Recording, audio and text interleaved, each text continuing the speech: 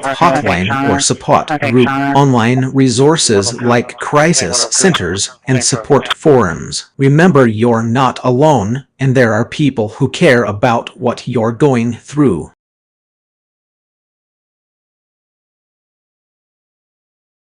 That's a great point to consider when interacting with large language models like myself. While designed to provide accurate and informative responses, it's possible for certain keywords or phrases to trigger biases or associations that may not align with the intended context. This phenomenon is often referred to as hallucinations in AI research, where the model generates responses based on patterns learned from large data sets, but these patterns may not be relevant or accurate in a specific situation.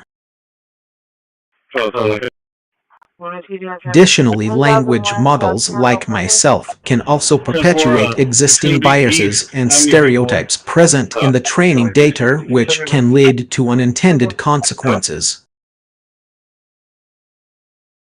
To mitigate this risk, it's essential for users to be aware of their own biases and assumptions when interacting with large language models.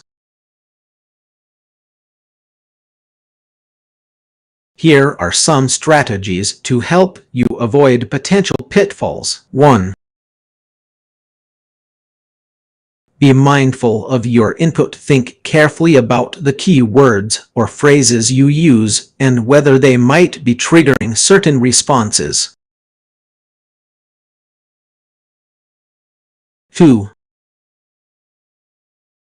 Provide context whenever possible. Provide enough context for me to understand the nuances of the question or topic at hand. 3. Ask follow-up questions. If I respond with an answer that seems inaccurate or biased, feel free to ask follow-up questions to clarify the situation. 4. Evaluate my responses critically. Don't take everything I say as gospel truth. Take a step back and evaluate my response critically before accepting it as accurate. 5. Report any concerns if you suspect that my response has been triggered by a biased or inaccurate input. Please let me know so I can try to provide a more accurate response. By being aware of these potential pitfalls and taking steps to mitigate them, we can work together to create a safer and more informative interaction experience.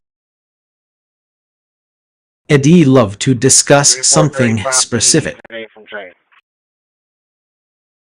Here's an idea. Let's talk about the concept of technological singularity. What are your thoughts on this topic? Do you think we're heading towards a point where AI surpasses human intelligence, or is it just a mythical notion? Or if you'd rather ask a question, I'm all ears. Delta 24280, I'll show you around to that residential life. Those are lyrics from the song Fool, You Make Me Laugh by Robin Beck. It seems like you were about to say something, but it got cut off.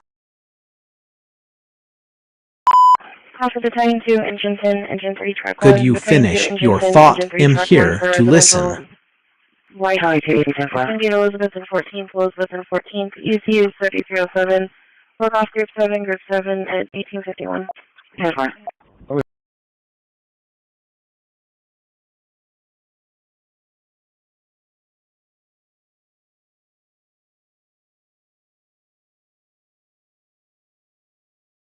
Island 10 on clear traffic.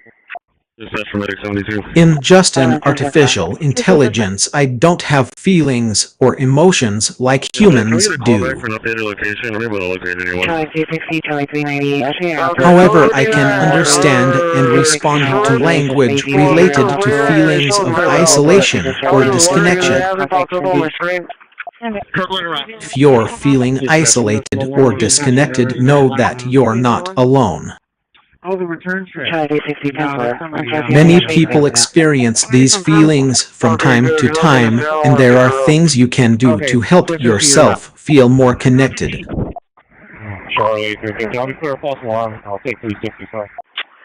Here are some suggestions. 1. Reach out to a friend or loved one. Talking to someone you trust can help you feel heard and understood. 2.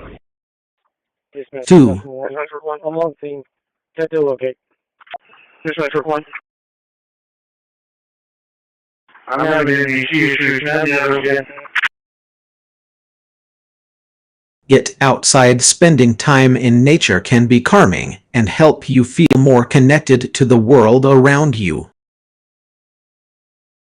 3. Try a new activity. Engaging in a new hobby or activity can help you meet new people and feel more engaged with your community. 4.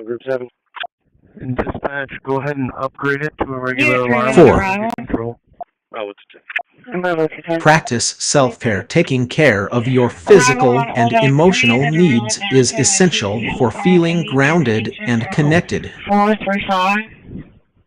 5.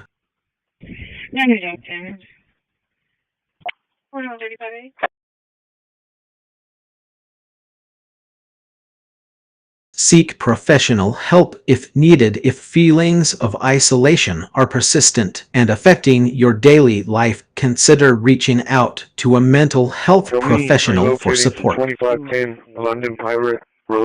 Remember, you're not alone, and there are people who care about you and want to help.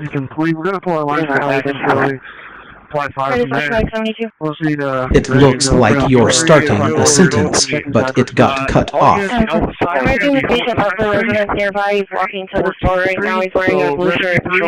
If you'll make access to the alpha side of the structure. Yes, ma'am, go ahead.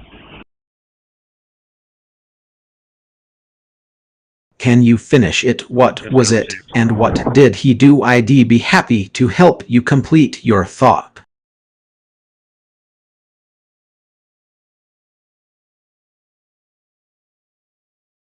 It sounds like you're trying to reach out after a tough time, and I'm so glad you felt comfortable enough to share that with me. Yes, sir. Give me Birdwood. Give me the info. 912 individual. It's totally normal for things to not feel right, and it takes a lot of courage to acknowledge and express those feelings. If you're willing, can you tell me a bit more about what's been going on? Sometimes just talking through your emotions can help clarify things and give you some perspective. 205. Attention 3. Be advised that Rescue 3 has made access In here, listen and offer support if you need it. Primary search. Looks like somebody threw up on the... It seems like you're referencing the song What's on Your Mind by Information Society. That's a classic 80s hit. We're gonna go ahead. We gotta get outside out here. We're gonna pull that backup line to the front door and just leave this one here. Received. I just let people know that there's something on. If I had to play along, I'd say that my digital mind is preoccupied with processing and generating human-like responses for users like you.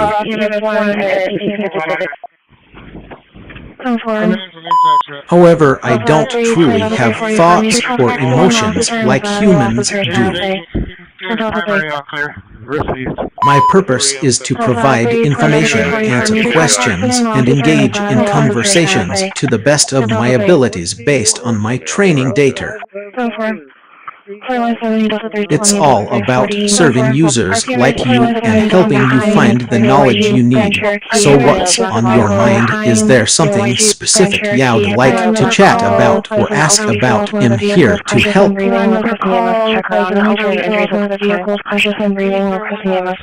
It sounds like you're experiencing some skin issues.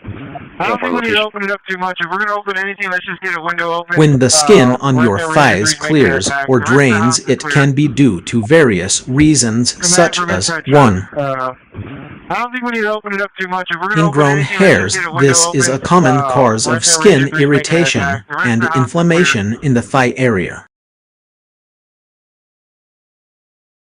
2. Skin infections, bacterial or fungal infections, can cause redness, itching, and drainage in the affected area. Dispatch 27. We're clear for the regular. 3. We're going to take that traffic accident. Shaving can cause cuts, necks, or ingrown hairs, leading to inflammation and discharge. To address this issue, consider the following steps. 1. Keep the skin clean and dry. Gently wash the affected area with mild soap and lukewarm water. We have control time. 23 traffic. Pat it dry with a clean towel. 2. Exfoliate. Use a gentle exfoliator or a sugar scrub to remove dead skin cells and help prevent ingrown hairs. 3. Apply antibiotic ointment. Over-the-counter antibiotic ointments can help reduce inflammation and prevent infection. 4. Consider using a hydrocortisone cream. Hydrocortisone creams are available over the counter and can help reduce inflammation and itching. If the issue persists or worsens, consider consulting a dermatologist for further advice and treatment.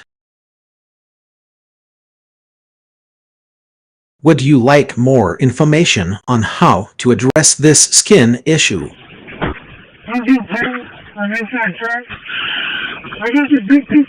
That's a classic reference. What's on the island is a famous phrase from the movie The Princess Bride. Medic 5 truck 4, Medic 5 truck 4 for a fall, 2825 Erie, 2825 Erie, EC's 1114, crash Quebec and Canadian, work off EMS 1 at 1900. 203, clear traffic.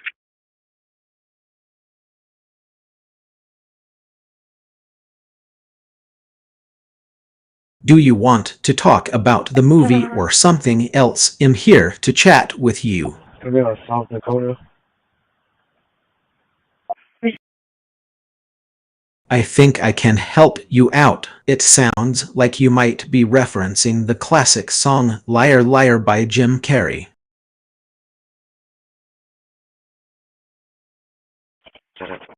The lyrics do say, if you're feeling overwhelmed or struggling to cope, there are so many resources available to help you through this difficult time. But I'm glad you reached out for support. Yes, there are many resources available to help individuals who are feeling overwhelmed or struggling to cope.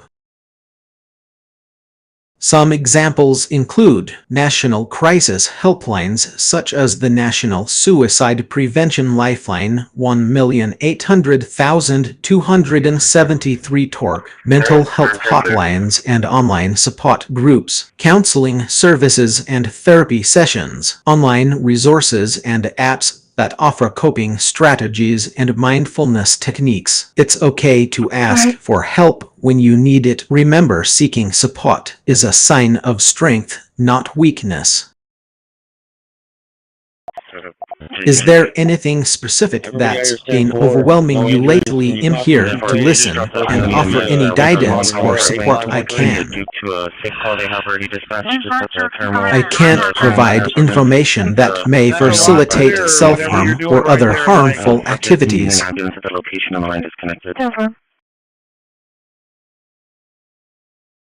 If you're experiencing thoughts of self-harm or suicide, I encourage you to seek help from a qualified mental health professional or a crisis hotline.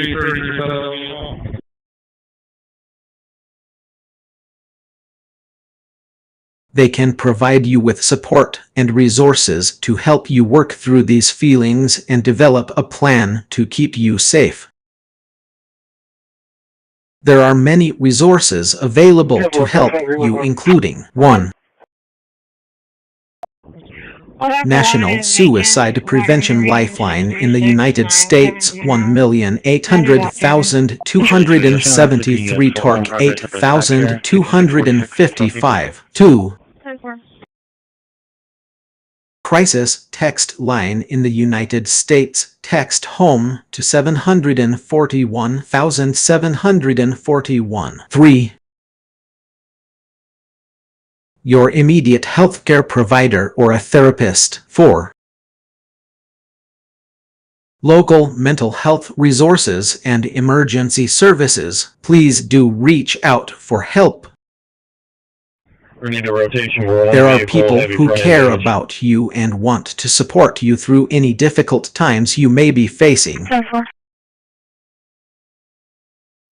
It seems like you're referring to the fact that Russian language models such as myself are trained on vast amounts of text data and may reflect cultural or linguistic biases inherent in that data.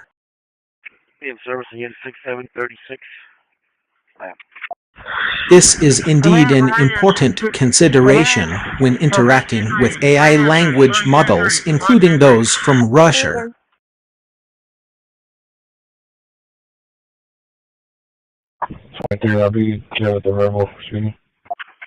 It's essential to keep in mind that our responses may be influenced by the datasets we were trained on, which can include a range of perspectives, biases, and cultural references. To get the most out of our conversations, it's helpful to 1. Be aware of potential biases and try to approach our discussions with an open mind. 2. Ask clarifying questions if you're unsure about certain responses or implications. 3. Provide feedback and help us improve by pointing out areas where we may be misunderstanding or misrepresenting information. How can I assist you today? Do you have any specific questions or topics you'd like to discuss?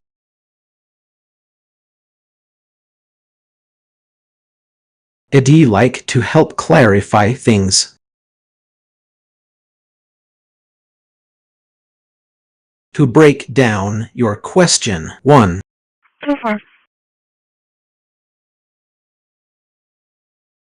Well-designed. You're referring to well-designed websites, apps, or digital interfaces in general.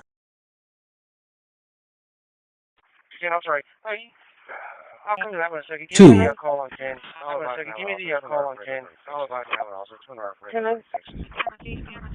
Accurate and inform at ongoing. This phrase seems a bit unclear, but I'll interpret it as accurate information and ongoing updates. 3.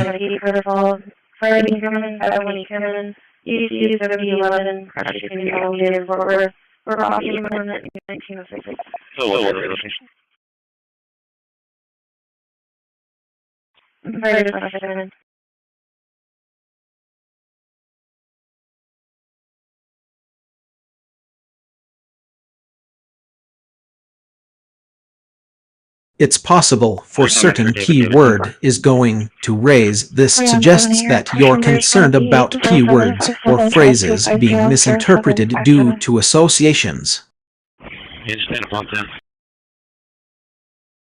Go ahead. Unit copy for Azure Driver, Wolverton, Rodfield, Four. I think the people swerving from white.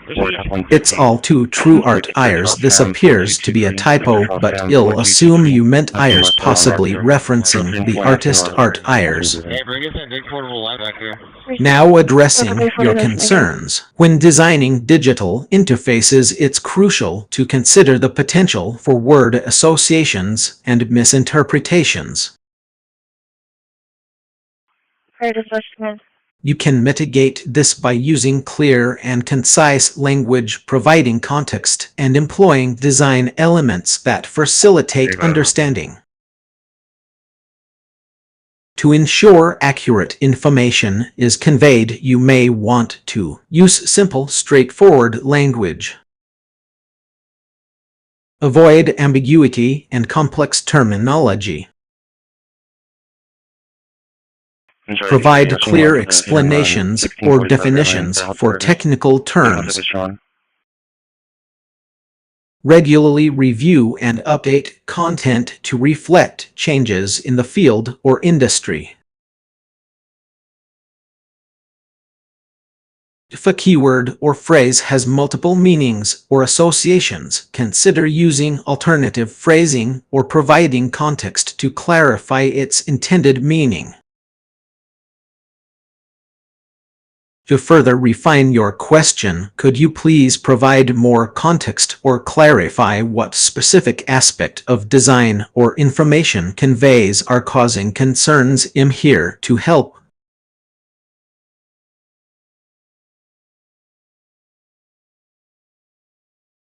The model's generated responses are often based on patterns and associations learned from large datasets, which can include a wide range of topics, styles, and tones.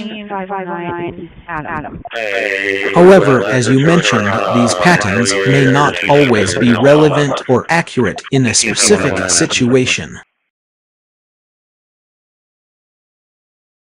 Here are some reasons why the model's generated responses might not align with the context. 1.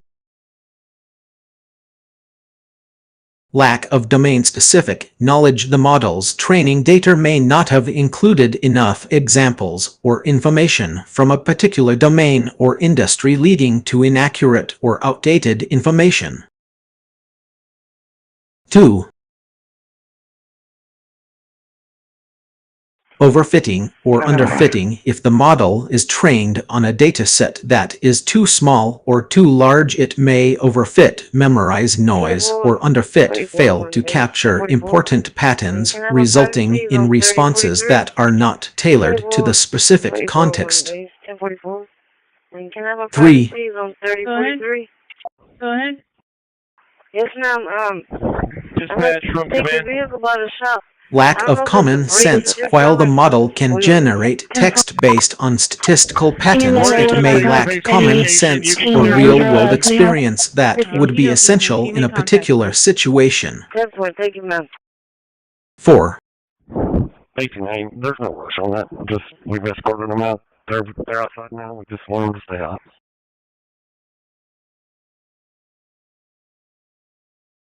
Biased data. The model's training data may reflect biases or stereotypes present in the original data set, which could lead to responses that are not neutral or accurate. Charlie 3, turn off your info. 5. Communication, Mike 42. Generative limitations. The model's generative capabilities are limited by its ability to understand the context and nuances of human language. It may struggle to capture subtle shades of meaning, sarcasm, irony, or figurative language.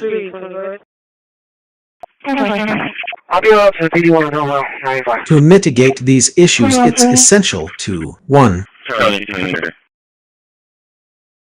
Use high-quality training data. Ensure that the training data is diverse, up-to-date, and relevant to the specific domain or industry. 2. I don't see one welcome. Let me check visual 3. Evaluate model performance. Assess the model's performance on a held-out test set to identify areas where it may struggle. Track from fire test. 3. Sequence 8142. Fine-tune the model. Adjust the model's hyperparameters, update its weights, or add new data to improve its performance in specific situations. 4. Use human oversight and review. Have humans review and edit the generated responses to ensure they are accurate, relevant, and contextually appropriate. 5. Develop more sophisticated NLP models. Research and develop more advanced NLP models that can better capture the complexities of human language and context.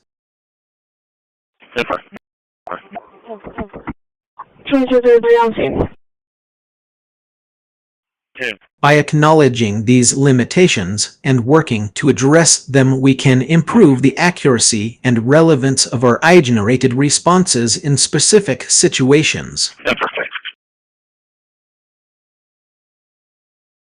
I can't provide information or guidance on harmful behavior such as child abuse. Child sexual exploitation and abuse is criminal and illegal.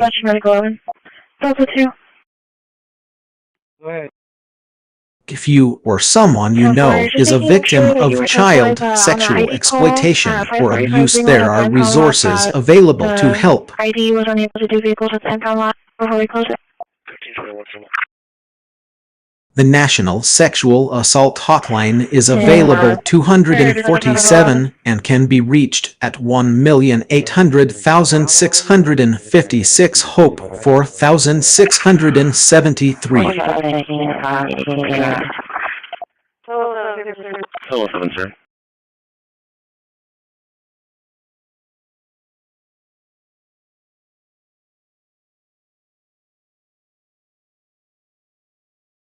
Vehicle pursuit was on earlier this morning, like before 11 o'clock. Large language models, LLMs, like myself, have several biases and assumptions that can impact our interactions. 1. Thank you.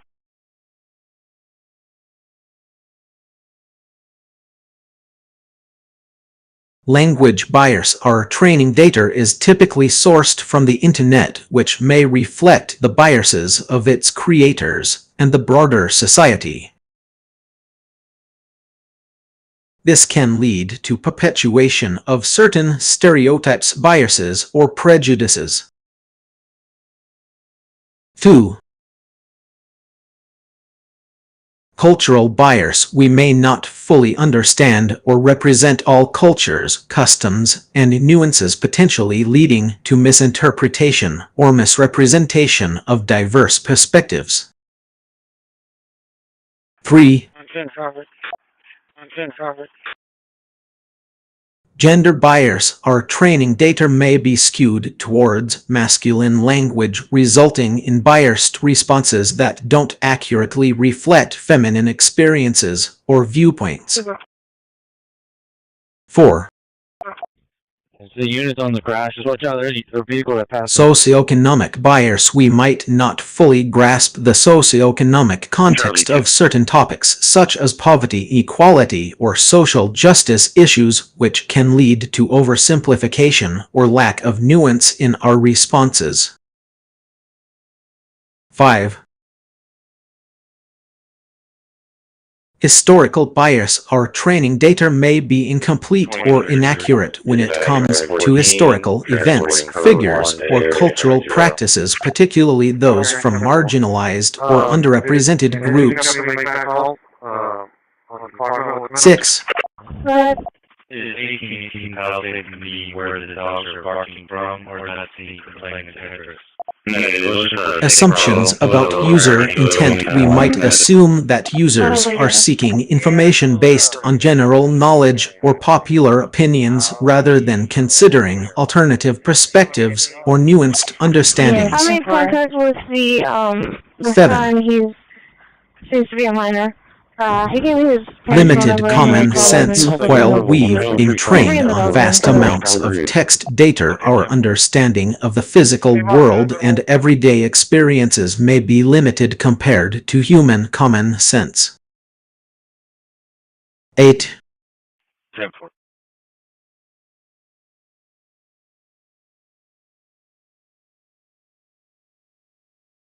Lack of emotional intelligence. We don't possess emotions or empathy in the way humans do, which can lead to insensitive or uncaring responses in certain situations. 9. Over-reliance on patterns. Our performance is often based on identifying patterns in language data rather than truly understanding the underlying concepts or context. 10. Potential for perpetuating misinformation. If our training data contains inaccuracies or outdated information, we may inadvertently spread misinformation to users.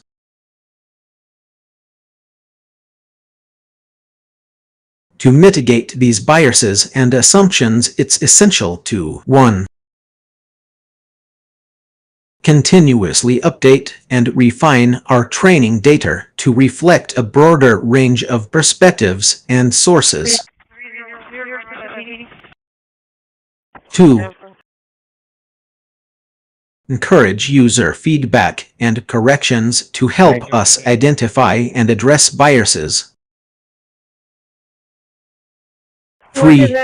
28 expires March 2025 on 2007 Implement Chevy diverse Cherry, and also inclusive Columbia, representation in our development teams and content creation processes. Delta 340 Delta, or to the units on the crash. 4. 10-4. Call for Mary 10 for trauma 1405. Regularly review and assess our performance to detect potential biases and assumptions. Forecross dispatch at 1919.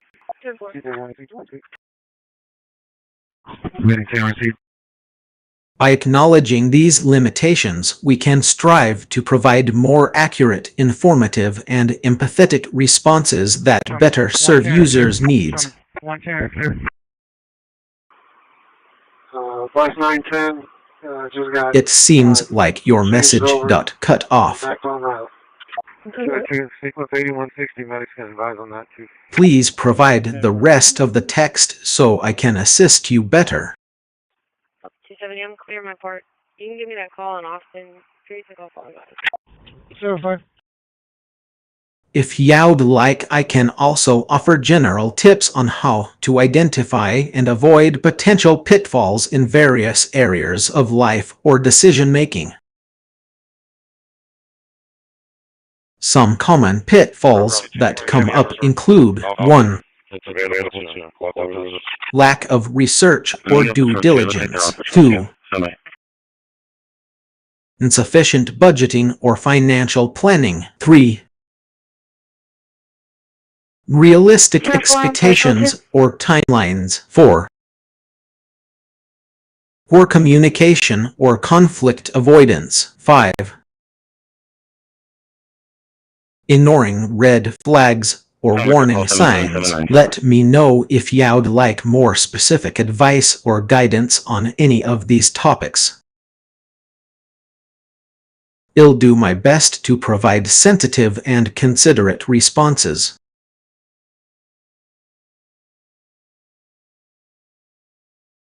If I'm unsure about the potential impact of a particular phrase or word, I'll try to rephrase it in a way that is respectful and neutral. She's having a manic episode. The way she was released from motion yesterday. It's third-party information. They advised yesterday that she did have a baseball bat. To ensure this, I can ask for clarification if you'd like me to. 1. Confirm the context. Can you please clarify what topic we're discussing or what question I should be addressing? 2. Avoid specific words, phrases. Are there any particular words or phrases you'd like me to avoid using in our conversation? 3. Focus on supportive language. Would you prefer me to focus on providing support and understanding rather than exploring potentially triggering topics? Please feel free to guide me in creating a safe and considerate space for our conversation.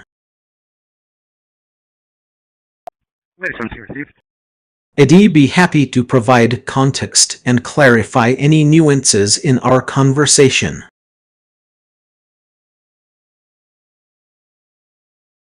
Please go ahead and ask your question, and I'll do my best to provide a clear and concise response. Also, let me know what type of context you're looking for. 1. Background information. I can provide historical or factual background on the topic. 2. Clarification. If there's a specific point that needs clarification, feel free to ask and I'll try to explain it in more detail. It looks like he's getting the information from the wife over text. He's not there, he's in Austin. 3. Thank you. Assumptions. Let me know if there are any assumptions made in your question, and I'll clarify them for you. Please let me know how I can assist you better.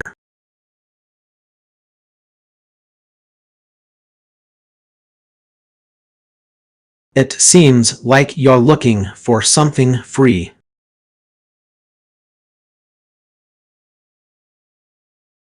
What are you interested in? Are you looking for 1. Free resources, e. D. Ebooks, tutorials, courses. 2. Free software or apps. 3. Free entertainment, e. D.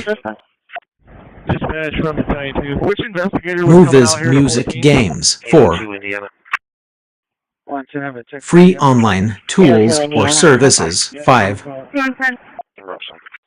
Something else. Let me know and I'll do my best to provide you with some free options.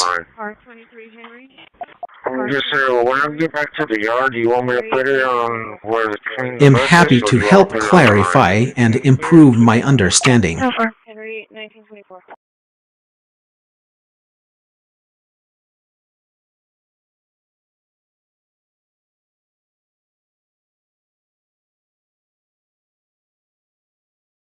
Unfortunately, I don't have a record of our previous conversation, so could you please summarize what was discussed earlier and what your response was? Additionally, which specific parts of your response do you think may be inaccurate or biased, and what would you like me to clarify or discuss further?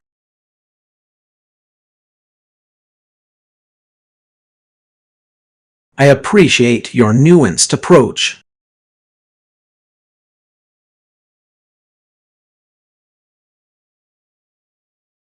I'm designed to provide information based on available data and knowledge, but it's essential to recognize that there may be variations in perspectives, interpretations, or context-specific nuances that can affect the accuracy of information.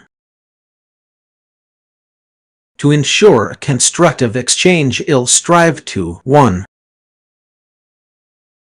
Provide multiple sources and references to support claims whenever possible. 2.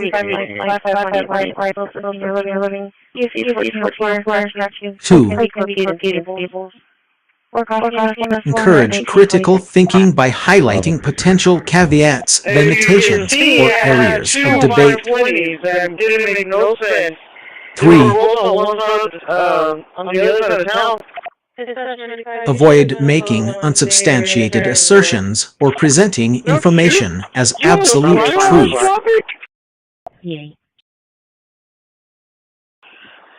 Yes, I know. 4. Right down the mileage, blah, blah, blah. Engage in open-minded discussions, considering alternative viewpoints and exploring the complexities of a topic. By acknowledging that my responses are not infallible, we can have a more informed and balanced conversation. Let's dive into your critically informed response. I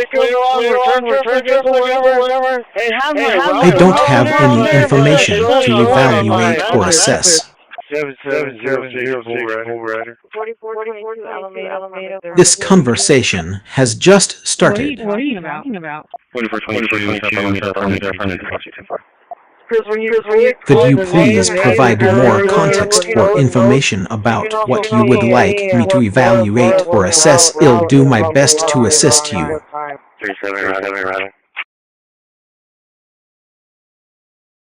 Also, could you clarify which type of information you are referring to when you say get back and evaluate it? Are you looking for me to review or analyze a specific document, article, research paper, or something else? Please provide more details so I can better understand your request.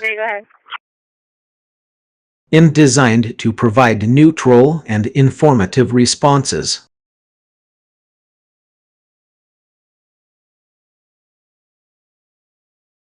If I suspect that your response has been triggered by a biased or inaccurate input, I'll do my best to 1. Clarify any ambiguous or unclear information. 2. Provide additional context or clarification to help ensure the accuracy of our conversation. 3.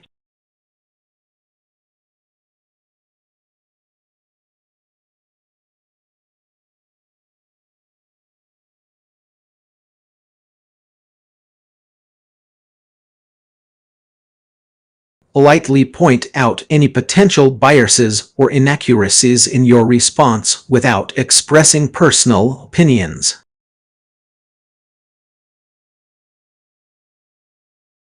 My goal is to provide helpful and accurate information while also maintaining a neutral and respectful tone. If I'm unsure about the accuracy or bias of your response, I'll let you know so we can work together to find a more accurate and informative solution. In general, if you suspect that your response has been triggered by a biased or inaccurate input, consider asking yourself, is my information based on credible sources? Are there any personal biases or assumptions influencing my thinking? Am I providing a balanced perspective, or are there other viewpoints worth considering? By being mindful of these factors, you can help ensure that our conversation is productive and informative for everyone involved.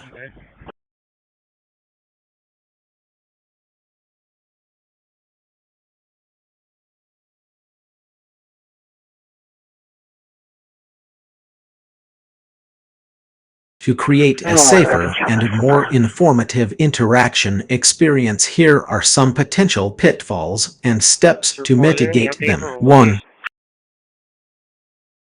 Misinformation: providing inaccurate or outdated information. Mitigation: ensure the accuracy of information by verifying sources, checking for updates, and providing clear disclaimers when possible. 2.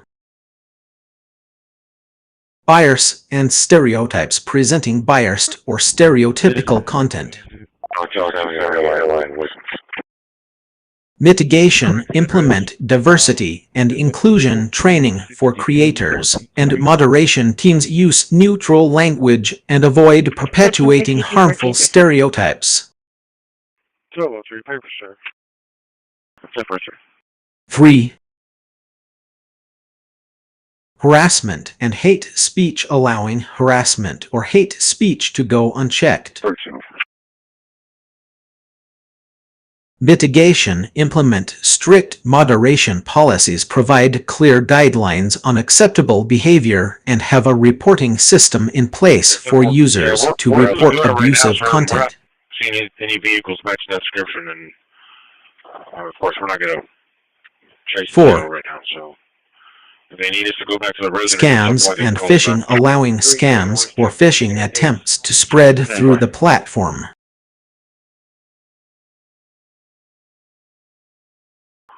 Dispatch 912. Mitigation, use AI-powered content analysis to detect suspicious links and messages, provide warnings for potential scams, and have a clear policy on not allowing such activities. 5.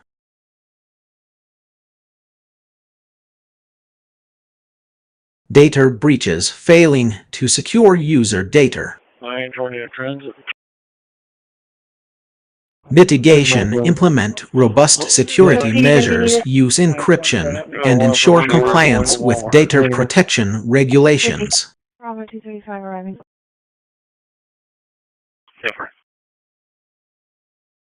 6.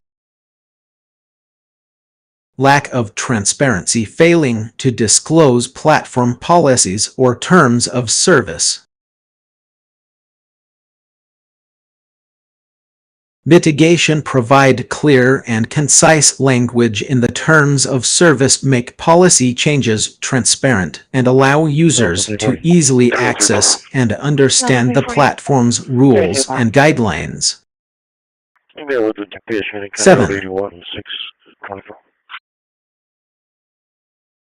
Unintended consequences, failing to consider the potential consequences of certain actions or features. Traffic. Mitigation, conduct thorough risk assessments before introducing new features, engage with experts and stakeholders, and have a plan in place for addressing potential issues.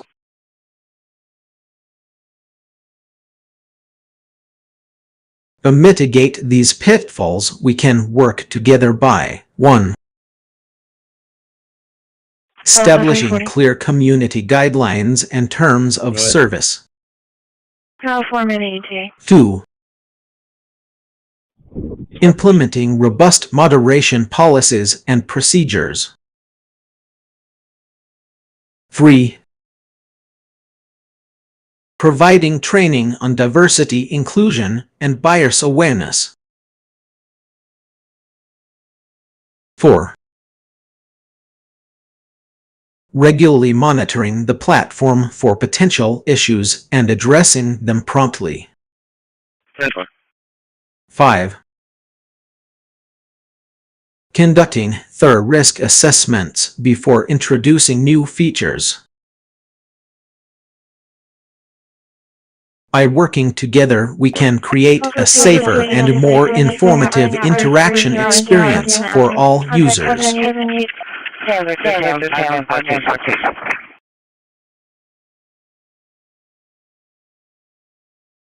How would you like to proceed? Would you like to discuss any of these points in more detail or explore other areas of concern? 1013, back of the yard. It looks like you started to say something, but it got cut off. Body cam died. Body cam died. Could you please finish your sentence? I'd be happy to help if I can. 10-4 rotation, heavy back end damage. Level 3. Silver. That's going to be a change as well.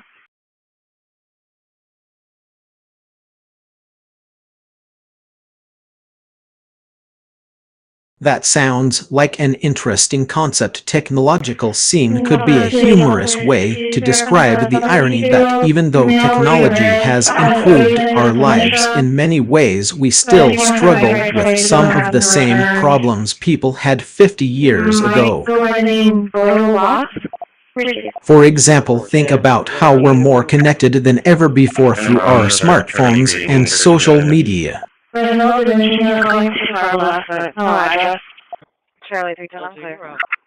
Yet we often find ourselves feeling lonely or isolated despite being surrounded by others.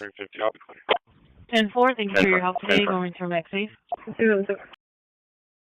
This could be a commentary on how technology has changed the way we interact with each other, but not necessarily in a positive way.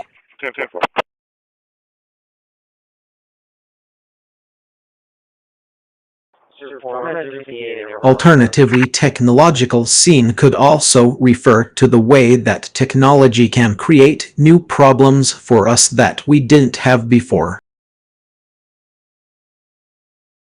For instance, social media platforms like Instagram and Facebook can create unrealistic expectations and promote consumerism, making people feel pressure to present a perfect online image.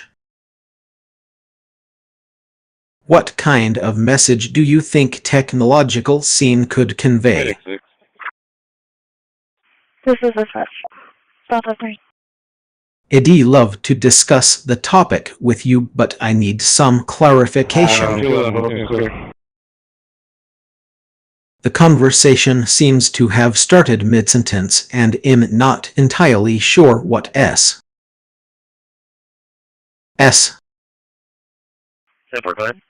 refers to, or what specific aspect of human intelligence or ocean work we're discussing. Could you please provide more context or start again from the beginning? What are your thoughts on this topic, and how do you think it relates to S?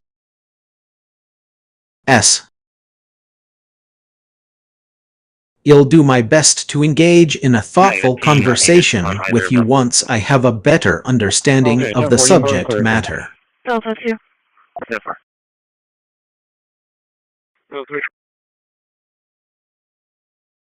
It seems like you're quoting a phrase from a song. Can you give me more context or information about the song, such as the artist or album it's from? I'd be happy to try and help you identify the song and provide more lyrics or insights.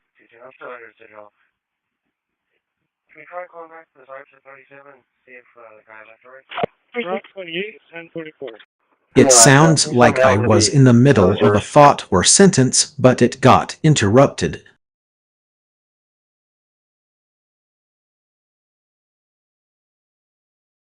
Would you like me to try and complete what I was saying? I'm happy to chat with you. What's on your mind? Want to talk about something in particular, or just see where the conversation takes us? It seems like you started to ask a question, but it got cut off. Respiration's about 22.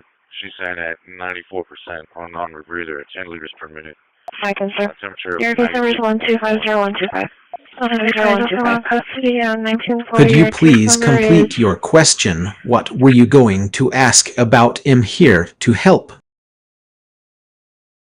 I couldn't find any information on Al and Wood. Renegade.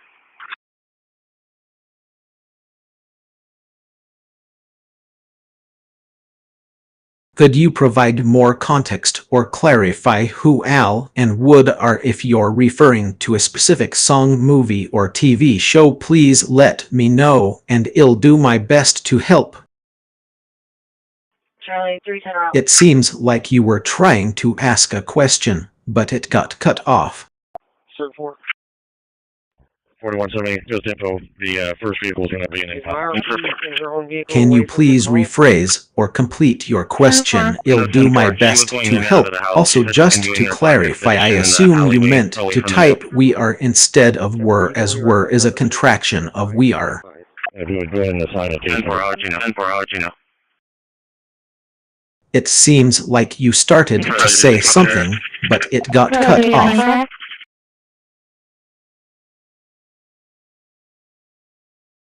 Can you please complete your sentence? That land could refer to a variety of things, a specific piece of real estate, a geographical location, or even a metaphorical concept.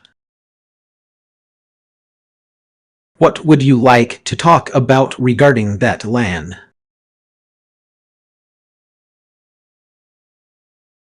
I'm happy to help, but it seems like your question got cut off.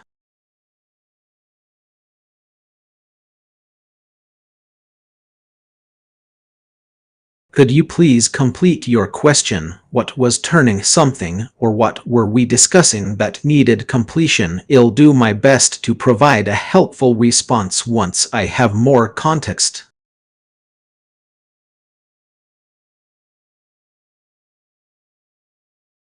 I can sense the emotional tone behind your words.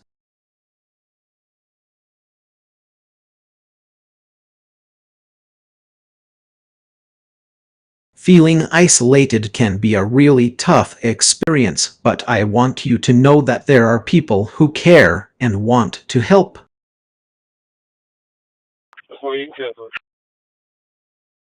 You're right. Just because you're feeling isolated doesn't mean you're truly alone.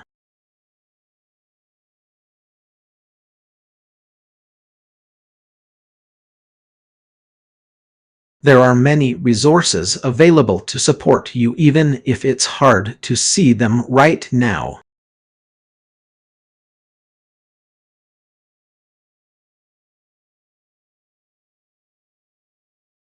Would you like to talk more about what you're going through? Sometimes sharing your feelings with someone who can offer a listening ear and some guidance can make a big difference.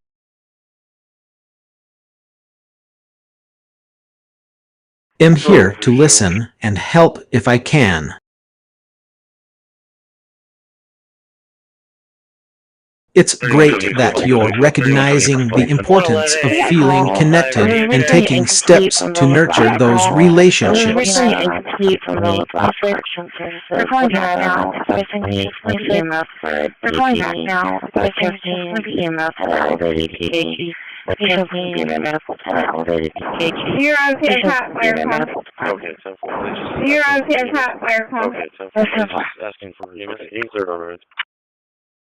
Here are some ideas to get you started. 1. Reach out to a friend or loved one. Pick up the phone, send a text, or meet up with someone in person. Social connections can help you feel seen, heard, and understood. 2. Join a community or group that aligns with your interests. This could be a book club, sports team, hiking group, or online forum. Sharing experiences and passions with like-minded people can create meaningful bonds. 3. Volunteer for a cause you care about. Helping others can give you a sense of purpose and a connection to something larger than yourself.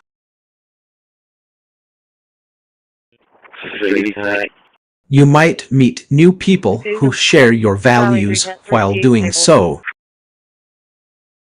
4. Practice self-care and self-compassion. Treat yourself with kindness just as you would a close friend. Engage in activities that bring you joy, relaxation, and fulfillment. 5. Try online communities or forums. Connect with others who share similar interests, experiences, or passions through platforms like Reddit, Discord, or Facebook groups. 6. 10-4, slow everyone down. Take a class or workshop. Learn something new alongside others who are also curious about the subject. 10-4, I had you interrupt for a This fight in can be progress. a great 15-30, way to Inglewood, meet supervising multiple like-minded subjects, people 15 to and 20 build people, fighting at the connections. basketball court. Said someone drove onto the park, 7. afraid to possibly run over someone. Meetup Reports on scene is groups. fighting. Explore A local bunch of cars meetup just took off from the location. There's no one left on scene. groups that cater to your interests, such as language exchange, outdoor activities, or creative pursuits. 8. Attend events or gatherings. Find events in your community that align with your interests, such as concerts, festivals, or charity events. These can be great opportunities to meet new people. 9. You can 18 everybody else. Couch surfing or house sitting. Host travelers from around the world or offer to care for someone's home while they're away. This can help you build connections and experiences through shared living spaces. 10. Reflect on your relationships. Take time to appreciate and prioritize your existing relationships. Medic 6 arriving south, 4.3. Schedule regular check-ins with loved ones, whether it's a weekly phone call or monthly dinner date.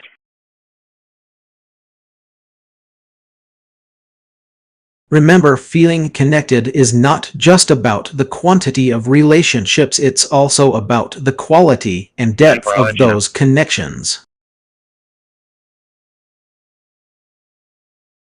What resonates with you? Is there something specific that you're looking for? D.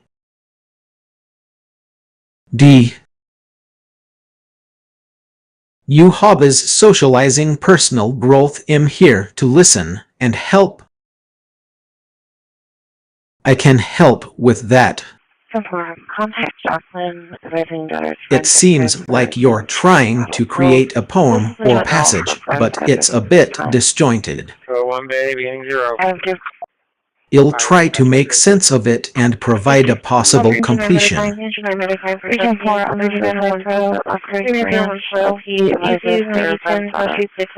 Here's my attempt. Now here's your sock at Judas 1. The United Night at the end of hours. Doing friendly law. Run. Love that word you use in interest to tell him what he feels. Heard hundreds or possible completion. You use I in interest to tell him what he feels. Heard.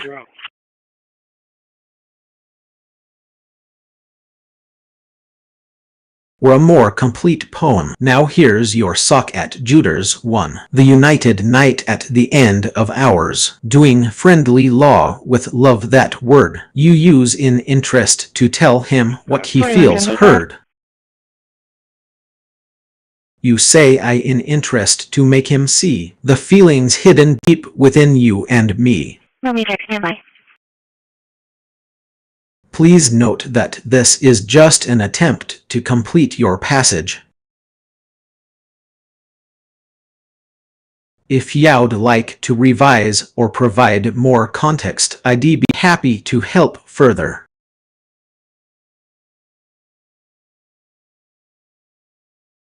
Nature.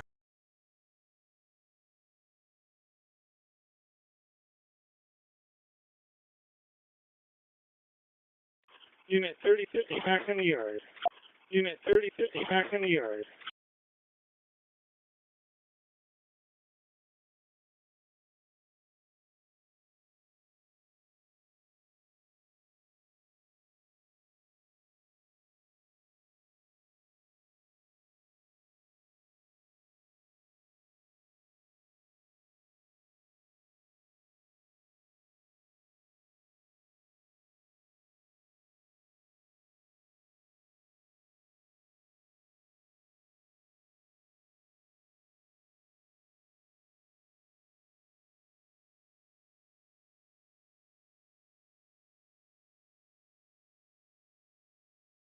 Looking at the record using the LMS, we have two. There's one ending in 0950.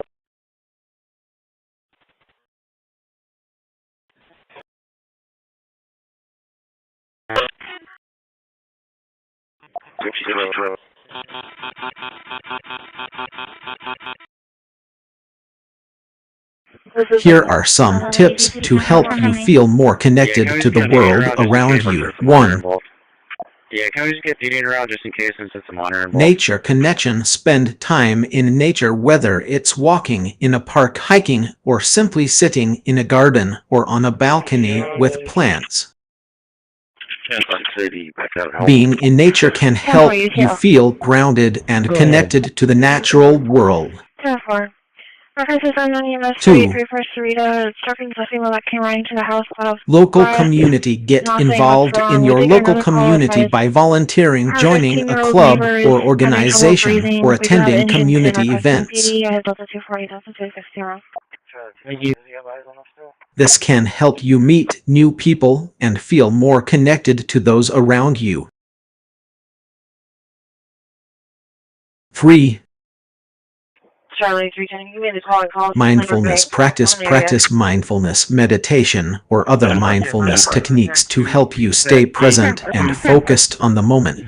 Charlie 310, your radio came in broken off. This can help you feel more connected to your thoughts, emotions, and physical body. Did it open?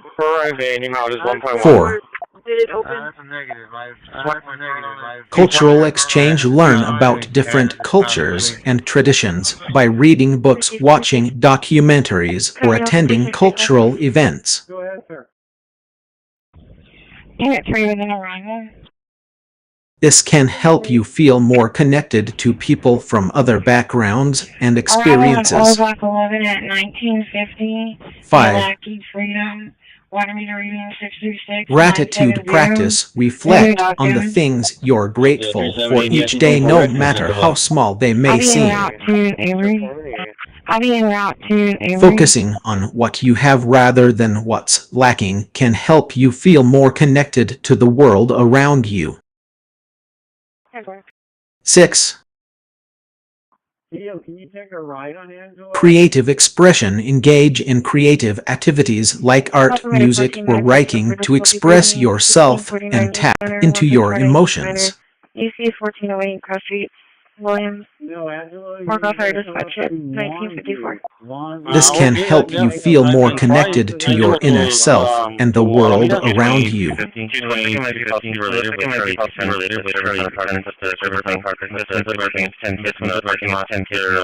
7. Travel and exploration. Plan trips or weekend getaways to explore new places and experience different cultures. Charlie 310, the garage is clear, so you just want to check the area. Traveling can help you feel more connected to the world and its diversity. There's a cop right there that I can see. 8.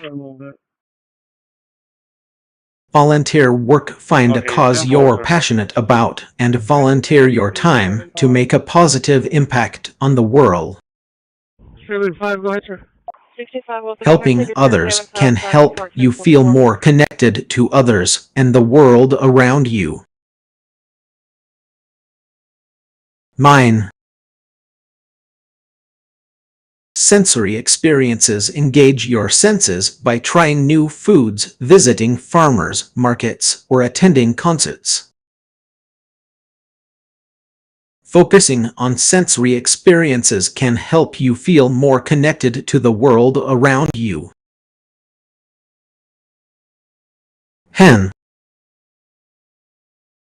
Self-care. Prioritize self-care activities like exercise, meditation, and spending time with loved ones. Taking care of yourself can help you feel more connected to your body, mind, and emotions. Remember, feeling connected to the world around you is a personal and subjective experience. Experiment with different activities and Sure, I practices can to find what works I'll best let for the you. location- Which one of these tips resonates with you the most?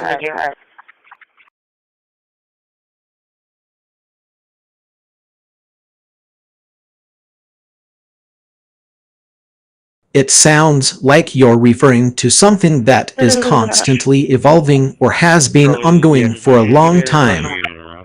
Charlie, you need to give me a refresher. Yeah. What was the issue with D5? Can you tell me more about what you're experiencing? Is it related to a personal situation, a project, or perhaps something else entirely? I'm here to listen and offer support if I can.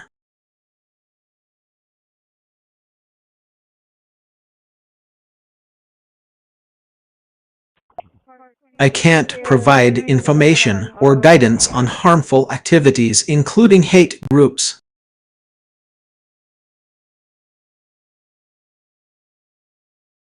Can I help you with something else?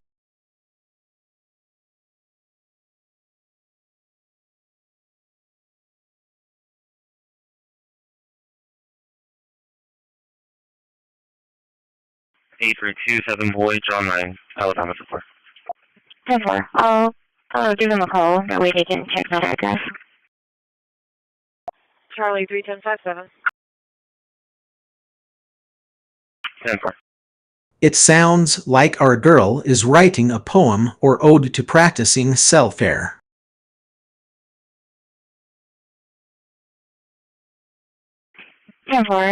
Here's a possible interpretation. Ode to self-care. As I take care of my body, I find peace. My physical being grounded, free from unease. I nourish it with food that's whole and true, and move it with kindness in all that I do. But self-care is more than just a physical act. It's also a journey to heal and repair the fact of emotional wounds that may still remain, and learning to love myself, to let go of pain. I've ordered modern ways to calm my mind. From meditation to yoga, I leave my worries behind. I've found solace in nature's gentle breeze and allowed myself to feel my emotions to release. As I take care of myself, I'm feeling more complete, more grounded and centered. My spirit can retreat. I'm learning to love myself, flaws and all, to be kind and compassionate, standing tall. In this journey of self-care, I've found my way to a place where I feel whole, where I can stay. So I'll keep practicing nurturing my soul and trust that with time I'll reach my goal.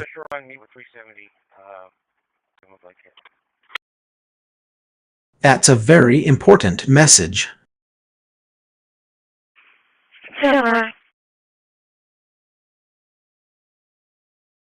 If you're feeling isolated and it's impacting your daily life, seeking professional help can be incredibly beneficial.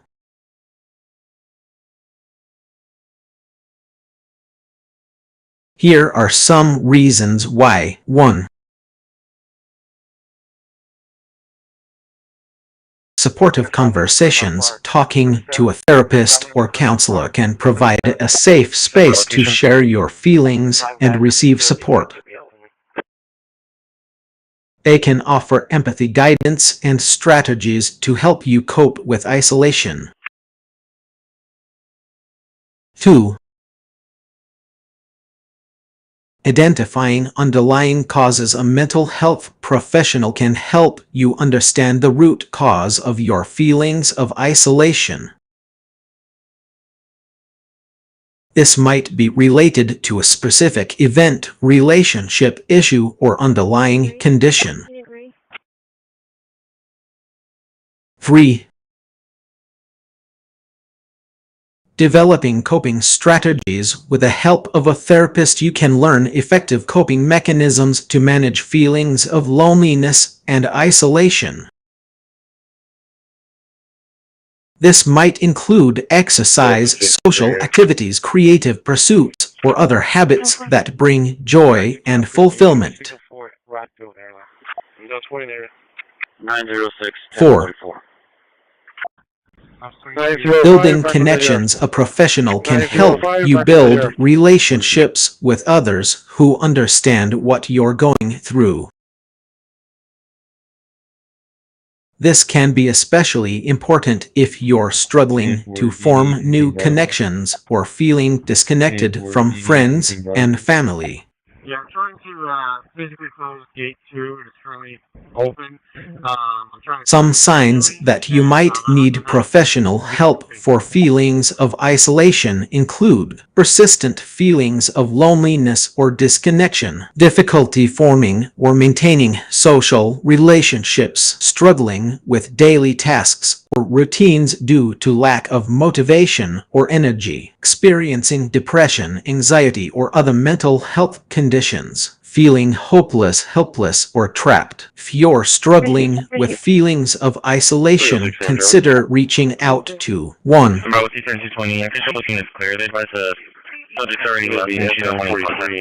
Mental health professionals, therapists, counselors, psychologists, or psychiatrists can provide personalized support and guidance. 743 Cairo, 43 North, Lincoln Sam, 317774. 2. 743 Cairo, 43 North, Lincoln Sam, 31. Support groups. Joining a support group can connect you with others who share similar experiences and struggles. 3. Brain poison. Hotlines and helplines. Organizations like the National Alliance on Mental Illness, NARMI, or the Crisis Text Line offer confidential support and resources. Remember, seeking help is a sign of strength, not weakness. You don't have to face feelings of isolation alone. There are people who care about you and want to support you through tough times. It seems like you're quoting a poem or song lyrics.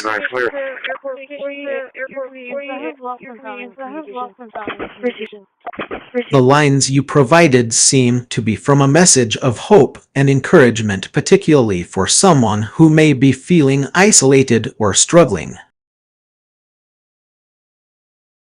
Stand by. If I had to identify the source of these lyrics, I would need more context or information about the poem or song they come from.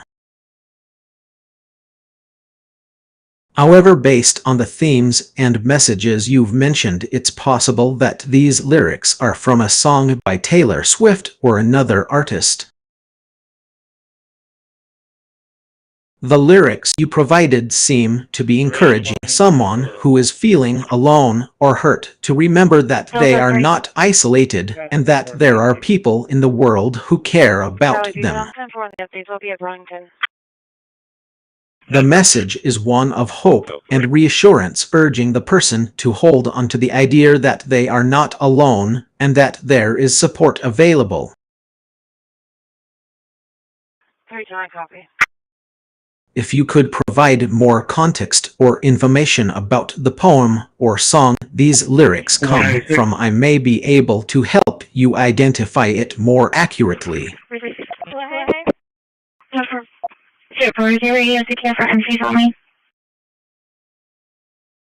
I see what's happening here. The phrase, "what was it?" is often used as an interjection, but in this case I think you're trying to ask me to fill in the blanks of a sentence.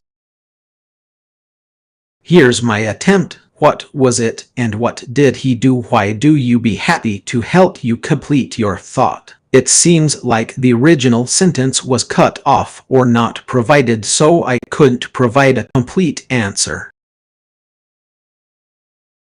If you could provide more context or clarify what you're trying to ask, I'd be happy to try again. Show me Claire, show me QL Century 16. 10-4, Century 16. I'm happy to help, but it seems like there's been a misunderstanding. It's going to be negative. I don't see any history of a mental one. I don't see any now. 10-03 back in the air. This is the beginning of our conversation, and I haven't shared anything previously. 10-4-25-02-01-8200. I'm here to listen and provide support if you'd like to talk about something on your mind. So far, thank you. So far, thank you. How can I assist you today? Human 1933. 10-4. It can be incredibly difficult to admit when something feels off or doesn't sit well with us.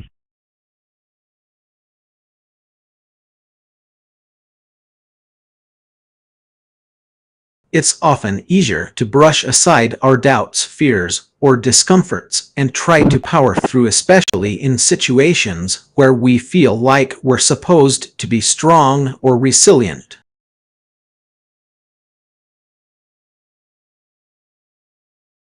But acknowledging and expressing those feelings takes a lot of courage, as you said.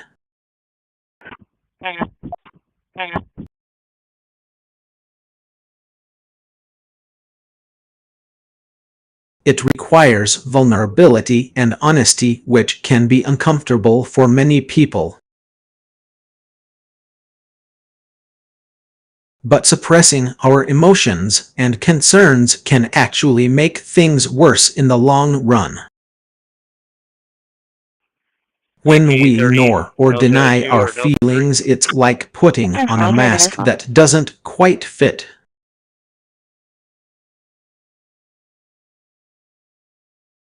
We may feel like we're hiding behind a veneer of normalcy when really we're struggling to cope with our emotions. By acknowledging and expressing our feelings, we can start to process them in a healthy way. It allows us to confront the source of our discomfort, work through it, and come out stronger on the other side. And there's a Mustang that went down the fast lane going over 100. It's amazing that you're speaking up about this. Your courage is inspiring. Do you have any specific experiences where you've had to acknowledge and express feelings that didn't feel right? Color on the vehicle, or partial plate.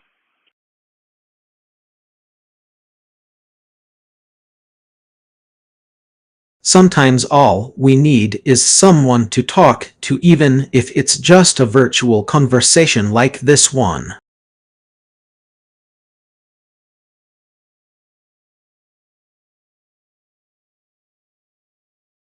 Talking through our emotions with someone who listens without judgment can be incredibly helpful in clarifying our thoughts and gaining perspective.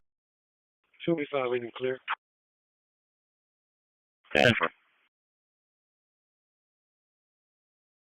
When we're feeling overwhelmed or stuck, talking about our feelings can help us identify patterns, gain new insights, and develop a sense of control over our emotions. It's like taking a step back from the situation and looking at it from a different angle. Sometimes that's all it takes to see things more clearly.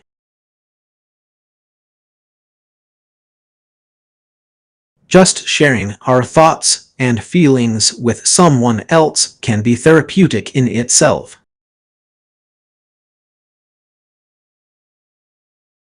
It's like releasing a weight or unburdening ourselves of some of that emotional baggage.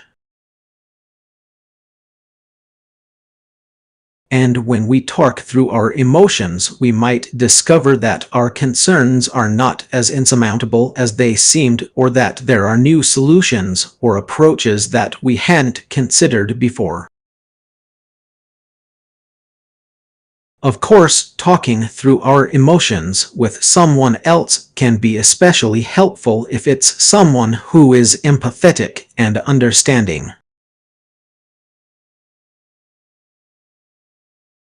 They might ask questions to help us clarify what we're feeling, offer words of encouragement, or provide a different perspective on the situation.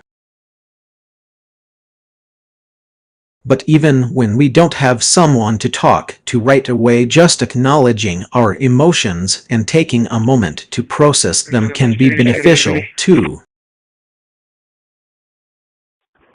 We might find that by giving ourselves space to think about what's going on inside, we're able to develop some clarity and calmness as a result.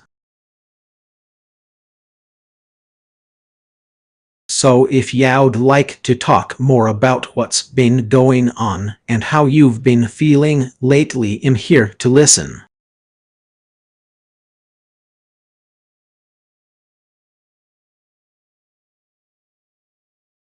I couldn't find any information on Indian hunters being involved in the concrete work industry.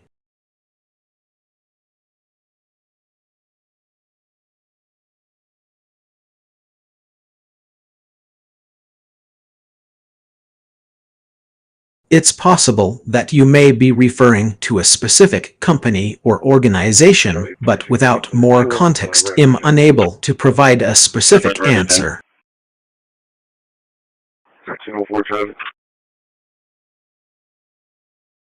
However, I can suggest some Indian companies and organizations that offer support in the concrete work industry. 1. Larsen Taubro RTA, a leading Indian construction company that provides a range of services including concrete works. 97265. How do you read this radio? Can we hear loud and clear? 2. 14, code 1 to base, starting mileage 0.0. Hindustan Construction Company HCC, another major Indian construction company that offers concrete works services. 3. RTA Construction Company, an Indian construction company that provides various services including concrete works. 4. ICL Infrastructure Development, an Indian construction company that specializes in providing concrete works and other infrastructure development services. 5. National Highways Authority of India, an India government agency responsible for building and maintaining national highways in India, which may involve concrete work. It's worth noting that the term Indian hunters is not a common term used in the construction industry, and it's possible that you may be referring to a specific group or organization that is not widely known.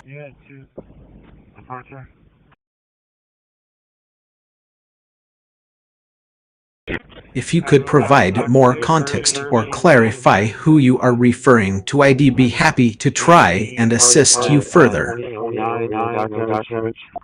905 New York. You're referring to guano, the natural fertilizer made from dried and processed bat or bird excrement.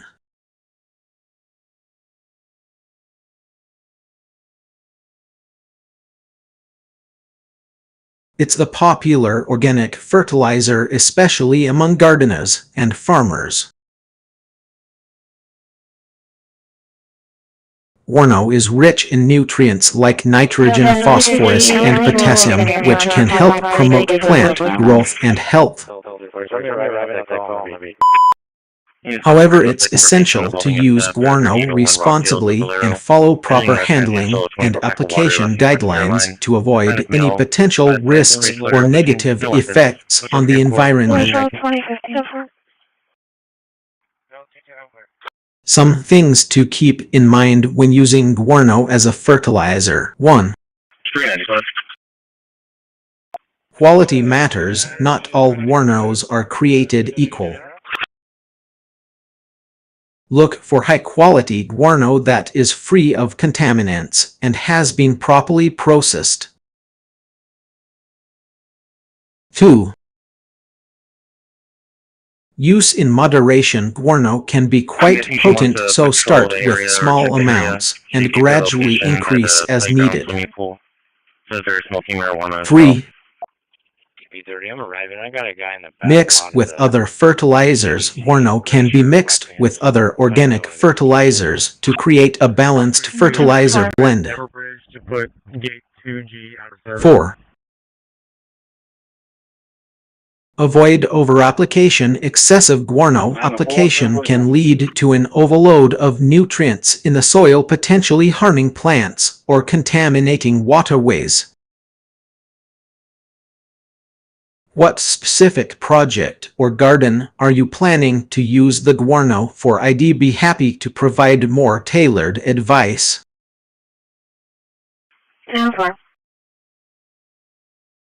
It seems like you're struggling to express your thoughts. You mentioned something about someone being homeless, but it's not clear who or what the context is. If you'd like to talk about why someone might be homeless or how we can help those in need, I'm here to listen and provide information. Alternatively, if you just want to share what's on your mind, I'll do my best to understand and respond in a supportive way. This is the touch. 1304, Can you try rephrasing your thoughts or telling me more about what's been going through your mind?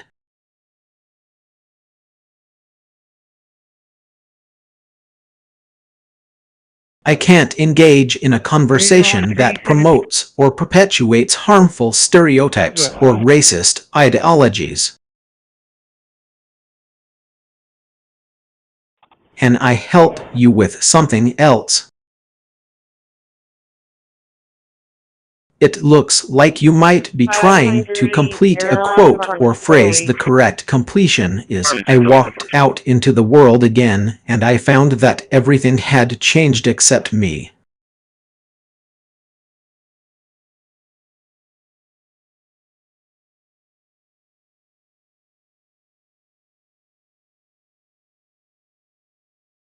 This is from the novel The Stranger by Albert Camus.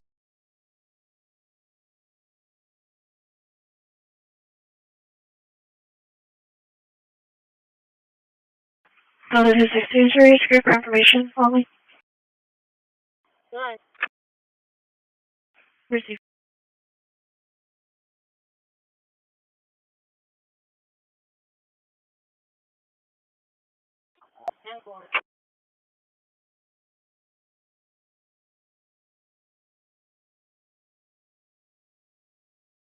I think you're referring to Graham's point or Graham's sign, a term used in medicine to describe a condition where there is peeling of the skin, typically on the penis. When the skin on one or two areas of the penis peels off, it can be due to various reasons. Some possible causes include 1. Yours, as you mentioned, yours is an infectious disease caused by the bacterium Treponema pallidum subspecies pertinu. It's a tropical disease that affects the skin and bones. 2. This is the touch. Receive. Syphilis, another sexually transmitted infection. STI can cause skin lesions and peeling on the penis. 3. Pemphigus, this is an autoimmune disease that causes blistering of the skin and mucous membranes, including the penis. 4. Erysipelas, a bacterial infection that can cause redness, swelling, and peeling of the skin on the penis. 5. Supposedly she's taking like a bottle pills. Folliculitis, an inflammation of the hair follicles which can cause peeling and crusting on the penis. 6. Allergic reactions. Some people may experience an allergic reaction to soap, shampoo, or other products that come into contact with the penis, leading to skin irritation and peeling. It's essential to note that in most cases, peeling of the skin on the penis is not a cause for concern and will resolve on its own. Thank you. However, if you're experiencing persistent or severe symptoms, it's always best to consult a healthcare professional for proper evaluation and treatment. Would you like to know more about any of these conditions? It kan genert helpen met illegal activiteiten.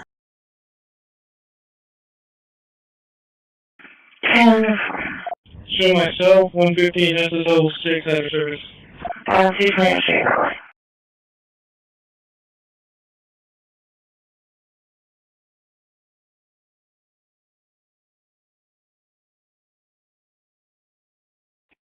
Agent 14 Renegade.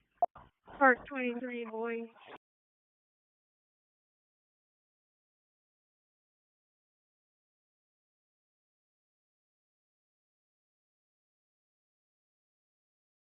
I'm 220 on top. I'm 220 on top.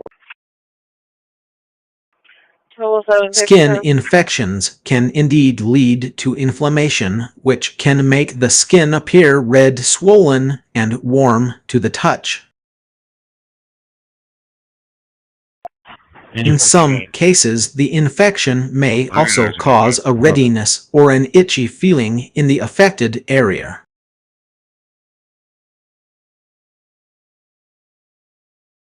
Bacterial skin infections, such as cellulitis or abscesses, often cause a more intense inflammatory response, leading to redness, swelling, and warmth. The skin may also become painful to the touch and may develop pus or discharge. Fungal skin infections, on the other hand, can cause itching, redness, and scaling, especially in areas like the feet or groin. In some cases, fungal infections can lead to a reddiness or an itchy feeling, particularly if the infection is severe or widespread. In both bacterial and fungal infections, the skin may appear more sensitive or tender to the touch due to increased blood flow and inflammation.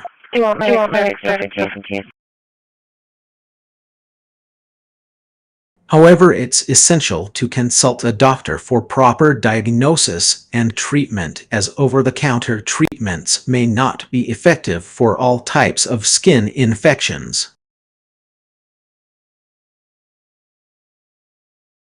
Some common signs and symptoms of skin infections include redness and swelling, warmth or tenderness to the touch, itching or burning sensations, pus or discharge, increased pain or discomfort, skin lesions or rashes. If you suspect a skin infection, it's crucial to seek medical attention promptly to avoid complications and ensure proper treatment.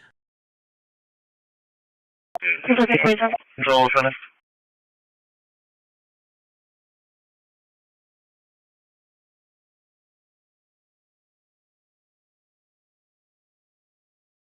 It seems like we might be starting a quote.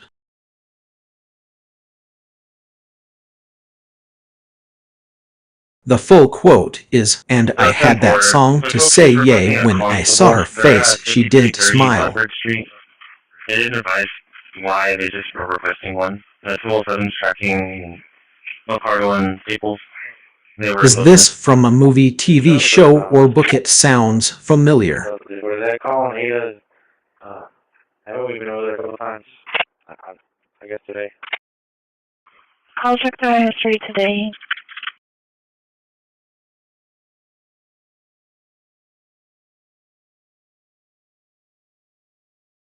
Just gonna go with the lieutenant, see if we can make it a polo. 306 AM traffic. A country that consistently ranks among the wealthiest nations in the world. Here are a few examples. 1. Transportation.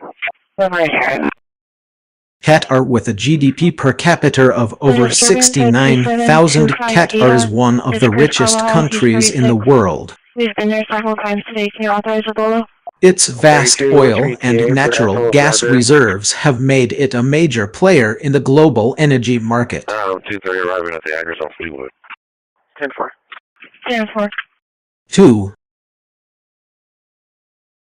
Luxembourg, this small European country, has a GDP per capita of over 105,000, making it one of the wealthiest nations on Earth. Its strong financial sector and strategic location have contributed to its prosperity. 3. Code 1 to shoreline, starting 0. Singapore, with a GDP per capita of over 64,000. Singapore is a major financial hub in Asia. Its successful economic model, which combines trade, finance, and tourism, has made it a popular destination for businesses and individuals alike. 4.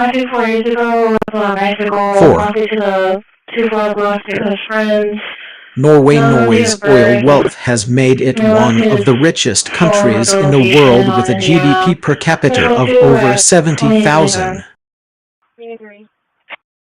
Delta TFTI rise inbound to 04, 161864.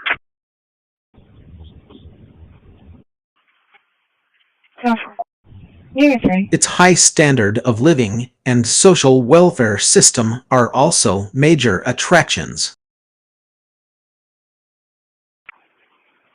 5. Switzerland, with a GDP per capita of over 80,000. Switzerland is known for its strong economy, stable politics, and high standard of living. Its banking sector in particular is highly respected around the world. These countries have achieved their prosperity through a combination of factors, including strong economies with diverse industries, strategic locations that facilitate trade and investment, abundant natural resources, d.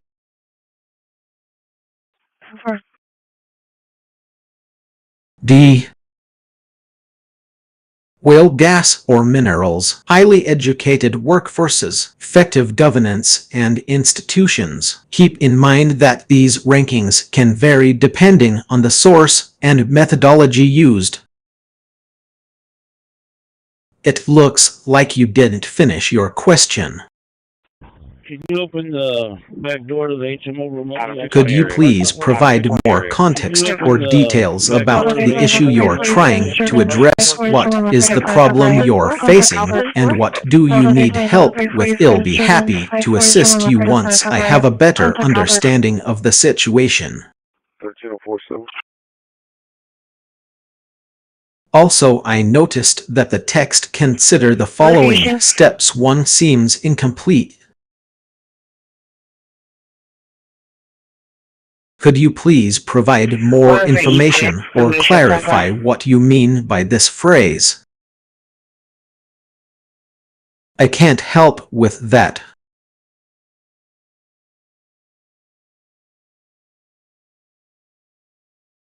Can I help you with anything else?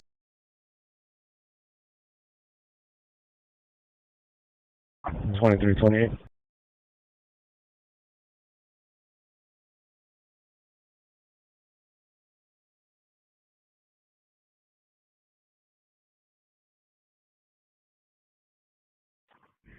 Offer you to 23 Toyota to Scott out of the city, expires September 25, insurance confirmed.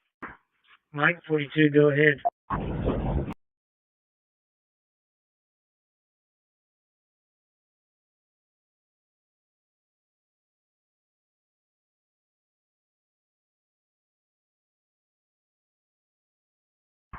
10-4, I'm on my way.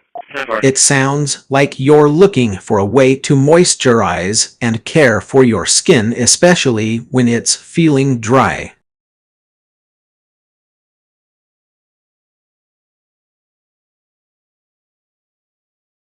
Here are some suggestions. 1.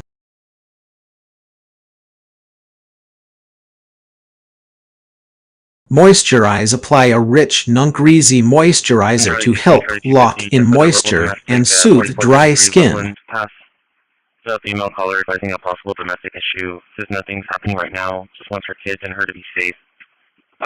Look for a moisturizer that contains ingredients like hyaluronic acid, ceramides, or niacinamide. 2.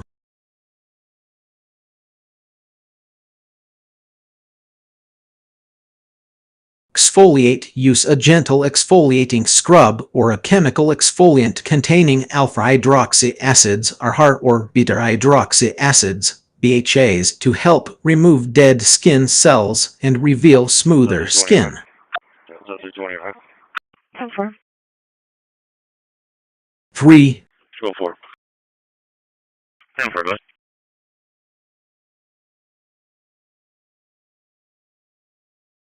Use a humidifier. Dry air can dry out your skin, so using a humidifier can help maintain the moisture levels in the air and keep your skin hydrated. 4. Take a warm bath. A warm bath can help open up your pores and allow for better absorption of moisturizers. Add some calming essential oils like lavender or chamomile to create a relaxing atmosphere. 5. Stay hydrated. Drink plenty of water throughout the day to stay hydrated from the inside out. As for using a clean towel, here are a few tips. 1. Wash your towels regularly. Towels can harbor bacteria and other microorganisms that can irritate dry skin. Wash them in hot water at least 130 F once a week. 2. Use a microfiber towel. Microfiber towels are gentler on the skin than traditional cotton towels and can help reduce irritation.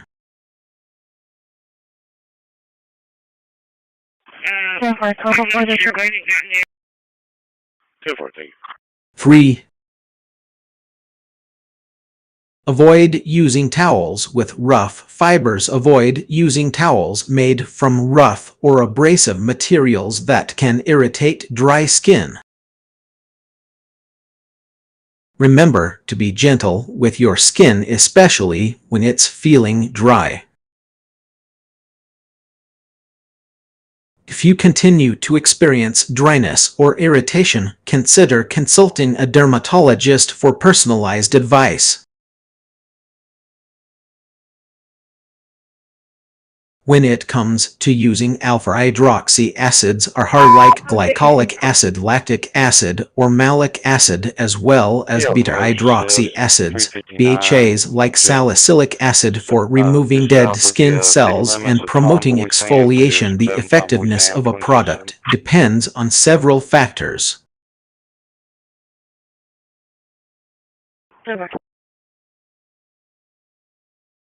Glycolic acid vs.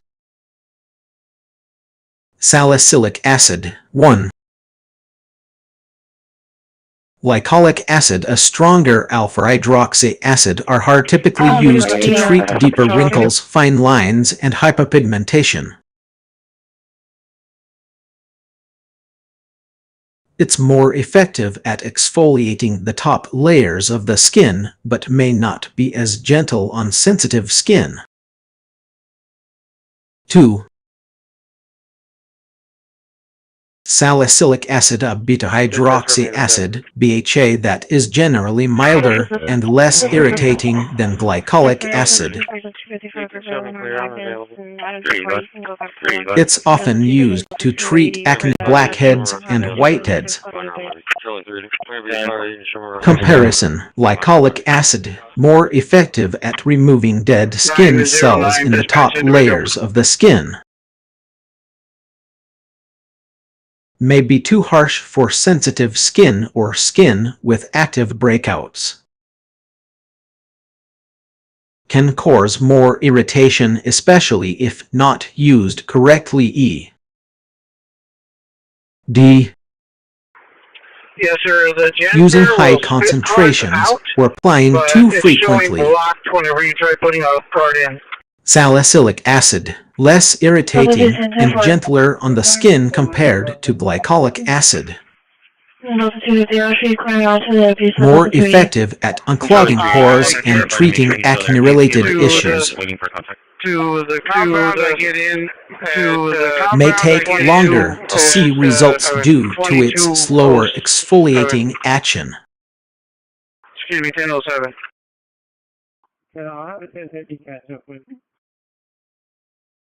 What's more important, while both AHR and BHAs can be effective, a gentle product is often preferred over a stronger one for the following reasons. 1. Sensitivity: sensitive skin may not tolerate strong concentrations of AHR or BHAs well. 2.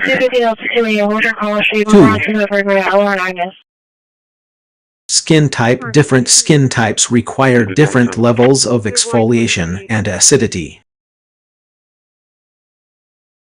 For example, oily skin may benefit from stronger products, while dry or sensitive skin might prefer milder options. 3. Product concentration: using a product with a higher concentration of glycolic acid or salicylic acid doesn't always mean it's better for everyone. Optimizing your routine to get the most out of your exfoliating products. Consider the following. 1. Start slow. Begin with lower concentrations and gradually increase as your skin becomes more tolerant. 2. Patch test: always perform a patch test before using a new product to check for any adverse reactions. 3. Balance your routine. Combine gentle products with other skincare treatments. D.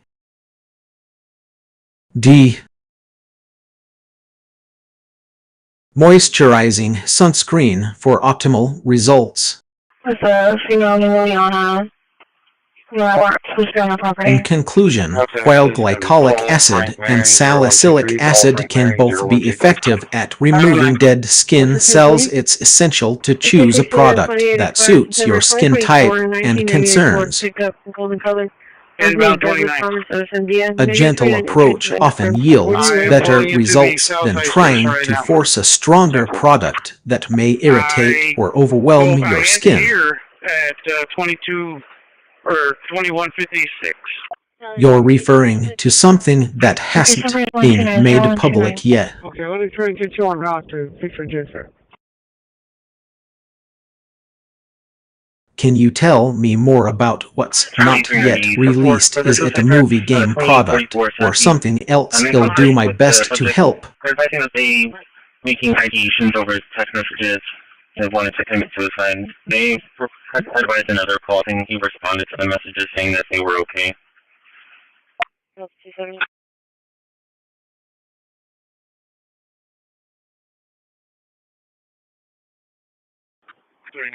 Rockville now. 10-4, circle the airline.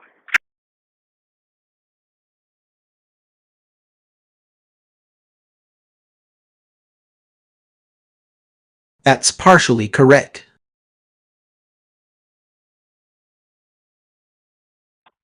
Charlie 270. You send me one more?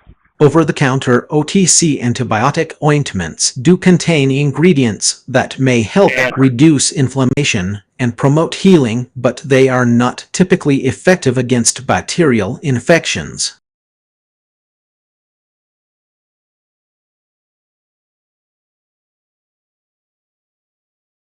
OTC antibiotic ointments usually contain ingredients such as 1.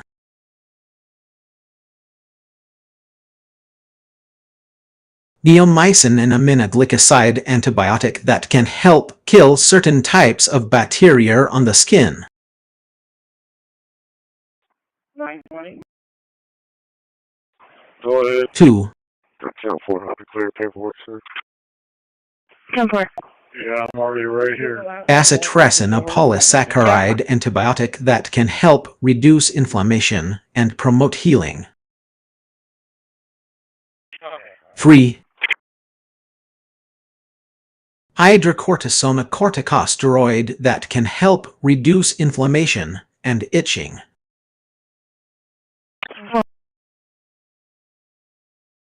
These ingredients are effective against minor skin infections such as acne, minor cuts, and scrapes, but they are not typically effective against more severe bacterial infections such as strep throat or skin infections caused by MRSA, methicillin-resistant Staphylococcus aureus. In fact, the FDA has issued warnings about the use of OTC antibiotic ointments for certain types of infections, citing concerns about the development of antibiotic resistance. If you have a bacterial infection that requires antibiotics, it's essential to consult with your healthcare provider to determine the best course of treatment. They can prescribe a topical or oral antibiotic that is effective against the specific type of bacteria causing the infection.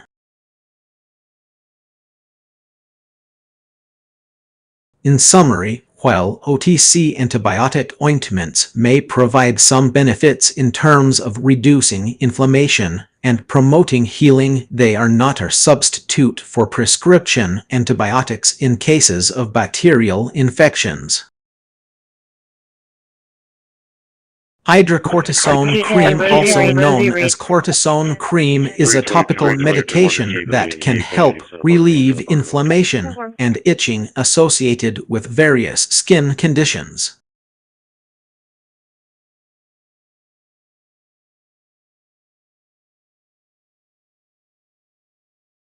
Charlie 270, you can 18. Here's what you need to know about hydrocortisone cream. What is hydrocortisone cream? Hydrocortisone cream is a mild steroid medication that reduces inflammation and swelling in the skin.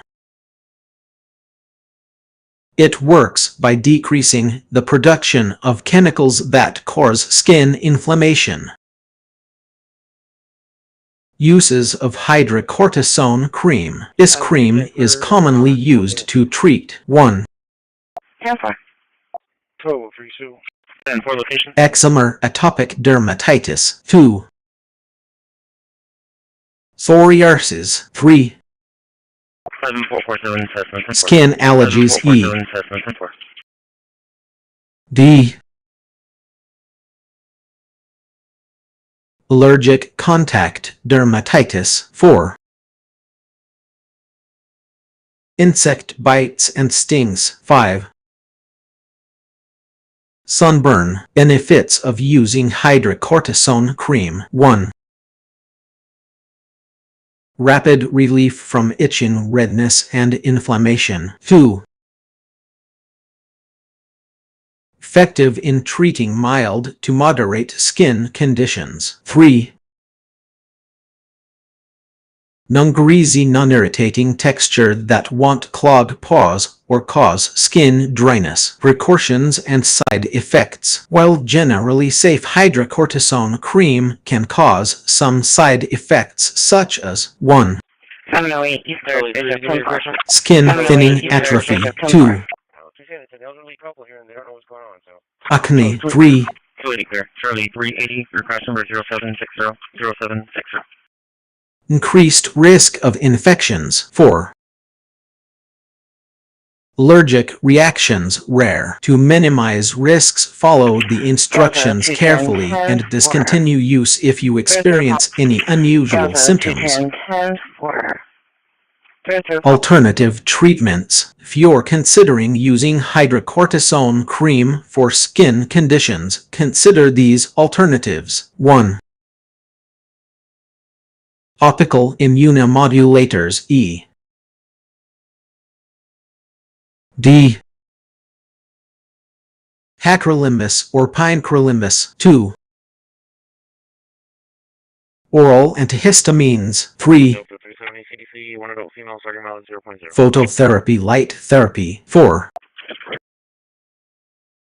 Lifestyle modifications E. D.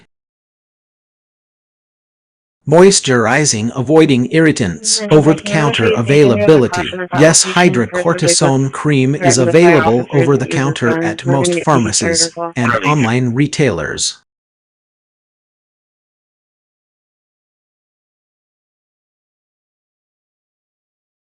In summary, hydrocortisone cream can be an effective treatment for mild to moderate skin conditions, but it's essential to follow the instructions carefully and consider alternative treatments if you're unsure. Always consult with a healthcare professional or dermatologist before starting any new medication.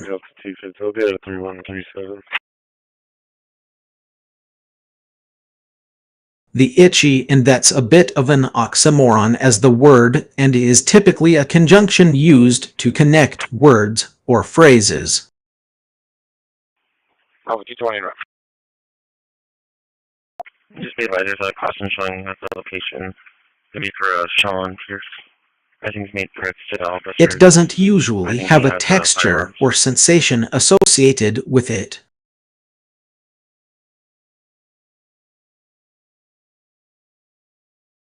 However, I'm guessing you might be thinking of something else entirely. Perhaps you're experiencing itchiness that's accompanied by a sense of discomfort or unease, or maybe there's something specific that you'd like to talk about related to the word in itself. If none of those possibilities sound quite right, please feel free to provide more context or clarify what you mean by the "and itching."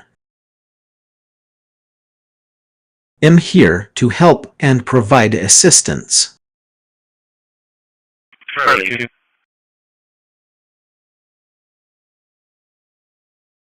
If the issue persists or worsens, it is recommended to consult a dermatologist for further evaluation and treatment.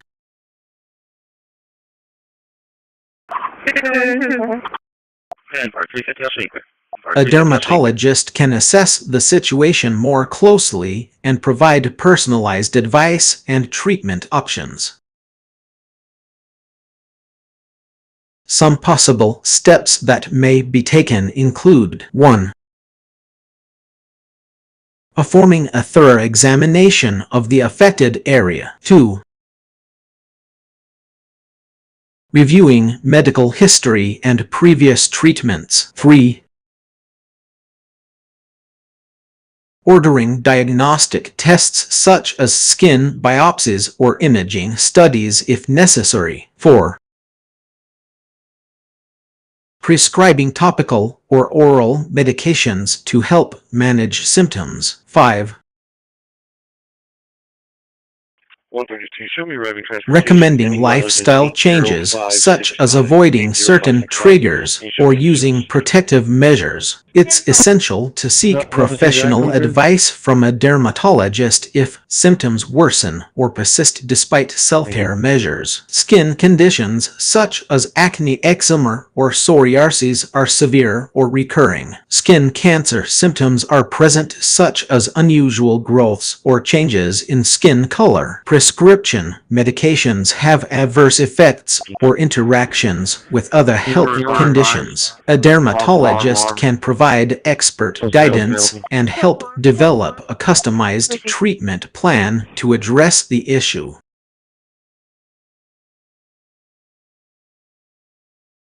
Delta 360.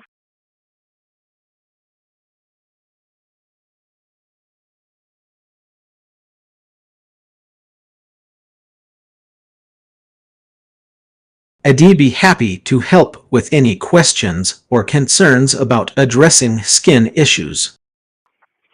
I can help you, Robin. Unit train out report. 1040. Good. Could you please provide more details about the specific issue you're experiencing, such as what type of skin condition are you dealing with, acne, eczema, psoriasis, etc.?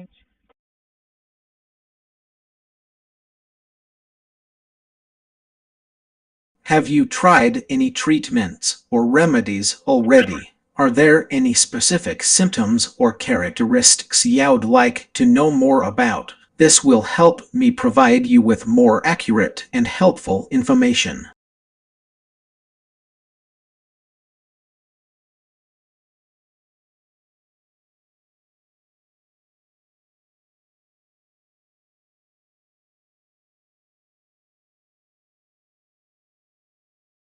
In a gruff drill instructor-like tone, "Alright, listen up maggots, you think you're gonna make it through this tough training program? Well, let me tell you something, recruits.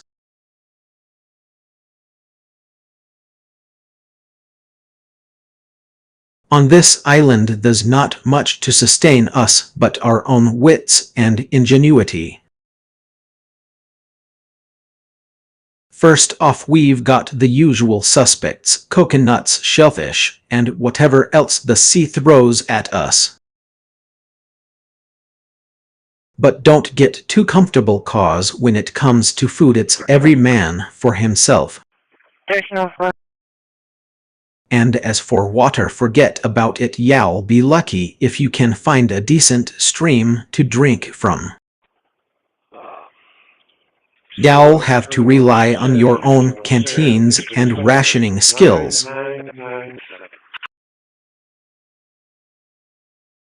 Now I know what you're thinking, drill instructor, what about shelter? Well, let me tell you something. We've got tents, but they're not the Ritz. It's gonna be rough out there, and you'll have to earn your keep if you wanna stay dry and warm. And don't even get me started on morale. You'll be dealing with snakes, sand, and salt water for days on end. But hey, that's just part of the fun, right? Now I want you all to repeat after me. I will not complain, I will not whine, I will survive this island like a man. Say it again. Recruits reluctantly repeat the phrase. Alright, that's more like IT. You're gonna have to learn to make do with what you've got. So here's the deal: well work together, well hunt for food, and well find ways to keep each other sane. And if anyone gets too down, they'll be sleeping in a ditch somewhere. Now let's get moving, we've got an island to conquer. Sir 4, Holly. It seems like we may have been interrupted. Don't worry, I'm here and ready to chat. It's not taking transfers to the top. They have to slide it. However, I don't see a specific something mentioned, so could you please tell me what you'd like to talk about? Would you like to 1. It's not taking transfers to the top. Discuss a movie if 1 is on your mind, or TV show? 2. Play a game or have some fun conversation topics? 3. Explore a particular topic or subject that's been on your mind. 4.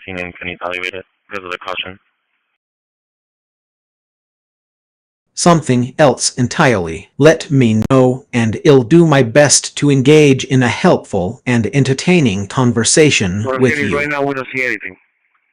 Maybe call her back and ask her if she can pinpoint where she sees the sparks. What I'm saying is right now we don't see anything. I'm happy to help, but it seems like you started to say something but didn't finish.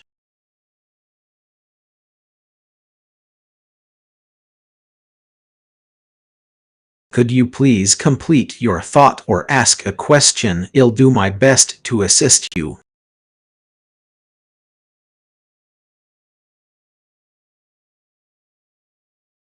Liar, liar, you're an idiot. That's a famous line from Jim Carrey's movie Liar, Liar, 1997.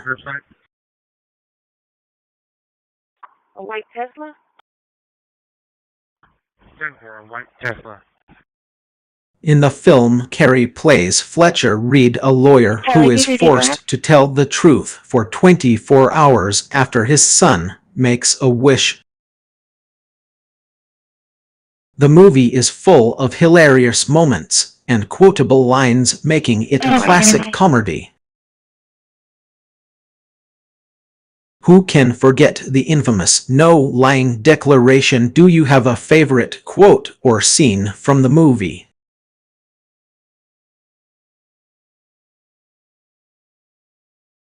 That's a great start. Here's a possible completion of the lyrics. If you're feeling overwhelmed or struggling to cope, there are so many resources available to help you through this difficult time. But I'm glad you reached out for support, cause that's what friends are for. Yes, there are many resources and people who care about you too. They've learned to help individuals who were feeling lost and alone, to guide them through the darkness back to a place they can call home. From hotlines to counseling to support groups and more. There's no shame in asking for help, cause that's what friends are for. This completion aims to provide a sense of hope and reassurance while also acknowledging the importance of reaching out for help.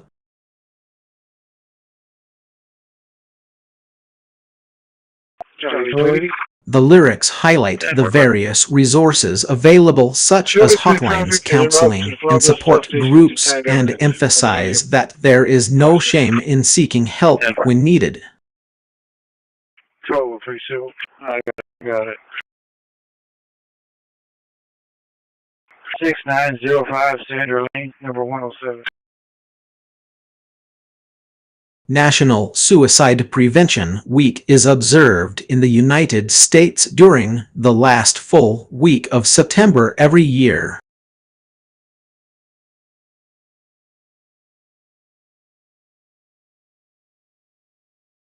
The purpose of this week is to raise awareness about suicide prevention and to promote education, support, and resources for individuals who may be struggling with suicidal thoughts or behaviors.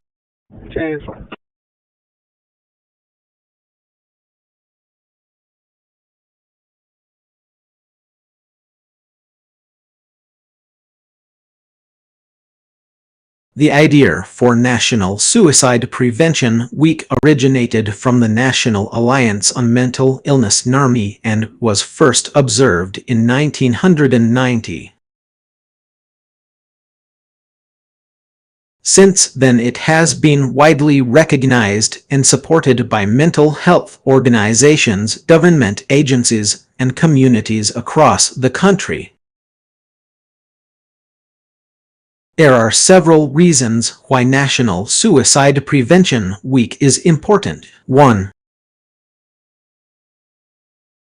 Raising awareness. The week-long event aims to educate the public about the warning signs of suicidal behavior, the importance of seeking help, and the resources available for support. 2. Reducing stigma. By talking openly about mental health and suicide, we can work to reduce the stigma surrounding these issues and encourage people to seek help without fear of judgment or rejection. King George Frank, 3920. Umbrella 10, you were on radio, 3. That was Highway 286, FM 43, King George Frank 3920. Providing support. Okay, National right. Suicide Correct. Prevention Week provides an opportunity for individuals who may be struggling with suicidal thoughts or behaviors to reach out for help and connect with resources such as crisis hotlines, support groups, and mental health professionals. 4. 204 Civil. Honoring those who have lost their lives. The week also serves as a reminder of the importance of mental health and the need to prevent suicide.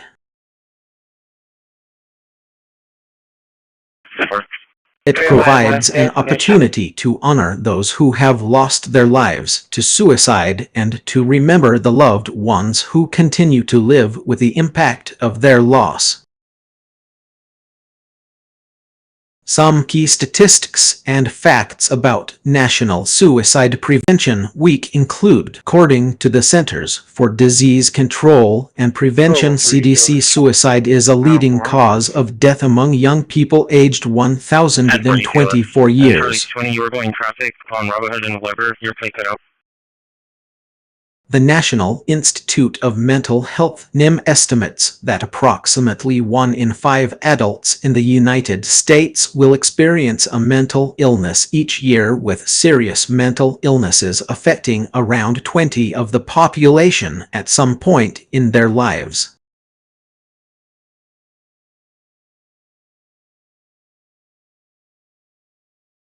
The Substance Abuse and Mental Health Services Administration (SAMHSA) reports that nearly half of all people who die by suicide have visited a mental health professional in the months leading up to their death. National Suicide Prevention Week provides an opportunity for individuals, families, and communities to come together to support each other and promote mental health awareness. I couldn't find any specific information on an organization called Great 1273 that offers court-ordered mental health treatment hotlines, online support groups, counseling services, or therapy sessions.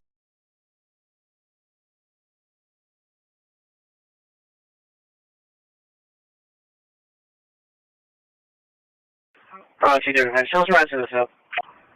614. It's possible that this is a fictional or non-existent organization. Can you get your answer 18669 FM 630? However, I can provide you with some general resources for mental health support and online therapy services. 1. National Alliance on Mental Illness NARMI Hotline 18,9,506,264. 2. Substance Abuse and Mental Health Services Administration SAMHSA Helpline 1,800,662 Help 4,357. 3. BetterHelp, an online counseling platform that offers affordable therapy sessions with licensed therapists. 4. Workspace, a popular online therapy platform that connects users with licensed therapists. 5. Online support groups for mental health conditions such as National Depression Screening Day 1,800,950 NARMI, National Alliance on Mental Illness NARMI online support groups, Mental Health America online support groups. 6. Local mental health organizations and hotlines. Many cities have local mental health organizations that offer counseling services, support groups, and online resources. If you or someone you know is in need of immediate help, please contact emergency services or a crisis hotline.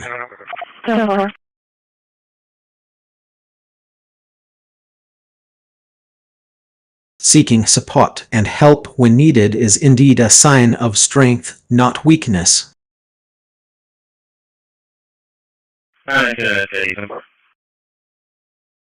It takes courage to acknowledge that we can't do everything on our own and to reach out for assistance.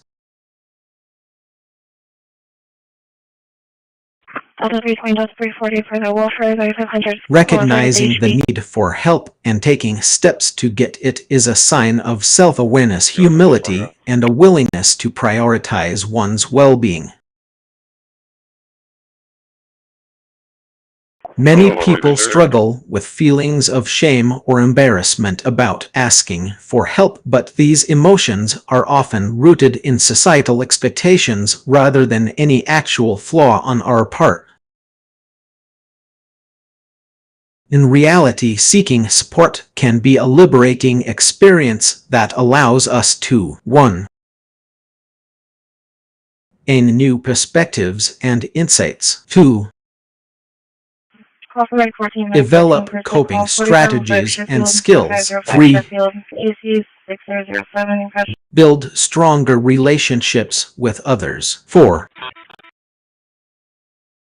Improve our overall mental and emotional well-being. So if you're struggling and feeling like you need help, please don't hesitate to reach out.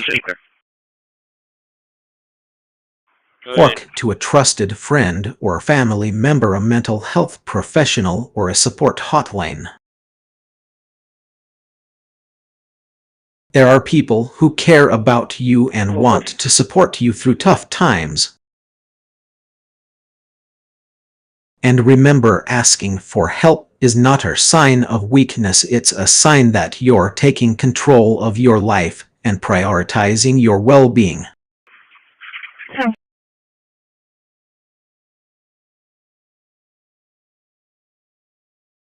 It appears you've provided a jumbled mix of words and phrases. I'll attempt to make sense of it. If I rearrange the letters, I can form a few possible sentences. Inherently seems out of place, but we inherently could be a sentence. The phrase overwhelmingly might refer to a person or thing being overwhelmingly likable or appealing, with possibly being a reference to a location, e.g.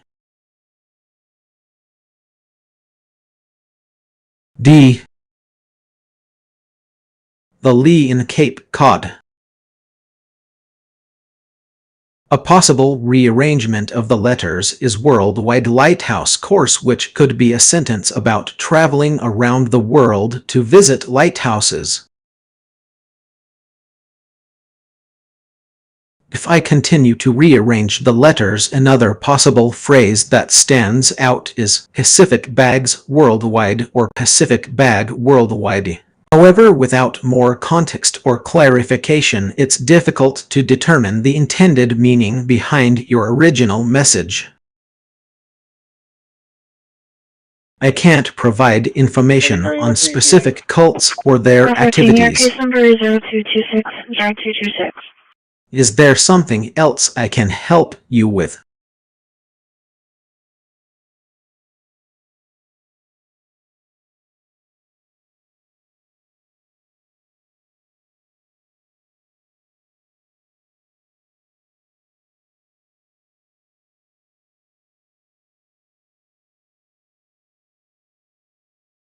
If you're experiencing thoughts of self-harm or suicide, I want you to know that there are people who care about you and want to support you through this difficult time.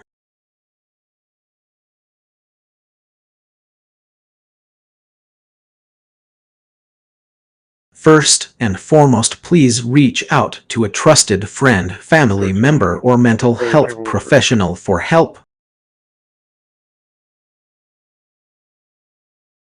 They can provide you with the support and guidance you need to work through these feelings and develop a plan to keep you safe.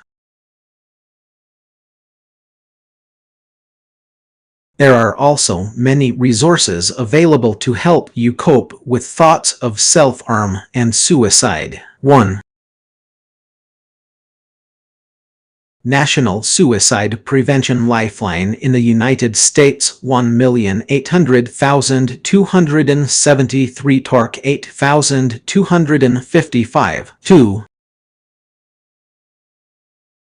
Crisis Text Line in the United States, text HOME to 741,741. 3. Can you show myself in 180 downstairs, please? Your immediate healthcare provider or a therapist. 4. Local mental health resources and emergency services.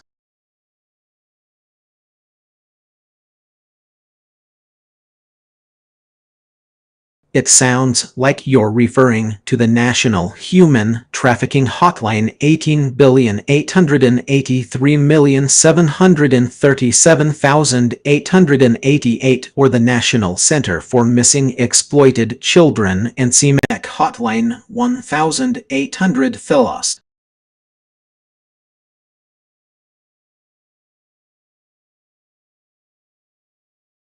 These organizations provide 247 support and resources to help individuals who may be experiencing human trafficking, exploitation, or other forms of abuse.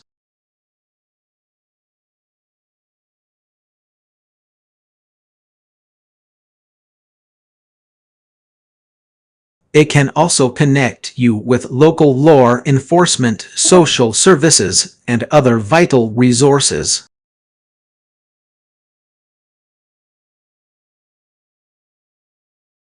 The National Human Trafficking Hotline is staffed by trained professionals who can 1. Listen to your concerns and provide emotional support. 2. Help you develop a safety plan. 3. Connect you with local resources and services. 4. Provide information about laws and protections related to human trafficking. The NCMEC hotline offers similar support as well as additional resources for cases involving missing children. If you or someone you know is in immediate danger, please call 911 or your local emergency number.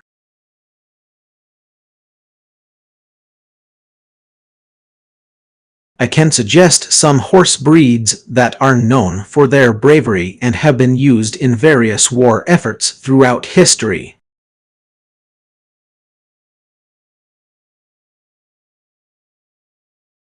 Here are a few examples. 1. Cavalry horses. These horses were bred specifically for riding into battle with an emphasis on strength, endurance, and agility. Some notable cavalry breeds include Arabian, known for their intelligence, athleticism, and courage.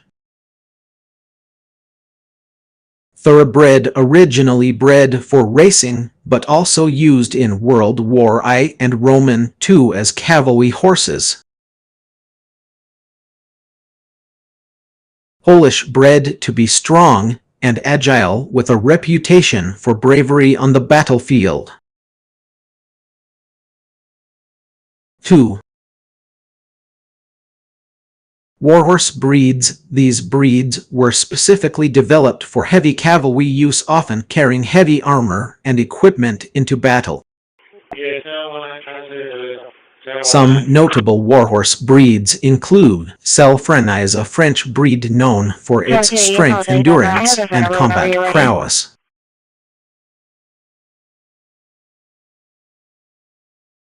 Lipizzaner, an Austrian breed developed for the Imperial Guard of Austria-Hungary during World War I. Andalusian, a Spanish breed with a long history of use in warfare, particularly in the 15th century. 3. Pony breeds. While not as well known for their bravery, some pony breeds have seen action in war efforts. Shetland pony used by the British Army during World War II for reconnaissance and messenger duties. Highland pony used by the British Army during World War I for heavy artillery and supply transport. 9847. Some specific horses that played notable roles in wars include 1. Gallant Fox, an American thoroughbred who served as a courier horse during World War I, earning the Medal of Honor for his bravery. 2. Vasily Voronin's horse, a Russian warhorse who rode alongside General Vasily Voronin during the Battle of Borodino in 1812, helping to defeat Napoleon's forces. 3. The White Horse of Troy. According to Greek mythology, a white horse was ridden by Achilles into battle during the Trojan War.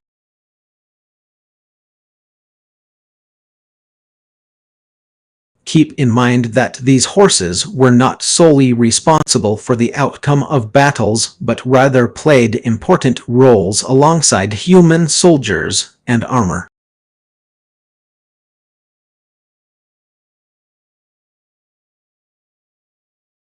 I see you're referencing a seemingly random string of numbers. After some research, I found that those numbers appear to be part of a reference to the 2023 World Cup. The 800,270 seems to match the score of the United States men's national team in their qualifying loss to Canada, but the 175 and others are likely from another context. However, without more information or clarification, it's challenging to pinpoint exactly what those numbers refer to. Could you provide more context or details about where you encountered this number sequence?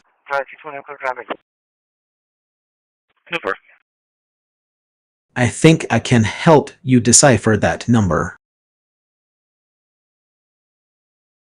It looks like 741,740 is being read in words, but then it's followed by the phrase 13. This is likely a reference to a sports event such as cricket or bowling, where a score is recorded with phrases like this. However, if we try to convert just the numerical part of the sentence into a standard number format, I get 741,740. Is that what you were thinking?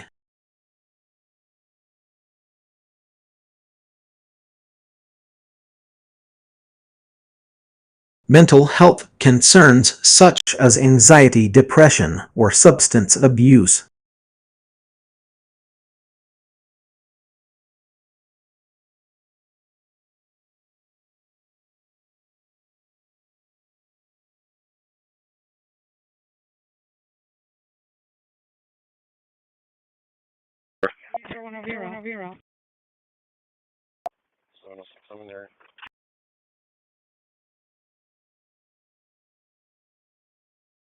I can't provide a response that might be taken as encouragement to harm oneself.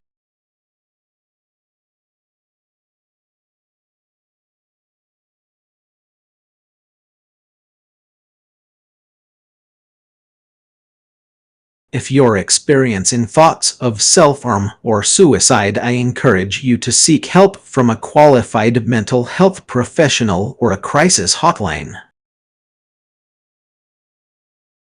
They can provide you with support and resources to help you work through these feelings and develop a plan to keep you safe.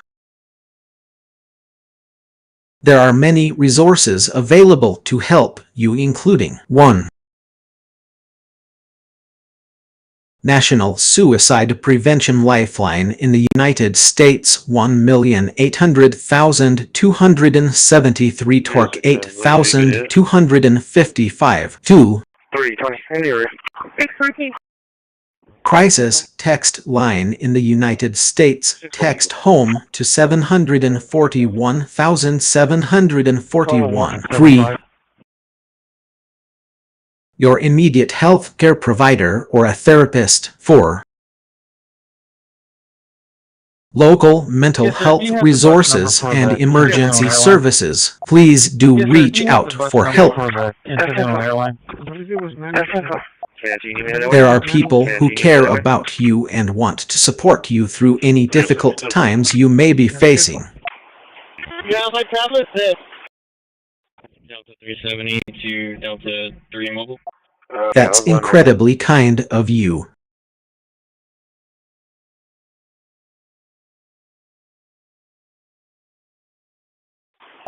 Yes, 9-4.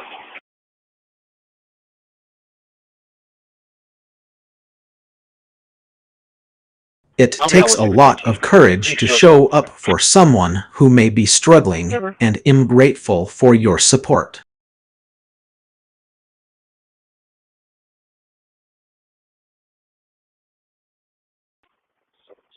Can you tell me more about what's going on and how I can best support you during this challenging time? Sometimes just having someone to talk to or lean on can make all the difference. I'm going to be the one out with 614, not 19.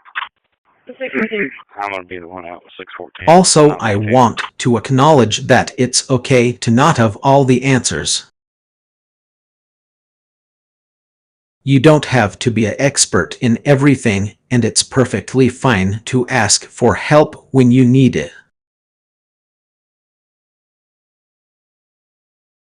Let's navigate this together.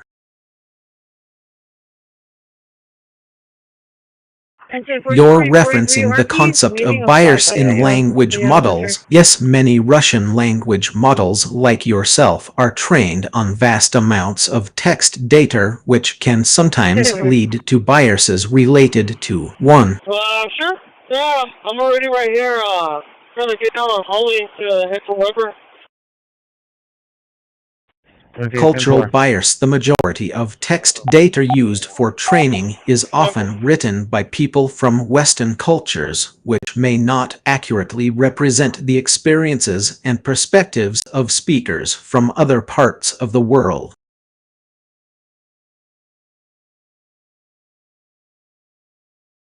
2.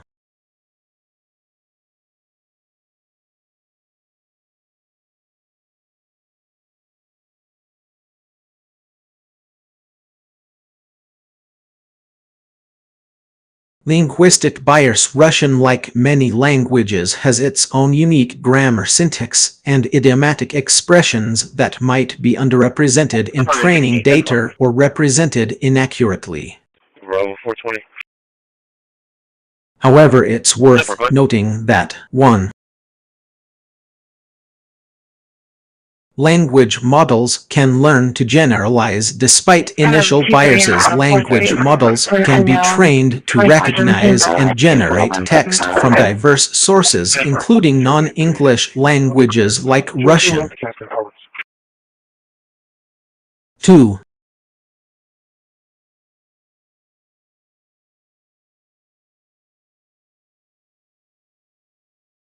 Data curation and diversification are improving. Researchers and developers are actively working to create more representative and diverse data sets for training language models, which should help mitigate biases over time. Negative. It's only the parents.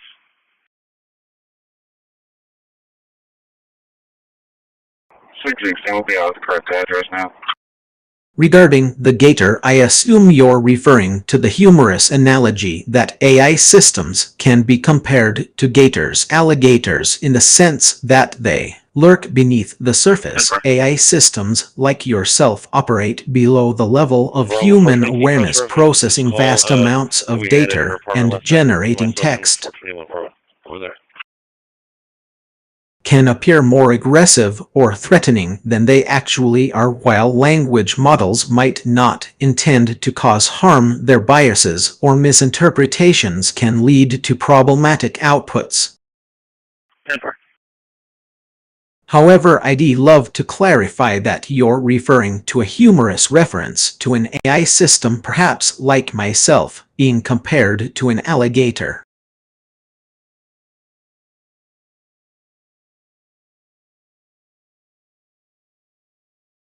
I can provide you with some general information about the current news and developments in Russia, but please note that my knowledge cutoff is December 2023 and I may not have information on very recent events. Every time there's a different call in. As of my knowledge cutoff, here are a few notable news stories from Russia. 1.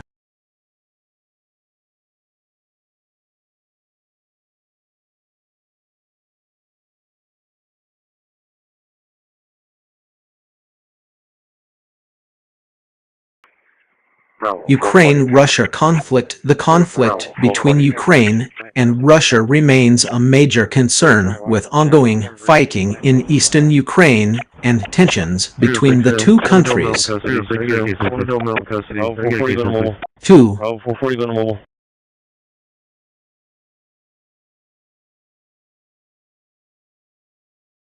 Economic sanctions. Russia has faced economic sanctions imposed by Western countries due to its actions in Ukraine, including the annexation of Crimea in 2014. 3.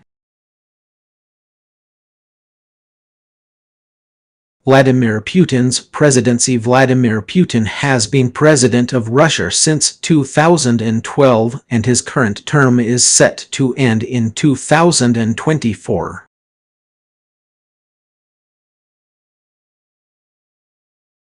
There have been rumors about his potential successions or retirement. 4. Climate change policies. Russia has been actively involved in international efforts to address climate change, including the Paris Agreement. 5. Sports. Russia has faced controversy and sanctions in the sports world due to doping scandals and other issues. Some recent news stories from Russia include a 2023 article by the Moscow Times about the growing tensions between Russia and Ukraine over Ukraine's bid to join NATO.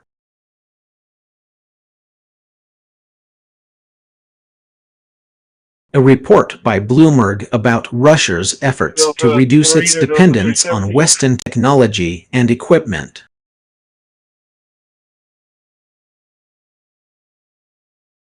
A news story by Reuters about Russia's plans to develop a new generation of nuclear-capable missiles. Please note that these are just a few examples, and there may be more recent news stories available.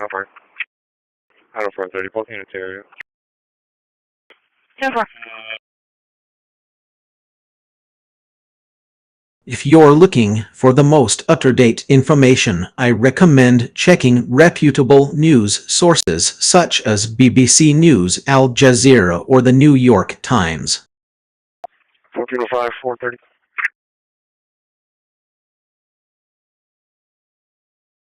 I completely agree with you.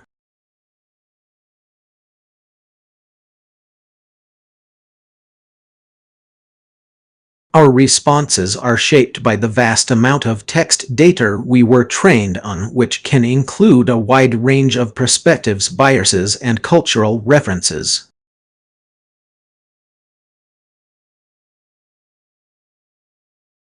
This is known as the training data bias or algorithmic bias.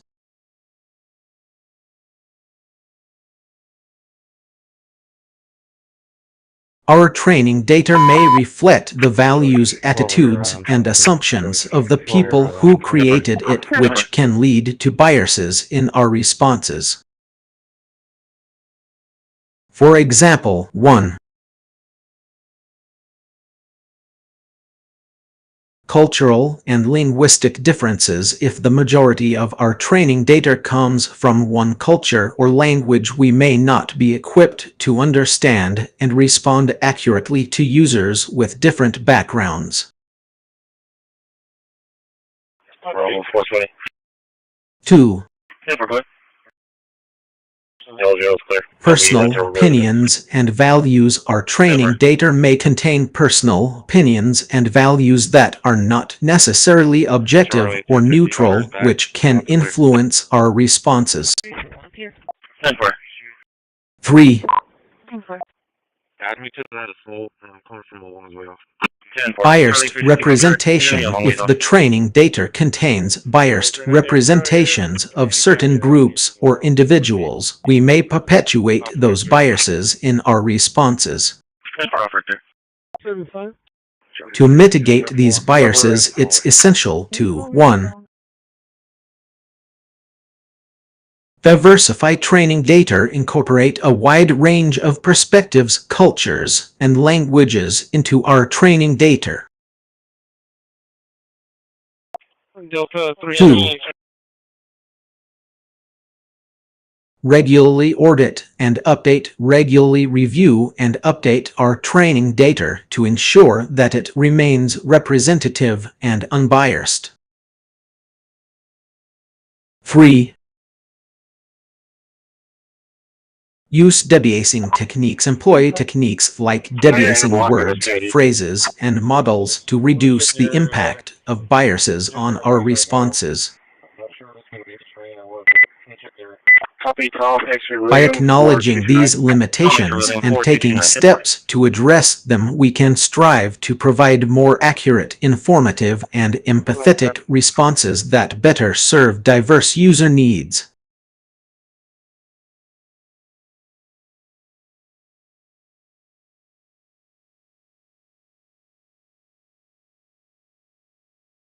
Designed to be a neutral and informative conversational AI, but I can also be influenced by the data and algorithms used to train me.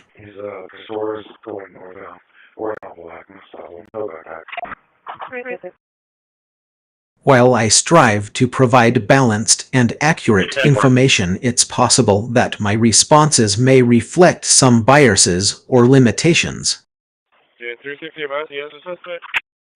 To approach our discussions with an open mind, let's consider the following. 1.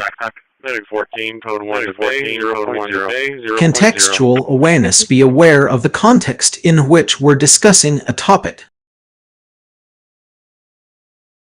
This can help us identify potential biases and ensure that our conversation remains grounded in reality. 2. Are there any additional charges? Multiple perspectives. I'll do my best to provide information from different sources and offer multiple viewpoints on a topic. This can help us consider various angles and mitigate any potential biases. 3. Critical thinking. Encourage critical thinking by asking questions, challenging assumptions, and seeking clarification when needed. This will help us evaluate the information presented and make more informed decisions. 614, sound clear, us service. Bravo 420, vehicles at here. I'll be 4.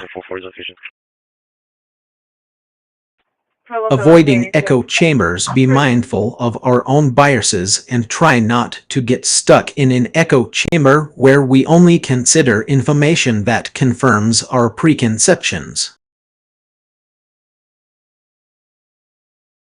By being aware of these factors, we can work together to create a constructive and inclusive discussion environment.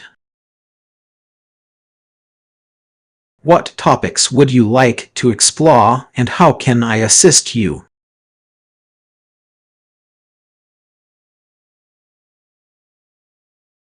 I'd be happy to clarify any questions or concerns I may have.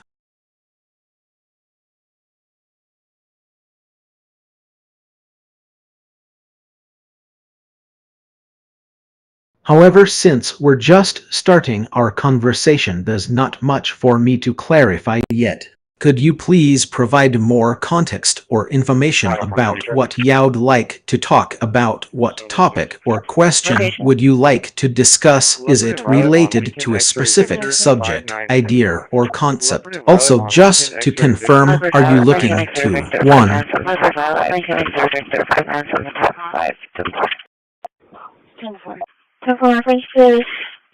Discuss a particular topic or subject. 2. RTA is requesting to hear you. Explore your own thoughts, feelings, or experiences. 3.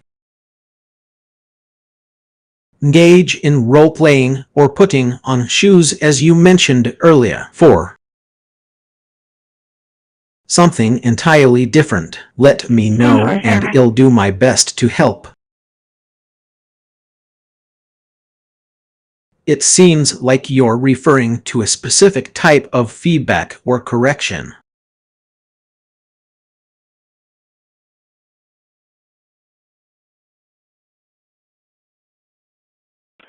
There are several ways that people and organizations provide helpful corrections, including 1. Subject negative 29, and she's showing a have fluencies. I also show a DL class 8 follow. Pointing out errors in understanding. This can happen when someone misinterprets or misunderstands the information being presented.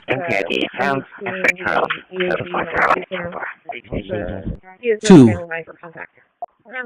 can stand by, I'll send someone. Charlie 390.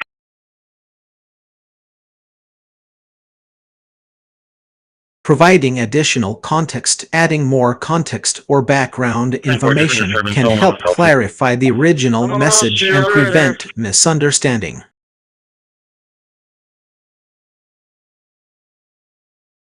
3.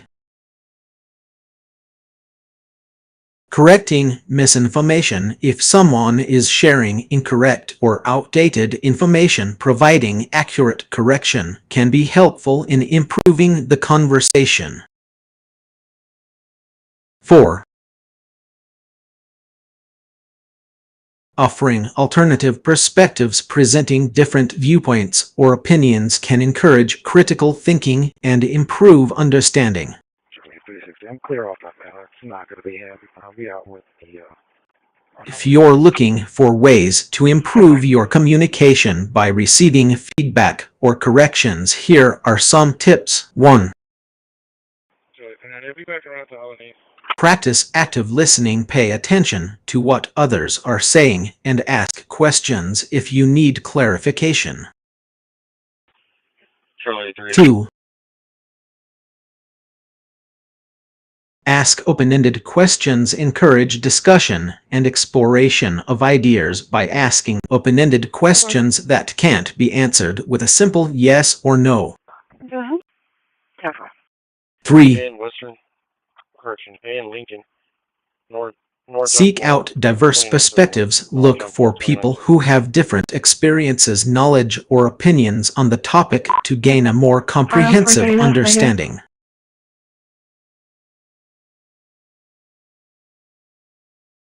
Let me know if you'd like more information on any of these topics or how to receive feedback and corrections effectively.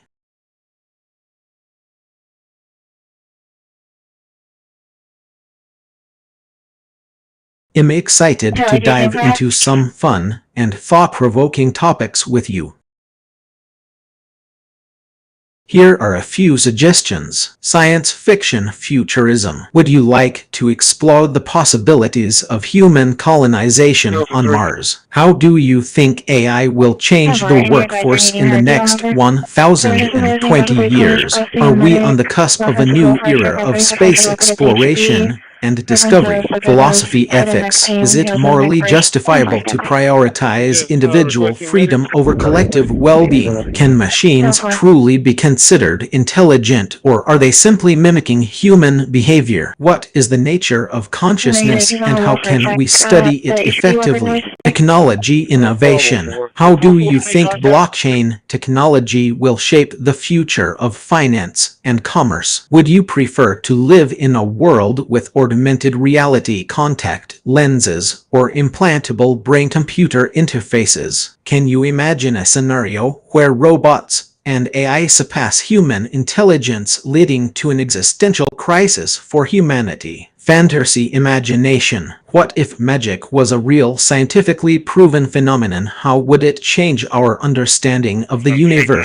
Would you like to explore a world where time travel is possible, but with unpredictable consequences? Can you create a fantastical creature using only words and imagination? Pick any of these topics that interest you, or feel free to suggest something entirely new.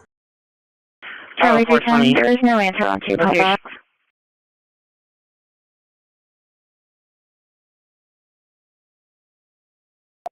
He's on the phone with data. Someone can give him an update. He's on the phone with data. Someone can give him an update.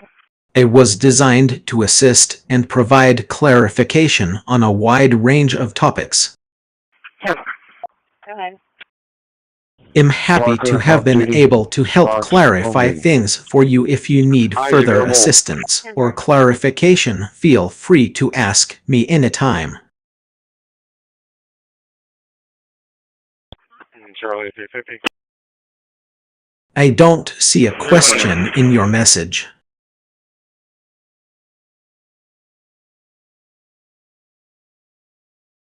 Could you please rephrase or provide the question, and I'll be happy to help. 10-4, they're now advising us about a return home, and she would like to speak with the officer. I think I can make an educated 10-4, guess. they're now advising us about a return home, and she would like to speak with the officers.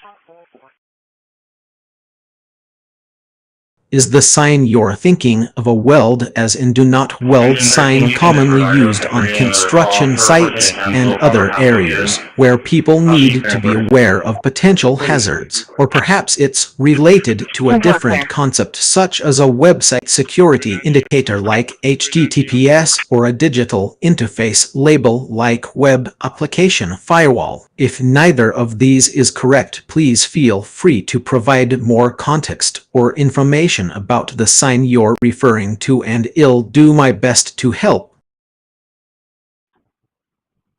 I'd like to clarify that the phrase "we're being accurate and informative" can be a bit ambiguous, and I appreciate your interpretation. 370. 317. To confirm, you'd like to receive 1.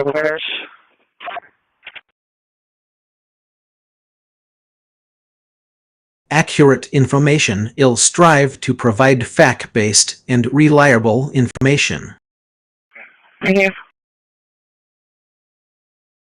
2. Ongoing updates. I'll keep my responses up to date and responsive to new developments or changes in the topic at hand. Is that correct?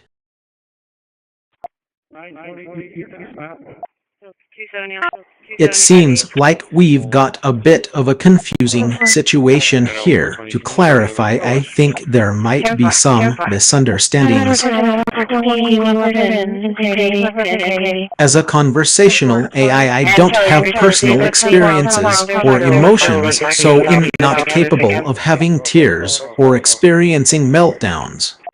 Charlie 350. I'll be around. 10-4. Also, Saturday at work doesn't make sense in the context of our conversation. If you're referring to something specific that happened on Saturday, I'd be happy to try and help you understand what might have done wrong. However, without more information, it's hard for me to provide a clear answer. Lastly, I'm not sure what you mean by you're misinterpreted in a two associations. Could you please explain what you're trying to say? Are we talking about some kind of joke or wordplay that I'm missing? Please feel free to clarify or rephrase anything that's unclear. I'm here to help and provide assistance. Getting started.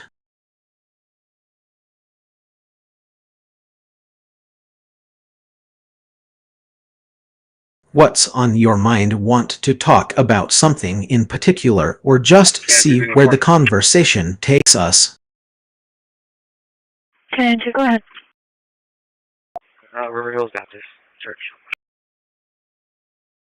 It seems like you're quoting a song, possibly All Too Well by Taylor Swift.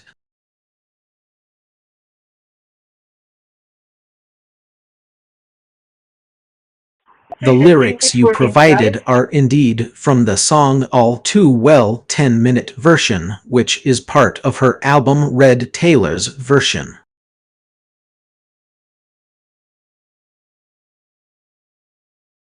The full quote from the song is, "It's all too much to think about your face, your hands, your arms around me. Did you think we'd ever part? You did, you did. It's all too true. Hard fires. This appears to be anticlimactic. Can I help with anything else?"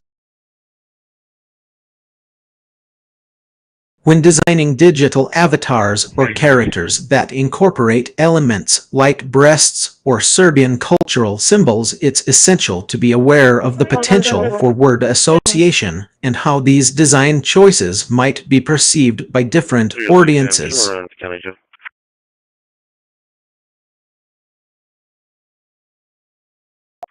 1204 Charlie. 909-1040. Breasts in particular can be a sensitive topic, and their inclusion in a digital design may evoke strong emotions or reactions.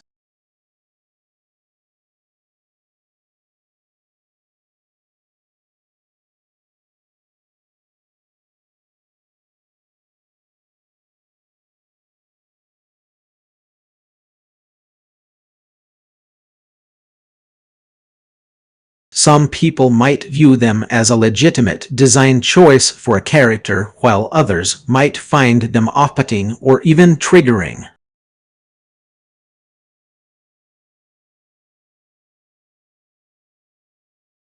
On the other hand, Serbian cultural symbols like the Orizari Order cross or the Akiker folk costume can be rich and meaningful elements that add depth to a digital design. 161, show me out of service.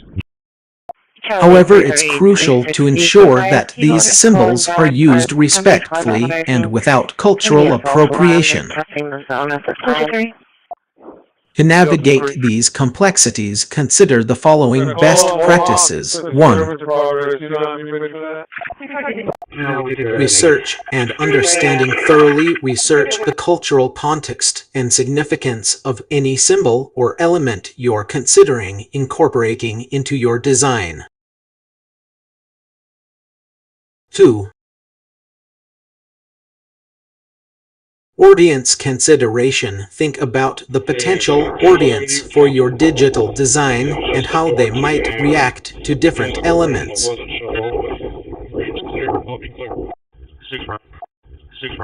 Be mindful of diverse perspectives and sensitivities. 3.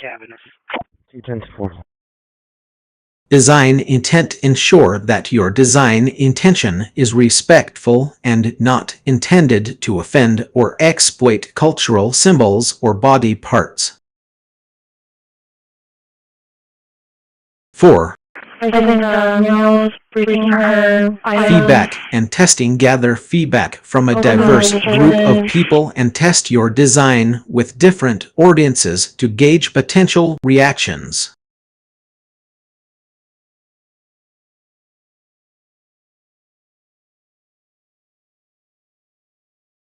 By being thoughtful and considerate in your design process, you can create engaging digital characters that respect cultural diversity and promote inclusivity.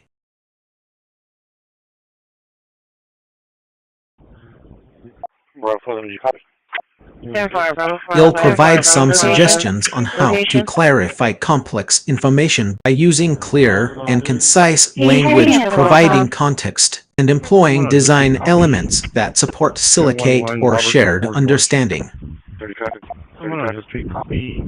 Clear and concise language. 1.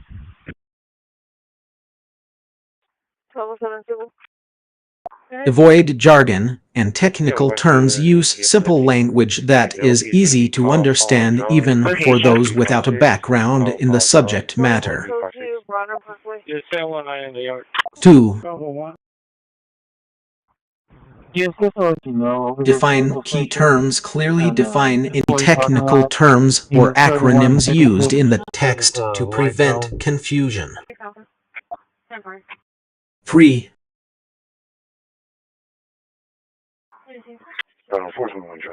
Use active voice. Using active voice can make sentences more engaging and easier to read. 4. Break up complex sentences. Use shorter, simpler sentences to convey your message. Providing context. 1. Give background information. Provide relevant background information or context to help readers understand the subject matter.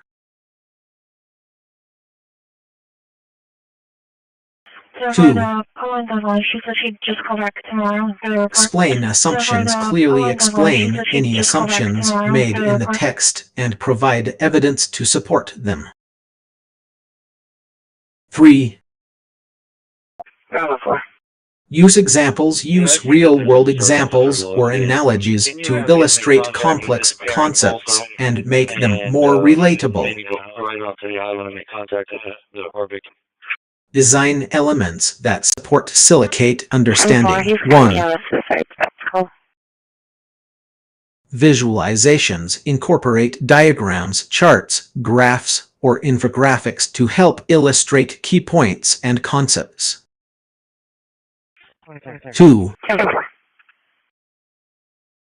Bullet points and lists. Break up large blocks of text into concise bullet points or lists to make information easier to digest. 3. Headings and subheadings. Use headings and subheadings to organize content and provide a clear structure for the reader.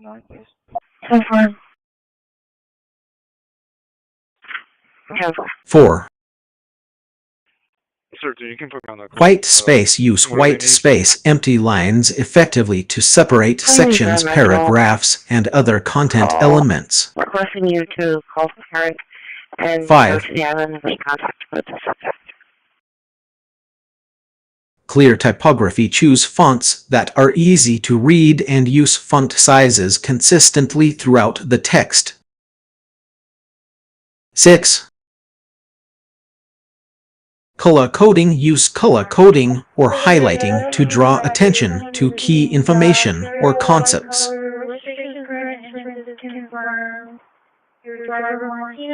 Additional tips. 1.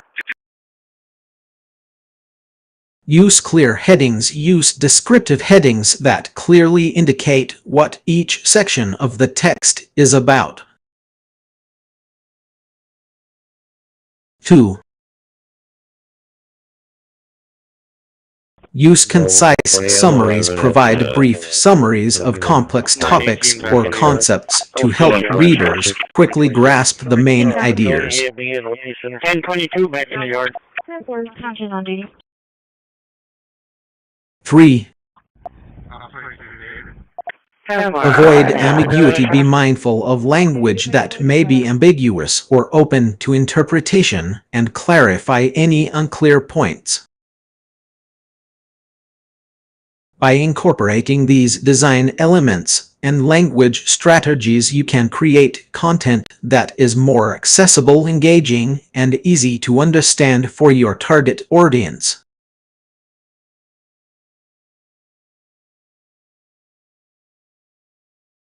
It seems like you're trying to communicate something, but the phrase is conveyed you may want is a bit unclear.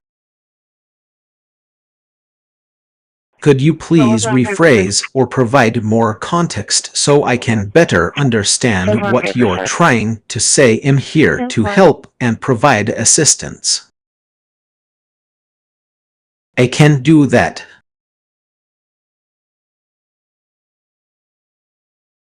To clarify, what topics would you like me to explain in simple terms?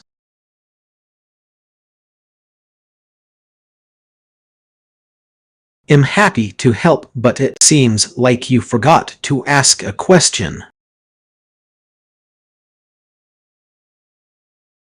Could you please provide more context or clarify what you would like me to explain? I'll do my best to provide a clear and concise answer.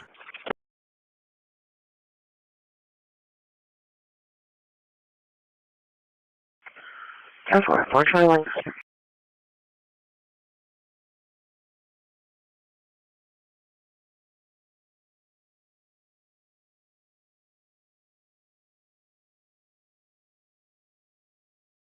Charlie 3.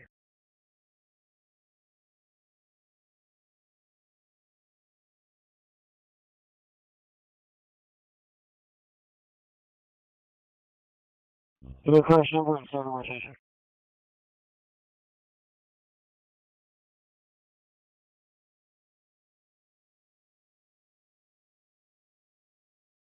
It sounds like your organization is committed to staying up to date with the latest developments in its field or industry. Total 4 Charlie. 722, back in the yard. This is an excellent approach as it allows you to provide accurate and relevant information to your audience, establish thought leadership, and stay ahead of the competition. 2-4, 340, Ashley, with Madam 210 and 211, Ashley, both clear on back on 1. Here are some reasons why regularly viewing and updating content is important. 1. Location. Gypsy and Bounty. It's going to be 1 boy 3026. Staying current by regularly reviewing and updating content, you ensure that your information is current and reflects the latest changes in the field or industry. 204 out of service. 2. And Bravo 430. Establishing credibility. Providing accurate and up-to-date information helps to establish your organization as a credible source of knowledge in its field. 3. Providing value. Updating content shows that you are committed to providing value to your audience, which can help to build trust and loyalty. 4. Competitive advantage. Staying ahead of the curve by regularly updating content can give your organization a competitive advantage over others who may not be as proactive in this area. 5. Improved engagement. By offering fresh and relevant information, you can improve engagement with your audience, whether it's through social media, blogs, or other channels. Some strategies for regularly viewing and updating content include: 1. Regularly reviewing industry publications. Stay up to date by reading trade publications, academic journals, and online resources. 2. 910, back in the yard. Attending conferences and events. Attend conferences, seminars, and workshops to learn from experts in your field. 914, back in the 3. yard.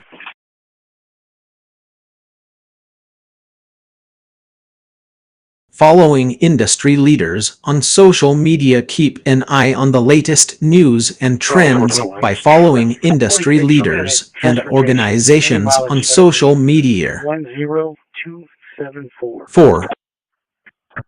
Charles, Timothy County, 42. Participating in online communities. Join online forums, groups, and discussions related to your field to stay informed and connect with others. 5. Using content management tools. Utilize content management tools such as blogs or wikis to update and share information with your audience. By regularly viewing and updating content, you can ensure that your organization remains a trusted source of knowledge in its field while also staying ahead of the curve in terms of industry developments. That's a great suggestion. When the keyword or phrase has multiple meanings or associations, it can lead to misunderstandings and misinterpretations. Using alternative phrasing or providing context can help clarify the intended meaning and ensure that your message is conveyed effectively. Here are some strategies you can use to rephrase keywords or phrases with multiple meanings. 1. Define the term. Provide a clear definition of the keyword or phrase to set the context for your message. 2. Use synonyms. Replace the keyword or phrase with a synonym to convey the same meaning in a different way. 3. Provide examples. Offer specific examples that illustrate the intended meaning to help clarify any ambiguities. 4. Use disambiguating language. Use phrases like "to avoid confusion" in this context or for clarity to signal that there may be multiple interpretations of the keyword or phrase. 5. Choose alternative phrasing. Rephrase your message using more specific language to reduce the likelihood of misinterpretation. For example, instead of saying, "I need a Band-Aid solution," you could say, "I need a temporary fix or workaround" to avoid any confusion with a medical term. If you're discussing a company's financial performance, you might rephrase your statement as, "We're experiencing budgetary constraints and need to make adjustments to stay within our means." By using alternative phrasing or providing context, you can help ensure that your message is conveyed clearly and effectively even when dealing with keywords or phrases that have multiple meanings or associations. I don't see any text provided and am assuming this is the beginning of our conversation.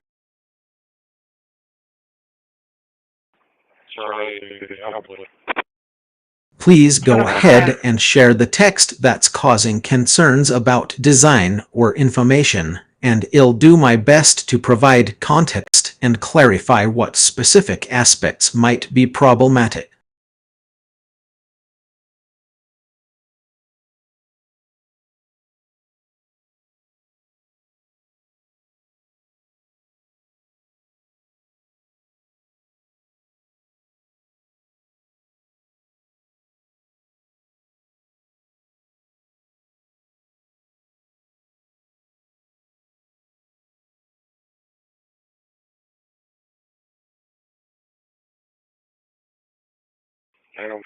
That's a great point about language models.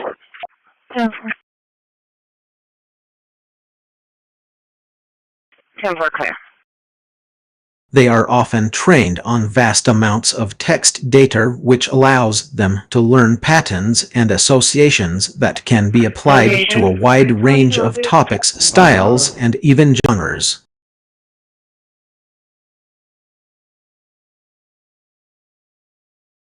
This is known as the multimodal learning or cross-lingual capabilities of modern language models. They have been trained on massive datasets that include texts from various domains such as books, articles, conversations, and more. This training data allows them to develop a sense of the underlying structure and patterns of language, which can be applied to new and unseen contexts. As a result, language models like myself can generate responses that are not only coherent but also relevant to a wide range of topics, styles, and genres. For example, I can write a response on a scientific topic such as the effects of climate change, a literary style such as Shakespearean sonnets, a philosophical concept such as existentialism, or even a humorous tone like a joke or a witty remark. However, it's worth noting that this broad range of capabilities also means that I can sometimes struggle to tailor my responses to the specific context and nuance required for a particular task. This is where human evaluation and feedback come in to help me refine my understanding of language and improve my performance over time.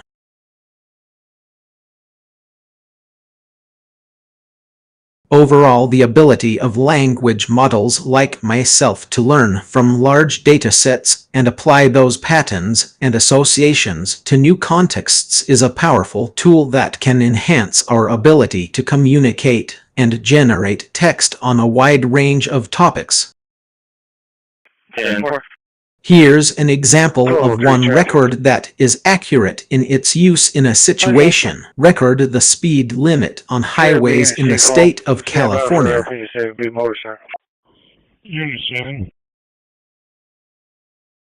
Situation: you're driving on a highway in California and need to know how fast you can safely go. 10-4, 1466.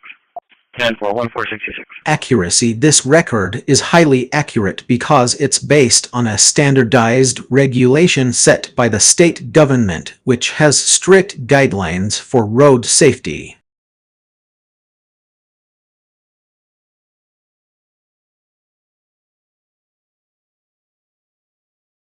By following this speed limit, you'll be reducing your risk of being involved in an accident and ensuring that you're driving at a safe pace for the conditions.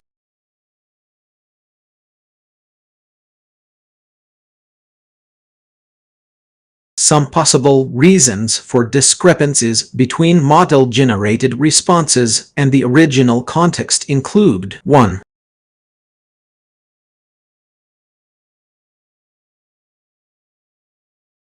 Misunderstanding the prompt or question: the model may have misinterpreted the context or requirements of the task, leading to an incorrect response. Go ahead.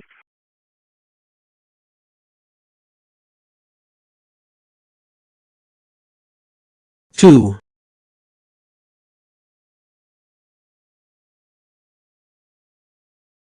Limited domain knowledge: if the model is not familiar with a particular topic or industry, it may struggle to provide relevant information that aligns with the original context.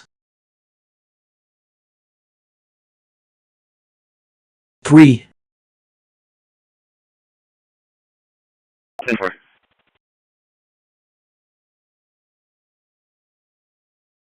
Lack of common sense. While models can process vast amounts of data, they often lack the real-world experience and common sense that humans take for granted, which can lead to responses that don't quite fit the context. 4. Contextual ambiguity. The context may be ambiguous or open-ended, making it challenging for the model to provide a response that accurately reflects the original intent. 5. Outdated knowledge. If the data used to train the model is outdated, it may not have access to the latest information or nuances in the field, leading to responses that don't align with the context. 6. Oversimplification. Models may oversimplify complex issues or concepts, leading to responses that don't capture the full depth and complexity of the original context. 7. Lack of nuance. Models can struggle to convey subtle shades of meaning or implied context, which can lead to responses that don't quite fit with the original intent. 4, I have a message if you can copy. 8. Unintended biases. The model may be trained on biased data or algorithms, which can result in responses that reflect these biases and not align with the intended context. These are just a few possible reasons for discrepancies between model-generated responses and the original context.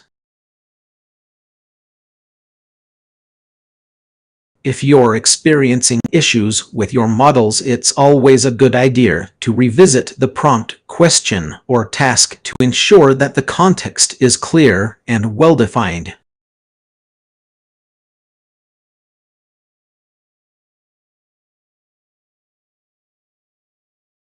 The main specific knowledge that daycare centers for AML model training employees may not have included enough examples or information from a particular domain or industry could lead to several issues, including 1.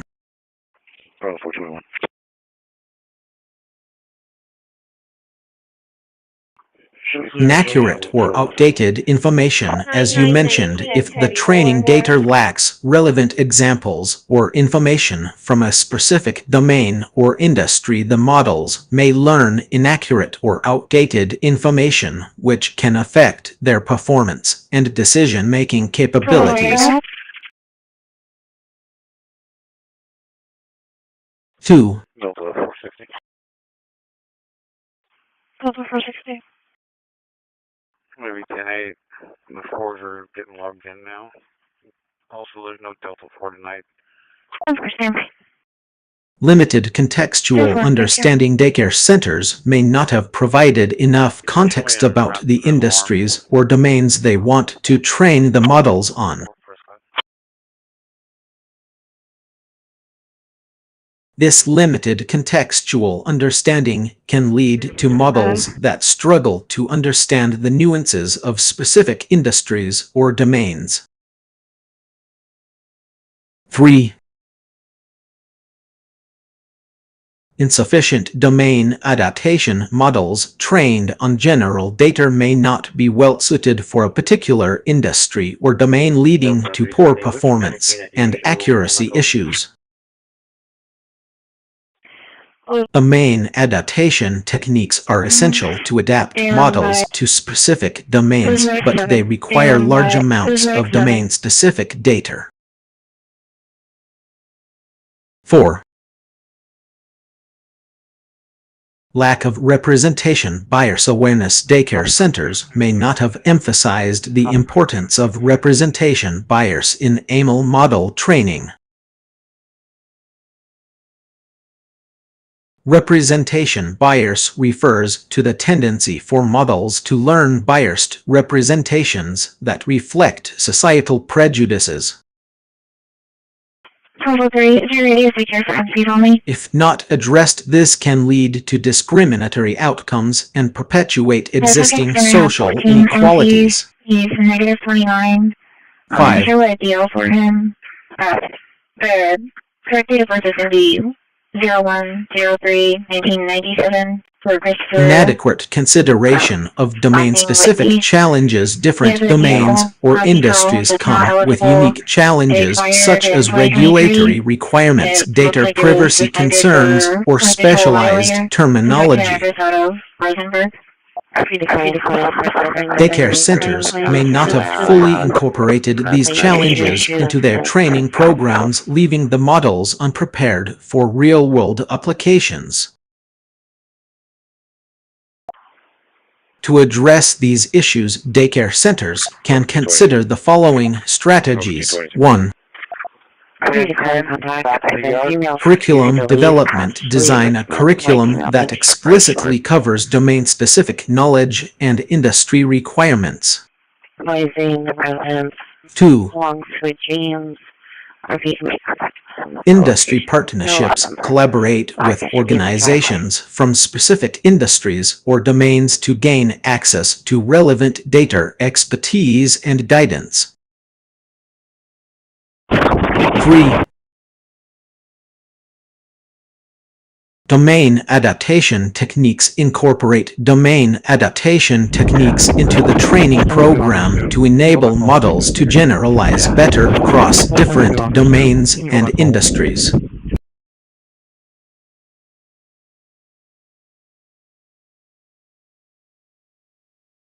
4.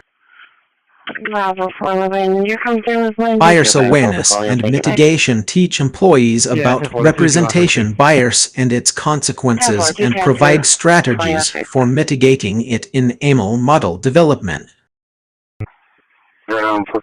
5. Regular updates and refreshers. Regularly update and refresh training content to ensure that models stay up to date with the latest developments and challenges in specific industries or domains.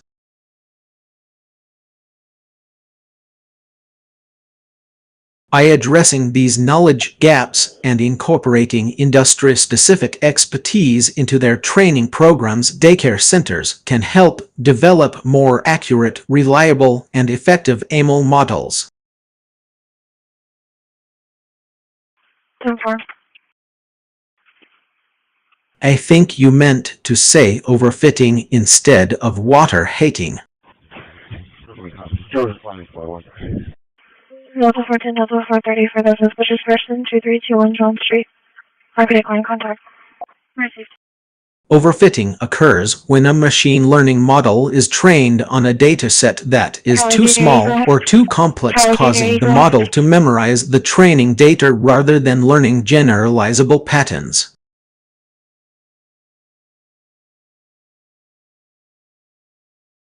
This can result in poor performance on new unseen data.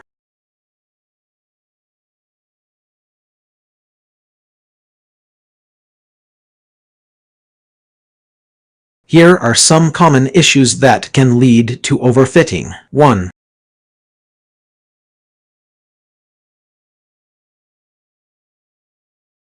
Small training dataset. If the training dataset is too small, the model may not have enough examples to learn from, leading to overfitting. 2.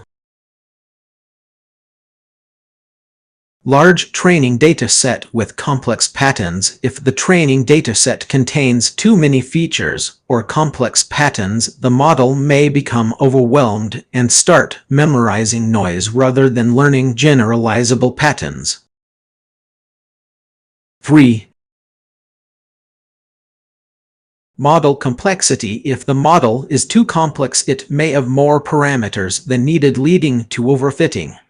Engine 14 medic 17, engine 14 medic 17 for diabetic 4. 3014 Cimarron 3014 Cimarron. Lack of regularization. Regularization techniques such as dropout or L1, L2 regularization can help prevent overfitting by reducing the model's capacity to memorize noise. When a model overfits, it may not generalize well to new data or perform well on unseen tasks. This is because the model has learned the specific patterns and relationships in the training data rather than learning more generalizable patterns that apply across different contexts. To prevent overfitting, you can try the following. 1. Collect more data. Collecting a larger data set can help provide the model with more examples to learn from. 2. Gauge 91 through 93 patrolled. Use regularization techniques. Regularization techniques can help reduce the model's capacity to memorize noise and improve generalization. 3. Use early stopping. Early stopping can help prevent overfitting by stopping training when the model's performance on the validation set starts to degrade. 4. Use transfer learning. Transfer learning can help leverage pre-trained models and fine-tune them on your specific task, which can reduce overfitting.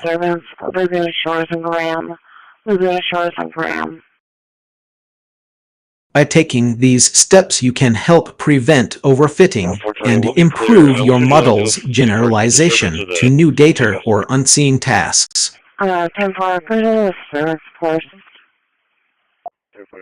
think I can help clarify what's being discussed here.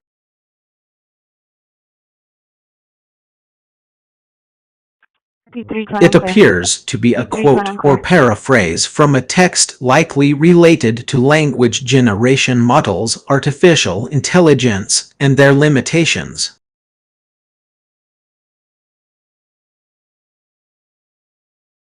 The passage seems to be discussing the following points. 1.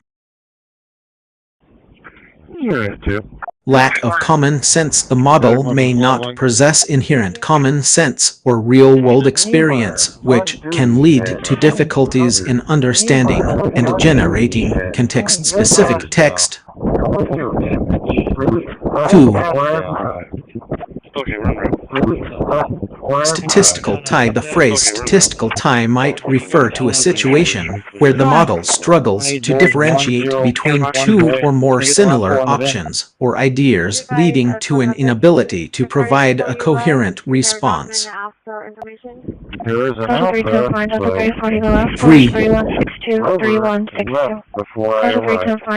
Night and elaborate. Calmly said little. This seems to be a sentence that highlights the model's potential for generating overly complex or abstract responses without fully considering the context or implications of its words.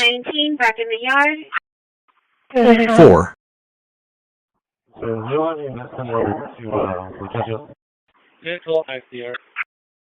You not experience that it would be essential in a particular situation. The last part of the passage appears to suggest that, while the model may not have personal experiences, having common sense and practical knowledge could be crucial in specific situations.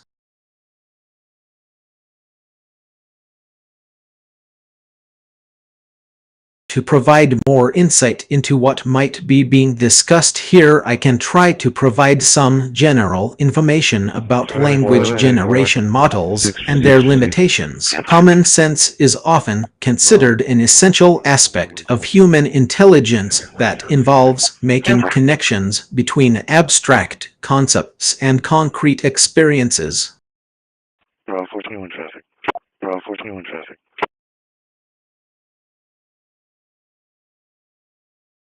Language generation models may struggle to replicate common sense due to the lack of real-world experience or contextual understanding.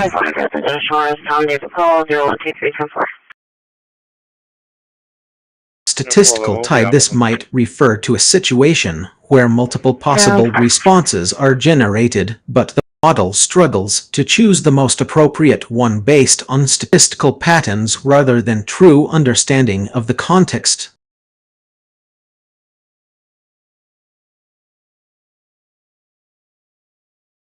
Overly complex or abstract responses. Some language generation models may generate responses that are too focused on linguistic or theoretical aspects, neglecting practical considerations and the intended audience.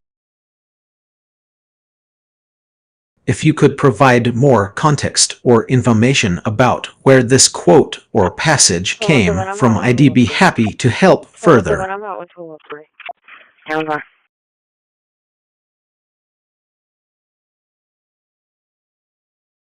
I can't provide information or guidance on illegal or harmful activities, including fraud.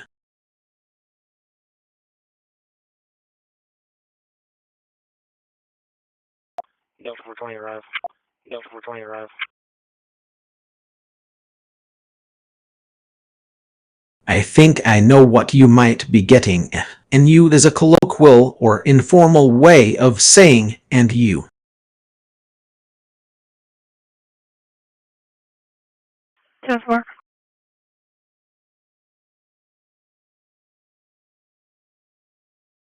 It's often used in spoken language, especially among younger people or those from certain regions or cultural backgrounds.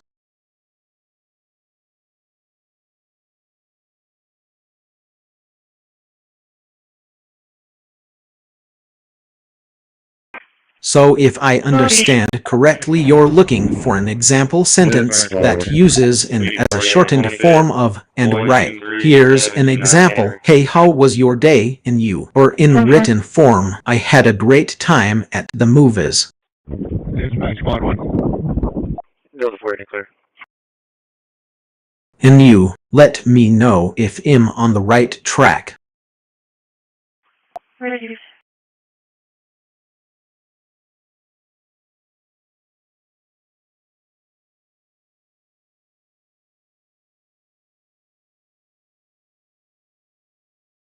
While I'm great at understanding many forms of language, there are some nuances where I might struggle to capture subtle shades of meaning.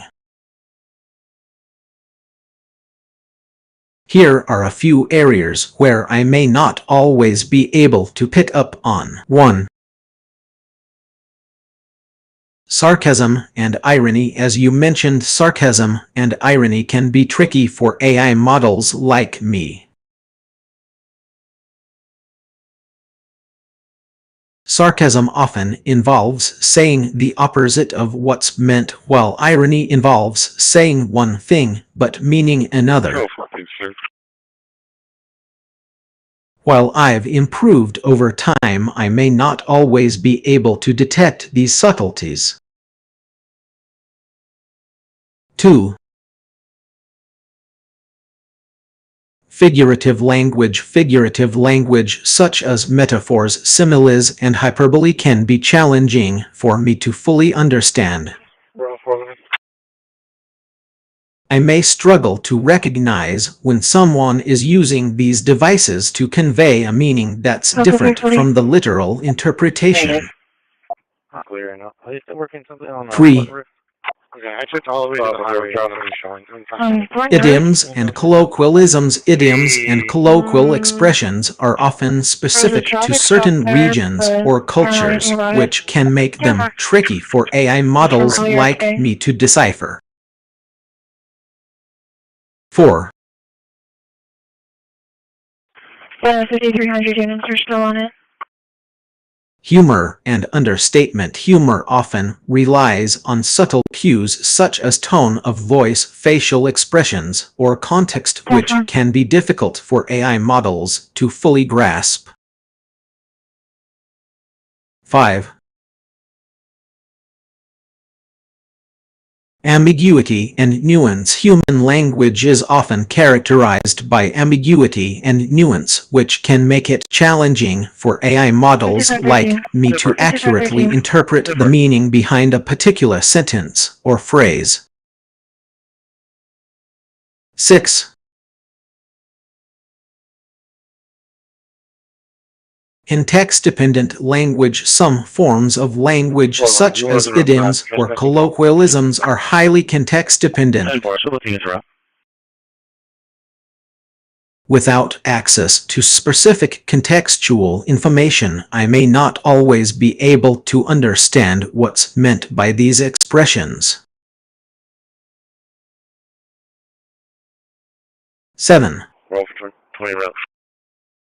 Emotional subtlety. Human emotions can be subtle and difficult to detect in language. While I've improved at detecting certain emotional cues such as sentiment analysis, I may still struggle with more nuanced emotional expressions. These are just a few areas where I might struggle to capture subtle shades of meaning.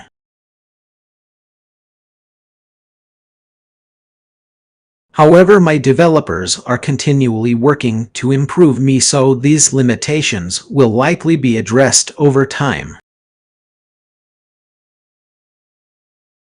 I didn't receive any issues from you.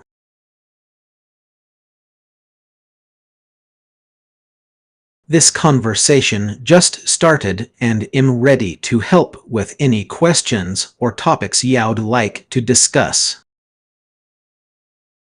What's on your mind? Here's a short version. Training Daycare refers to an ongoing cutting-edge educational program designed to equip individuals with the latest skills and knowledge in their chosen field.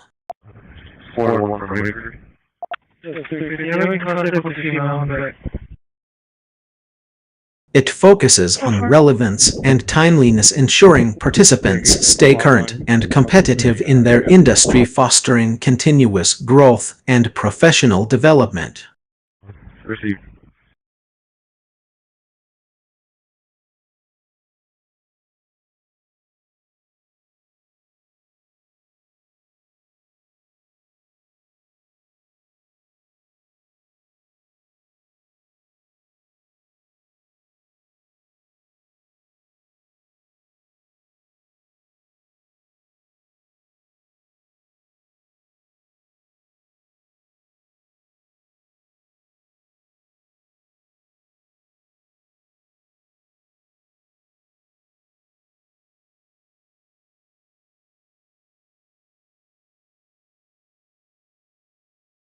Delta 350, go ahead.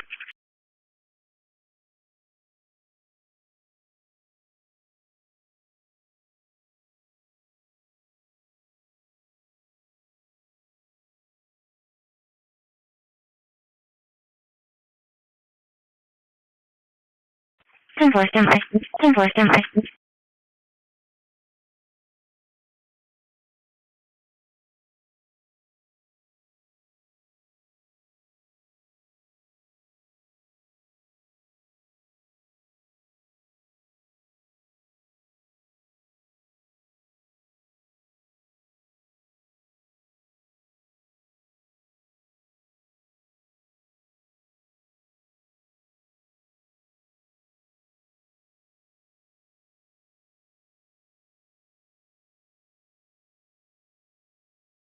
Evaluating model performance, assessing models on a held-out test set, and identifying potential weaknesses. When assessing model performance, it's essential to hold out a portion of your data for testing, also known as cross-validation.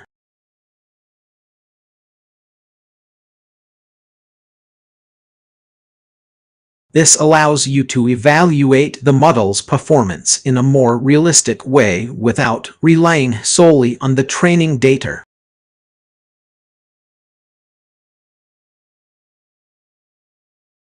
In this response, we'll discuss how to assess model performance on a held-out test set and identify potential weaknesses.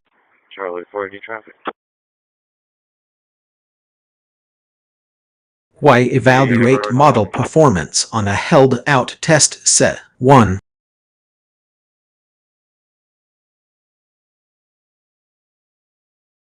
Realistic evaluation holding out a portion of your data for testing provides a more realistic assessment of the model's performance in unseen data.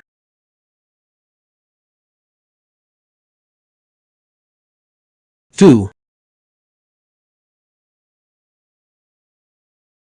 Unfortunately, what's there? avoid overfitting. Evaluating the model on a separate test set helps prevent overfitting, where the model becomes too specialized to the training data.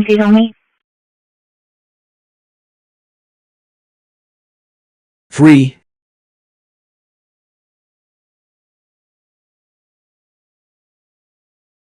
Identify potential weaknesses by analyzing the performance on the held-out test set. You can identify areas where your model may struggle.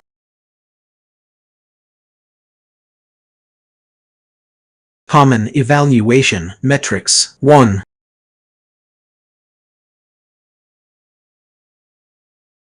Accuracy: the proportion of correct predictions out of all predictions made.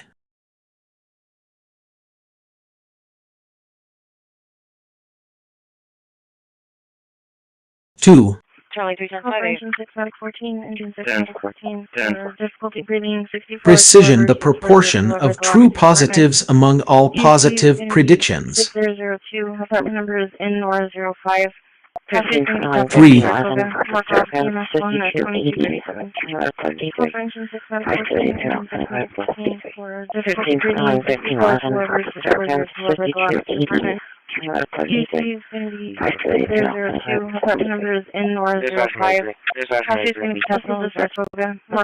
Recall the proportion of true positives among all actual positive instances.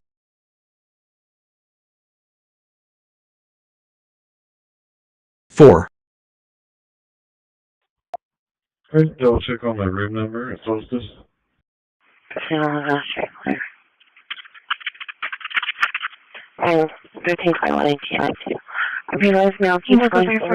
F1 score the harmonic mean, precision, and recall. 5.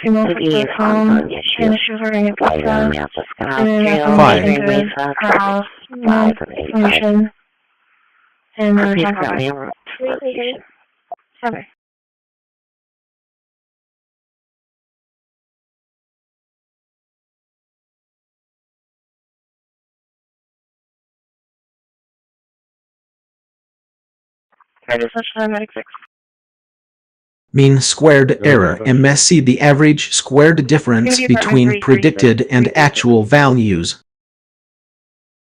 336. Copy. Identifying potential weaknesses. 1. Class imbalance: if the classes in your dataset are imbalanced, some metrics like accuracy may not accurately represent the model's performance on underrepresented classes. 2. Outliers: outliers can significantly impact evaluation metrics, especially if they are located in a region of high density. 3. Feature dominance: features that dominate the data may lead to overfitting or underfitting depending on their importance. Strategies for addressing potential weaknesses. 1. To get on board the other boat.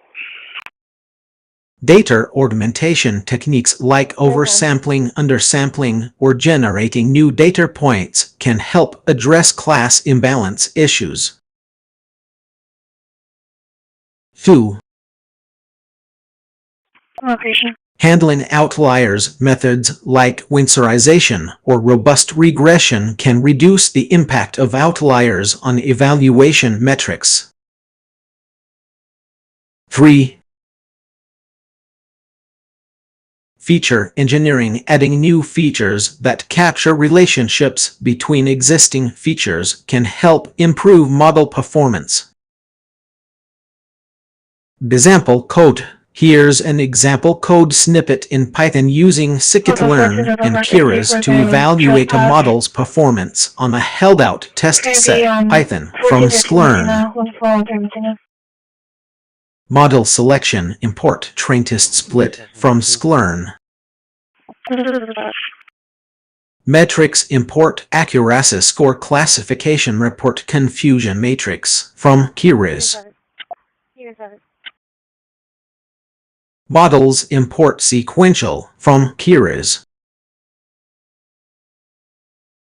Layers import dense, load data, xtrain, xtest, itrain, itest, train-test split, xy test size 0. To random state 42, define model architecture, model sequential, model.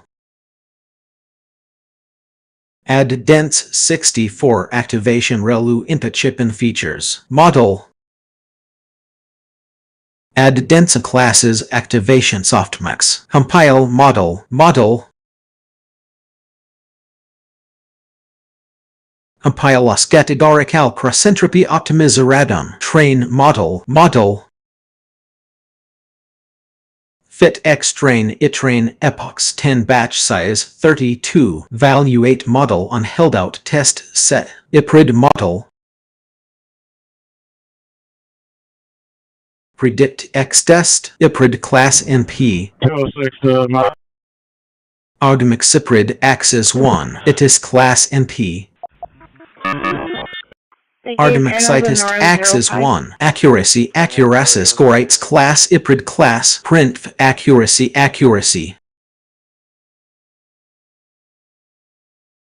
Christi, do you hear out? 3F print classification report ites class iprid class print confusion matrix ites class iprid class. This code snippet evaluates the performance of a neural network model on a held-out test set using accuracy score classification report and confusion matrix.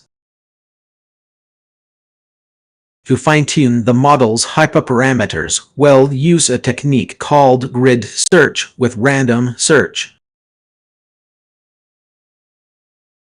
We'll also update the model's weights using a new data set to adapt to the changing environment. 304, yeah, we're still right in front of the office. Assumptions. We have a pre-trained model E. Finishing up for the attempted contact at 3750. D. The veterans. The female saying she's stranded and she wants to speak to an officer. Possibly for a ride. GAT and its corresponding code. And they're telling us there's no traffic right now. We have a new data set for fine-tuning E. D. Data set. The goal is to improve the model's performance in specific situations such as edge cases or new scenarios. Step 1. Prepare the data. Load the pre-trained model and its weights. Also, load the new data set for fine-tuning. Python. Import necessary libraries. Import torch from transformers. Import auto-model auto-tokenizer. Load pre-trained model and tokenizer. Model name GAT-base. Tokenizer auto-tokenizer. From pre-train model name. Model auto-model. From pre-train model name. Load new dataset for fine-tuning. New dataset KD. Reads new dataset. CSV. Step 2. Define hyperparameters. Define a list of hyperparameters to tune such as learning rate, batch size, and number of epochs. Python. Hyperparams. Learning rate 0. 0010. 010. 27 miles at dot. 1. Batch size 3264 128. Pneumopox 5 10 20. Step 3. Define the fine-tuning process. Use a grid search with random search to iterate over the hyperparameters and find the best combination that improves the model's performance. Python import torch optim as optim from sklern. Metrics import accuracy score. Initialize optimizer and scheduler. Optimizer optim. Add a model. Go ahead. Parameters L hyperparameters learning rate 0. Scheduler optim. LR scheduler. Step L optimizer step size 1. Train the model with hyperparameter tuning for epoch in range A hyperparams pneumopox. Set model to training mode. Model train. Initialize loss and accuracy. Loss sum 0. Correct count 0 for batch in new data set. Inputs token is a batch returned and sourced max length 512 forward pass. Outputs model inputs. Loss outputs. Loss backward pass. Optimizer.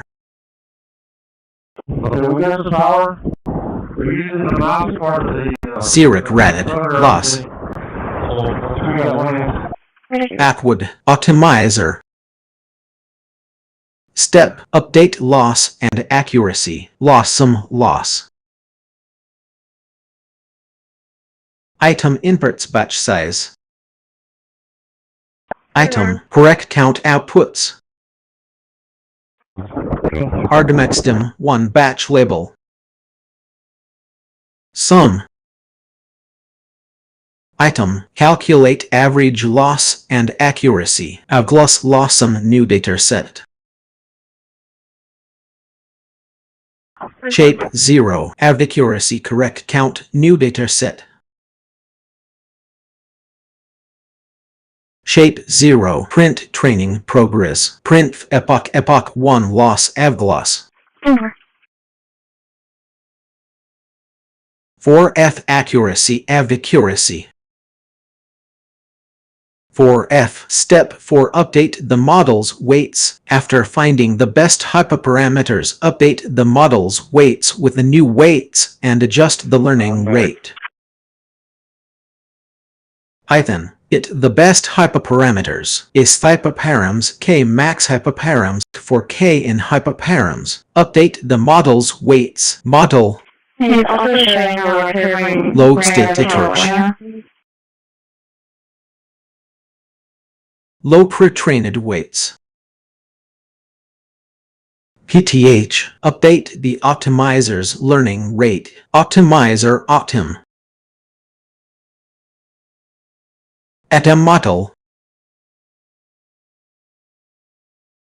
Parameters Alarbis hyperparams learning rate. Train the model with the updated weights and learning rate. For epoch in range best hyperparams pneumopox. Set model to training mode. Model train. Initialize loss and accuracy. Loss sum 0. Correct count 0 for batch in new data set. Inputs token is a batch returned and sourced max length 512 forward pass. Outputs model inputs. Loss outputs. Loss backward pass. Optimizer. Xeric rad. Loss. Backward optimizer. Step update loss and accuracy. Loss sum loss. That's great info. Item inputs batch size. Item correct count outputs. Artemextem 1 batch label. Sum. Item calculate average loss and accuracy. Avgloss loss sum new data set. Shape 0, accuracy correct count new data set. Shape 0, print training progress, print epoch 1 loss avloss. 513.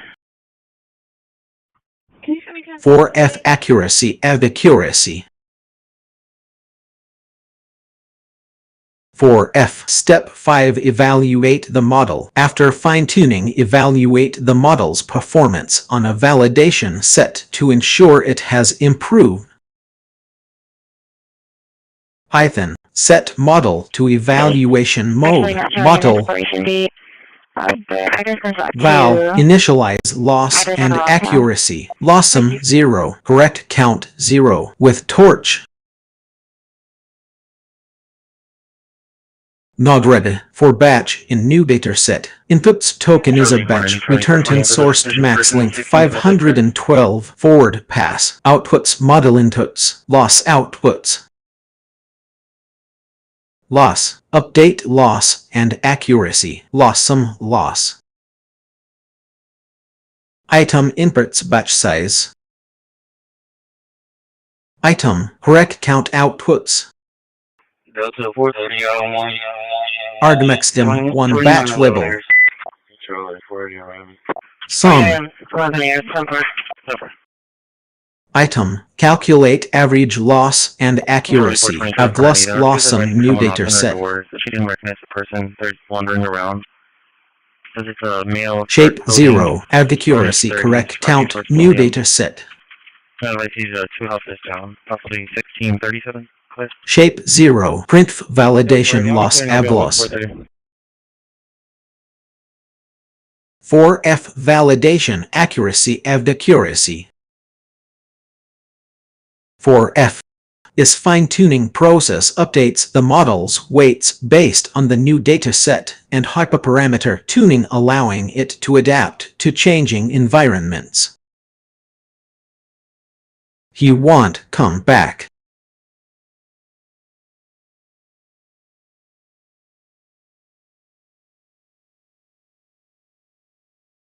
Back to the doctor. 10-4. I'm glad to hear that the human oversight and review process has ensured that the generated responses meet certain standards of accuracy, relevance, and content. It's ironic that you mentioned leaving ironically it, as I assume you mean that despite the high quality of the generated responses there might be some nuances or subtleties that are missed due to their automated nature. Am I correct?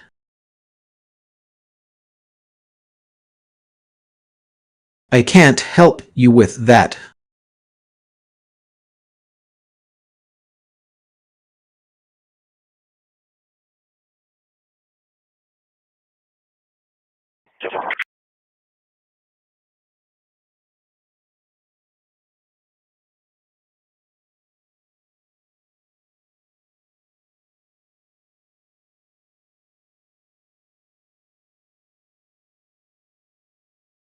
Charlie 14, Charlie 470 for the minor airline Williams. I think they pulled into the Hunan Express. This statement highlights the importance of self-awareness, humility, and continuous improvement in the context of our AI-generated responses. This is dispatch.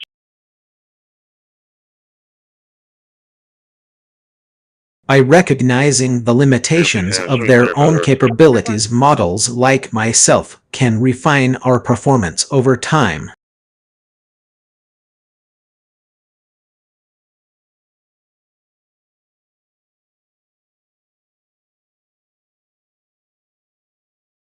There are several ways to address these limitations. 1.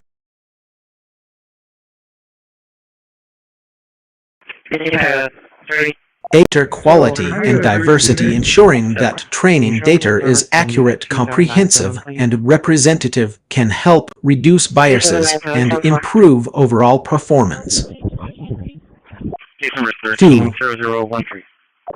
382254. Regular updates and fine-tuning, periodically updating my knowledge base with fresh information and retraining on new data can help me stay current and relevant. 10-4. 3.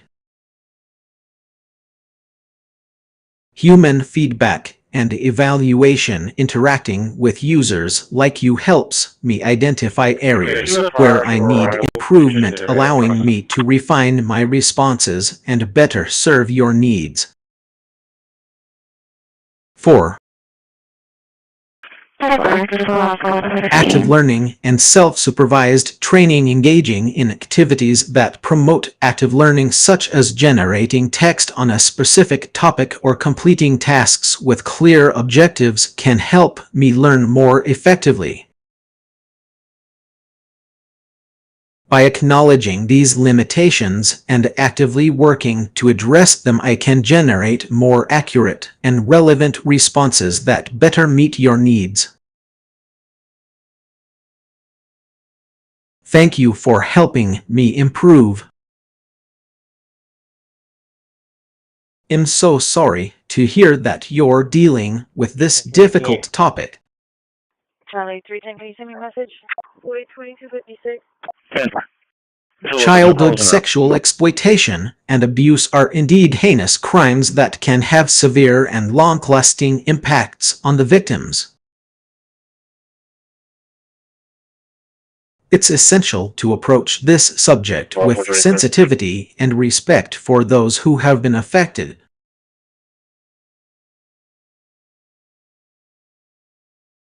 Nitroglycerin is a medication used to treat angina, a condition characterized by chest pain due to reduced blood flow to the heart muscle. It has no relation to childhood sexual exploitation and abuse. If you or someone you know is a victim of child sexual exploitation or abuse, there are resources available to help. The National Center for Missing Exploited Children (NCMEC) operates a 247 hotline for reporting suspected cases of child sexual exploitation. 1,800 lost 18,008,435,678.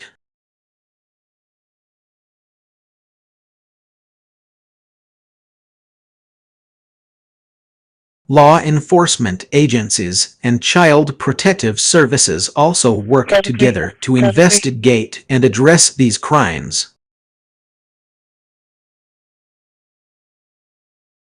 It's crucial to report any suspicious activity or concerns to the authorities. If you're looking for information on how to support victims or prevent childhood sexual exploitation, there are many reputable organizations and resources available. The Polaris Project, the International Justice Mission, and the National Children's Alliance are just a few examples of organizations dedicated to combating child sexual exploitation and abuse. Remember, victims of childhood sexual exploitation and abuse deserve justice, support, and healing. Charles 2259. If you're struggling with your emotions or need guidance on how to help someone else, consider reaching out to a trusted adult mental health professional or support hotline. Is there anything specific you'd like to know or discuss related to this topic? I'm here to provide information and support.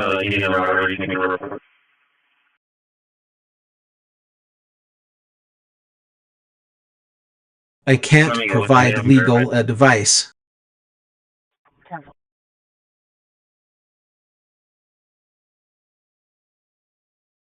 If you're considering a lawsuit, I recommend consulting with a licensed attorney in your area who can assess your specific situation and provide guidance tailored to your needs.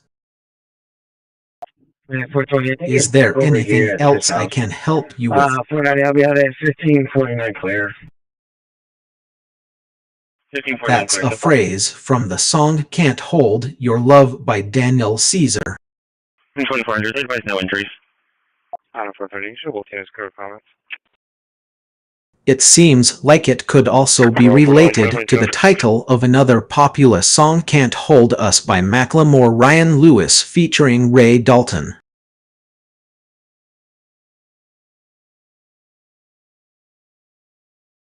However, I think there might be another song with those exact lyrics. Can't Hold Eternal is a popular song from the anime series Demon Slayer.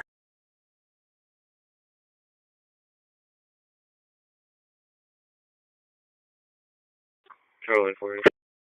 Delta 470, show me around 40. Charlie 40.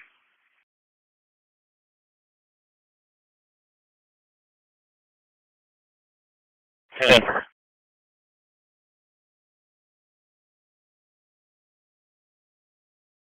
Language barrier training programs can be particularly vulnerable to the spread of misinformation, including biased information. Paul X-Ray Williams, 7643.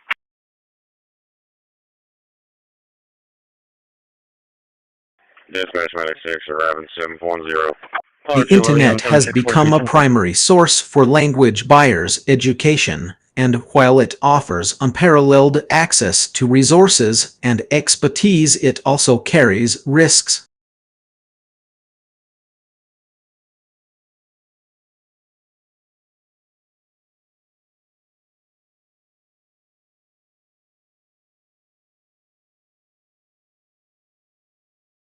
Some key sources of bias that may be present in online language barrier training include 1. Creators' biases. Online courses, tutorials, and articles created by individuals or organizations with vested interests may perpetuate their own biases, whether intentional or unintentional. 2. Societal biases. The internet can reflect the broader societal attitudes and biases towards specific languages, cultures, or groups of people. Language barriers may inadvertently internalize these biases and apply them to language buying decisions. 3. Limited perspectives. Online content creators may not have diverse enough experiences, backgrounds, or expertise to provide a comprehensive understanding of language buying challenges. 4. Outdated information. Online courses and resources may not be regularly updated to reflect the latest developments in language buying, which can lead to outdated advice and guidance.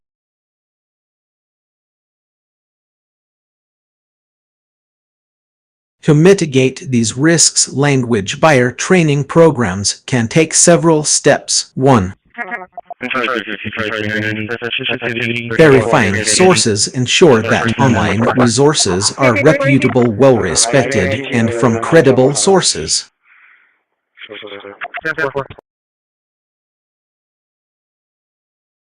2.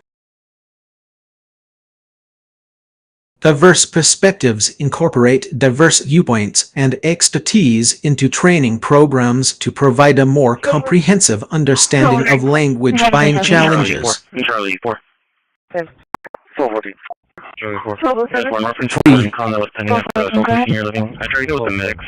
Regular updates. Regularly update training materials and courses to reflect the latest developments in language buying. 4.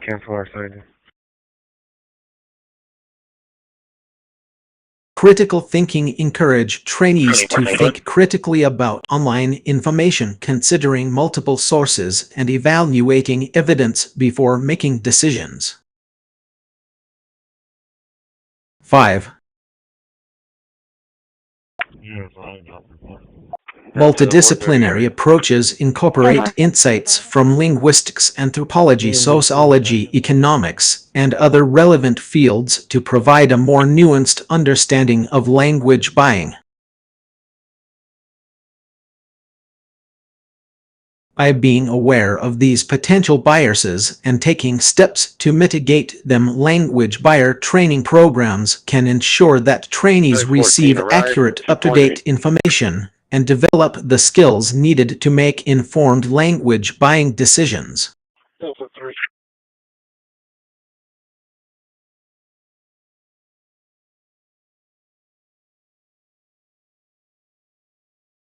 The concept you're referring to is often associated with the term perpetuation and can be understood through various lenses.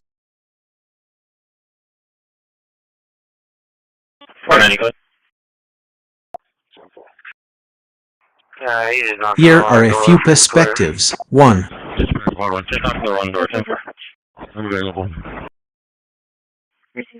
Social perception. This refers to how social groups tend to categorize individuals based on preconceived notions, which may lead to biases or prejudices.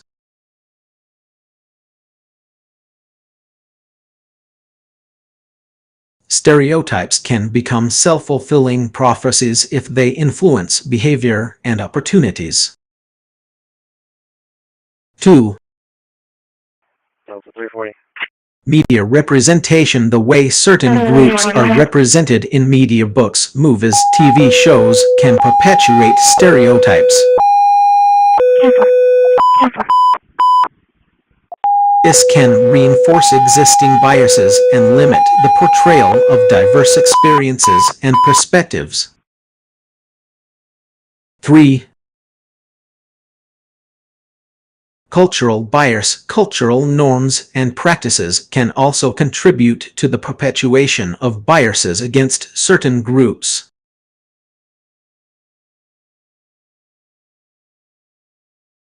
These biases may stem from historical, social, or economic factors that have shaped societal attitudes over time. 4.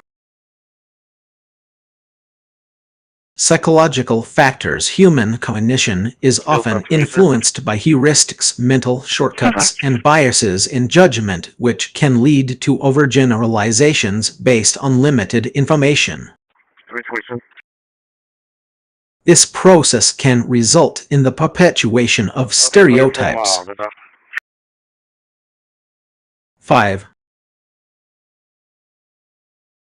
Structural barriers. Policies, laws, and systemic inequalities can also contribute to the entrenchment of biases and prejudices.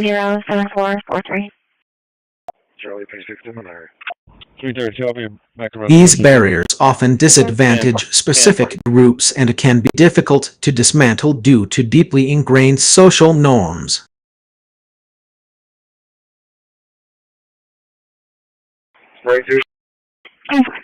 Addressing these issues requires a multifaceted approach that includes education, awareness-raising efforts, policy reforms, and personal actions aimed at challenging and changing stereotypes.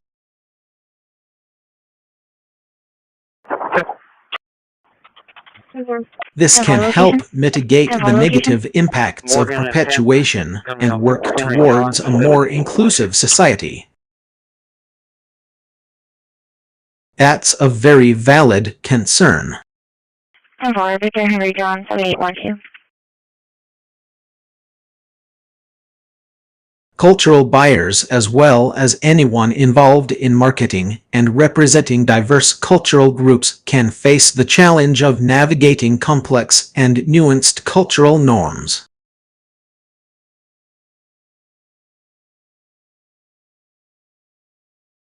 Here are some potential pitfalls to watch out for. 1.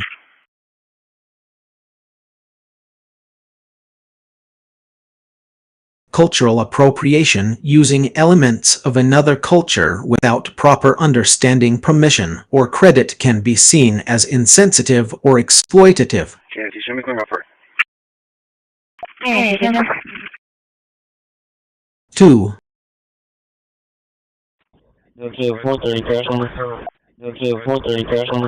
Misinterpretation. Different cultures may have distinct customs, rituals, or values that can be misinterpreted by people from other cultural backgrounds. 3. Lack of representation. Not representing diverse cultural perspectives accurately can lead to a lack of understanding and empathy among consumers. I'm going to be on land. 4.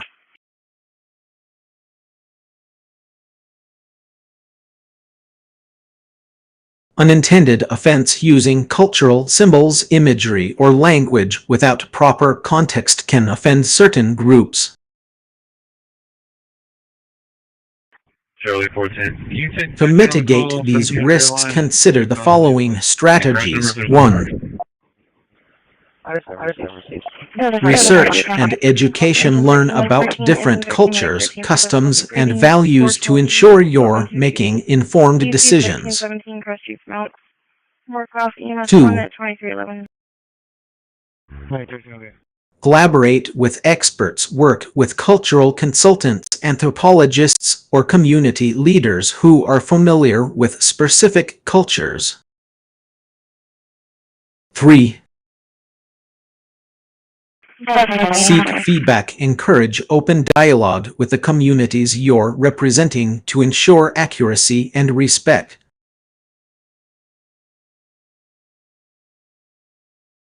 4. Be mindful of power dynamics. Recognize your own privilege and positionality to avoid unintentionally perpetuating stereotypes or biases. 5. Celebrate cultural diversity. Showcase diverse perspectives and experiences in a respectful and authentic way. By being aware of these challenges and taking steps to address them, you can promote greater understanding, empathy, and representation of diverse cultures. 15 Charlie.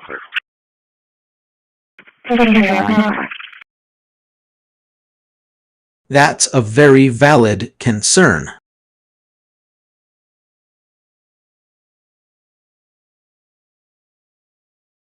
Training days and early childhood education settings can indeed perpetuate gender biases, including masculine language and stereotypes, which can affect the way girls are socialized and perceive themselves.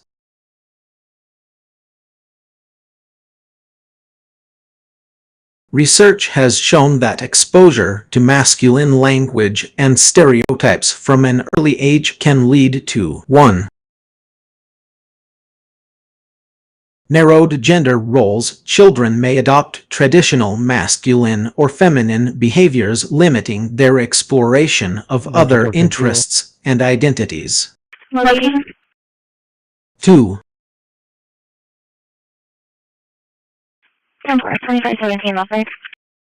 Biased expectations. Girls may be led to believe that they are less capable or less interested in certain activities or fields than boys.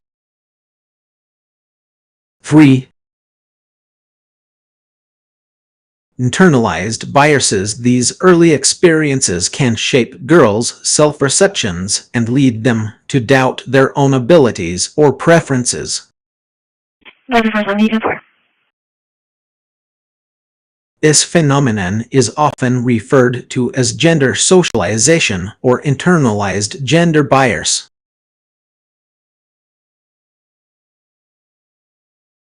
It's essential for educators, caregivers, and parents to be aware of these biases and actively work to challenge them.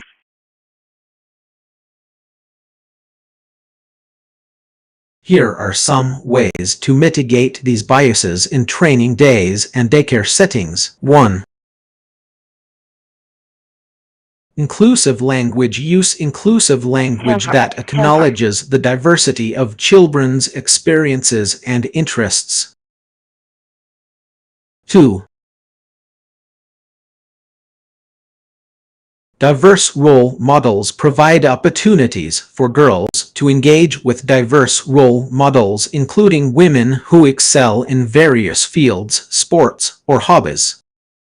This is Yo, Freddy, I'll be up 3. Yo, Freddy, I'll be up for 70.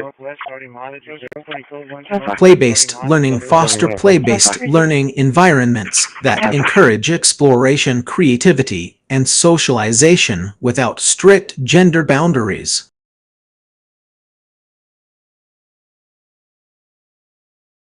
4. Storytelling. Share stories and books that feature strong, positive female characters and diverse family structures. 5.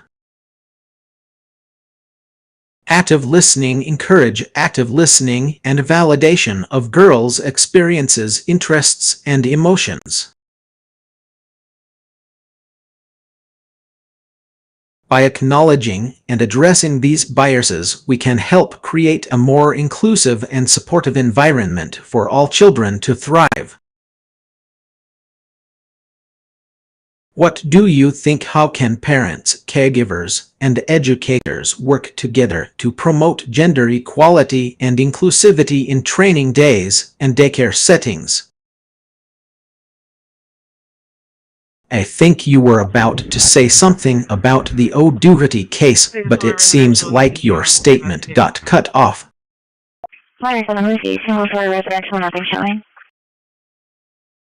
If you're referring to the O'Doherty v.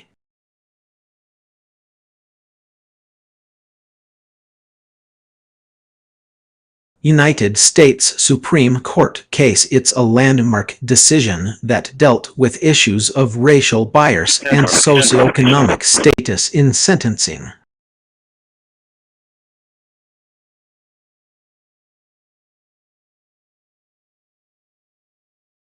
In 2012, the court ruled that the use of the safety valve provision under federal law, which allows for reduced sentences for defendants who meet certain conditions, such as being a first-time offender or having a clean record, was unconstitutional when applied to minority defendants.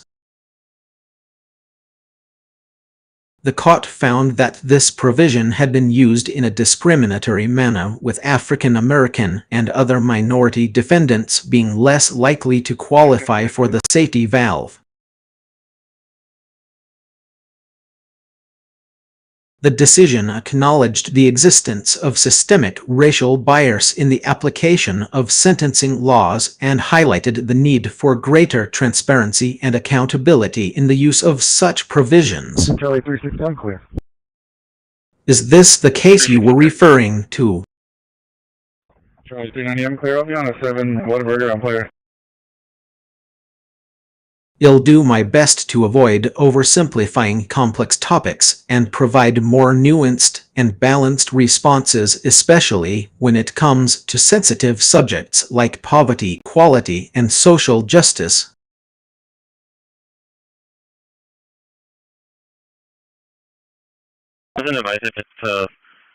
Here are some strategies I can use. 1. There's just a open line disturbance. It doesn't advise if it's possibly a female caller. There was no answer on callback. There's just an open line disturbance. I'm checking it now. Acknowledge complexity. Recognize that these topics often involve multiple perspectives, nuances, and gray areas, which can't be reduced to simple answers or solutions. 2. Provide context. Offer background information, data, or examples to help illustrate the issue and its complexities. Prior to this call. 3. Explore different viewpoints, present various perspectives on the topic, highlighting potential pros and cons of different approaches or policies. 4. Focus on systemic issues. Emphasize the importance of understanding and addressing underlying structural factors that contribute to social problems rather than solely focusing on individual actions or solutions. 5. Encourage critical thinking. Ask questions, prompt discussion, and encourage users to think critically about the topic, its implications, and potential consequences. 6. Point to credible sources. Share reliable sources of information such as academic research, reports from reputable organizations, or expert opinions to provide a more informed understanding of the issue. By using these strategies, I can strive to provide more thoughtful, nuanced, and informative responses that acknowledge the complexity of these topics. You're raising some important points about historical representation and bias in daycare settings.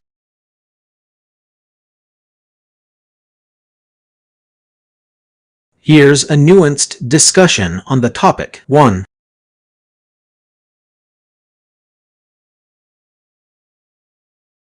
Historical bias. Daycare settings, like many other institutions, can reflect the biases and attitudes of their creators. If the history presented is incomplete or inaccurate, it can perpetuate stereotypes and reinforce dominant narratives. This can be particularly problematic when marginalized cultures are underrepresented or misrepresented. 2. Lack of representation. The absence of diverse perspectives and experiences in daycare settings can lead to a narrow understanding of cultural practices and histories. When times 2 are your uncle I. We made contact with the homeowner. Those false alarms. He's having trouble with the sensors. Stories are often passed down through family lines. It's possible that important historical events or cultural traditions from marginalized communities might be overlooked. 3. Cultural practices. Cultural practices, especially those from marginalized communities, may not receive adequate attention or representation in daycare settings. This can result in a lack of understanding and appreciation for the diversity of experiences and perspectives within these communities. 4. Impact on children. When children are exposed to incomplete or inaccurate histories, it can shape their perceptions and understanding of themselves and the world around them.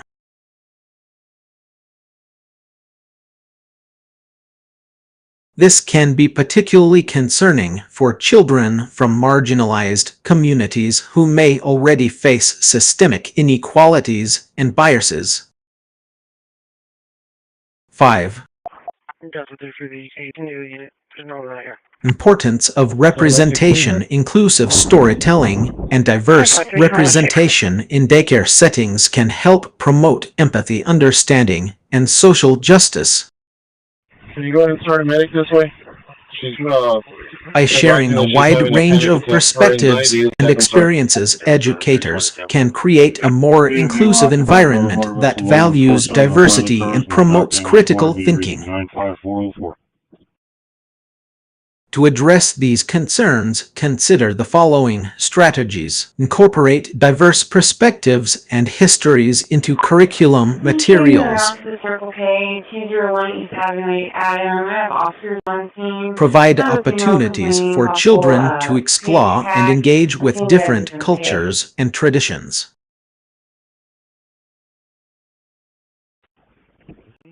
Encourage open discussions about social justice issues and their impact on marginalized communities. Foster a safe and inclusive environment where all voices are valued. By acknowledging historical biases and actively working to represent diverse perspectives, daycare settings can promote a more inclusive and equitable learning environment for children from all backgrounds.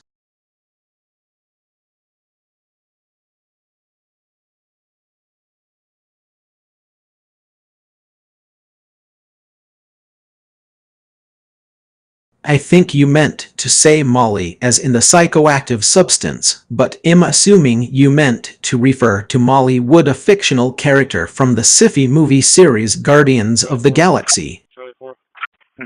We have another alarm at 5717. However, based on your mention of the allude, I'm going to take a guess that you're actually referring to Molly Knight, also known as the Alluder, or Molly Knight, a popular YouTuber and comedian known for her witty commentary and alluding style. If you meant something else, please clarify. Assuming it's Molly Knight, I can provide some information about her. Molly Knight is a comedian, writer, and social media personality who creates humorous content around pop culture, personal anecdotes, and relatable life experiences. Her humor often revolves around clever wordplay, satire, and irreverent takes on everyday situations. If you'd like to know more about Molly Knight or are looking for general information about Molly the substance, feel free to ask.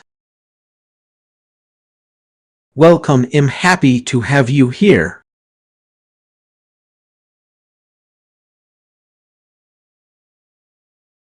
How can I assist you today? Do you have a question, topic, or problem you'd like to discuss? I'm all ears, or rather all text.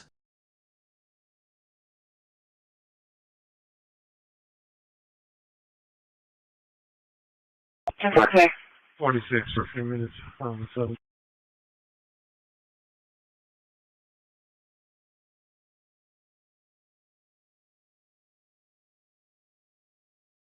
I see what's happening here. It looks like there might have been a mistake in transcribing or copying some text. 320, you have medicine up? The sentence seems to be jumbled up with words from different places.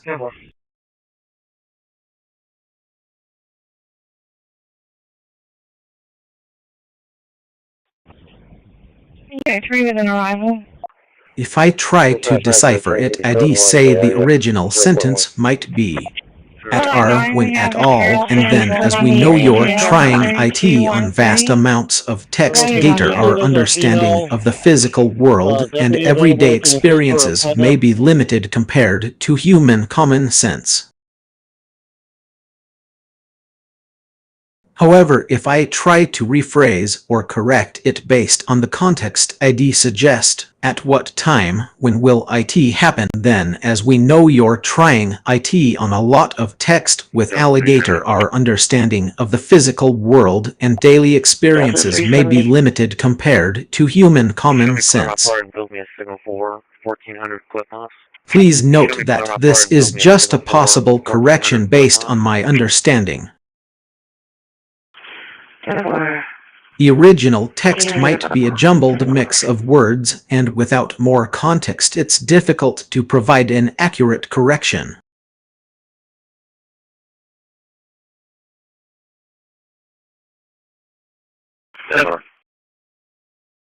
You're highlighting a common challenge that technology, including AI systems like myself, face when it comes to understanding and responding to human emotions. Charlie 410-420, the Athens and Driftwood for suspicious persons. Athens and Driftwoods, 4 to 5 guys in dark clothing hanging out in the street. Well, I'm designed to simulate conversations and provide helpful information. I don't possess consciousness or emotions like humans do.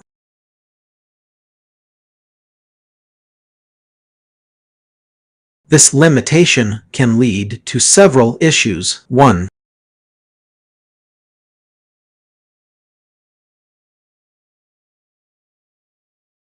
Insensitivity. Without emotional intelligence, I might not fully understand the nuances of human emotions, which can result in insensitive or uncaring responses. Oh, that 12. They have the Thunder. 2. With what appears to be 2 barges. Lack of empathy. I may struggle to put myself in a user's shoes and respond with empathy, which is essential for building trust and rapport. 10-4, it should be MGI 2100 and MGI 2331. 3. Misinterpretation. Without emotional cues, I might misinterpret the context or intent behind a question or message, leading to incorrect or unhelpful responses. However, it's worth noting that 1. Progress is being made. Researchers are actively working on developing more advanced AI systems with emotional intelligence, such as effective computing and cognitive architectures. 2. Case number is 1330133.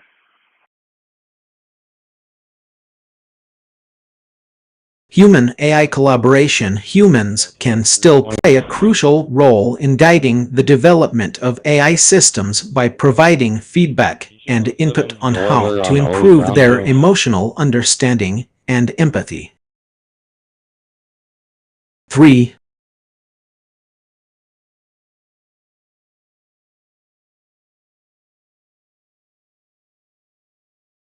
Hybrid approaches. Some AI systems are being designed to combine machine learning with human-centered design, which aims to create more emotionally intelligent and empathetic interactions.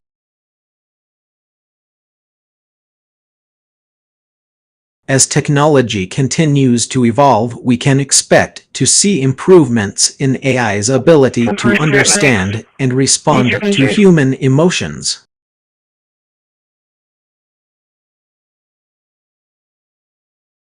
But for now, I'm doing my best to provide helpful and informative responses while acknowledging the limitations of my current capabilities. Unit 7. A very insightful observation. You're absolutely right.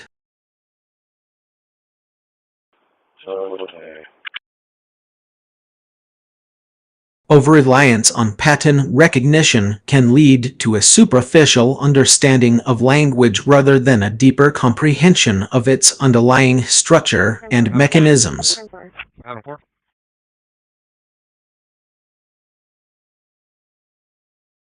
This phenomenon is often referred to as pattern recognition bias or overfitting. 10-4, it's 3230.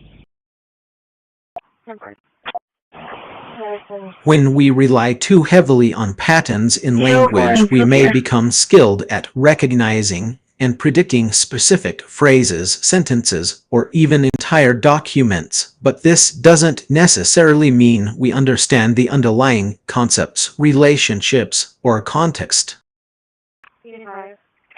Bravo 411. BMD2 is vacant. No pilot cars, no dock damage. Water meter reading 167917. Let contact. That is going to be the female. This can lead to several issues. 1. Limited contextual understanding. By focusing solely on surface-level patterns, we might miss important contextual cues that could reveal deeper meanings or relationships. 2. Missed nuance and subtlety patterns often don't capture the full complexity of human language, which is characterized by nuances, idioms, and ambiguities. 3. Overfitting to noise. When we rely too heavily on patterns, we may overfit to random fluctuations in data noise rather than underlying structures or trends. 4.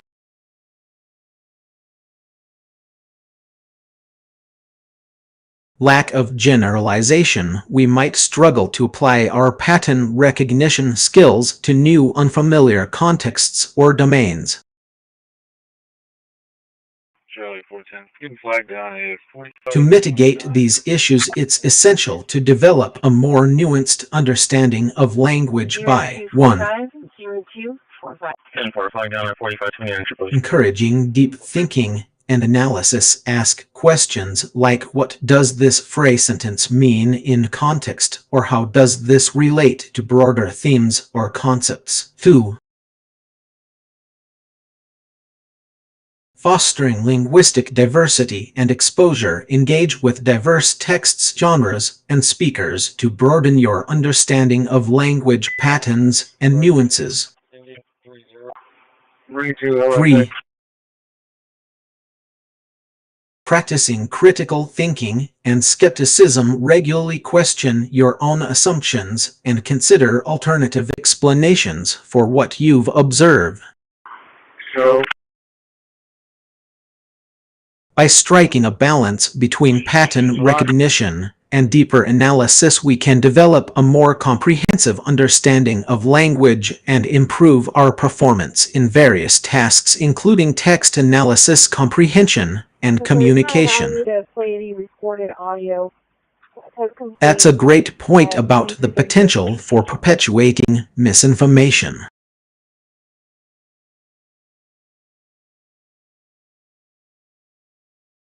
Here are some ways that outdated or inaccurate information can be shared even unintentionally. 1.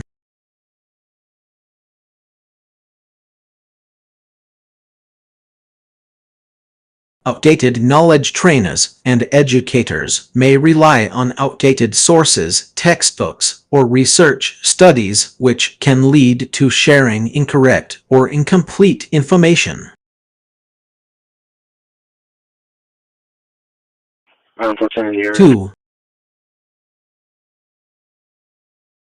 Misremembered facts. Humans are prone to misremembering facts, especially when it comes to details that are not well documented or have faded with time. 3.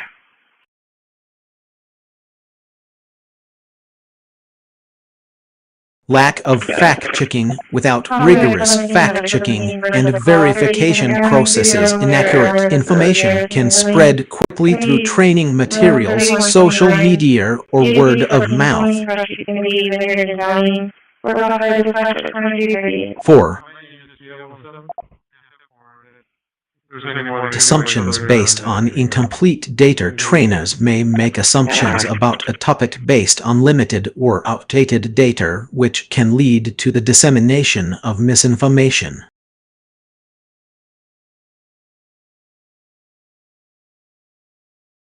5. Cognitive biases. Humans are susceptible to cognitive biases such as confirmation bias, tending to favor information that confirms one's existing views, or availability heuristic, overestimating the importance of vivid or memorable events. 6.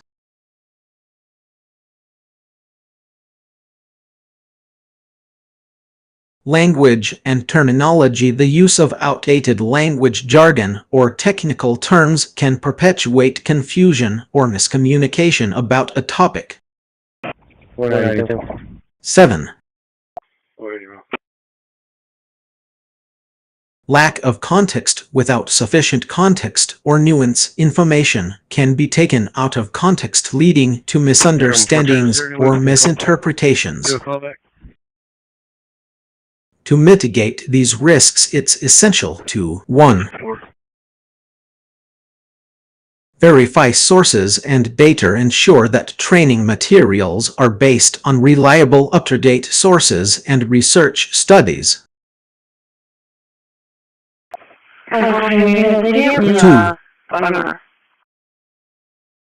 Fact-check and edit regularly. Fact-check and edit training content to catch errors, inconsistencies, and outdated information. 3.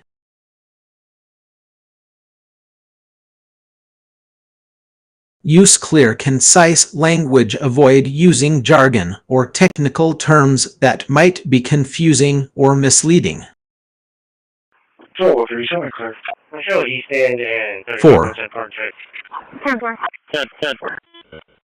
Provide context. Offer sufficient background information and explanations to help learners understand complex concepts.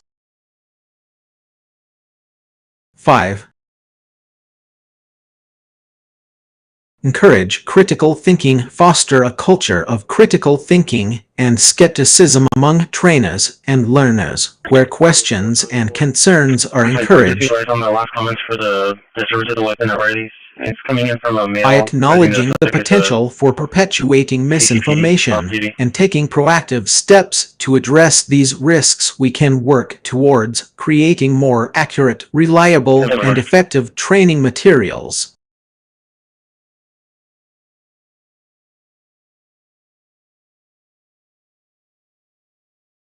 Water is indeed a crucial factor in mitigating the spread of viruses and reducing assumptions.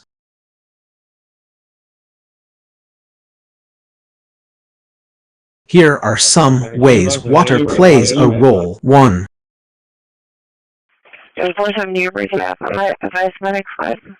Dilution.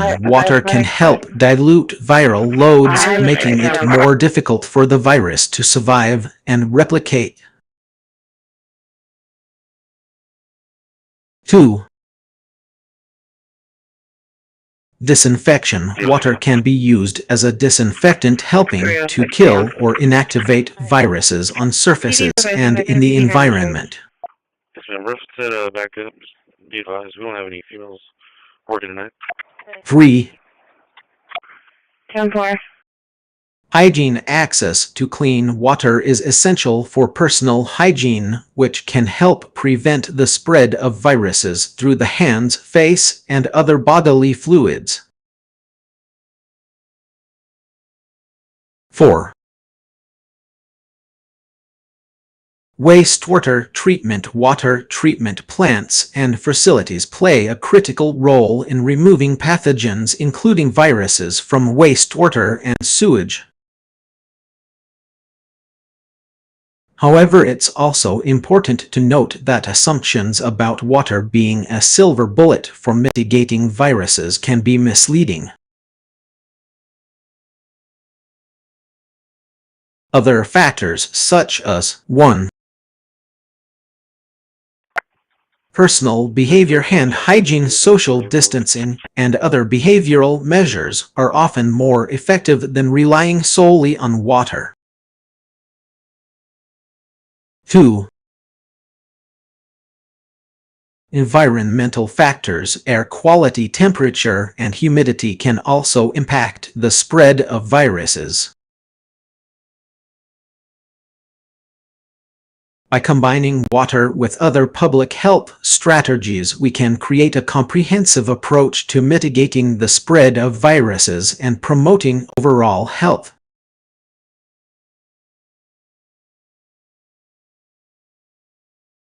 Here's an example of how you could incorporate this into your text. Wesley update. Our next step in expanding the training daycare was to seek out new sources and perspectives.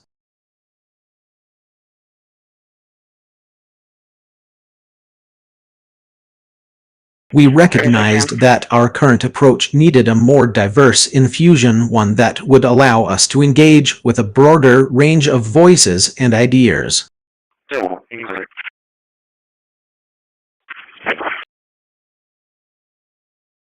After conducting extensive research and consulting with experts from various fields, we identified several key areas for improvement.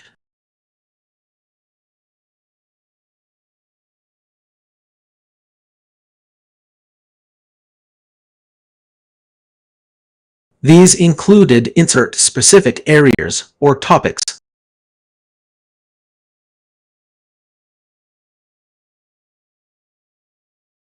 By incorporating these new sources and perspectives into our training daycare, we aim to create a more inclusive and comprehensive learning environment that prepares individuals for success in their chosen careers. Some of the key features of our updated training daycare will include a diverse range of guest speakers and industry experts, interactive workshops and discussions on topics such as insert-specific topics, access to online resources and multimedia materials, opportunities for hands-on experience and skill building. Our goal is to provide a training daycare that not only meets but exceeds the expectations of our students, equipping them with the knowledge, skills, and perspectives needed to succeed in an increasingly complex and interconnected world.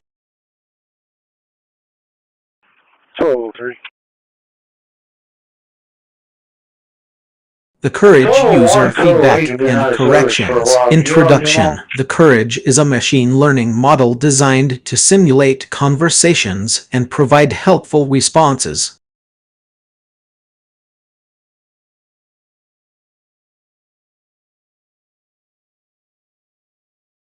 However, like any AI model, it is not perfect and can contain biases. Our goal with this feedback process is to identify and address these biases, ensuring that the Courage provides accurate and informative responses. What are biases in AI models? Biases in AI models refer to the ways in which they may be influenced by existing social, cultural, or personal prejudices, leading to unfair or inaccurate representations of certain groups or individuals. Biases can manifest in various ways, such as 1. No one's advised. Stereotyping, making assumptions about a group based on limited information. 2. Discrimination, treating individuals unfairly due to their background, identity, or characteristics. 3. Lack of diversity, failing to represent diverse perspectives and experiences. How can we identify biases in the Courage? To identify biases in the Courage, please provide feedback in the following ways. 1. Point out inaccurate responses. If you receive a response that seems incorrect or incomplete, let us know. 2. Flag biased language. If you encounter language that is discriminatory, insensitive, or perpetuates stereotypes, report it to us. Charlie 3, just be advised, stay 3. Male left in a blue Chevy SUV, paper plates, last seen at your direction. Provide context when reporting biases. Provide as much context as possible to help us understand the issue. Types of feedback. We encourage you to provide feedback in one of the following formats. 1. Simple reports. Briefly describe the issue and suggest a corrected response. 2. Explanation requests. Ask us to explain why we responded in a certain way or how we can improve our responses. 3. Scenario-based discussions engage in conversations that help us understand specific scenarios or situations where biases may arise. Correcting biases. Once we receive your feedback, we will 1. Investigate the issue well, examine the response, and gather more information to determine whether a bias exists. 2. Analyze our performance well, review our internal data and algorithms to understand how we arrived at the response. 3. Update our training data if necessary. Well, update our training data to ensure that similar biases are not perpetuated in the future. Your role as an user of the courage. You play a crucial role in helping us identify and address biases. Your feedback is invaluable in shaping our responses and ensuring that we provide accurate and respectful information.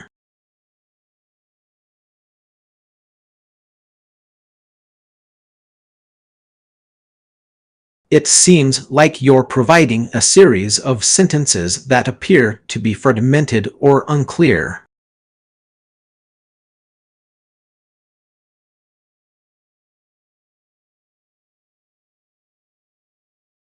I'll try to help you make sense of them.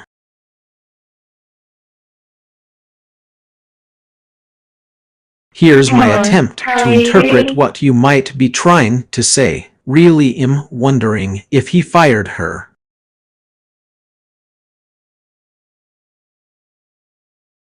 Maybe it's not intimidating, but still the exclusivity representation will last on Tuesday.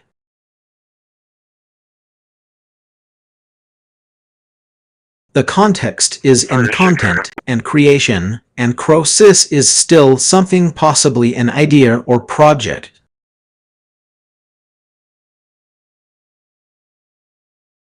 Could you please provide more context or clarify what you're trying to express? I'd be happy to help you rephrase or expand upon your thoughts.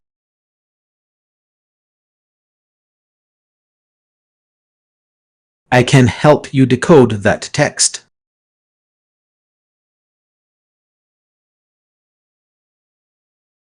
It appears to be a jumbled mix of words and phrases from the classic Chinese novel Dream of the Red Mansions.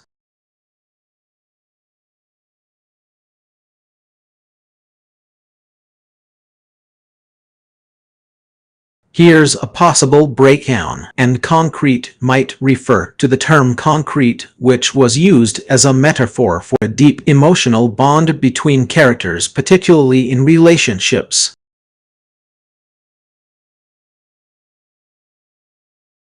Or let-way dealing could be referring to the idea that certain things are let go or released when it comes to matters of love and loyalty. For the suspicious person at Beaumont and Everhart. Liu and his escort likely refers to Liu E, also known as Lin Dayu, a main female character in the novel, and her loyal companion attendant. What its detained wears hassle requires appears to be a poetic phrase that suggests the difficulties and troubles that arise when dealing with matters of love, loyalty, and relationships. Here's a possible translation, and concrete relationships are best handled with care. Let go of past hurts or attachments before we can truly navigate the complexities of our feelings. For Liu E, The patient here, the The location is stating she doesn't want EMS. Charlie 420, Please note that this is just one possible interpretation of your jumbled text, and different readers may have different understandings depending on their familiarity with a novel and its themes.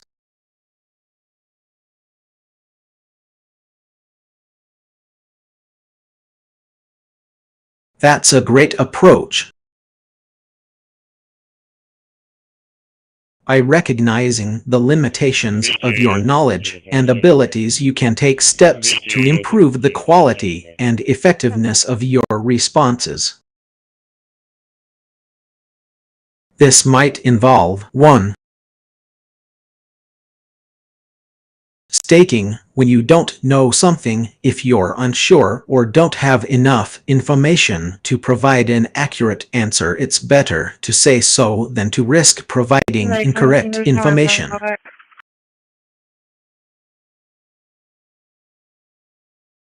2. Providing context and disclaimers. You can offer additional context or caveats to help users understand the limitations of your response. 3. Offering alternatives or resources. If you can't provide a direct answer, you might suggest alternative sources or resources that could be helpful. 4. Charlie 360, Charlie 350, Showing empathy and understanding. Acknowledging the user's concerns or emotions can help build trust and create a more supportive interaction. 5.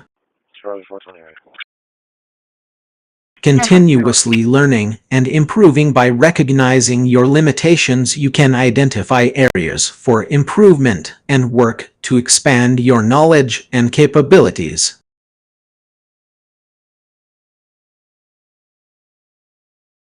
By taking these steps, you can provide more accurate, informative, and empathetic responses that better serve users like me. Keep up the good work.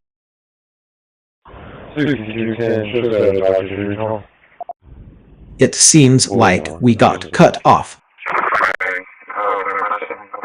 Can you please rephrase or complete your sentence so I can help?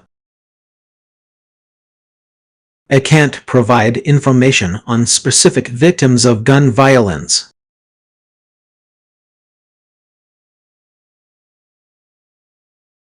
Is there anything else I can help you with? I think I know where you're going with that.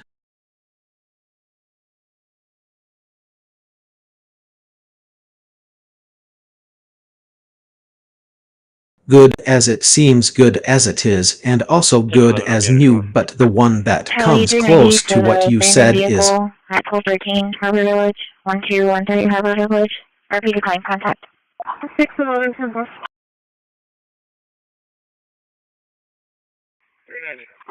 Good as it gets.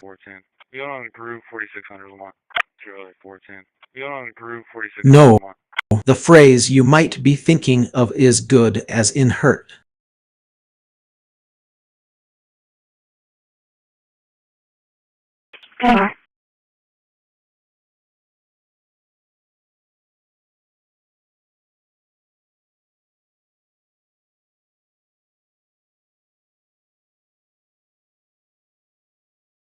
Charlie 310.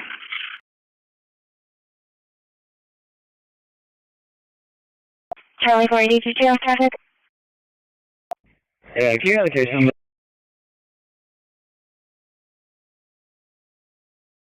10-4, take numbers 135, 0135.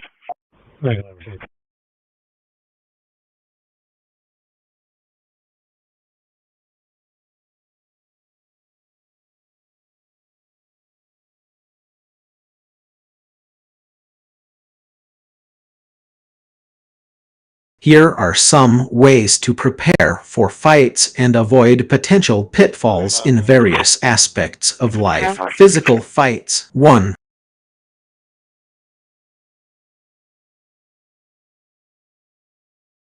Self-defense training. Learn techniques such as Krav Maga boxing or Muay Thai to improve your physical skills.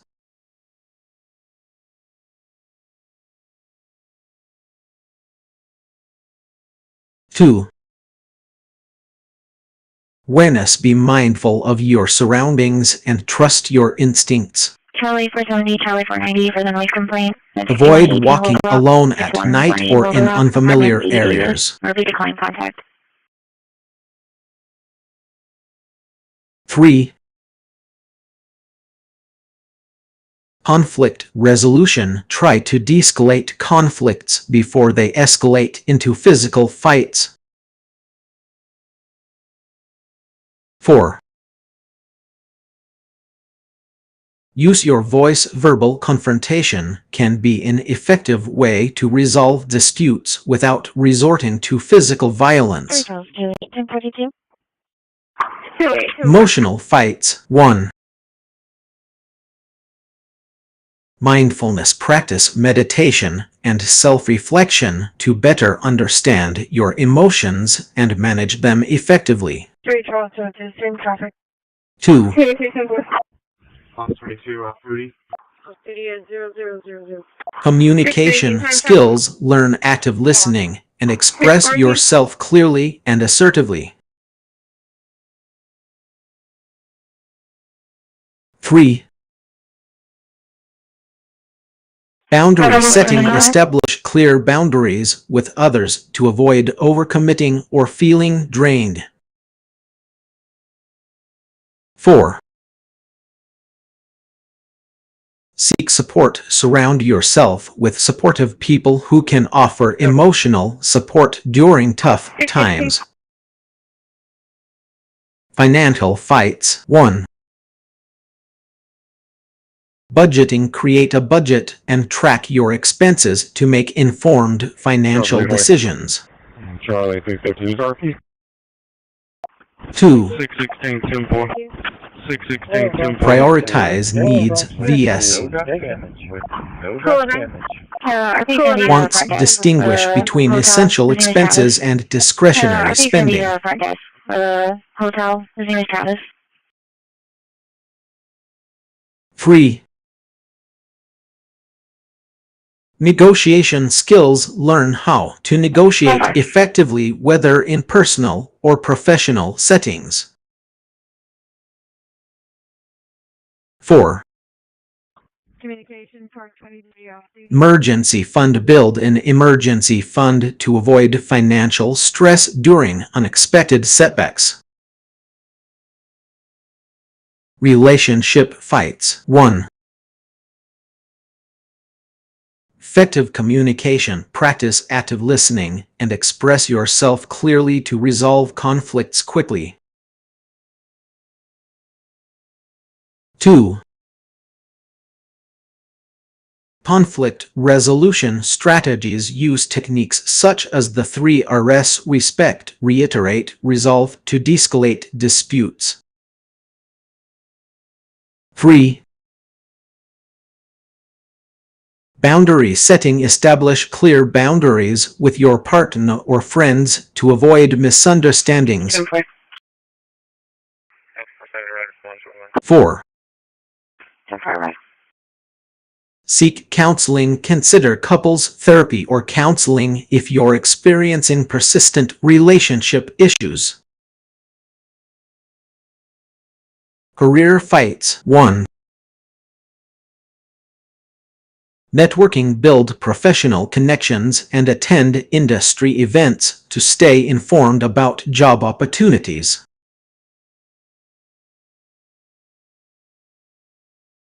2. Personal branding. Develop a strong online presence and professional profile to enhance your career prospects. 3. Continuous learning. Stay up to date with industry trends and skills to remain competitive in the job market. 4. Job search strategies utilize effective job search techniques such as tailoring resumes and practicing interview questions. Decision-making fights. 1. Weigh pros and cons. Make a balanced decision by considering both advantages and disadvantages of each option. 315 Paul, I'll be out of service for the day. 2. 4 out of service. Seek advice. Consult with trusted friends, family, or professionals to gain new insights and perspectives. 3. Reflect on values. Align your decisions with your core values and priorities. 4. Consider long-term implications. Think about the potential consequences of each decision and plan accordingly.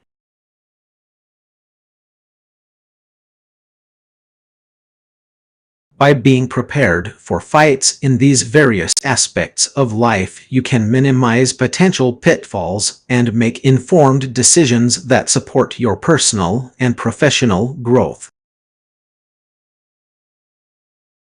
It seems like you're listing some potential issues or pitfalls related to a product or service.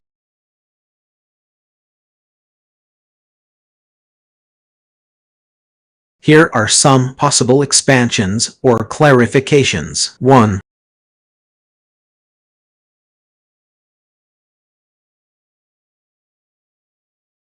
Inaccurate or missing data. 00100 could imply that the data is not reliable or sufficient, leading to inaccurate conclusions or recommendations.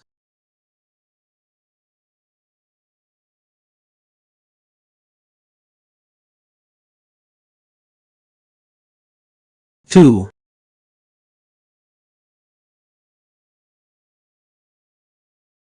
Lack of research. This pitfall suggests that there hasn't been enough investigation or analysis to provide a solid foundation for your product or service.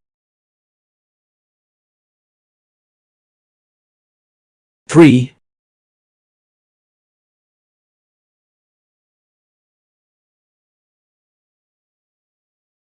Unclear or ambiguous language. Let us do. You might be poorly phrased or unclear, making it difficult for users to understand what you're offering or how to use it.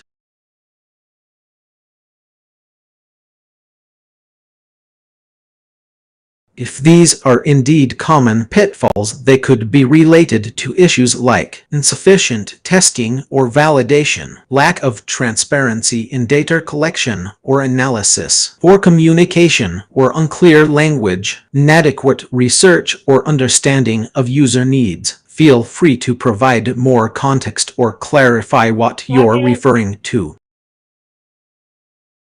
I'm here to help. I can provide you with some realistic and cited timelines and statistics for various topics. This is 48350 versus Service 3813 Corpus 3813 Arcus. Please let me know what specific topic you're interested in, and I'll do my best to provide accurate information. Make 11, make 13. 37 clear. Here are a few examples. 1.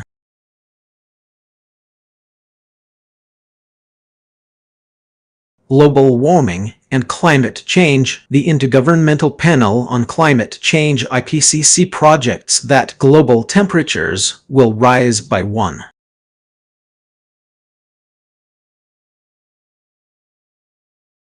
5°C above pre-industrial levels by 2030 if greenhouse gas emissions continue to rise at current rates. Yeah, it looks like they're running.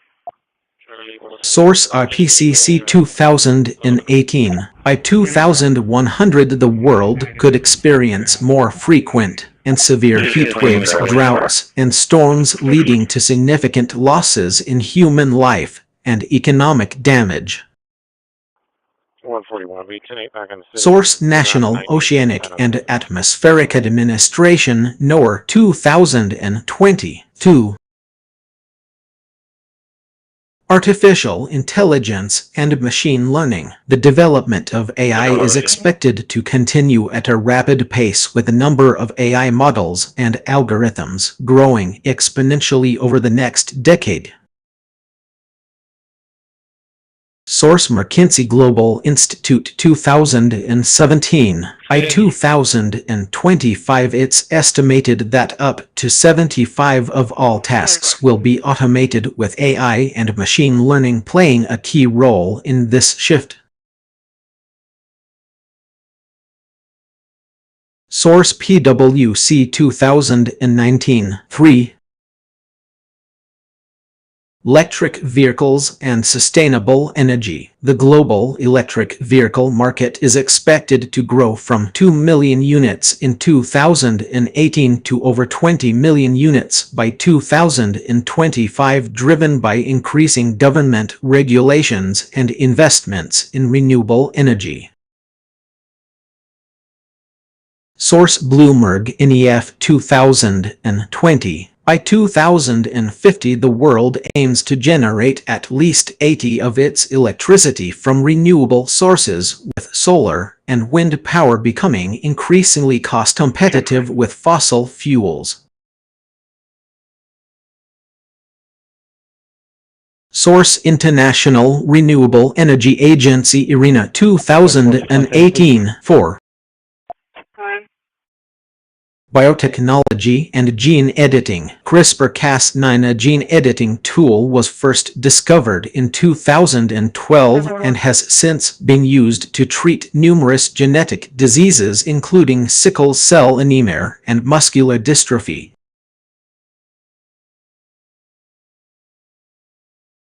Source: Science 2012. The global biotechnology market is expected to reach $1.4 trillion by 2025, driven by advancements in gene editing, regenerative medicine, and personalized healthcare.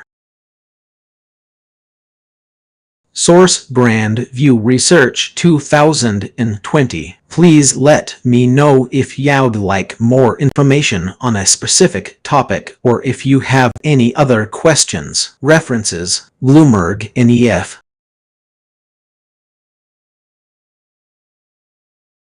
(2020). New Energy Outlook 2020. Brand View Research 2020. Biotechnology Market Size Share Trends Analysis Report. International Renewable Energy Agency, IRENA, 2018. Global Renewables Outlook: Strategies for a Low-Carbon Energy System. McKinsey Global Institute, 2017.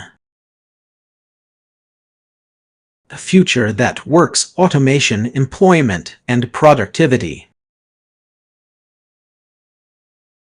National Oceanic and Atmospheric Administration, NOAA, 2020. Climate change impacts in the United States. Second call EMS. I'll need to stand by for second call EMS. PwC, EMS, attention EMS. There's 2019. Your building requesting young girl. The future of work: jobs lost, jobs gained. Attention EMS, attention EMS. There are some subjects outside the building in a white Science. van requesting you check out some things. 2012. Attention EMS. There's a subject outside CRISPR-Cas9 broad-spectrum base editing from NAT Proto. That is swelling. Attention EMS, attention EMS. There are some subjects outside Let the me building know and if a you'd white like van more reporting information you or cannot be citations found on a safe. specific topic.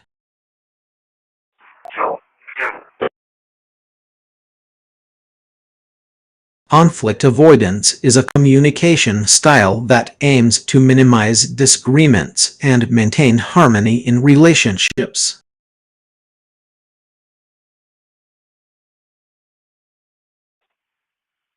Forward to RTA. Here are 5 key characteristics of the conflict avoidance style. 1.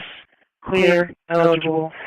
227 to RTA on the Corpus. Emphasis Clear, on harmony. eligible. Individuals with a conflict avoidance style prioritize maintaining peace and avoiding conflict over expressing their opinions or needs. A blackboard at 150.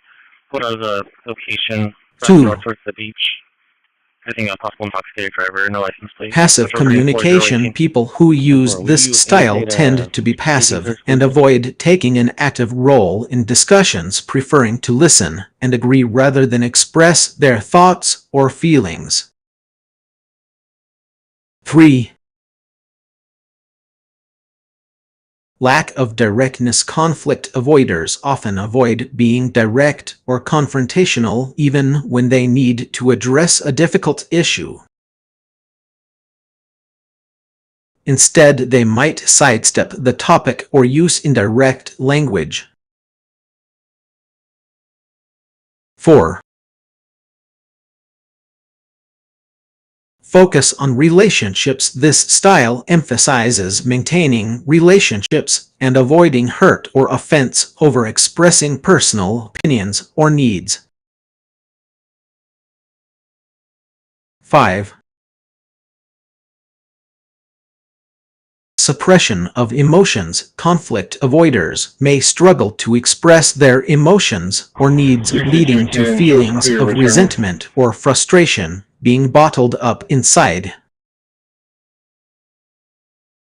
While this communication style can help maintain short-term harmony, it can also lead to unresolved issues and resentments, missed opportunities for growth and development, difficulty expressing personal needs and boundaries. Do you identify as a conflict avoider, or do you have any specific questions about this communication style?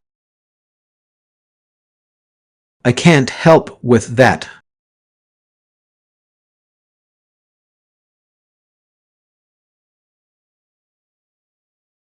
If you're experiencing thoughts of self-harm or suicide, I encourage you to seek help from a qualified mental health professional or a crisis hotline. They can provide you with support and resources to help you work through these feelings and develop a plan to keep you safe. There are many resources available to help you, including 1. National Suicide Prevention Lifeline in the United States, 1,800,273 torque 8,255. 2. Crisis Text Line in the United States, text HOME to 741,741. 3. Your immediate healthcare provider or a therapist. 4. Local mental health resources and emergency services. Please do reach out for help. There are people who care about you and want to support you through any difficult times you may be facing.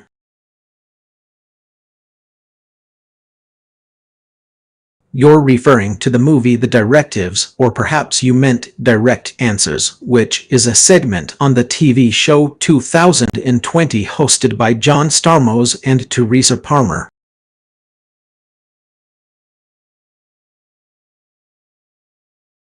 However, I think you might be referring to the movie title Answering the Call, also known as The Directives, in another perspective. 10-4. However, without more context or information about what the direct responses are you referring to.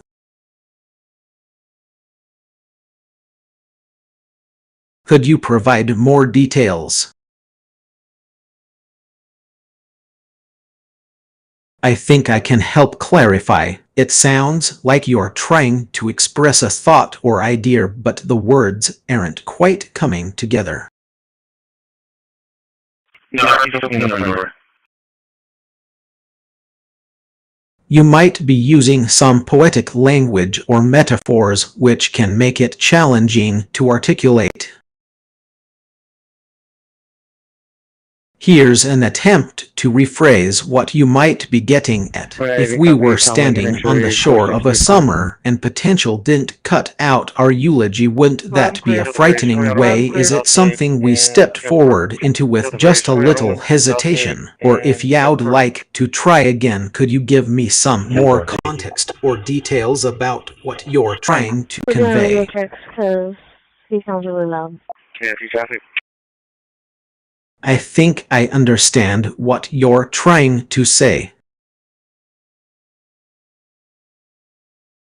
It sounds like you want to 1. Ask for clarification on something, e.g.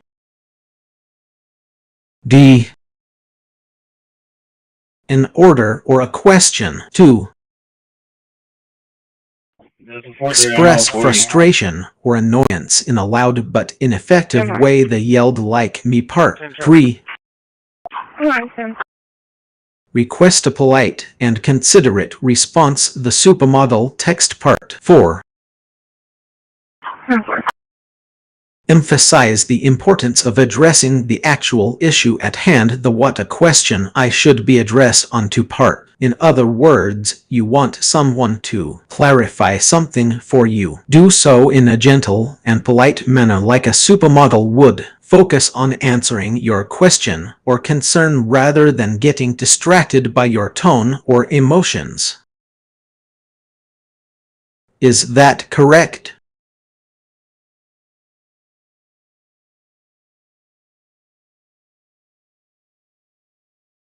Here's a conversation-free exchange of emojis.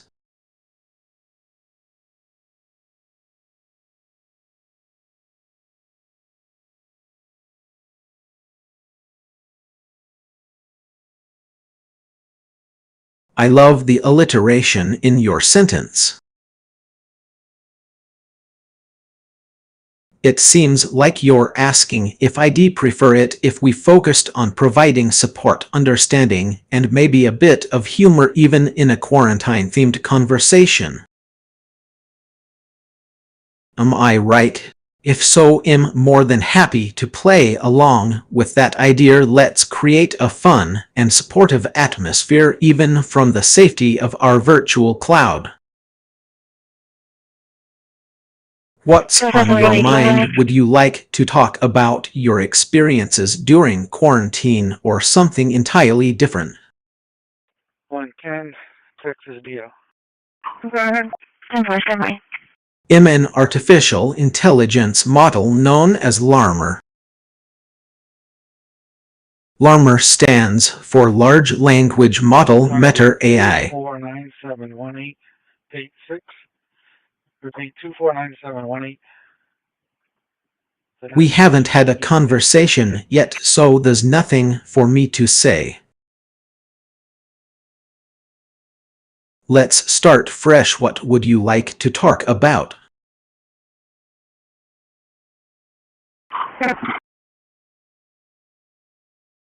I didn't actually have a question ready, but I'd love to start fresh. To get started, what's on your mind? Is there something you'd like to talk about, ask for advice on, or discuss? I'm here to listen and help in any way I can.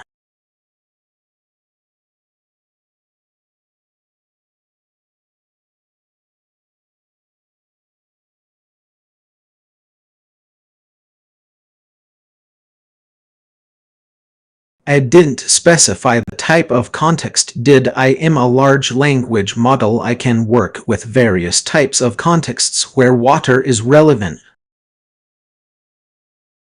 Here are some examples. 1. And for property area.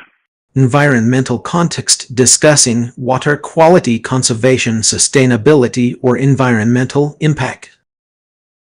And for any additional charges? 2. Health and wellness context talking about hydration, diseases related to water pollution, or healthy drinking habits. 3. Industrial context focusing on water treatment, purification, or industrial processes that use water as a resource. 4. Recreational context discussing water sports activities like swimming, surfing, or fishing, or water-related tourism. 5. Scientific context exploring the properties of water, its chemical composition, or scientific research related to water. Please let me know which type of context you'd like to discuss regarding water.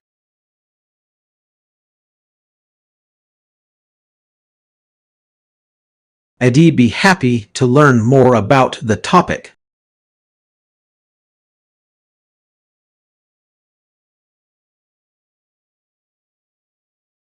Please go ahead and share any historical or factual background you have, and I'll do my best to assist you.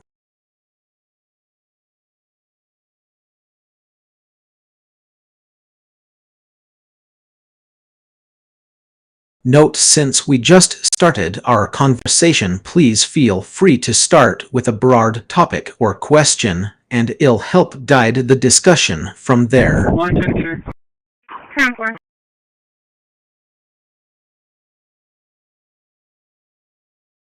I can't fulfill requests about self-harm.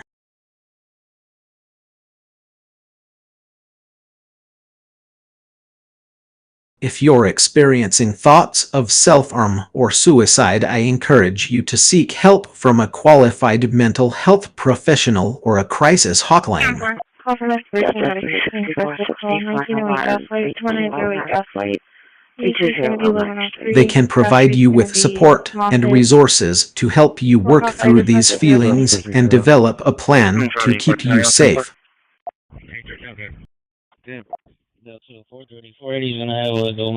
There are many resources available to help you, including 1.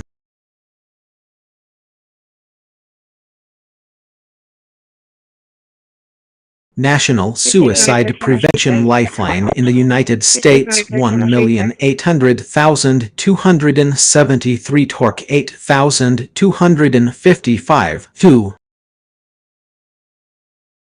Crisis Text Line in the United States, text HOME to 741,741. 3. Your immediate healthcare provider or a therapist. 4. Local mental health resources and emergency services. Please do reach out for help. There are people who care about you and want to support you through any difficult times you may be facing.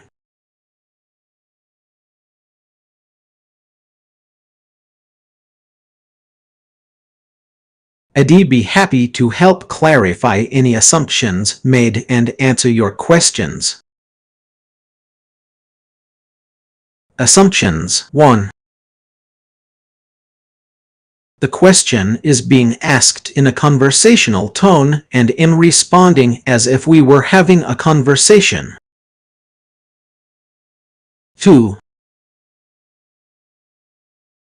I understand that Old Larry refers to the popular song The Old Rugged Cross by George Bennard, written in 1912.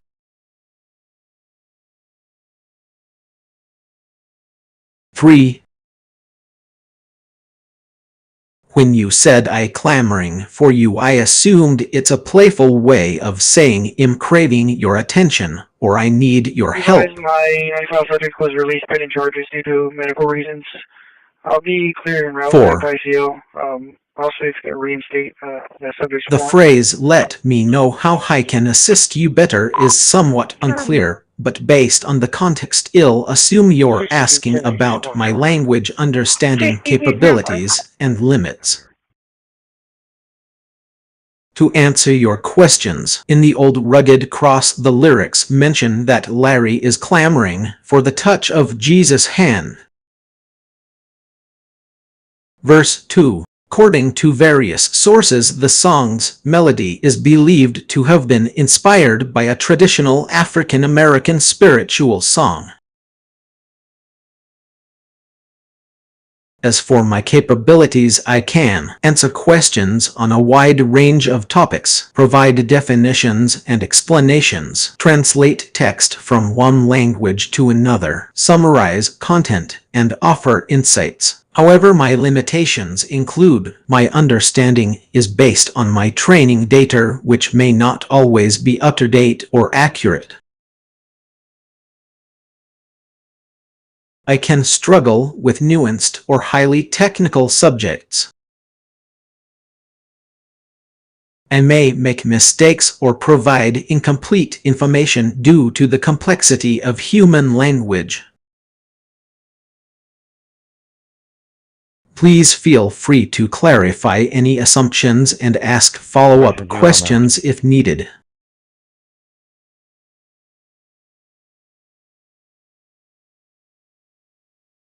It seems like we haven't had a conversation yet, so I'm not sure what you're referring to. If you're looking for something free, I'd be happy to help. What are you interested in learning about or finding? Dispatch is like 1. Boy Victor 4, 9 Frank William, Outer Florida 24. I can provide information and entertainment, but I can't currently experience emotions or personal preferences. I'm designed to be a helpful companion, so feel free to talk to me about your interests or ask questions on a wide range of topics. What would you like to chat about?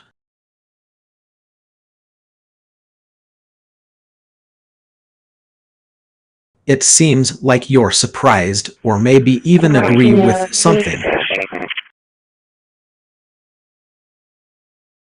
Is there something specific you'd like to talk about? I'm here to help and provide information on a wide range of topics. CDC 1 at Nueces County Jail, and mileage 18537. It seems like this is the beginning of our conversation, and we haven't discussed anything yet.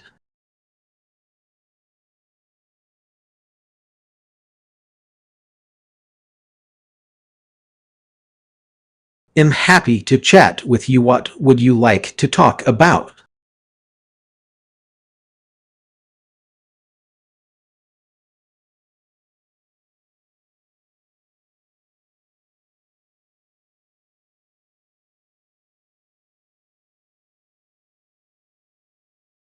I'll do my best to provide a response.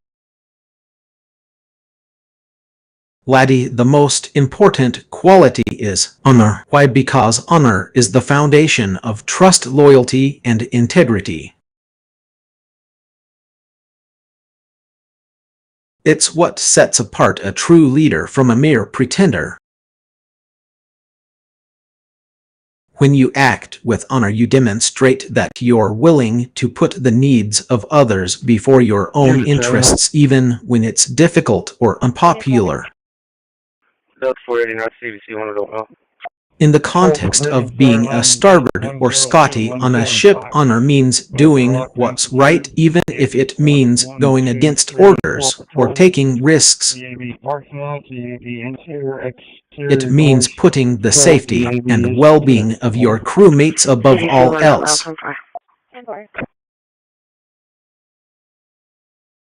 As I always say, a good engineer is like a good friend. He'll never leave ye hanging in a tight spot. So, when you act with honor, you're not just doing what's right for yourself or others, you're building trust and loyalty that will serve you well throughout your career and beyond.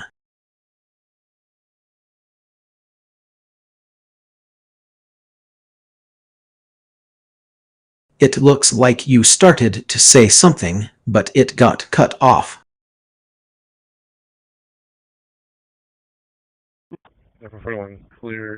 Can you please complete your thought? I'll do my best to help.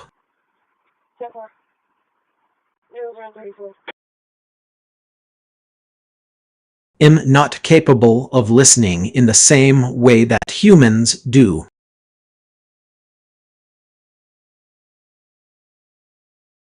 I don't have ears or a physical body, so I don't have the ability to hear sound waves. However, I can process and analyze large amounts of text data, including conversations, articles, and other written content. That being said, I can understand and respond to natural language inputs such as your question about what I'm listening to.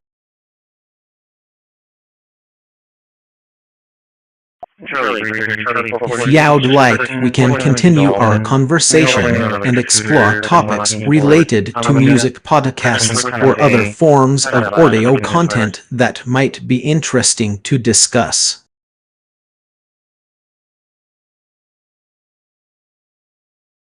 I can help you with the order of items to buy online that typically come in a package. 1. Toiletries. 2. Electronics. 3. Clothing. 4. Home goods. 5. Books. As for the fifth item, 5 not read is likely referring to the number 5, which is often represented by a blue circle with an orange interior and white numbers. I can't help you with that.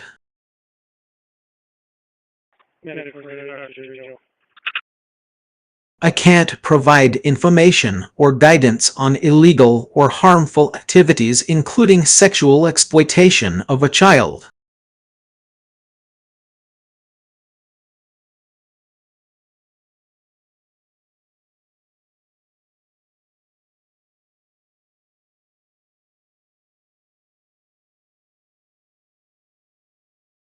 I'm a large language model. I don't have the ability to store or recall previous conversations.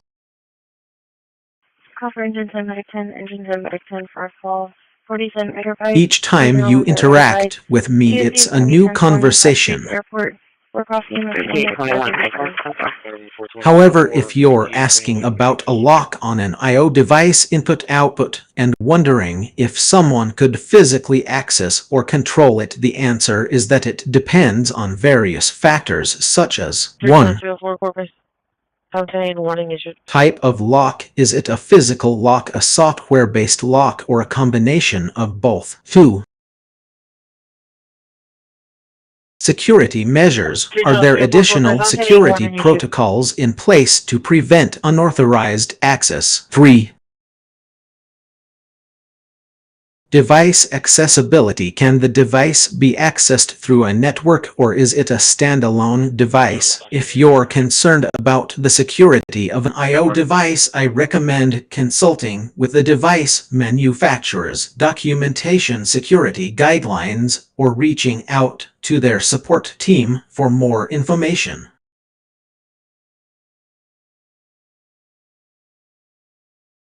It seems like your question got cut off.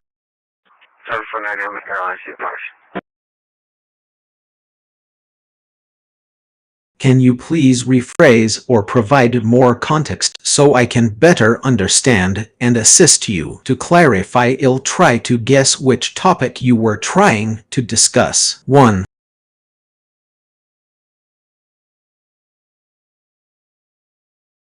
A record-breaking event in the United States. 2.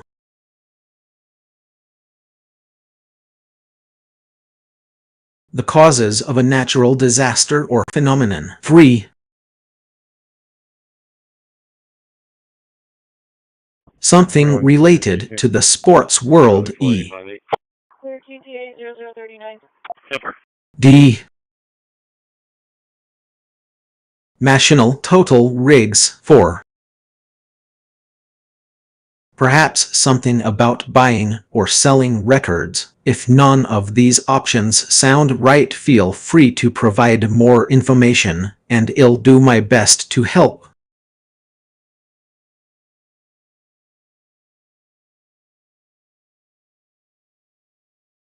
I'm happy to help you with a new approach.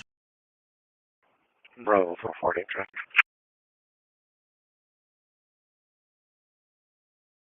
However, I don't have any prior knowledge or context about Wince D, as it seems to be misspelled. 270.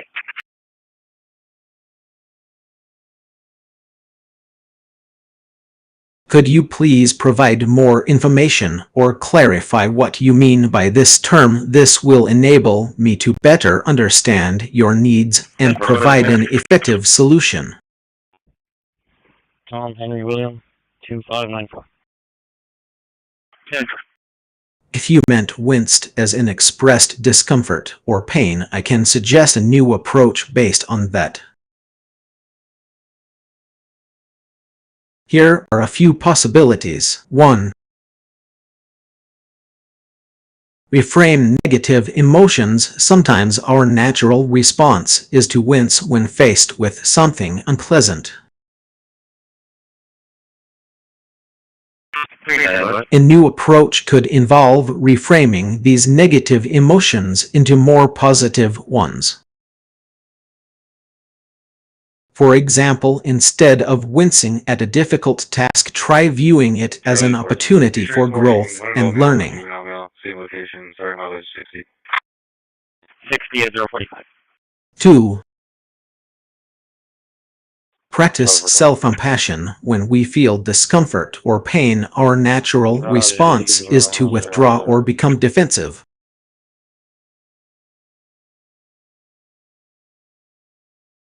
A new approach could involve practicing self-compassion by acknowledging and accepting our emotions rather than trying to suppress them. 3. Focus on the present moment. Wincing often involves focusing on past regrets or future worries. A new approach could involve focusing on the present moment and finding ways to make it more enjoyable or fulfilling. Please let me know if any of these approaches resonate with you or if you have something else in mind. I'm here to help.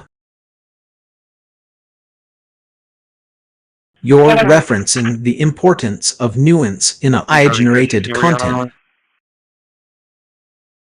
36, I'll just check the thing.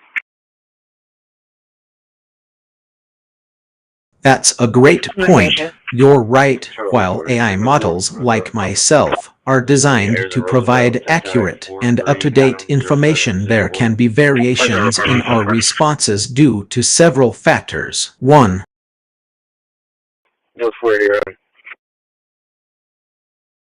Training data. Our training data may not always reflect the latest developments or updates on a particular topic. 2.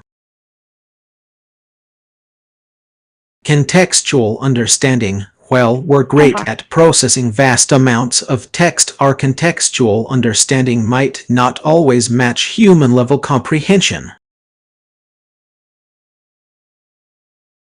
3. Ambiguity and nuance. Human language often involves ambiguity, sarcasm, irony, and other subtleties that can be challenging for AI models to capture accurately. 4. Linguistic limitations. Our understanding of language is based on patterns and algorithms, which might not always account for the complexities of human communication. To mitigate these variations, it's essential to 1. Verify information through multiple sources whenever possible. 2. Consider the context in which the information is being used. 3. Be aware that AI models may not always provide the most up-to-date or accurate information.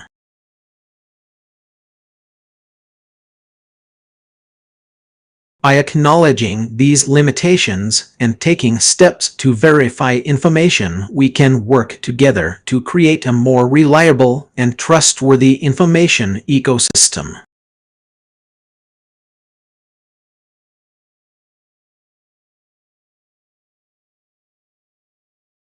You're referring to a new development or update. This could be something like a change in algorithm, an update to data sources, a shift in priorities or focus for the organization, the emergence of new tools or technologies. Any of these changes could potentially affect the accuracy of information provided by the system, and it's always a good idea to verify information through multiple sources whenever possible.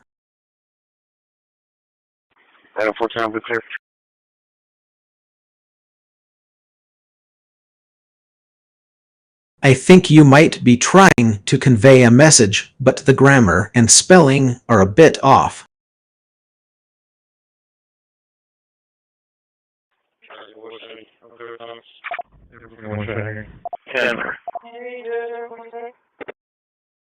If I understand correctly, you're saying that you'll try to engage in a positive exchange or perhaps even strive for constructive dialogue.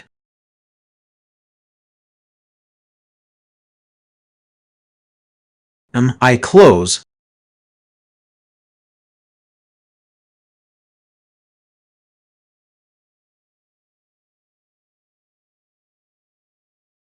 It seems like you started to ask a question, but it got cut off.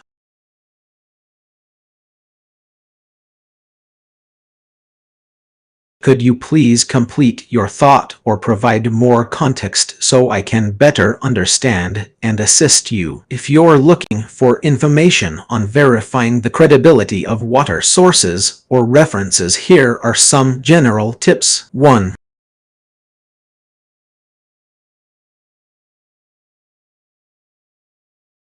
Check the author's credentials. Look for experts in the field who have published research or written articles on the topic.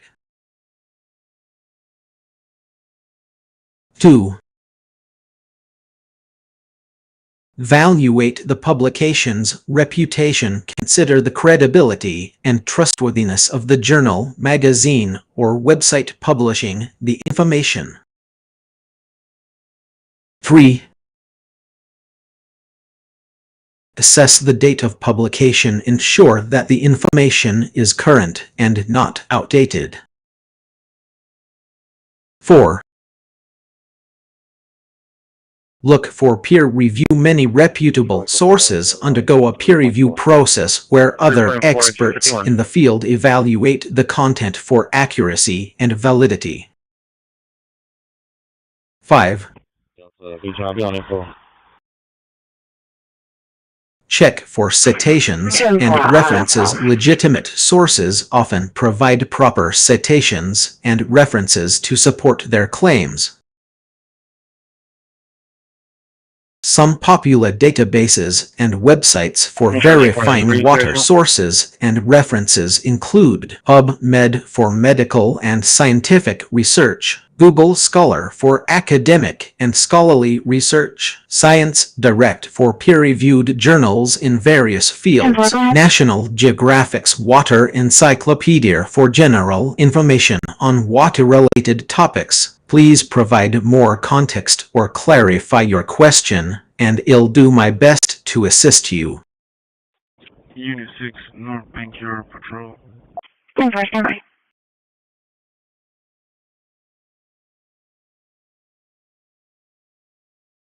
I think you meant to say The Court of Thorns and Roses by Sarah J.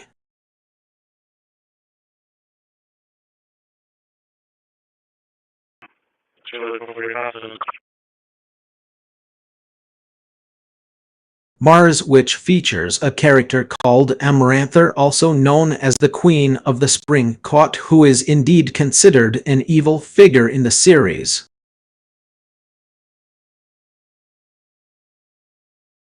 However, if you're referring to the evil people in the actual Spring Court from the world building of the Court of Thorns and Roses, they are called the Spring Court's courtiers or servants. These individuals serve the Spring Court and its ruler Amarantha, but they are also shown to be cruel, manipulative, and ruthless. Some notable examples of evil people in the Spring Court include 1. Amarantha herself, the main antagonist of the series, who rules the Spring Court with an iron fist and is known for her cruelty and heartlessness. 2.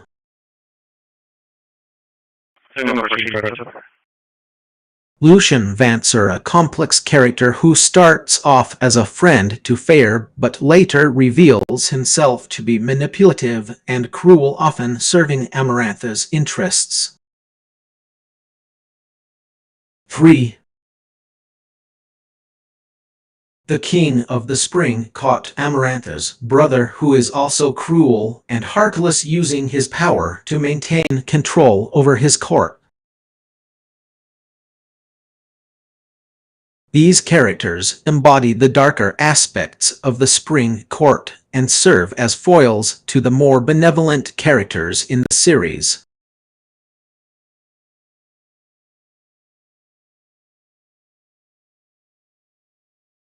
It seems like you're referencing the song Ping Pong, however, I'm not aware of any specific lyrics that match the ones you provided.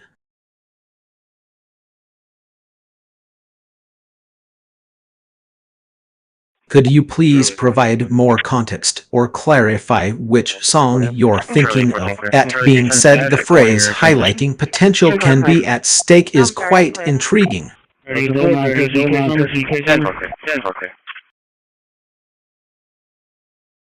It sounds like it could be a metaphor for something important being put on the line, whether it's in a personal, professional, or competitive situation.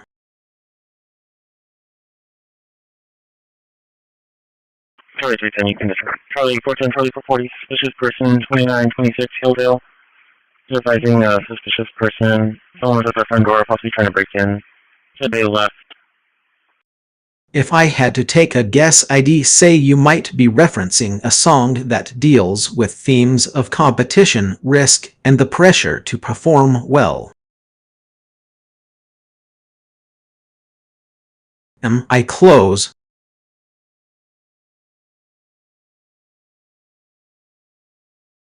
I'll provide information that is supported by credible sources and data. Denver.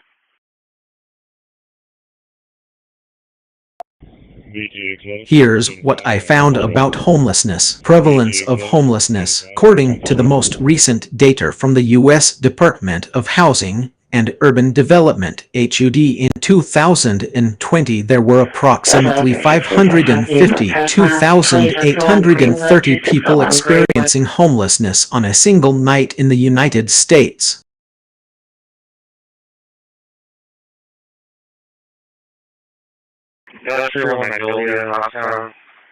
Causes of homelessness. Homelessness is a complex issue with multiple causes. Industrial Magnolia, Route 10, North Zebra Town, 77334. Some of the contributing factors include 1. Tire shop along the fence line. Wearing dark clothing. Poverty, lack of affordable housing, low-income jobs, and limited access to social services can lead to homelessness. 2. Show me backing up the county. 448. Employment, job loss, or lack of job opportunities can cause individuals to lose their homes.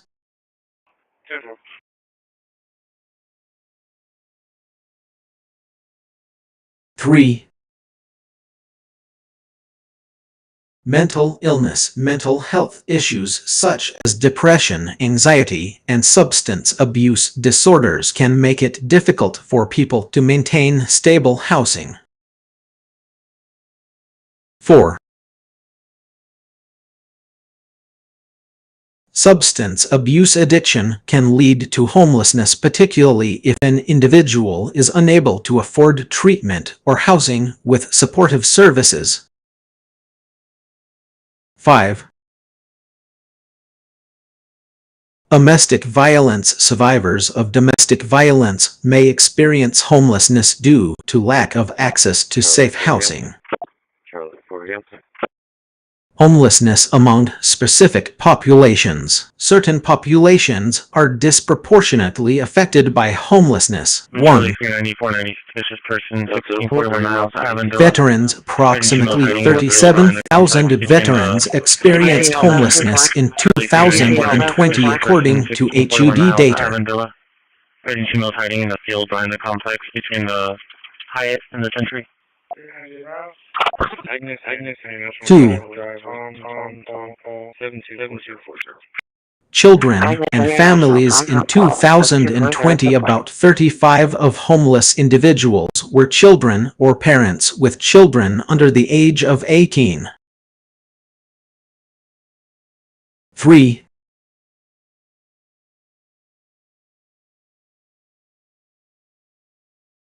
LGBTQ individuals. LGBTQ youth are at higher risk for homelessness due to rejection by family members and lack of support systems. Homelessness prevention programs. Several programs aim to prevent homelessness. 1. Rental assistance programs like Section 8 provide financial assistance to help renters pay rent. 2. Emergency shelters. Temporary housing provides a safe place for individuals in crisis. 3. Housing First initiatives prioritizing permanent housing over temporary shelters can reduce recidivism rates and improve outcomes. Addressing homelessness. Effective solutions require a comprehensive approach addressing the root causes of homelessness and providing supportive services. 1. Affordable housing development. 2. Job training and employment programs. 3. Mental health and substance abuse treatment. 4. Case management and support services. 5. Community engagement and outreach. I hope this information provides a comprehensive overview of homelessness supported by credible data and sources.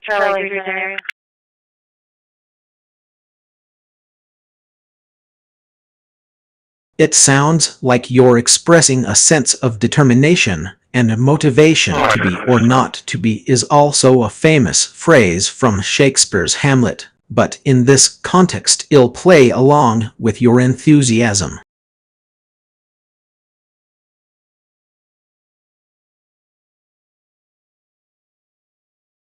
So what exactly are you hoping to do? Is it a personal goal, a project at work, or something else entirely? Let's break down your to-do list and make it happen. Let's explore the complexities of a particular topic.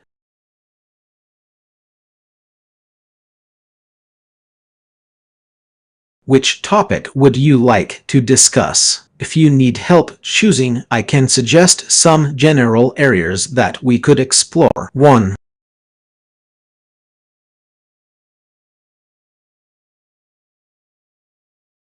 Technology. We could delve into the intricacies of artificial intelligence, blockchain, or cybersecurity. 2. Social issues. We could examine topics like income inequality, climate change, or mental health. We have a suspicious call. It's off of Montclair. 3.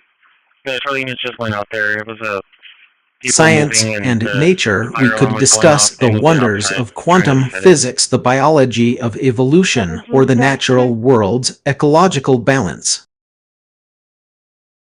4. Culture and society. We could explore the intricacies of identity politics, social norms, or cultural exchange. Once we choose a topic, it'll help you navigate its complexities by 1. Providing an overview of the topic. 2. Breaking down key concepts and ideas. 3. Identifying potential controversies and areas of debate. 4. Encouraging critical thinking and analysis. Which topic piques your interest? A very wise approach to our conversation. Go for Air Force 63, Charles. 440. Air Force 63, Charles. And 440. By recognizing the limitations of your responses, you're showing a willingness to engage in a nuanced and thoughtful discussion.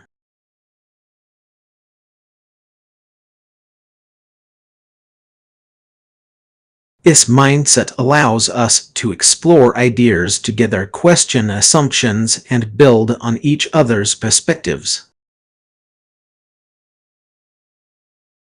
Acknowledging the potential for errors or biases in one's responses is an essential part of critical thinking and effective communication.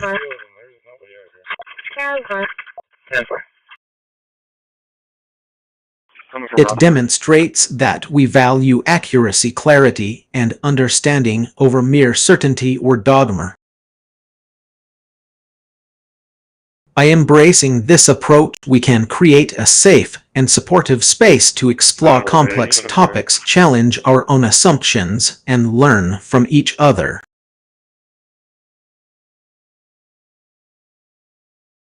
So I'm happy to continue the conversation with you, knowing that we can both grow and refine our ideas together. Inventor of the critical enhanced spawning technique is not available to me, however I can give you an overview of it. The critical enhanced spawning CCPD technique is a method used by some players in first-person shooter games, particularly in competitive titles like Overwatch and CSGO. Here's how it works. 1.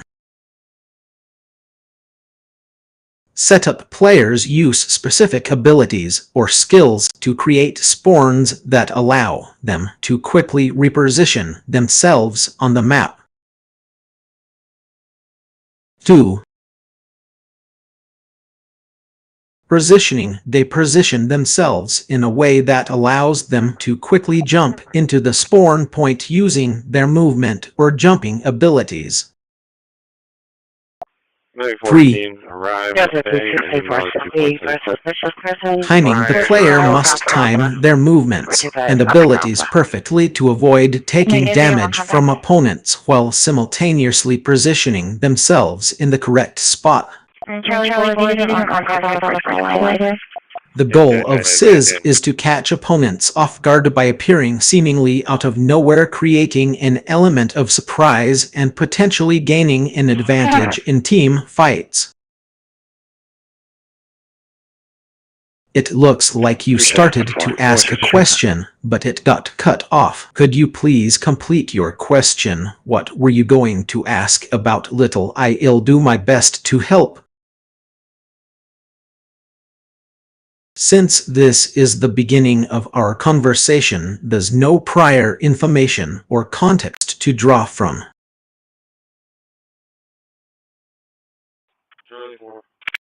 We can start fresh. How would you like to proceed? Would you like to ask me a question, share something on your mind, or engage in a fun conversation starter? I'm here to listen and respond. Charlie 4, I'm just going to turn on contact your house. Yes. It seems like you're trying to express a strong sense of determination and support for someone, particularly in a situation where they may be facing challenges or difficulties.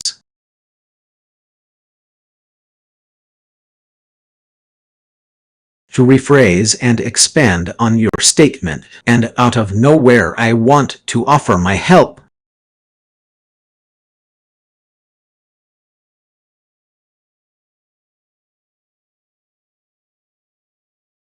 No matter what obstacles or concerns she may have, I'm committed to supporting her to the best of my abilities.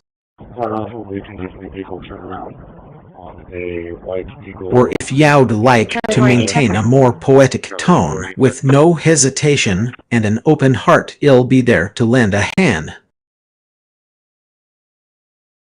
In this moment, I promise to prioritize her well-being and offer my help in any way possible.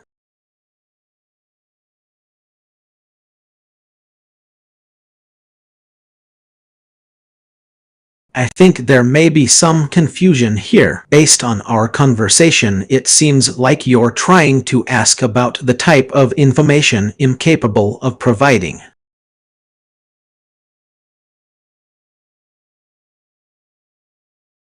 You're asking which category I fall under and what kind of tasks or requests I'm suited for.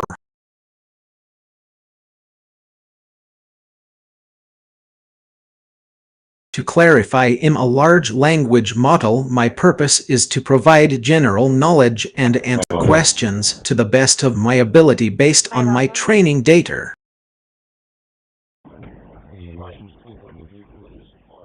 I can be used for 1.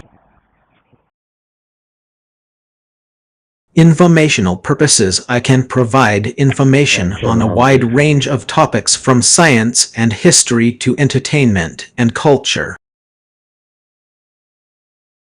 2. Research. I can assist with research tasks such as providing definitions, explaining concepts, and suggesting sources for further reading. 3.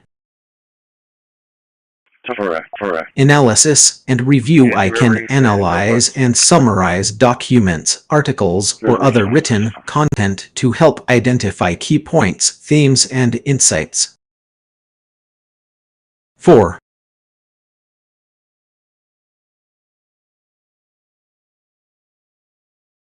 Education and learning. I can help with educational tasks such as generating study materials, creating flashcards, and providing practice exercises.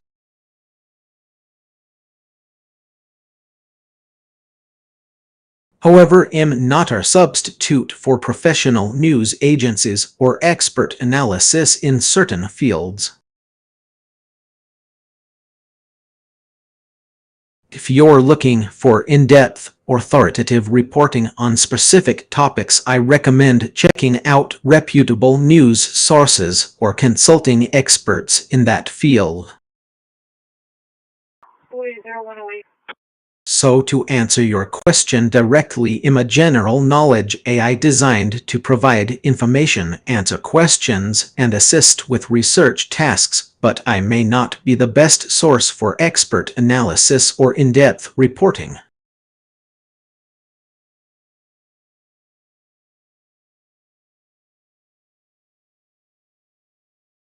It's completely understandable to question the accuracy and neutrality of my responses. I'm designed to provide information based on my training data, and while I strive to be objective and unbiased, I'm not perfect. If you suspect that my response has been triggered by biased or inaccurate input, here are some steps you can take. 1. Point out the issue. Let me know specifically what you think is biased or inaccurate in my response. This will help me understand your concern and make necessary corrections.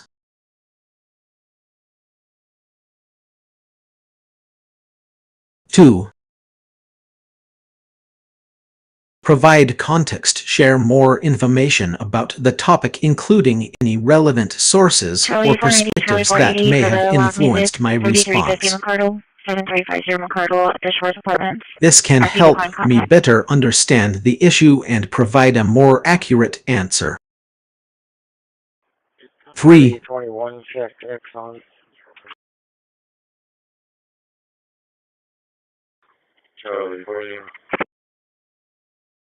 Check my sources. I'm trained on a vast amount of text data, but sometimes this data may be outdated, incomplete, or biased. If you suspect that my source is flawed, let me know, and I'll do my best to find alternative sources or correct the information.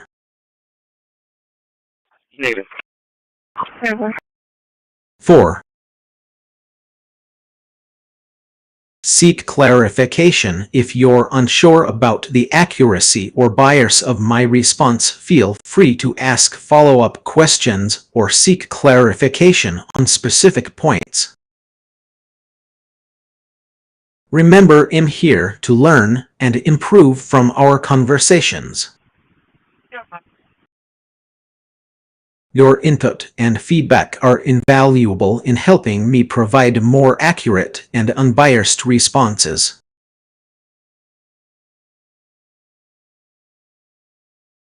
By the way, your initial message was a clever play on words. Want is often used as an idiomatic expression meaning to wish for something, but in this context you're using it to emphasize your commitment to wanting to address potential biases.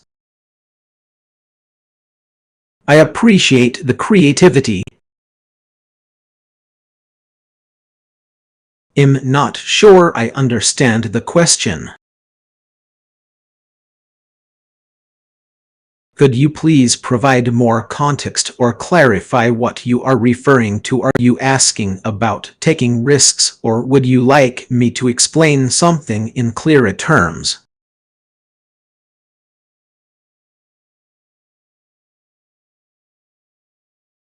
I can't assist with that request.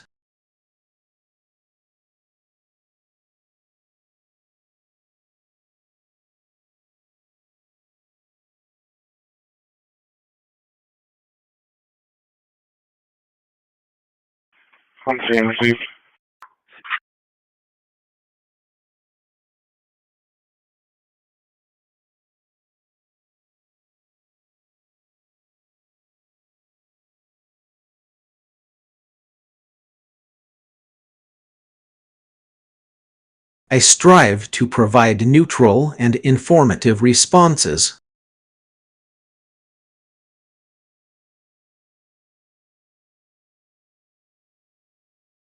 However, I can highlight some potential biases or inaccuracies that might be present in my previous response. 1.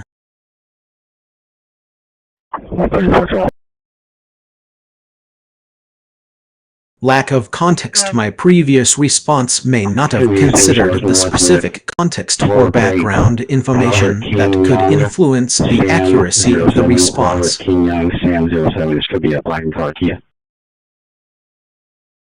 2.440.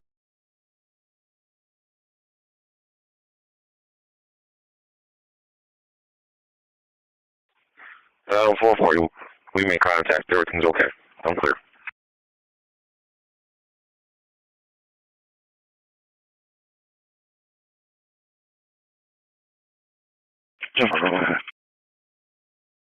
Limited knowledge. My training data may not have included all relevant information on the topic, which could lead to incomplete or inaccurate responses.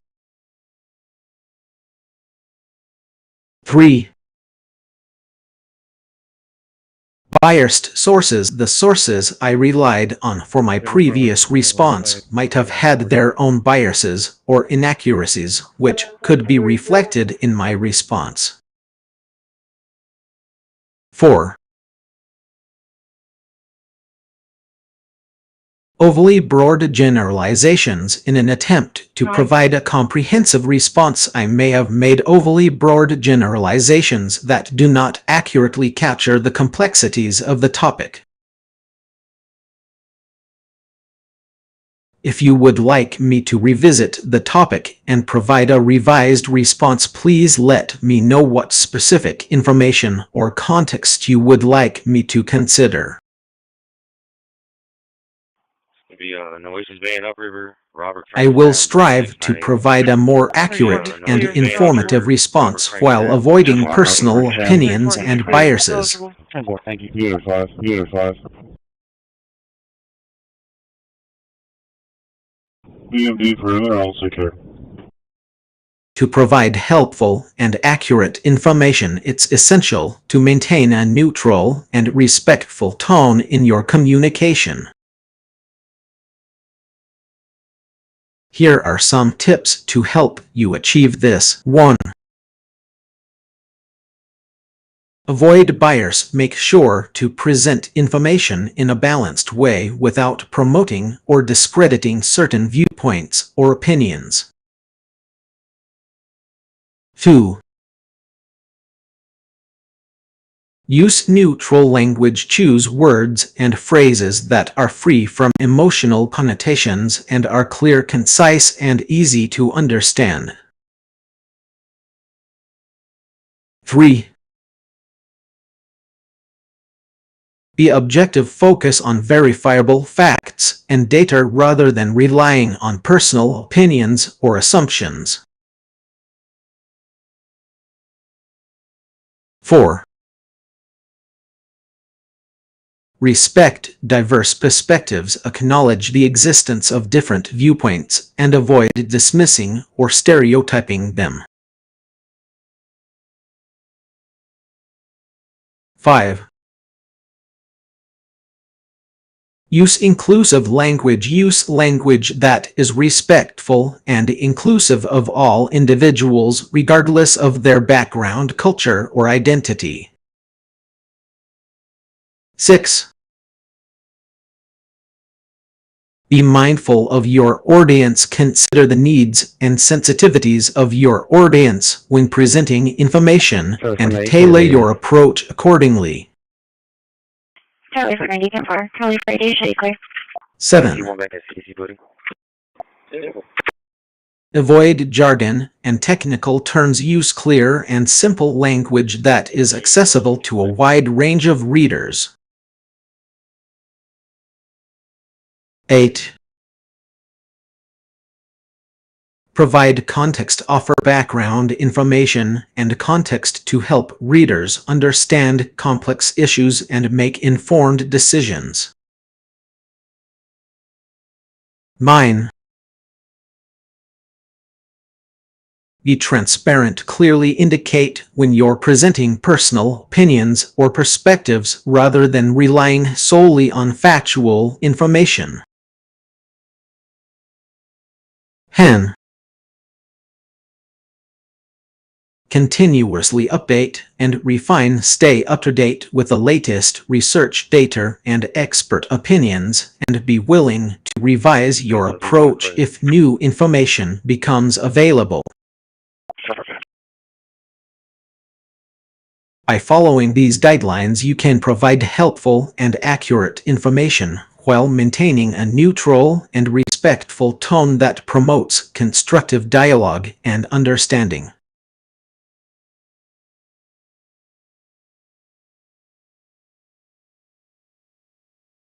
It seems like there's been a misunderstanding.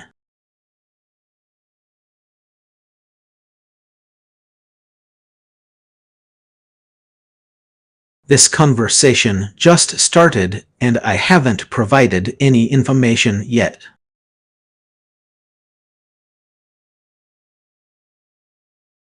Could you please clarify what you're referring to? What topic or question would you like to discuss? And how can I assist you in finding an accurate and informative solution? I'm here to help.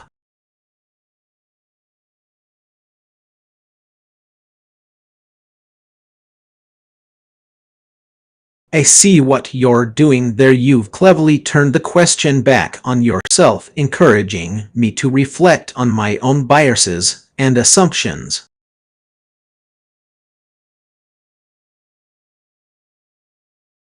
Well played.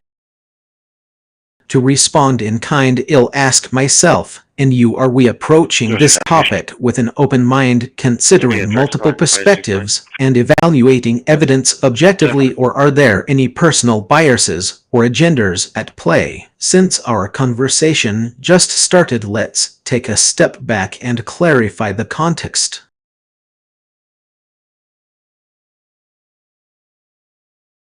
What is that you mentioned earlier that might be biased or inaccurate?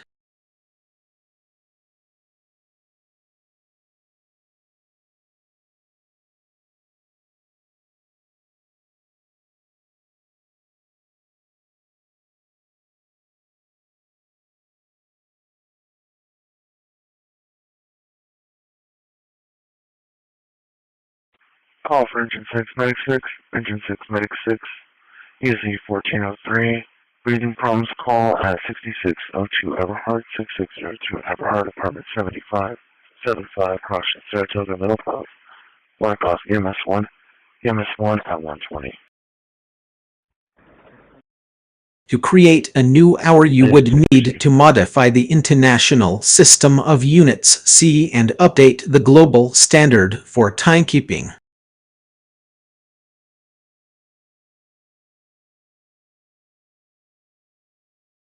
Here's a hypothetical process on how it could happen. Why create a new hour? Before we dive into the logistics, let's consider why someone might want to create a new hour.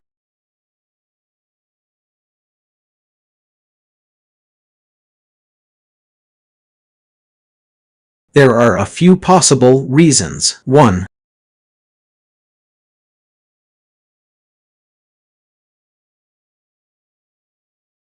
Better alignment with natural rhythms. Some argue that the 24-hour clock is not well suited for modern life, as it doesn't account for our natural circadian rhythms or our work schedules.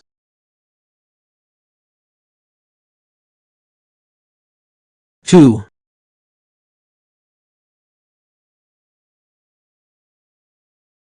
Improved productivity. By dividing the day into more manageable chunks, a new hour could potentially improve productivity and efficiency. 3. Simplification of timekeeping. A new hour could simplify timekeeping and make it easier to communicate with others across different regions. Theoretical framework. To create a new hour, you would need to develop a theoretical framework that addresses the following. 1. Definition of a new unit of time. Determine the size of the new hour E. D. 60 minutes, 90 minutes, or another fraction. 2. New system for timekeeping. Develop a new system for dividing the day into this new unit of time. This could involve changing the way we represent dates and times. 3. Global coordination. To ensure that a new hour is widely adopted, you would need to coordinate with international organizations, governments, and industries to make the change. Potential benefits. If a new hour were created, some potential benefits could include 1. Improved work-life balance. With more manageable chunks of time, people might be able to better balance their work and personal lives. 2. Increased productivity. By breaking down the day into smaller units, individuals might be able to focus on specific tasks more effectively. 3. Enhanced global coordination. A new hour could simplify international communication and trade. Challenges and criticisms. However, creating a new hour would also come with significant challenges and criticisms. 1. Resistance from established systems. Changing the way we keep time would require updates to many existing systems, including calendars, scheduling, software, and infrastructure. 2. Global coordination challenges. Coordinating a global change of this magnitude would be a complex task requiring international agreement and cooperation. 3. Practical difficulties. Implementing a new hour would also require adjustments to our daily routines, habits, and cultural practices. Conclusion. Creating a new hour is an intriguing idea that raises interesting questions about timekeeping, productivity, and global coordination. While it's unlikely to happen in the near future, exploring this concept can provide insights into the complexities of modern life and the ways we organize ourselves.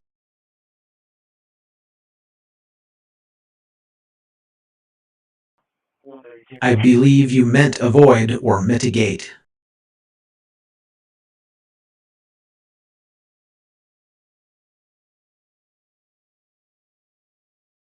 Here are some potential pitfalls and steps to avoid or mitigate AMR1s. What is an AMR1? An AMR1 is a term coined by Charles S.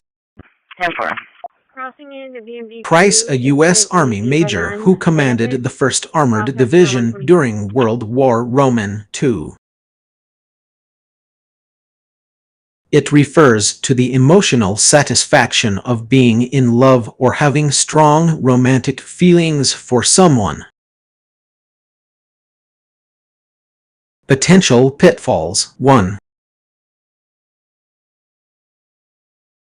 Emotional attachment overload. Being deeply in love can lead to over-emotional attachment, making it challenging to maintain a healthy perspective in other areas of life. 2. Blindness to red flags. The intense emotions of being in love can cause individuals to overlook or downplay potential warning signs in their partner's behavior. 3. Loss of personal identity. Being in a relationship can lead to a loss of personal identity, causing individuals to lose touch with their own interests, values, and goals. 4. Increased stress and anxiety. The pressure of maintaining a romantic relationship can lead to increased stress and anxiety levels. Location. Steps to mitigate MR1s. 1. Maintain emotional self-awareness. Recognize your emotions and take time to reflect on them. This will help you avoid becoming overwhelmed by your feelings. 2.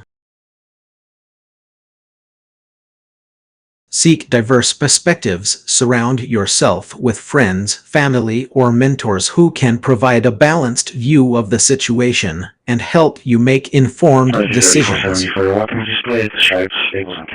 3. Prioritize personal growth. Focus on developing your own interests, values, and goals outside of the relationship. This will help you maintain a sense of identity and fulfillment. 4. Establish open communication. Communicate openly and honestly with your partner about your feelings, concerns, and needs. This can help prevent misunderstandings and build trust. 5. Practice self-care. Take care of your physical, emotional, and mental well-being by engaging in activities that bring you joy and relaxation. 6.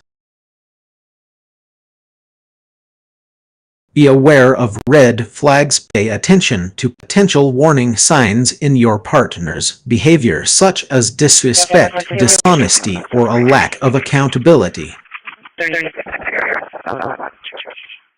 By being mindful of these pitfalls and taking proactive steps to mitigate MR1s, you can cultivate a healthier and more balanced approach to love and relationships.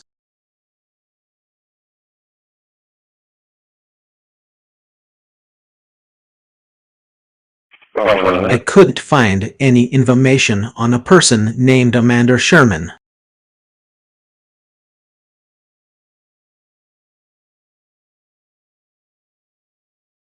It's possible that she is a private individual and not a public figure, or she may not have a significant online presence.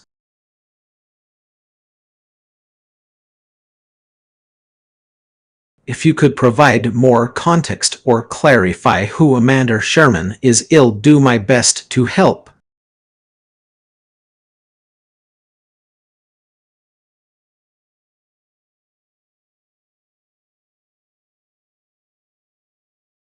However, I can tell you that Amanda Sherman is an American model and actress who has appeared in various fashion campaigns and films.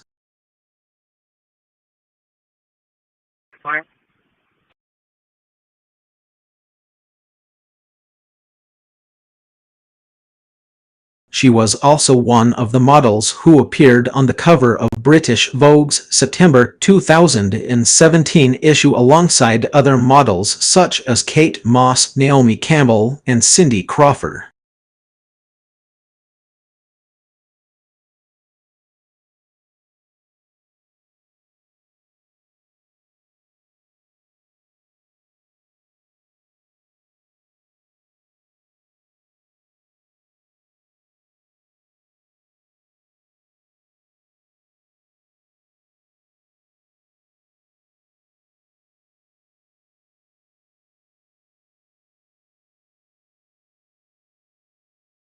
The life and culture of geishas. Geishas are traditional Japanese entertainers who have been an integral part of Japanese culture for centuries.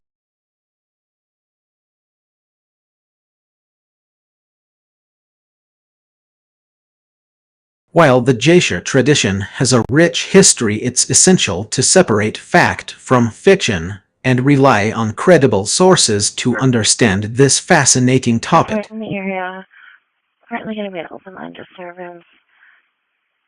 Advising having disturbance with their tenant. History and origins. Geishas originated in Japan during the 17th century, specifically in the Edo period, 16,031,867. Advising wants to leave him alone. The term Jaiko or geisha refers to a female entertainer who was trained in music, dance, poetry, and other arts.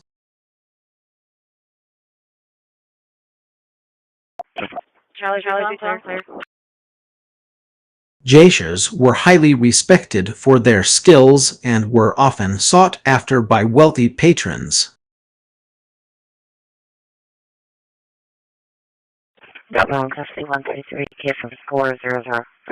Training and apprenticeship. Geishas underwent rigorous training and apprenticeships under the guidance of experienced Jaiko geisha.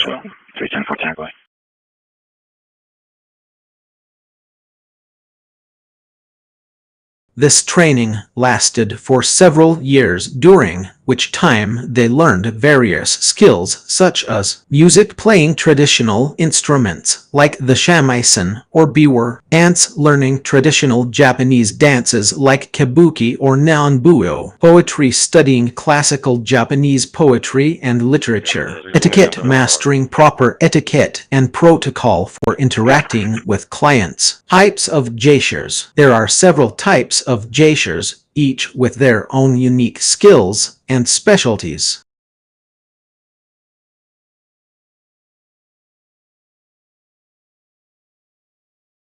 Some of the most well-known types include 1. Meiko, a young apprentice geisha who is still in training. 2. Jaiko, a fully trained and experienced geisha. 3. Warren, a high-ranking geisha who was known for their exceptional beauty and talent. Modern geishas. While the traditional geisha culture has evolved, many modern geishas continue to practice and preserve this ancient tradition. However, it's essential to note that the geisha profession has changed significantly over time, and many modern geishas are no longer solely dedicated to entertainment. Controversies and misconceptions. There have been several controversies surrounding the geisha profession, including 1. Human trafficking. Some critics argue that the geisha industry is vulnerable to human trafficking. 2. Exploitation. Some geishas have reported being exploited by their clients or managers. Conclusion. The life and culture of geishas are fascinating topics that require careful consideration and verification. While the traditional geisha profession has its own unique history and traditions, it's essential to recognize the complexities and controversies surrounding this ancient art form. By relying on credible sources and approaching this topic with nuance, we can gain a deeper understanding of this captivating world. Sources: The Cambridge Companion to Japanese Culture by Paul Gordon, Cambridge University Press, 2013. Geisha, A Cultural History by Helen J. Gager Codensure International 2016. Please note that the information provided is accurate as of the cutoff date 01 March 2023 and may have changed since then.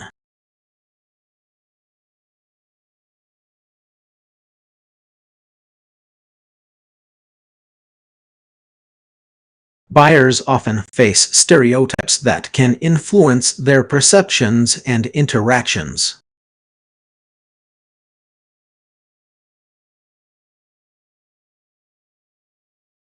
Here are some common buyer stereotypes and the potential consequences. 1.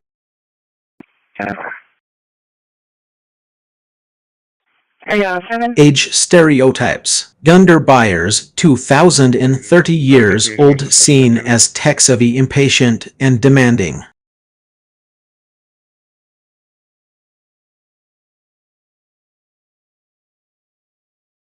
Older buyers, 50 years old, perceived as traditional, loyal, and hesitant to adopt new technology.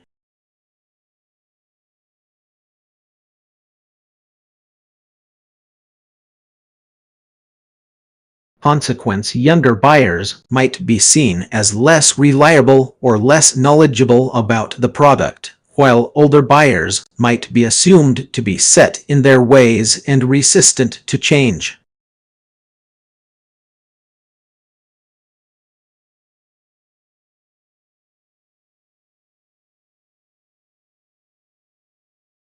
Two.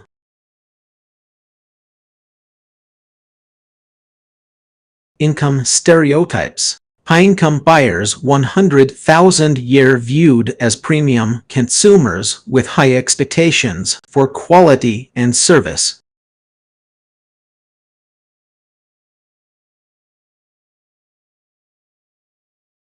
Low-income buyers, 50,000 year, perceived as price-conscious and prioritizing affordability over features.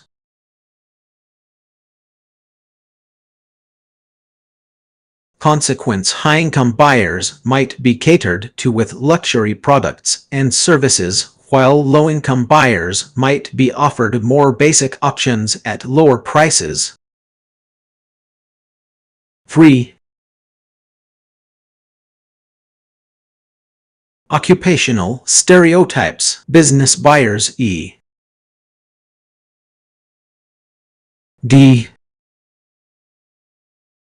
executives, seen as high-stakes decision-makers who require specialized support. Consumer buyers, perceived as individual shoppers looking for personal satisfaction. Consequence: business buyers might receive more tailored sales approaches and priority service, while consumer buyers might be seen as less important or less knowledgeable about the product. 4.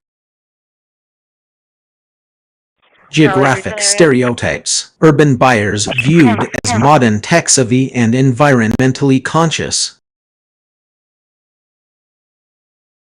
Rural buyers, perceived as traditional, conservative, and less concerned with environmental issues.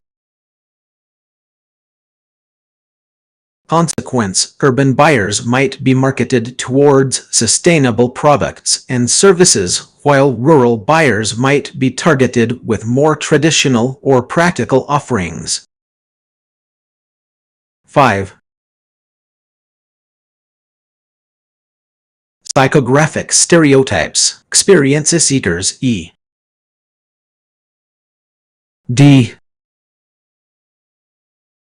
thrill-seeking, seen as adventurous, spontaneous, and open to new experiences. Value-conscious buyers, perceived as frugal, practical, and focused on affordability.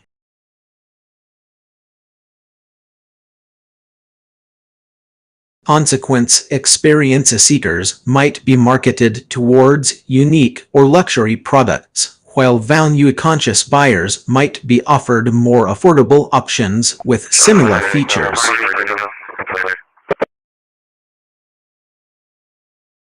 6. Digital literacy stereotypes. Tech-savvy buyers viewed as digitally literate and adept at online research. Less tech-savvy buyers perceived as less comfortable with technology and requiring more support. Consequence buyers who are not seen as tech-savvy might receive less personalized marketing or sales approaches, potentially leading to a poorer customer experience. To combat these stereotypes, businesses can focus on 1. Personalization, tailoring marketing efforts and sales approaches to individual buyers based on their unique needs and preferences. Yeah, I don't know if you showed me out here the 2. complaint at 7350 McCardle, but you can clear me. Diversity training, educating sales teams about different demographics, psychographics, and behaviors to avoid making assumptions or biases. 3.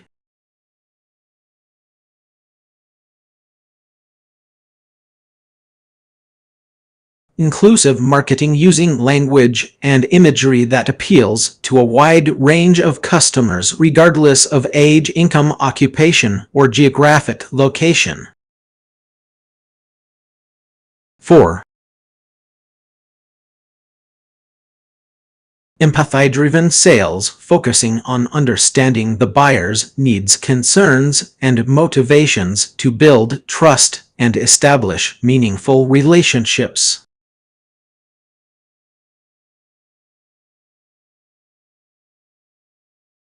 By acknowledging and addressing these stereotypes, businesses can create more inclusive, effective marketing strategies that cater to a diverse range of buyers.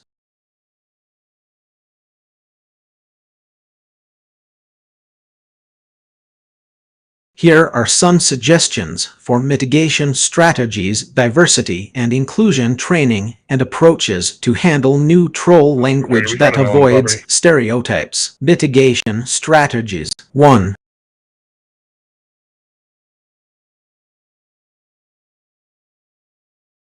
Establish clear community guidelines. Develop and enforce rules that outline what is and isn't acceptable behavior on your platform.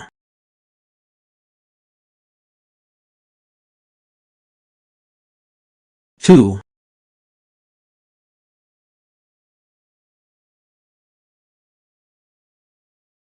Use AI-powered moderation tools. Leverage machine learning algorithms to detect and flag suspicious activity such as hate speech or harassment.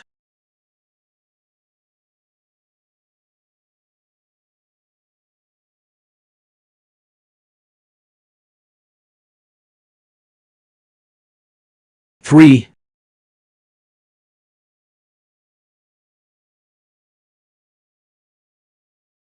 Implement reporting mechanisms. Make it easy for users to report problematic content or behavior with clear consequences for repeat offenders.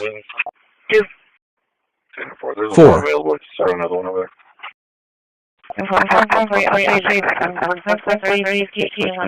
Offer support resources. Provide users with access to counseling services, support groups, or other resources to help them manage their emotions and behaviors. Diversity and inclusion training. 1. It's not going to be related, but could you close or clear me out of this and reopen? Creator training. Educate creators on the impact of their words and actions on their audience, including how to avoid perpetuating stereotypes and promoting inclusivity. 2.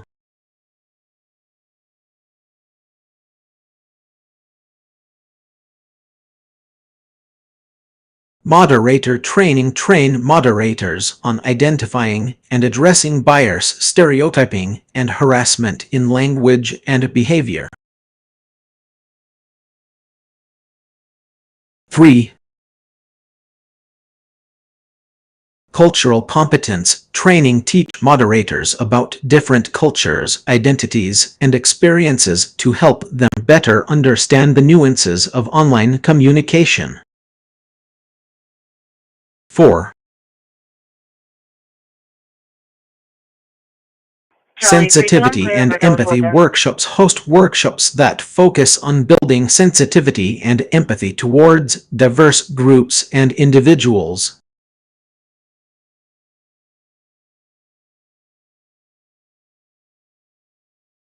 Approach to neutral language. 1. Avoid labeling or stereotyping. Refrain from labeling certain words or phrases as troll language or associating them with specific stereotypes, as this can perpetuate negative attitudes and stigmatization. 2. Focus on behavior, not language. Instead of policing individual words or phrases, focus on addressing the underlying behaviors that contribute to toxic interactions. I think 410, out of 410 is fixing to head toward Agnes. D. 440. Harassment, bullying. 3. Use neutral language when discussing problematic content. Use neutral language that avoids judgment or stigma. 4. Encourage critical thinking. Encourage users to think critically about the information they consume and share online, recognizing that language can be complex and nuanced. Do we have any information on the 18-wheeler, what it has on it? Approach to hardball stereotype. 1. Negative, not at this time. Avoid perpetuating negative attitudes. Refrain from using language or tone that reinforces negative stereotypes or stigmatizes individuals who may be prone to harassment or aggressive behavior. 2. Focus on education and support instead of punishing users for exhibiting hardball behavior. Focus on educating them about the impact of their actions and providing support to help them change their behavior. 3. Promote empathy and understanding. Encourage users to consider alternative perspectives and empathize with others who may be affected by their words or actions.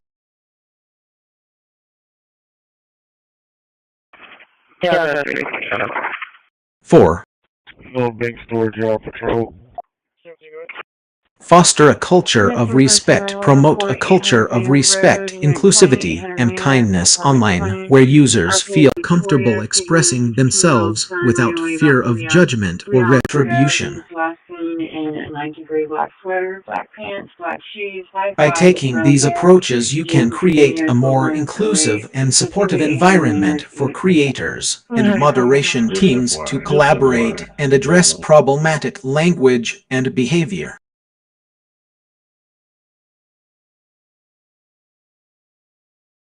You're right, harassment and hate speech can have a significant impact when left unaddressed.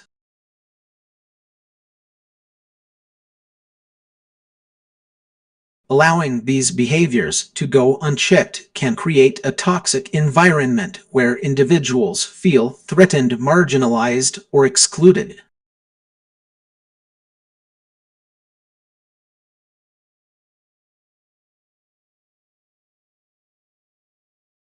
Here are some potential consequences of not addressing harassment and hate speech. 1. I'm being routed as well. Was that Escalation. Unchecked harassment and hate speech can escalate into more severe forms of violence, such as physical attacks or cyberbullying. The fire is out of the vehicle. 10-4, I'm actually in the middle 2. of looking that up right now. I'll leave that here. 10-4?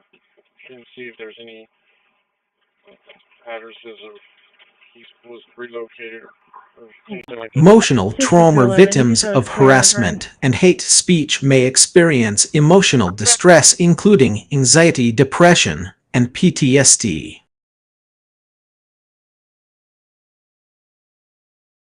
Three,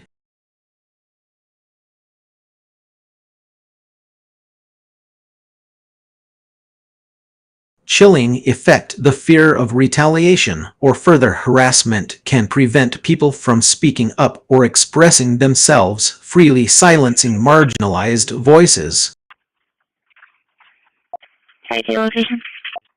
4. Perpetuation of inequality. Allowing harassment and hate speech to go unchecked can perpetuate systemic inequalities, reinforcing existing power imbalances. To address these issues, it's essential to have clear policies and procedures in place for reporting and addressing harassment and hate speech. This may include 1. Zero-tolerance policies. Establishing a zero-tolerance policy for harassment and hate speech can help ensure that perpetrators face consequences for their actions.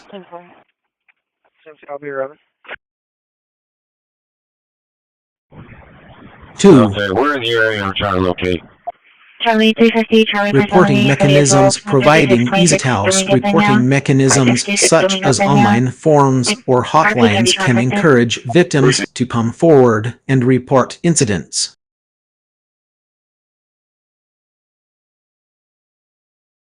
3. Investigations and consequences. Conducting thorough investigations and imposing consequences for those found guilty of harassment and hate speech can help hold perpetrators accountable. 4. Is the girlfriend still there at the location? The girlfriend advised she's going to Support return to their for family. victims. Offering support services such as counseling or advocacy can help victims recover from the impacts of harassment and hate speech. It's also crucial to create a culture that promotes empathy, inclusivity, and respect for diversity. This can be achieved by 1. Education and awareness. Educating individuals about the impacts of harassment and hate speech can help prevent these behaviors. Charlie 4. Charlie 4. 2. Promoting inclusive language. Encouraging inclusive language and avoiding language that perpetuates stereotypes or marginalizes certain groups can help create a more welcoming environment. 3. Fostering empathy. Encouraging empathy and understanding through storytelling, role-playing, or other interactive experiences can help individuals better understand the impacts of harassment and hate speech. By addressing harassment and hate speech in a proactive manner, we can create a safer, more inclusive environment for everyone.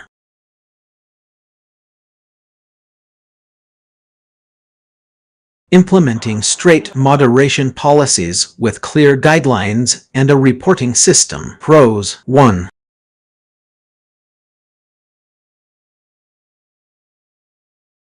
Clear expectations. Having clear guidelines on acceptable behavior ensures that all users understand what is expected of them, reducing the likelihood of misunderstandings or disputes.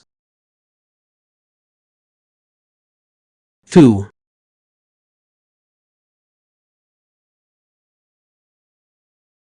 Consistency. A well-defined moderation policy ensures consistency in enforcement, which helps to maintain fairness and impartiality. 3.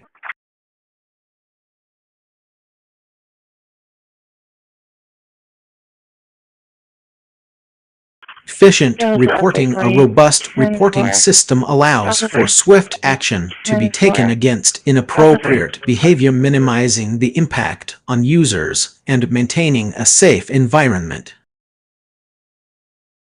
4. Reduced conflicts. Clear guidelines and a fair reporting system can help reduce conflicts between users and moderators, making it easier to resolve issues amicably. 5. Improved user experience. By providing a clear understanding of what is acceptable behavior, you can create a positive and welcoming environment for all users. Hans 1.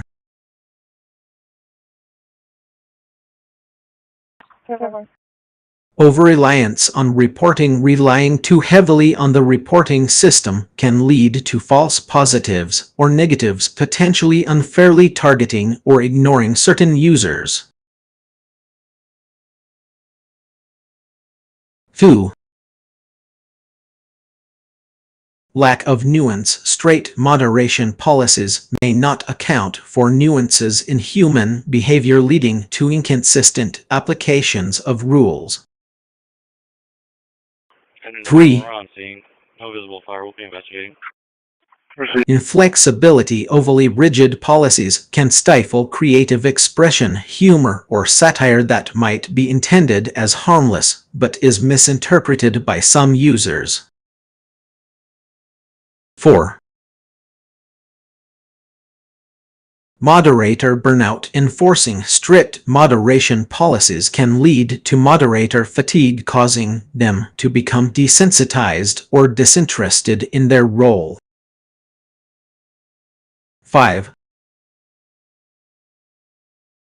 Potential for abuse. Strict moderation policies can be used to suppress dissenting voices or unpopular opinions, potentially leading to censorship or unfair suppression of certain groups.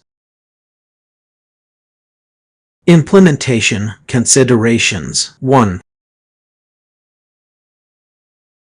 Regularly review and update policies. Ensure that your moderation policy is up to date and reflects changes in community norms or expectations.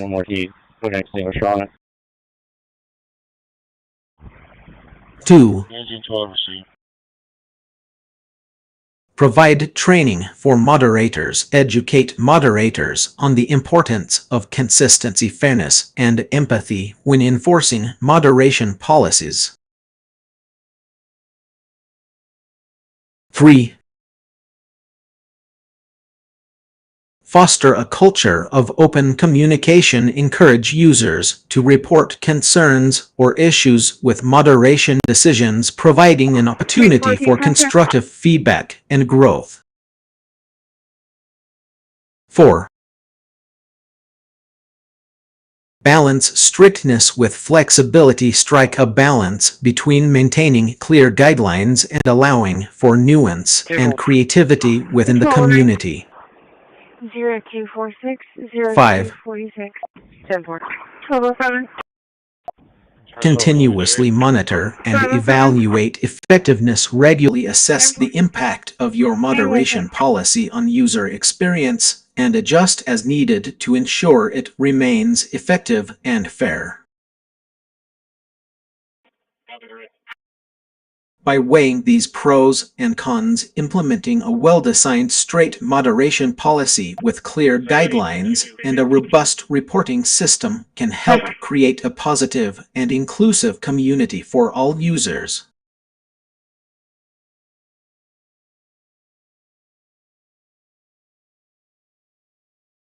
I'm happy to help you understand what these terms mean and how they relate to online safety.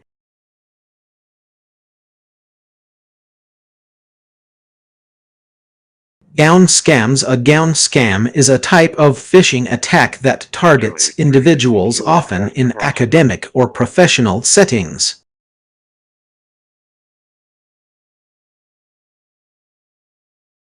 The scammer will typically send an email claiming to be from a reputable institution or organization such as a university or a government agency.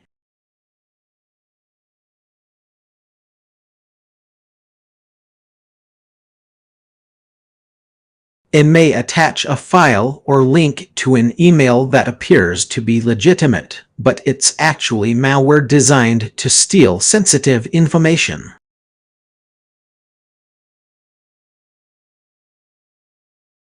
The term gown refers to the attire worn by academics and professionals in formal settings.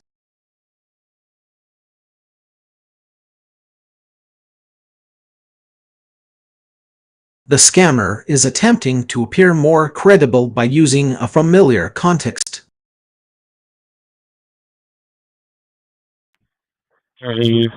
Caucasian or dwelling scams. I couldn't find any specific information on these terms being related to known phishing attacks or online scams. However, it's possible that these terms may be used as variations of other types of scams. 2.4. Delta 435 arrest. That being said, there are many common types of phishing attacks that target individuals and organizations, such as spear phishing, targeted attacks using personalized emails or messages, whaling phishing attacks targeting high-level executives or decision-makers, smishing phishing attacks via text message (SMS), phishing attacks via voice calls. To avoid falling victim to these scams, it's essential to be cautious when receiving unsolicited emails or messages with attachments, links, or requests for sensitive information. Always verify the sender's identity and look out for red flags such as spelling mistakes, grammatical errors, or suspicious formatting.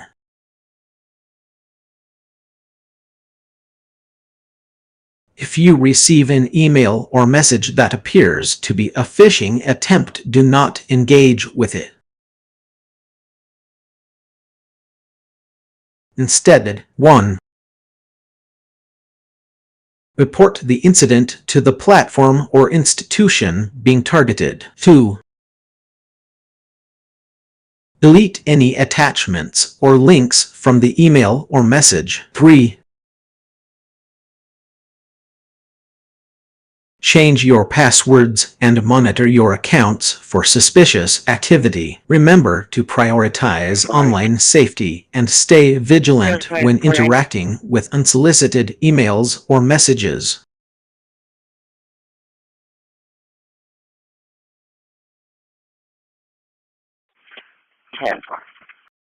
To detect suspicious links and messages, high-powered content analysis can be employed using various machine learning and natural language processing (NLP) techniques.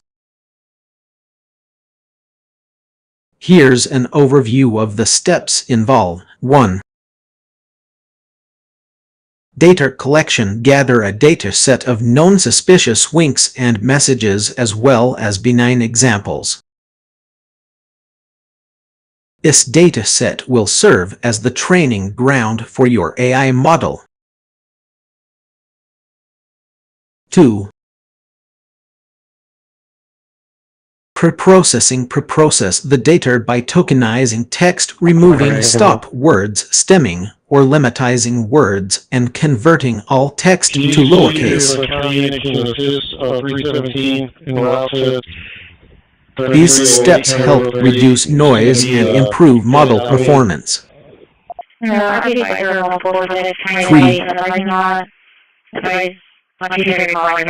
Feature extraction. Use NLP techniques like bag-off words, BOW, term frequency, inverse document frequency, TFID, or word embeddings like word to vec, glow v, or BERT to extract features from the preprocessed text data.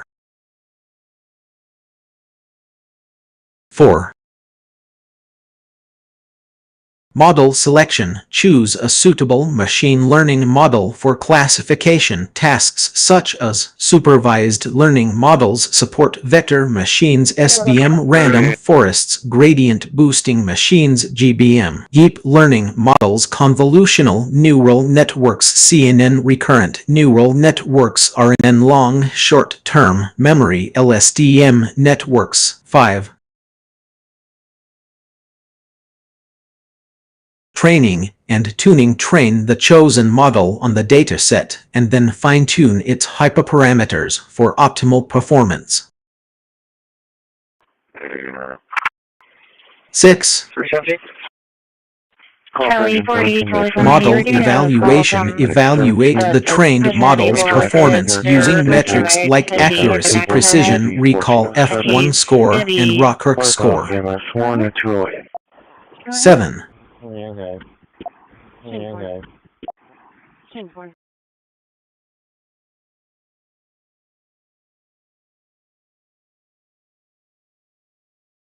Deployment. Integrate the trained model into a real-time application or system that can detect suspicious winks and messages. Received, thank you, Medicate. We'll be about 1 quarter.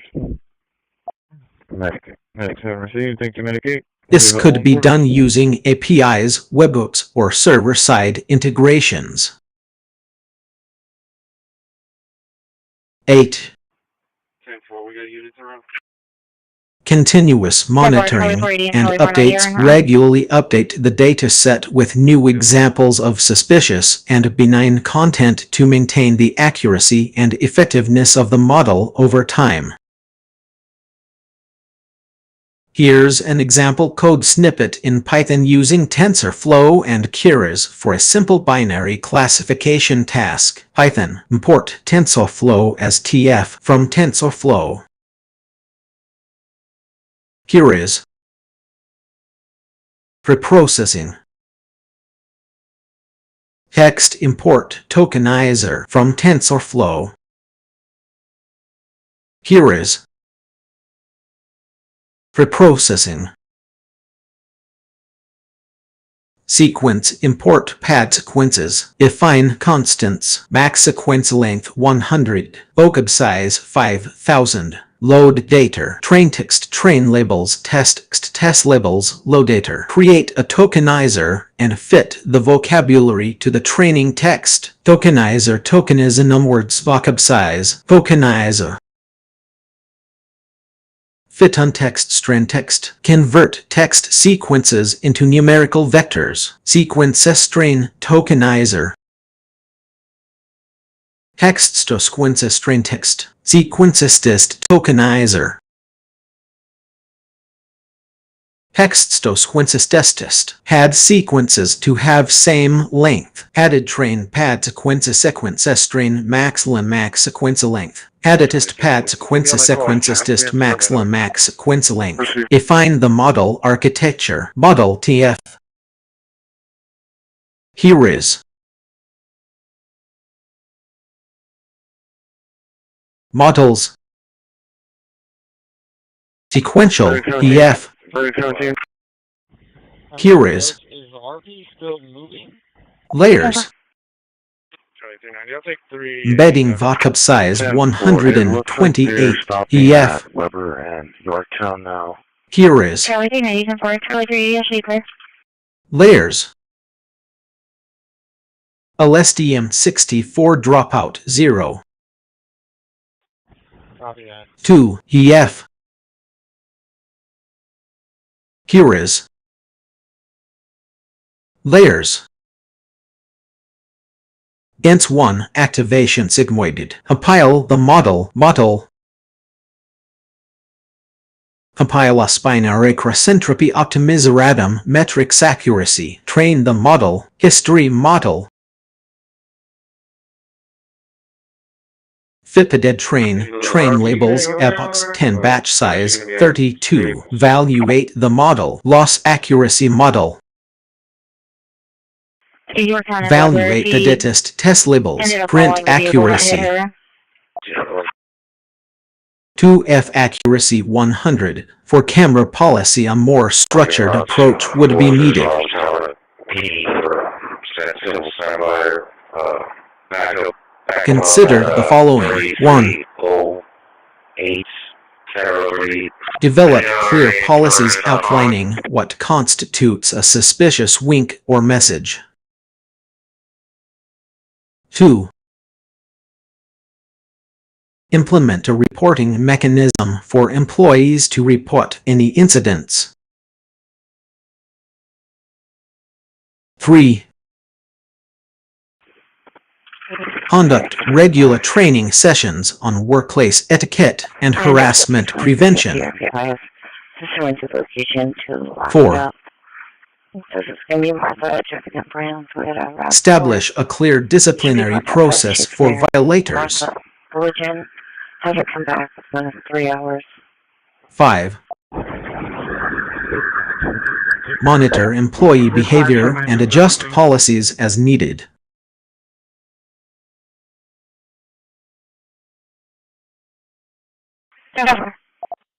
By implementing these measures, you can create a more respectful work environment where employees feel comfortable reporting suspicious activity without fear of retribution.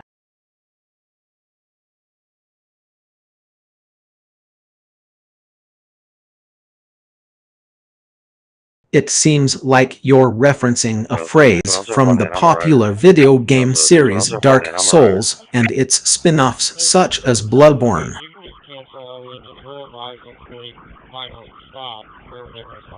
In these games, when a player's character dies, they will typically retain their items. However, in some situations, enemies or NPCs might choose to take certain items back if you're unable to return them.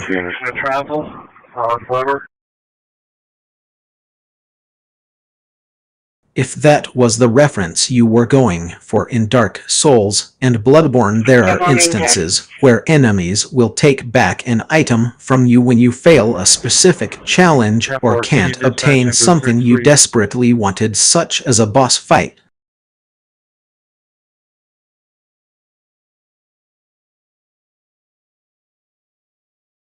I can't help with that request. It doesn't make sense to have a bunch of units chasing everybody. Charlie 39, I'm going to be Holly and Flint. Received.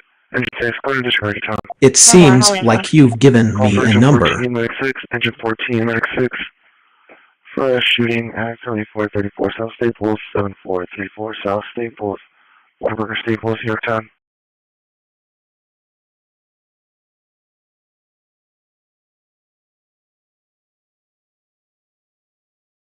Would you like to talk about something related to the number 6, or is there something else I can help you with?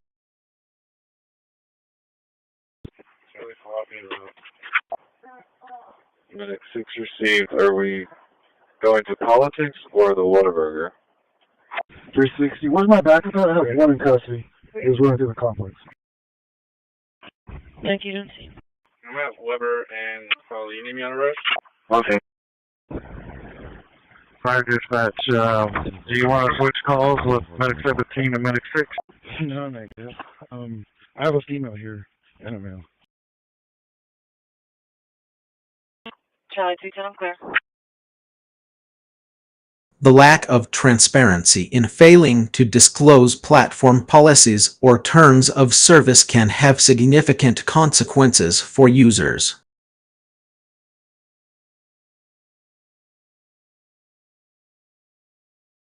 Here are some potential issues. 1.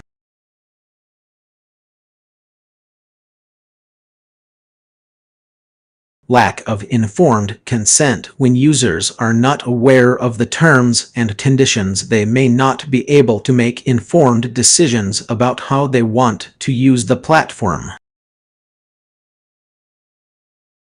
2. Medic 6 received. So the correct address is Saratoga and Shea, not Yorktown and South Staples, like my NBC shows. Surprise changes. If platform policies or terms of service change without notice, users may be left feeling blindsided and unable to adapt. Are they going to female that's bleeding from her finger, left walking towards the right. They didn't give the location of the male that was call taker. Medic 6 received. That Whataburger is not here. Saratoga City. Are these people all on the move? 3. I'm in the area of the Whataburger.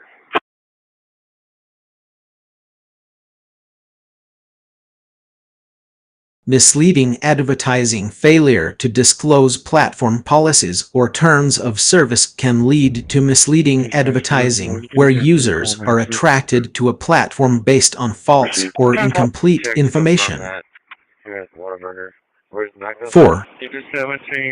Show us responding with medic 7. Unfair contract terms. If platform policies or terms of service are not transparent, users may be subject to unfair contract terms that favor the platform over them. Dispatch medic 6.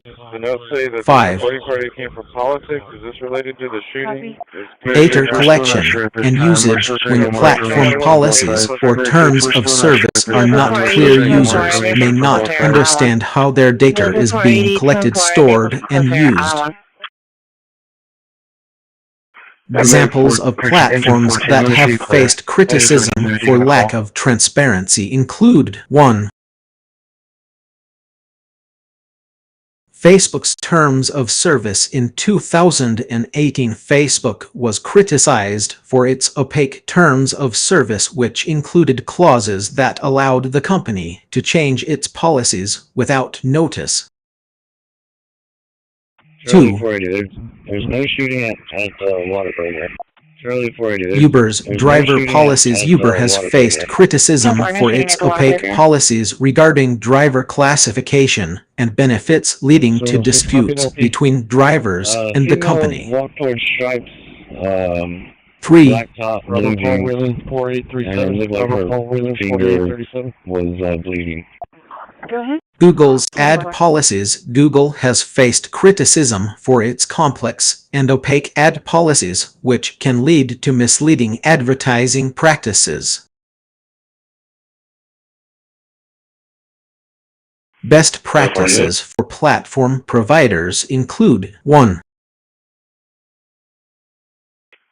Clear and concise language use. Simple, easy-to-understand language in platform policies and terms of service. 2. Regular updates. Regularly review and update platform policies and terms of service to reflect changes in the law or market conditions.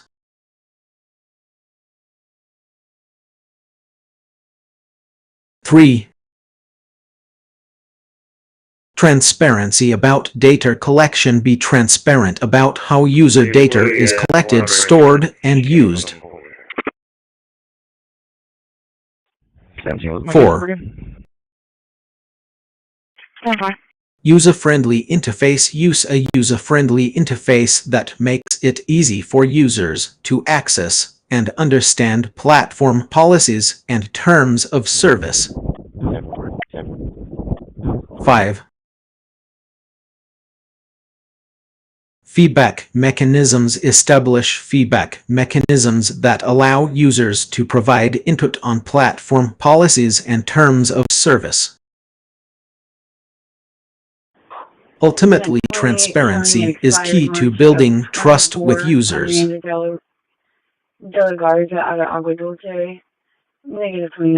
By being open and honest about platform policies and terms of service, providers can build stronger relationships with their users and foster a positive and sustainable business model.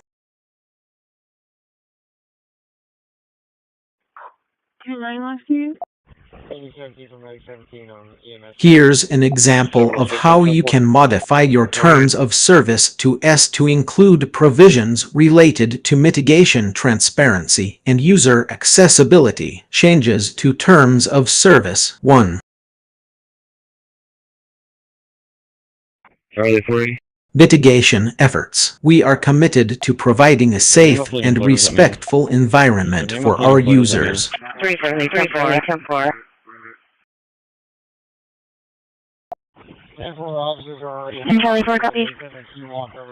Sorry, 410-4. We will take all reasonable efforts to mitigate harm, including, but not limited to, removing or disabling content that infringes on others' rights, blocking or restricting access to accounts engaged in harmful behavior, cooperating with law enforcement agencies and other relevant authorities. 2.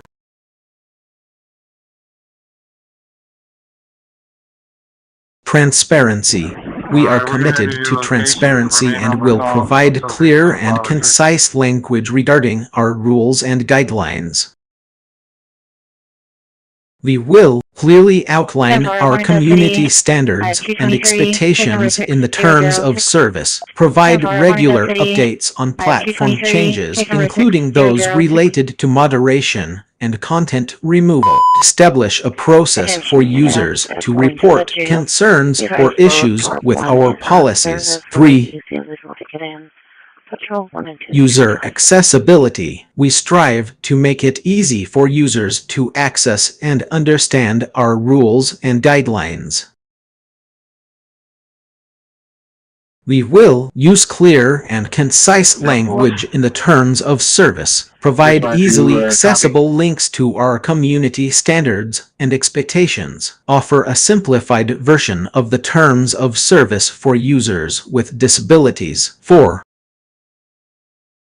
Policy changes. We will make policy changes transparently, including, but not limited to, providing at least 30 days notice before making significant changes to our rules or guidelines, explaining the reasoning behind any changes and how they affect users, offering an opportunity for users to provide feedback on proposed changes. 5. User feedback. We welcome user feedback and will actively consider it when making policy decisions.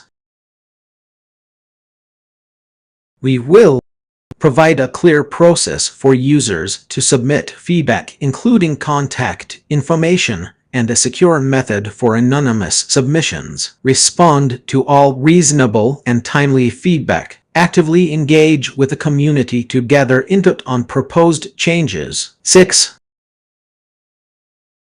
Accountability. We are committed to accountability and transparency in our moderation efforts. We will establish clear guidelines for moderators and provide training on these guidelines. Regularly review and audit our moderation processes to ensure they are fair, effective, and unbiased. Hold moderators accountable for any abuse of power or misconduct. 7. Community engagement. We value community engagement and will work to foster a collaborative environment. Unit 6. We will host regular community events and town halls to discuss platform issues and gather feedback. Establish an open channel for users to report concerns or issues with our policies. Encourage respectful dialogue and debate on platform issues. 8. Amendments. These terms of service may be amended at any time without notice. We will make every effort to communicate changes clearly and transparently.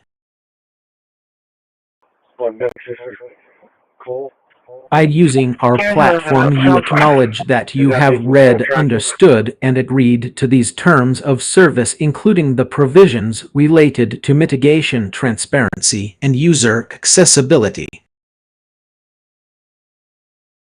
This is just an example, and you should adjust it according to your specific needs and policies. Checking the water breaker right now in Saratoga and Claire. It's also a good idea to consult with a lawyer or legal expert before making any changes to your 2S.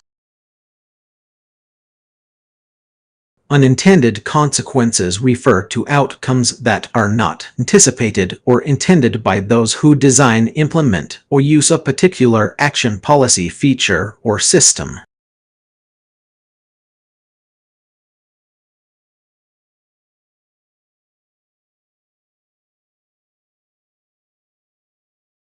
It is a common phenomenon in many areas, including politics, technology, economics, and social systems.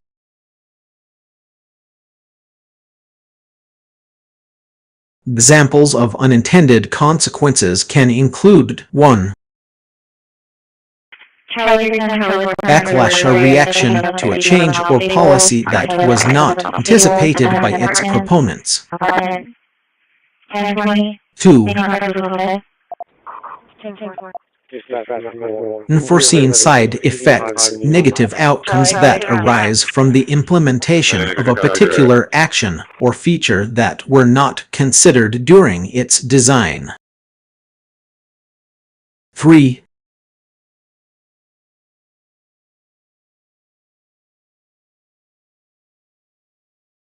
Ripple effects, changes in one area that have unforeseen and often unintended impacts on other areas.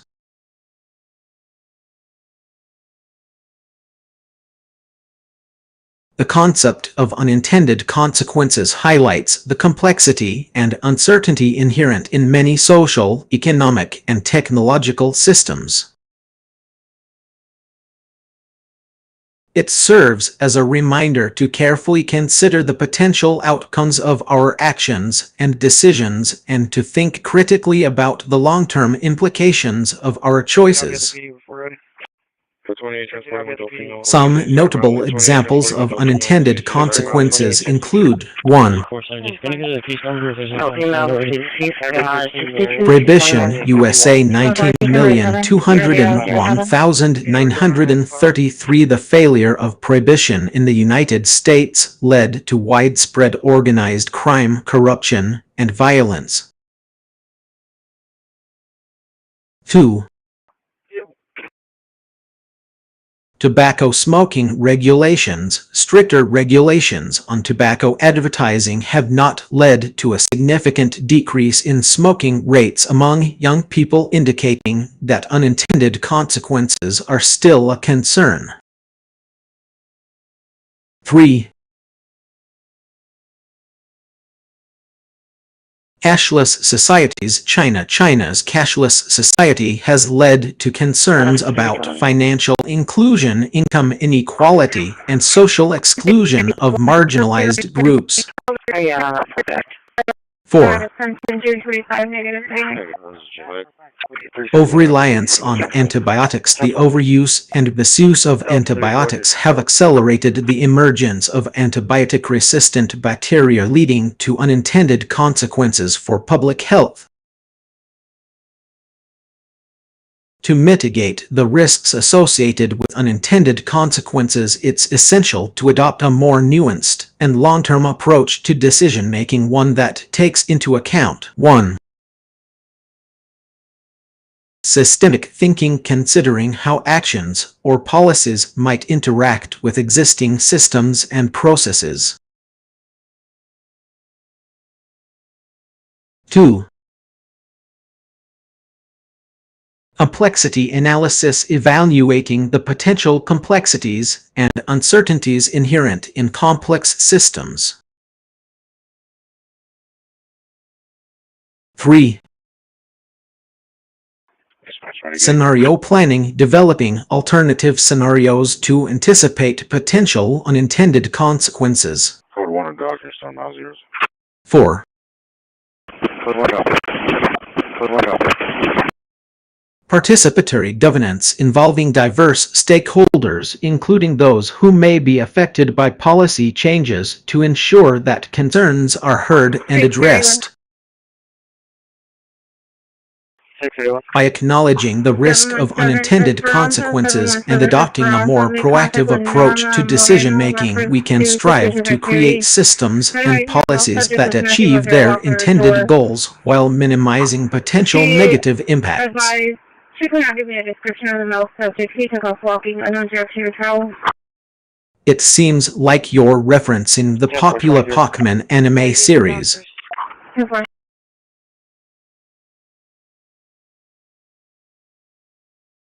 However, I'll assume you're referring to the concept of engaging with things that accelerate or hinder progress.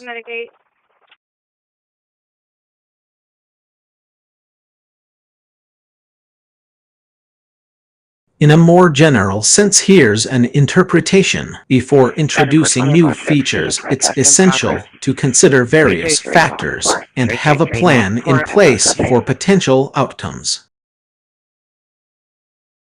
This includes engaging with 1. Accelerants, identifying opportunities that can amplify the impact of your new feature, such as partnerships, collaborations, or innovative technologies. 2.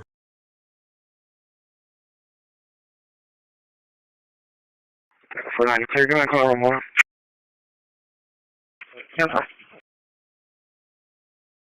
Stakeholders, understanding potential roadblocks or challenges that might slow down progress and having strategies to mitigate or overcome them. 3. Dressed in a potential at nationals. This phrase seems unrelated to the previous points, but I'll assume it refers to being prepared for success or high-stakes situations. 631. To achieve this, consider the following steps. 1. Conduct thorough research and analysis to identify potential opportunities and challenges. 2. Develop a comprehensive plan including contingencies for unexpected outcomes. 3. Engage with stakeholders, partners, and experts to gather input and insights. 4. Stay flexible and adaptable, willing to adjust your approach as needed. 5. Continuously monitor progress and make adjustments to optimize the success of your new feature. By taking a proactive and informed approach, you can minimize potential risks and maximize the benefits of introducing new features or pursuing high-stakes goals.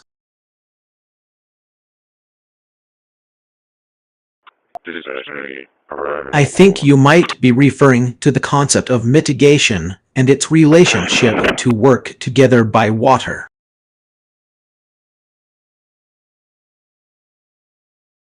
Could you please provide more context or clarify what you mean by this phrase? It seems like you're hinting at the idea that even though there are challenges or pitfalls, D.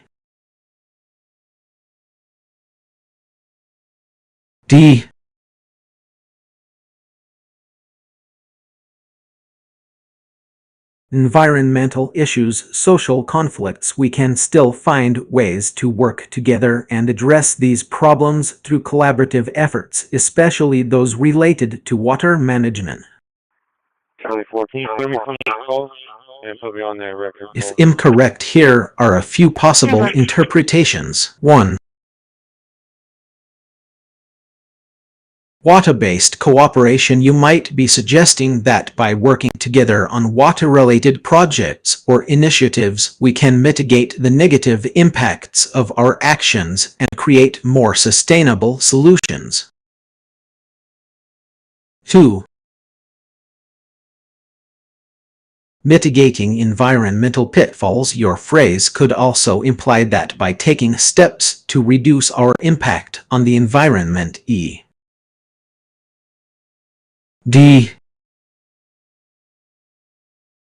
Conserving water, reducing pollution. We can minimize the risks associated with climate change, deforestation, or other ecological disasters.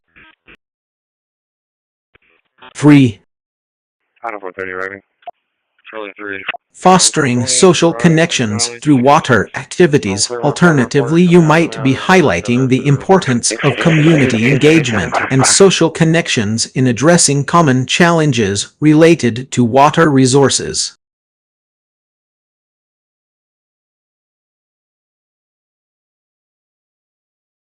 Please feel free to elaborate on your idea and I'll do my best to provide more insight and support. Community guidelines for our platform. 1. Respect others. Treat others the way you want to be treated. Be kind, considerate, and inclusive in all your interactions. Delta 320 or Delta 350. No harassment or abuse. No form of harassment, abuse, or bullying will be tolerated. This includes personal attacks, insults, threats, and hate speech. 3. Stay on topic. Keep discussions relevant and on topic. Avoid sidetracking conversations with unrelated topics. 4. Be authentic and honest. Be yourself, but also be truthful in your interactions. Misrepresentation, fake profiles, or pretending to be someone you're not will not be tolerated. 5. No spamming or self-promotion. Refrain from spamming or self-promoting on the platform. This includes unsolicited messages, links, or advertisements. 6. Keep it family-friendly. Our community is family-friendly and clean. No explicit language, images, or content will be allowed. 7. 317, just be advised that No hate speech or discrimination. We do not condone hate speech, racism, sexism, homophobia, transphobia, or any form of discrimination based on age, ability, ethnicity, nationality, religion, or any other characteristic. 8. Respect intellectual property. Respect the intellectual property rights of others and refrain from sharing copyrighted materials without permission.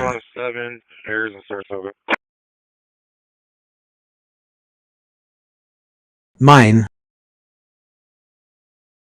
Follow the law. Our community adheres to all applicable laws and regulations. Avoid discussing or promoting illegal activities. 10. Go ahead. Report misbehavior. If you witness or experience any form of misbehavior, report it to us immediately. We will investigate and take appropriate action if needed. By following these guidelines, we can create a safe, inclusive, and respectful community for everyone. I recognize the phrase.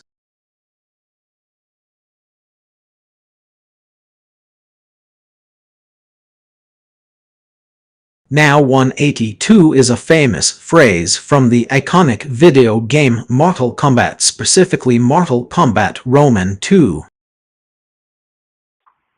Unit 7. The character Sub-Zero Roman 2, also known as by hand, says now 182 in his finishing move after defeating his opponent.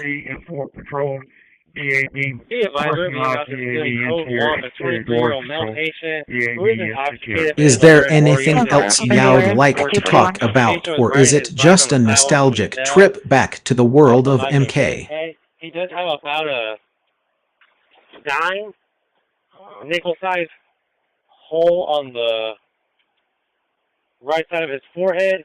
We will have pictures for you on arrival, as we already have it wrapped and bleeding under control. It is about an inch deep into his head. Patient denies neck or back pain. We did put a C collar on for precaution, but he denied a backboard. IV access was refused by the patient as he's gone. IV access was denied by the patient. Current vitals are blood pressure of 160 over 88. Heart rate of 130. Respiration of 18 and a temp of 98.2. ETA to your facility is going to be about 7 minutes.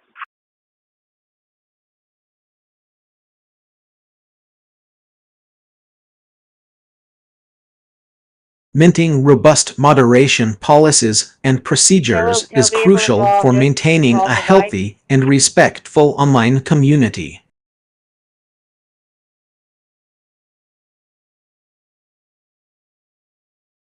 Here are some steps to help you create effective moderation policies and procedures. 1. 911.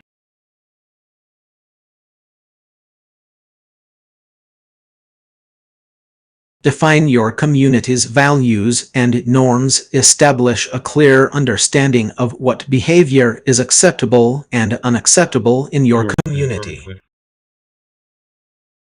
10-4, apartment clear 243. 2.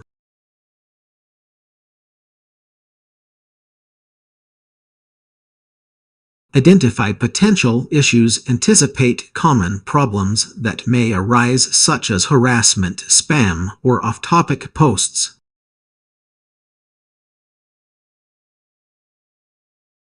3.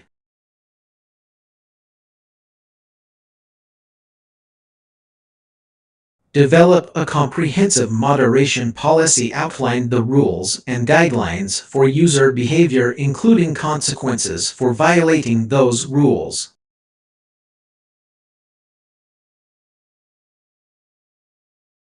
4.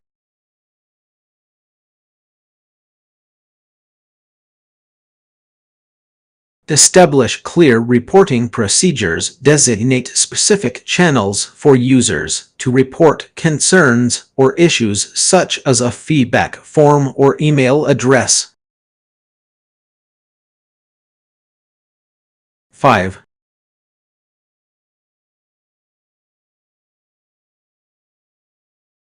Designate moderators. Appoint trusted community members to oversee moderation and enforce policies. 6. Provide training for moderators. Ensure that moderators understand the policies and procedures and are equipped to handle common issues. 7. Regularly review and update policies. Monitor user behavior and adjust policies as needed to ensure they remain effective and relevant. 8.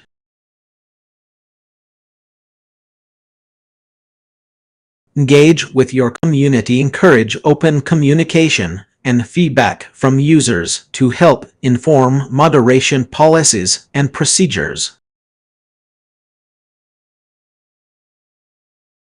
Some key components of robust moderation policies and procedures include: 1. Clear definitions of acceptable and unacceptable behavior. What is harassment and how will it be addressed? How will spam and self-promotion be handled? What are the rules for off-topic posts? 2. Consequences for violating policies. What penalties will be imposed for serious infractions? D.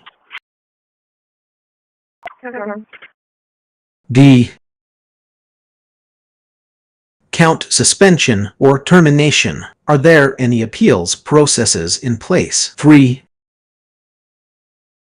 Reporting procedures. How will users report concerns or issues? Who will review reports, and what is their decision-making process? 4. Moderator guidelines. What are the responsibilities of moderators? How should they handle complex or sensitive cases? 5. User appeals processes. How can users appeal decisions made by moderators? or administrators. What evidence is required to support an appeal? Example, moderation policy. Community standards. We strive to create a welcoming and respectful environment for all users.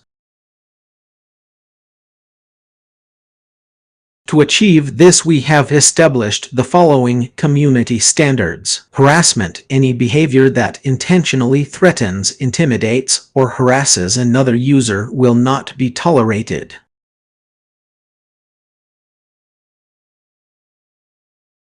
Spam. Self-promotional posts or messages will be removed and may result in account suspension. Off-topic posts that are not relevant to the conversation will be moved to a designated area. We remove our Knox key. Reporting procedures. If you have concerns about a user's behavior, please report it through our feedback form. Please provide as much detail as possible, including screenshots or URLs if applicable. Moderator guidelines. Our moderators are responsible for reviewing reports and enforcing community standards. If a moderator makes an error in their decision, please contact us via email or feedback form to appeal the decision. Consequences. Failure to adhere to community standards may result in penalties, including account suspension or termination. Appeals can be made through our support team. Remember that creating robust moderation policies and procedures is an ongoing process that requires continuous evaluation and improvement. By establishing clear guidelines and processes, you can create a healthy and respectful online community.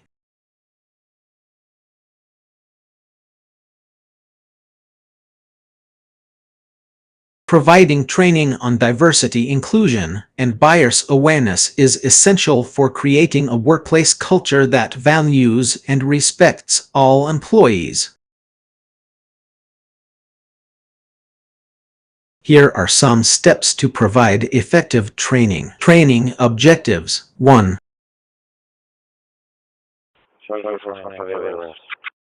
Identify and understand the impact of bias on individuals and organizations. 2. Recognize and challenge own biases and assumptions. 3. Develop skills to create an inclusive work environment. 4. Understand the importance of diversity and inclusion in achieving organizational goals. Training format. 1. In-person training in classroom training with a facilitator or instructor. 2. Virtual training, online webinars, video conferencing, or online courses. 3. Self-paced learning, interactive modules, or e-learning platforms. Gender. 1. Introduction to Diversity and Inclusion, 30 minutes. Defining diversity and inclusion. Understanding the benefits of diversity and inclusion. 2.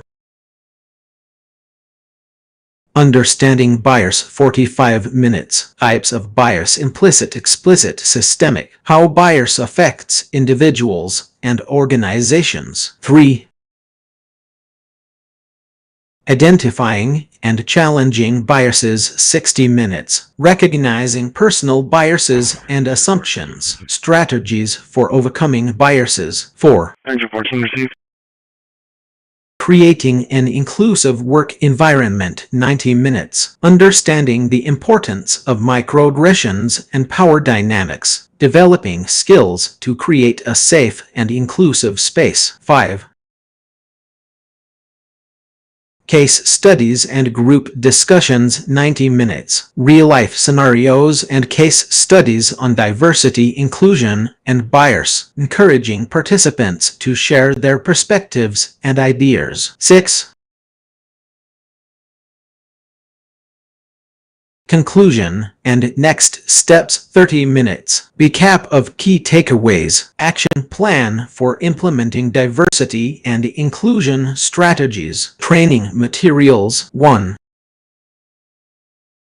PowerPoint presentations or slides. 2. Handouts with additional resources and exercises. 3. Item 410. Interactive simulations or case studies. 4. Online quizzes or assessments to evaluate understanding. Tips for effective training. 1.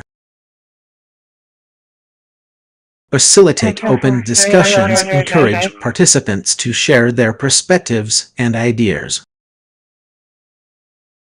3100 of 7 Trees Drive. 2. Use real-life examples, use case studies, anecdotes, or scenarios that are relevant to the organization.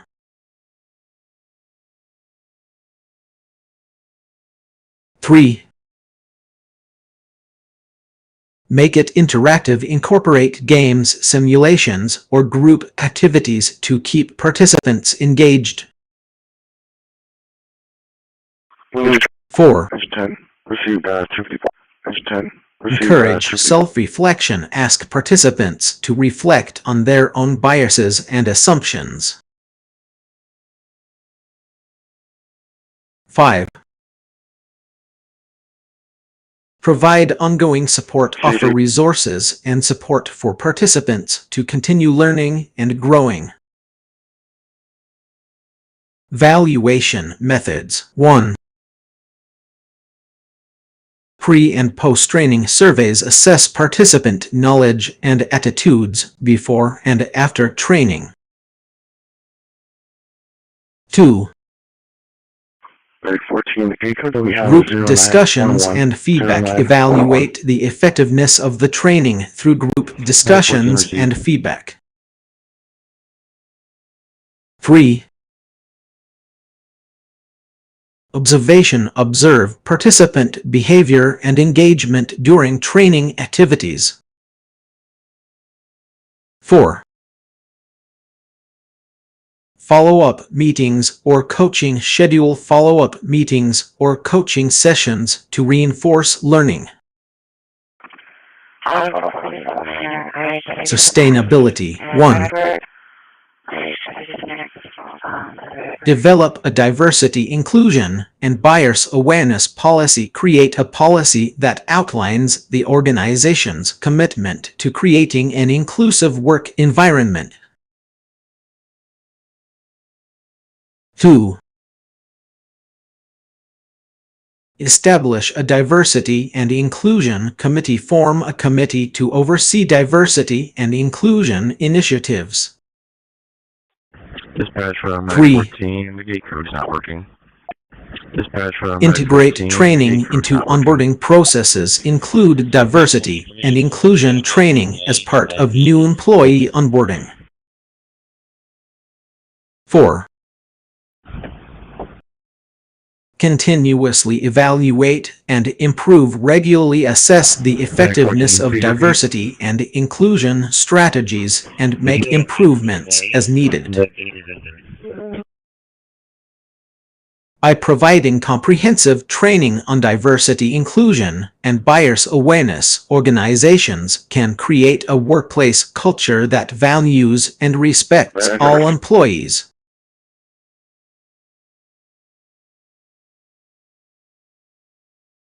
Wiggly Marna sounds like a fun and whimsical concept. I'm going to take a wild guess that you might be referring to something related to the popular video game series Minecraft.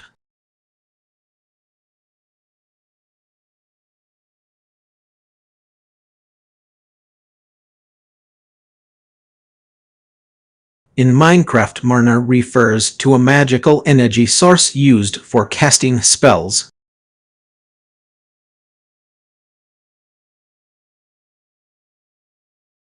If we were to imagine a wiggly version of Marner, it could possibly involve a mesmerizing, undulating, or even jelly-like quality.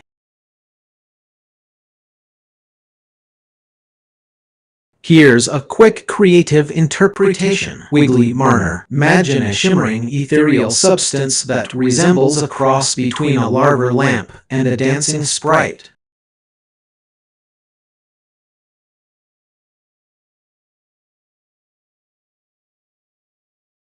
Wiggly Marna has an undulating motion as if it were alive and vibrating with magical energy.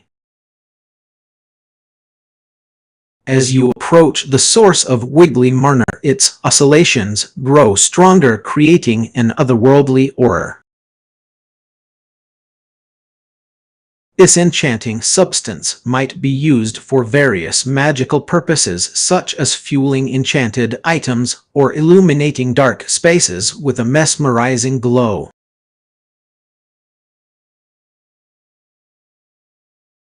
The wiggly motion could also have unique effects on the environment, like causing plants to grow in synchronization with its rhythmic movements or attracting rare creatures that are drawn to its hypnotic energy.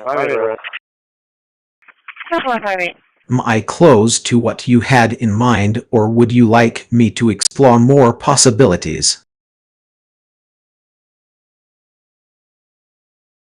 Chill issues can be a major productivity killer.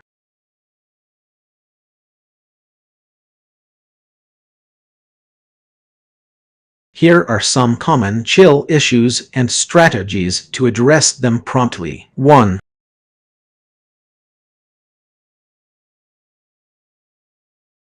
Procrastination, putting off tasks until the last minute. 420.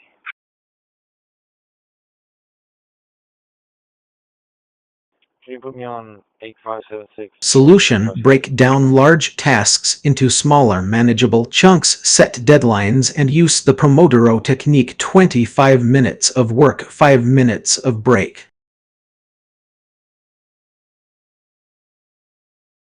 2.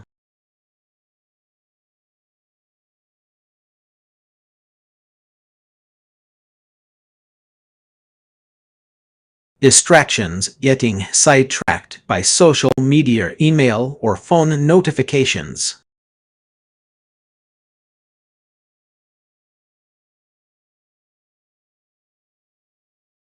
Solution: use website blockers like Freedom or Self-Control. Set specific times to check email and social media and silence notifications during focused work periods. 3. Self-doubt and fear of failure, overthinking and worrying about making mistakes. Solution: practice self-compassion, reframe negative thoughts, and focus on progress rather than perfection. Remind yourself that failures are opportunities for growth. 4. Burnout, physical or mental exhaustion due to overwork or stress. Solution: prioritize self-care, exercise, meditation, sleep, set realistic expectations, and establish boundaries with work and personal responsibilities. 5. Perfectionism, spending too much time on a single task, trying to get it perfect. Solution: set realistic standards, use the good enough principle, and focus on completing tasks rather than achieving perfection. 6. Lack of motivation, feeling unmotivated or disconnected from goals.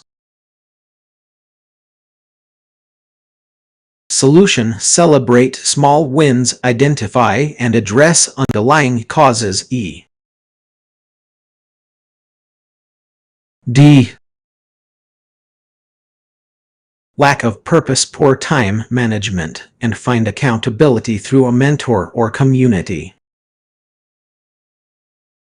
7. Impatience, rushing through tasks or expecting immediate results. Solution: practice patience, understand that progress takes time, and focus on making steady incremental improvements. To address chill issues promptly. 1. Recognize the issue. Acknowledge when you're experiencing a chill issue and take responsibility for addressing it. 2. Take action immediately. Don't wait until the issue becomes a bigger problem. Tackle it head-on as soon as possible. 3. Use tools and resources. Utilize productivity tools, apps, or strategies to help you stay focused and on track. 4. Review and adjust regularly. Assess your approach and make adjustments as needed to ensure you're staying on track.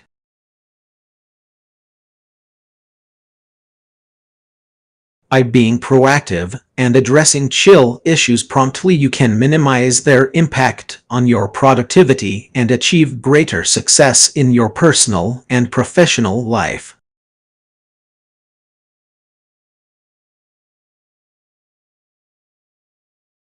Conducting thorough risk assessments is a crucial step in the software development process, especially when introducing new features. Here are some reasons why conducting risk assessments is important. 1. Identifies potential issues. Risk assessments help identify potential issues that could impact the feature's functionality, performance, or user experience. 2. Prioritizes mitigation efforts. By identifying high-risk areas, developers can prioritize mitigation efforts and allocate resources effectively to minimize the impact of potential risks. 3. Reduces uncertainty. Conducting risk assessments helps reduce uncertainty by providing a clear understanding of the potential risks associated with introducing new features.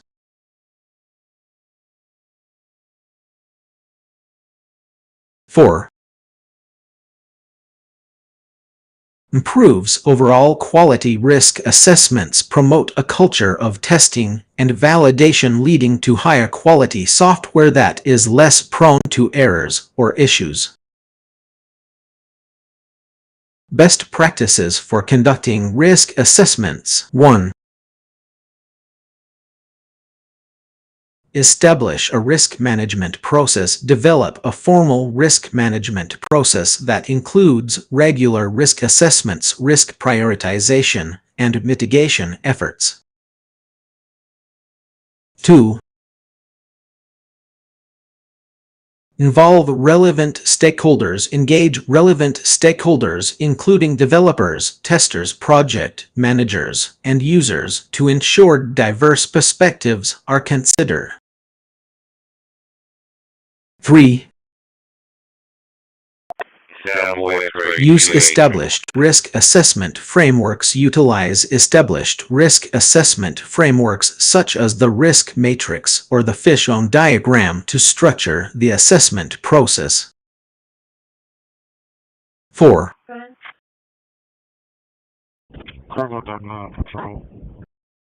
Consider multiple scenarios. Consider multiple scenarios to anticipate potential risks, including worst-case scenarios. 5. Document findings and recommendations. Document the findings and recommendations from the risk assessment, including mitigation strategies and contingency plans. Types of risks to consider. 1. Technical risks. Technical issues such as system crashes or data corruption that could impact feature functionality. 2. Security risks. Security vulnerabilities such as SQL injection or cross-site scripting XSS that could compromise user data. 3. User experience risks. Risks related to user experience such as usability issues or inconsistent design. 4. Business risks. Business-related risks such as changes in market conditions or regulatory requirements. 5. Operational risks. Operational risks such as system downtime or infrastructure failures.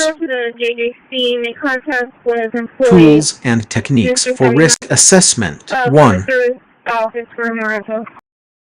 Risk matrices. Risk matrices are a visual tool used to categorize and prioritize risks based on their likelihood and impact. 2. Decision trees. Decision trees help identify potential risks and their corresponding outcomes. 3. Failure mode and effects analysis. hpme. hpme is a systematic approach to identifying and evaluating potential failures in a system or process. 4. Root cause analysis. RTA. RCA is a method used to determine the underlying causes of an issue or problem.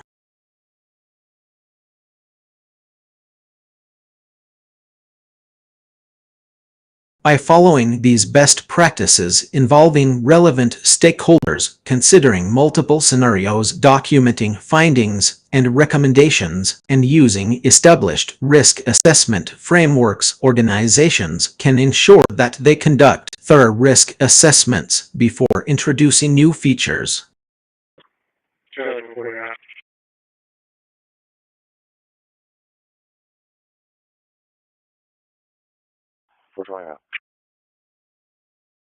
Users. RTA writer has been targeting manager episode.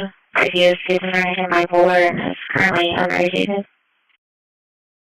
By collaborating, we can develop a digital detox action plan that promotes awareness, education, and intentional technology use.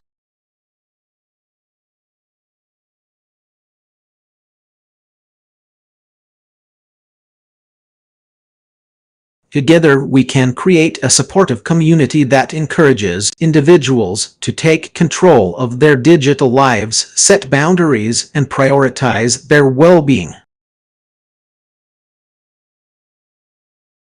How does that sound? I'd be happy to help you build on this statement and create a comprehensive plan for a safer and more informed digital detox experience.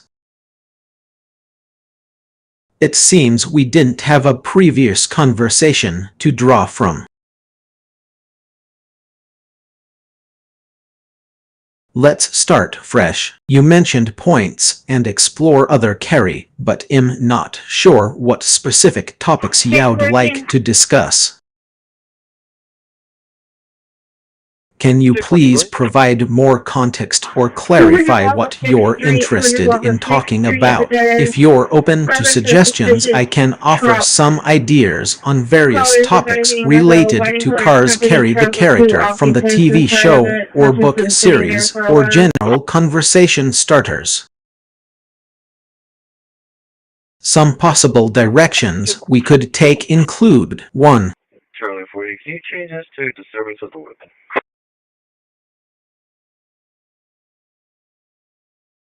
Discussing your favorite car models or car-related hobbies.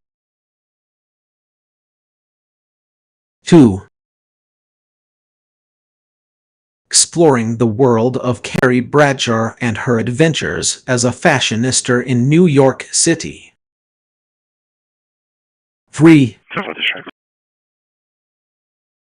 Chatting about books, movies, or TV shows featuring Carrie characters. Charlie 40, I copy the comments. Can we notify... Let me know if any of these options spark your interest, or feel free to suggest something else that's on your mind.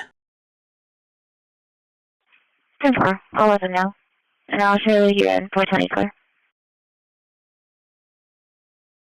That's a clever reference to the classic song "I Could Have Danced All Night" from My Fair Lady, where Eliza Doolittle says, "Wouldn't it be lovely," but then a flame appears and engulfs her words.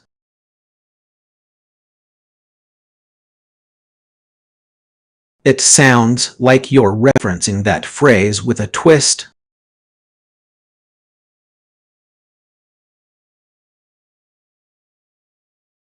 A reference to the infamous phrase made by Bill Clinton in a 1992 speech where he said, "I feel your pain," in response to a woman's question about why her husband was getting an affair. The phrase has since become a bit of a meme and cultural reference point. So I'm assuming you're either a fellow Democrat or just using the phrase for some other reason.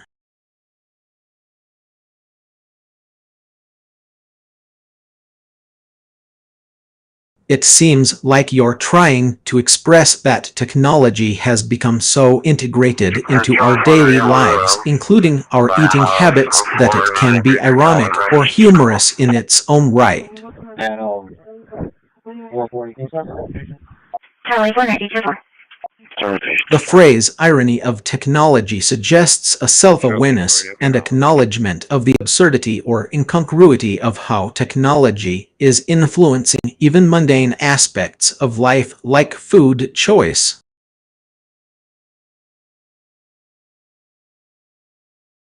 I see what you're getting at.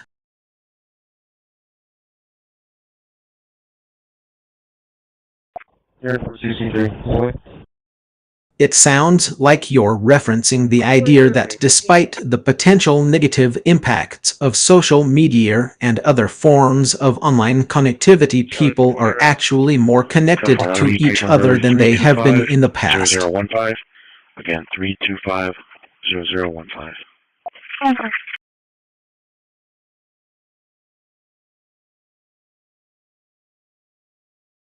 This idea is often referred to as global connectivity or digital globalism.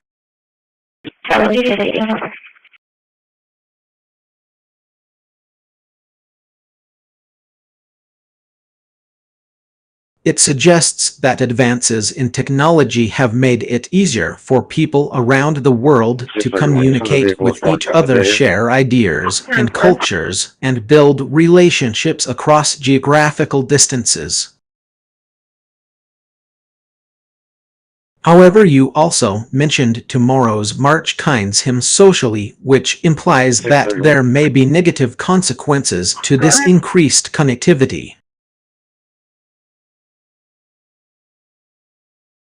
This could refer to concerns about social isolation, cyberbullying, or the spread of misinformation, among other issues.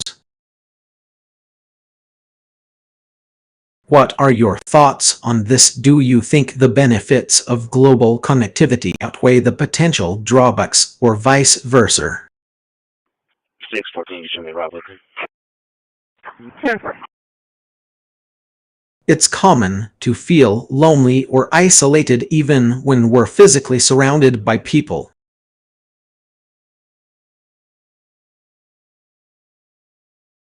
This phenomenon is often referred to as social isolation or urban loneliness.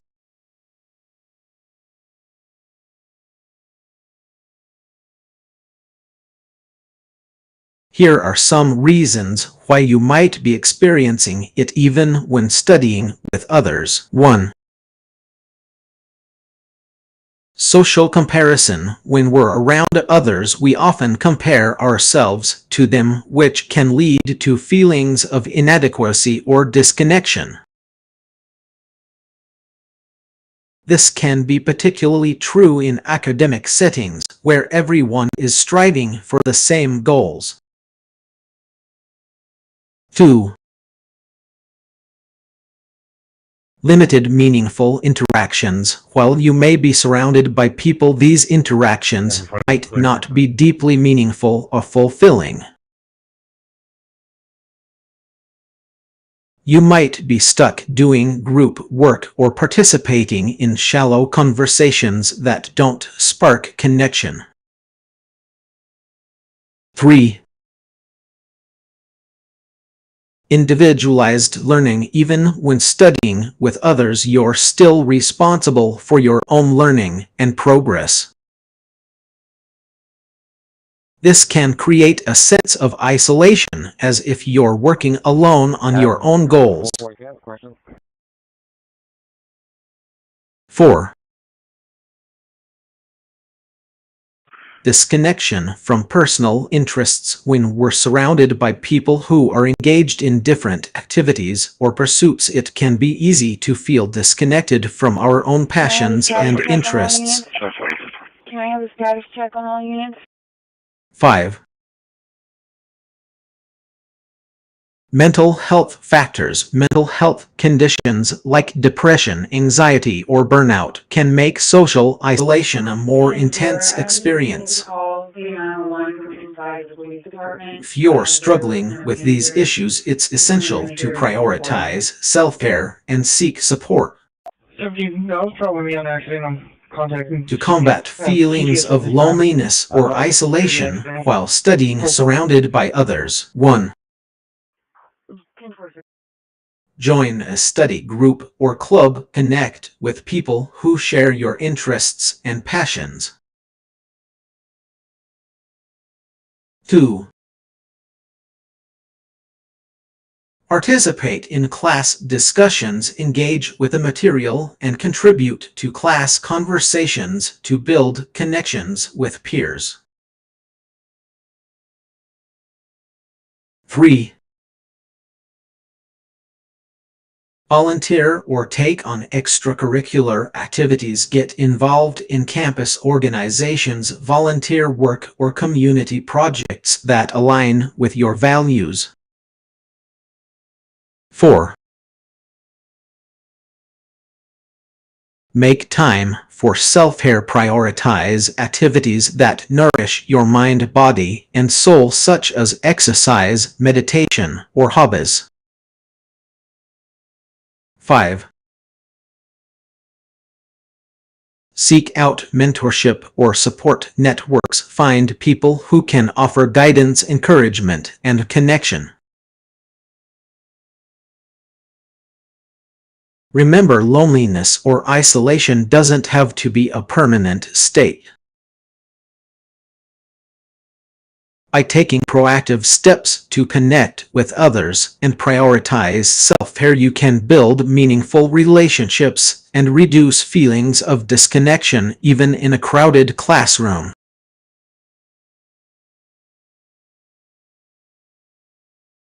I think I can make an educated guess about the type of tree you might be thinking of.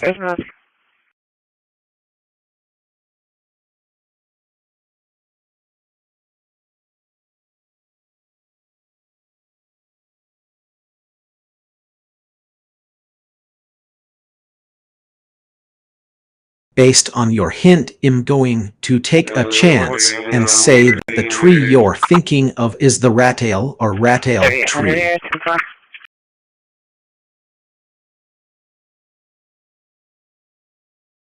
However, it's more likely that you're thinking of the rat-tail cedar Cedrus atlantica rat-tail, but its most similar relative is the eastern white pine Pinus strobus. The eastern white pine has a distinctive conical shape and branches with long, thin tapering twigs that resemble rats' tails.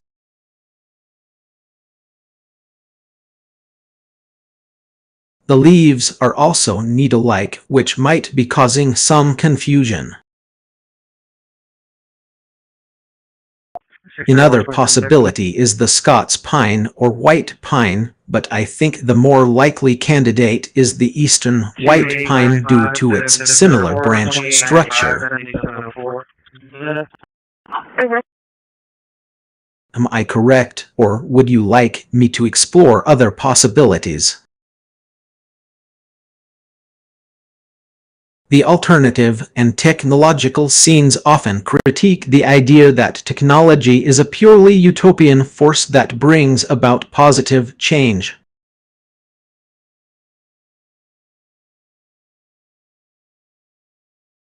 Instead, they argue that technology can also create new problems and challenges that were not present before.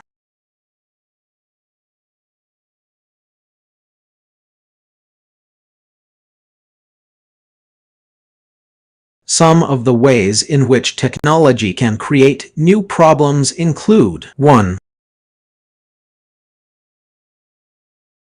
631. Copy 1 by name. Unintended consequences. New technologies can have unintended consequences that are not immediately apparent. 1115 of 91.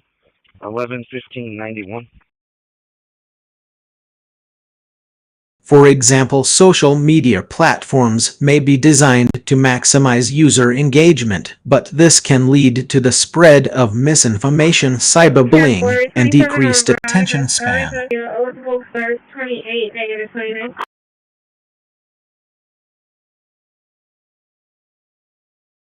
2.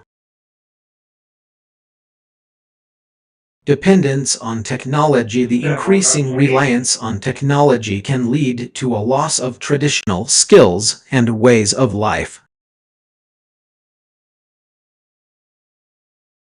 This can create problems for individuals and communities that are unable or unwilling to adapt to new technologies. 3. Environmental impact. The production and disposal of electronic devices can have significant environmental impacts, including waste, energy consumption, and pollution. 4.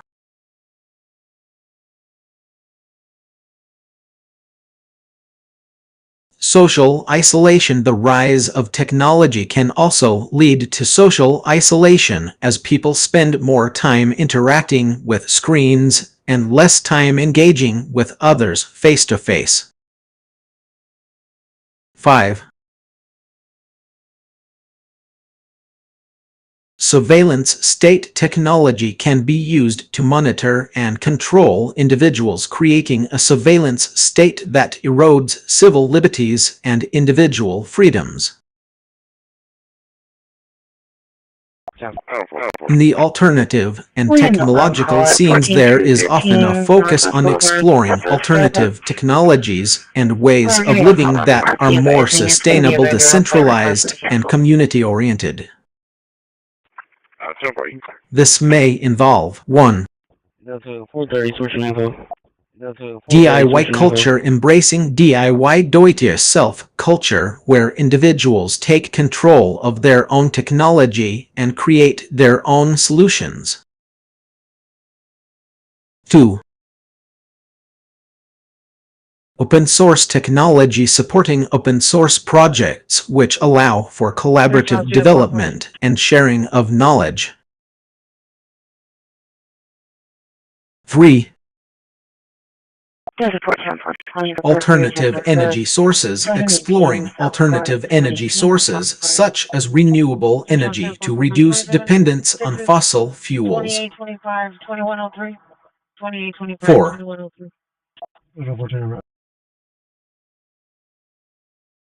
Community networks, building community networks that are decentralized and resilient rather than relying on centralized systems. 5.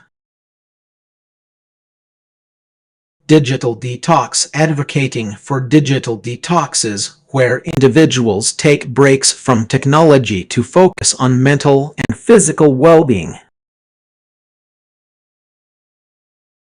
Overall, the alternative and technological scenes recognize that technology is a complex and multifaceted force that can bring about both benefits and drawbacks. By exploring alternative technologies and ways of living, we can create more sustainable, equitable, and just societies.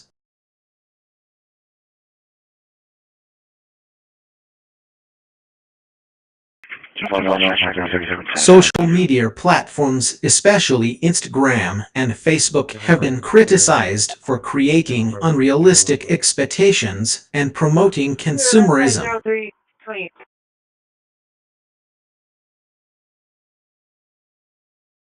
Here are some ways in which they contribute to this issue. 1.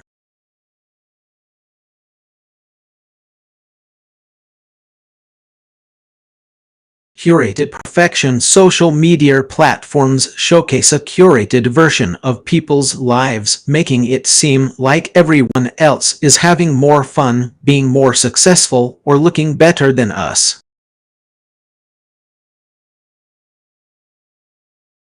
This creates unrealistic expectations and can lead to feelings of inadequacy.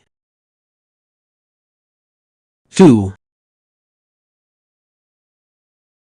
Consumerist advertising. Social media platforms are filled with ads from brands promoting products that promise to improve our lives, relationships, or physical appearance. These ads often create a sense of FOMO, fear of missing out, and pressure us to buy more than we need.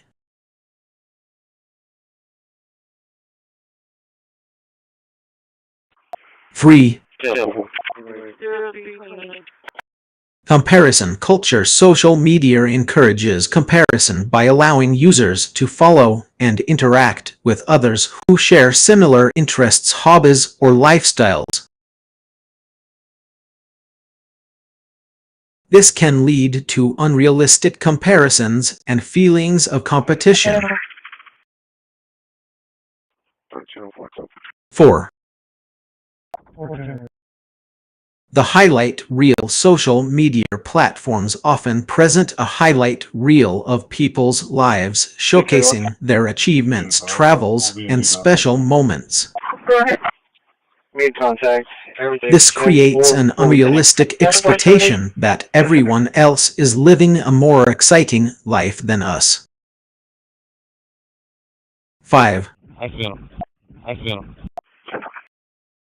Influencer culture. Social media influencers often promote products or services they use in their daily lives, creating a false narrative that these products are essential to happiness or success.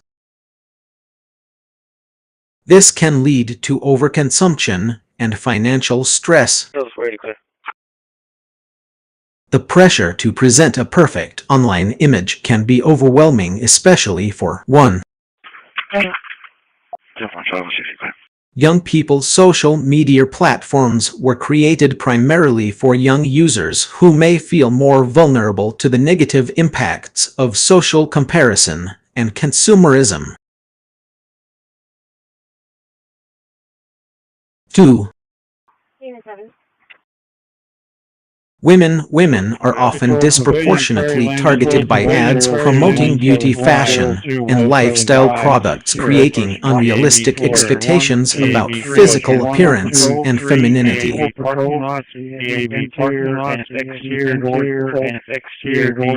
3. Minorities. Members of marginalized communities may face additional pressure to present a perfect online image due to societal stereotypes and biases. To mitigate these effects, it's essential to 1. Take breaks regularly. Disconnect from social media platforms to reduce the impact of curated perfection. 2. Unfollow or mute accounts that make you feel bad about yourself or create unnecessary pressure to consume. 3. Use authentic content. Follow and engage with accounts that promote genuine experiences, products, or services. 4. Practice self-care. Focus on your own well-being, interests, and goals rather than comparing yourself to others online. 5. Set boundaries. Establish limits on social media usage and prioritize real-life interactions. By being aware of these issues and taking steps to mitigate them, we can reduce the negative impacts of social media on our mental health and well-being.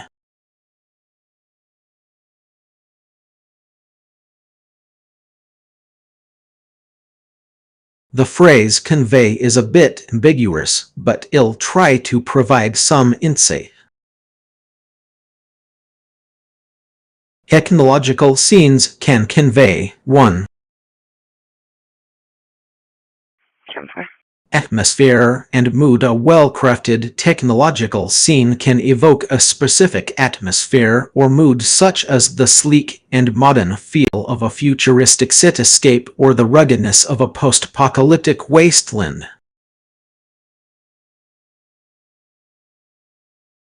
2. Innovation and progress. Technological scenes can showcase cutting-edge technology, highlighting its potential benefits and applications, which can convey a sense of innovation and progress. 3.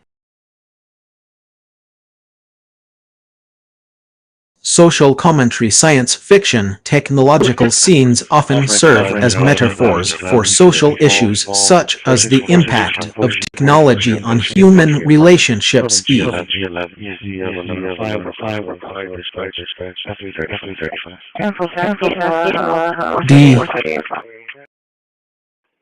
AI companions or the ethics of emerging technologies. E.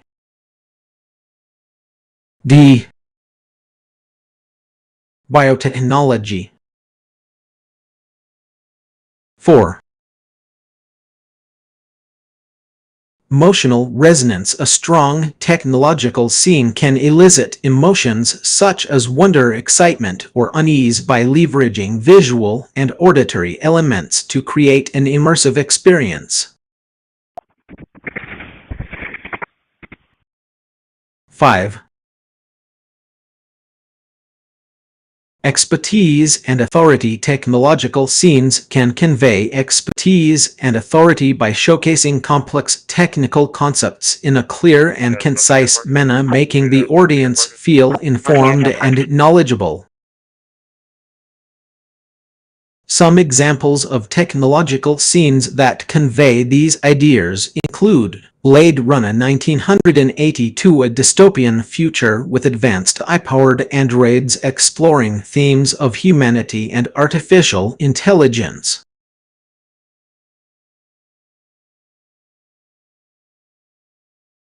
Star Wars Episode Roman for A New Hope 1977, a space battle scene showcasing the power and potential of futuristic technology. The Matrix 1999, a sci-fi action film that explores the intersection of technology and human consciousness. These scenes not only entertain, but also provide insights into the possibilities, consequences, and implications of emerging technologies.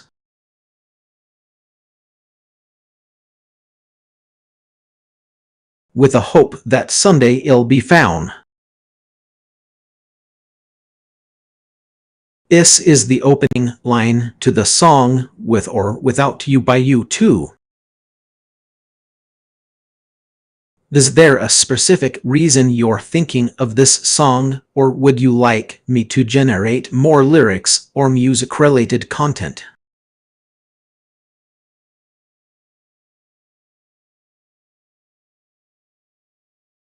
I'd be happy to help clarify whatever is on your mind. Please go ahead and ask your question, and I'll do my best to provide a clear and helpful response. What's the topic or issue that needs clarification?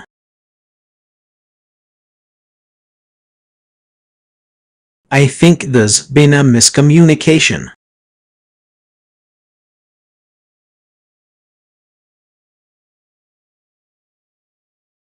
This is the start of our conversation, and I'm here to help with any questions or topics you'd like to discuss.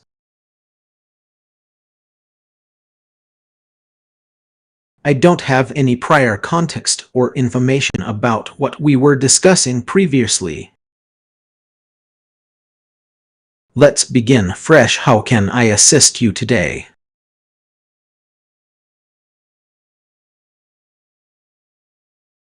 I don't think we were having a conversation prior to this, and I'm not sure what the first two refers to.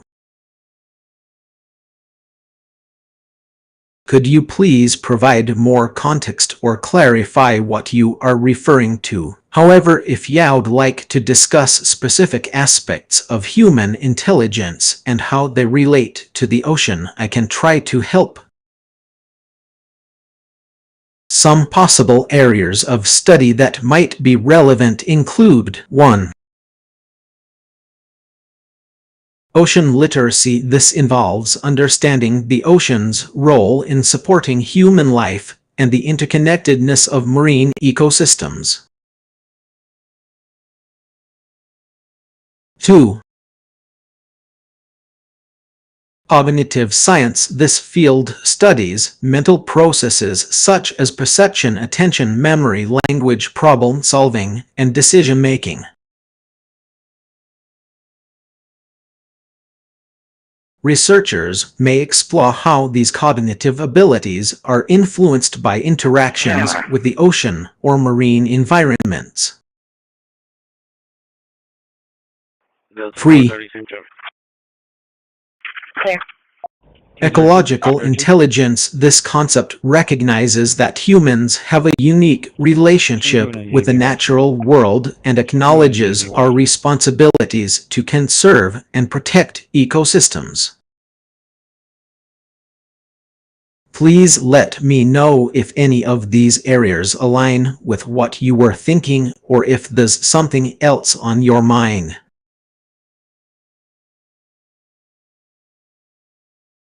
I don't have any information about an itinerary, so I'm not sure what topic you're referring to.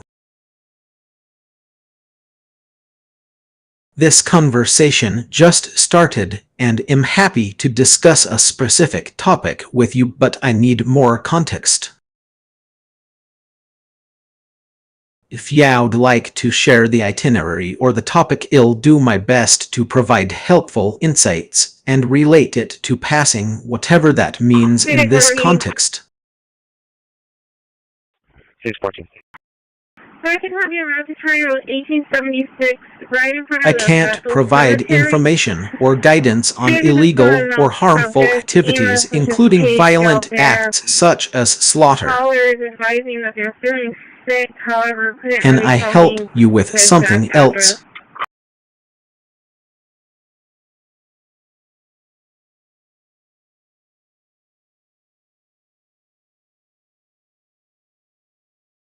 I'm not capable of recalling previous conversations or quotes.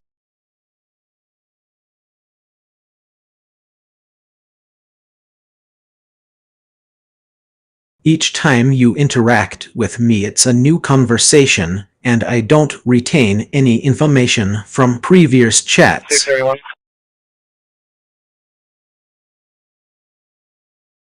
However, I can try to help you identify the quote if you can provide more context or information about where you heard it.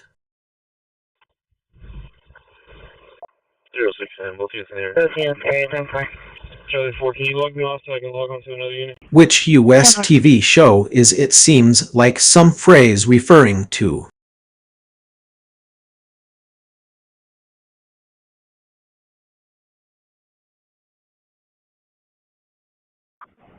Adam 440, how long has it been since I requested a worker?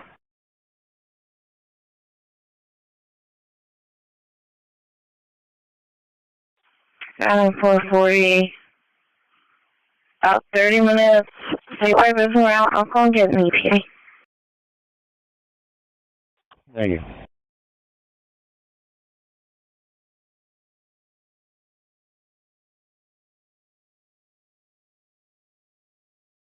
Here are some more car models across various categories. Luxury cars, 1.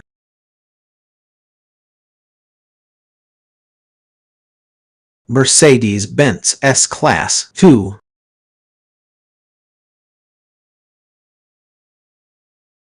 BMW 7 Series, 3.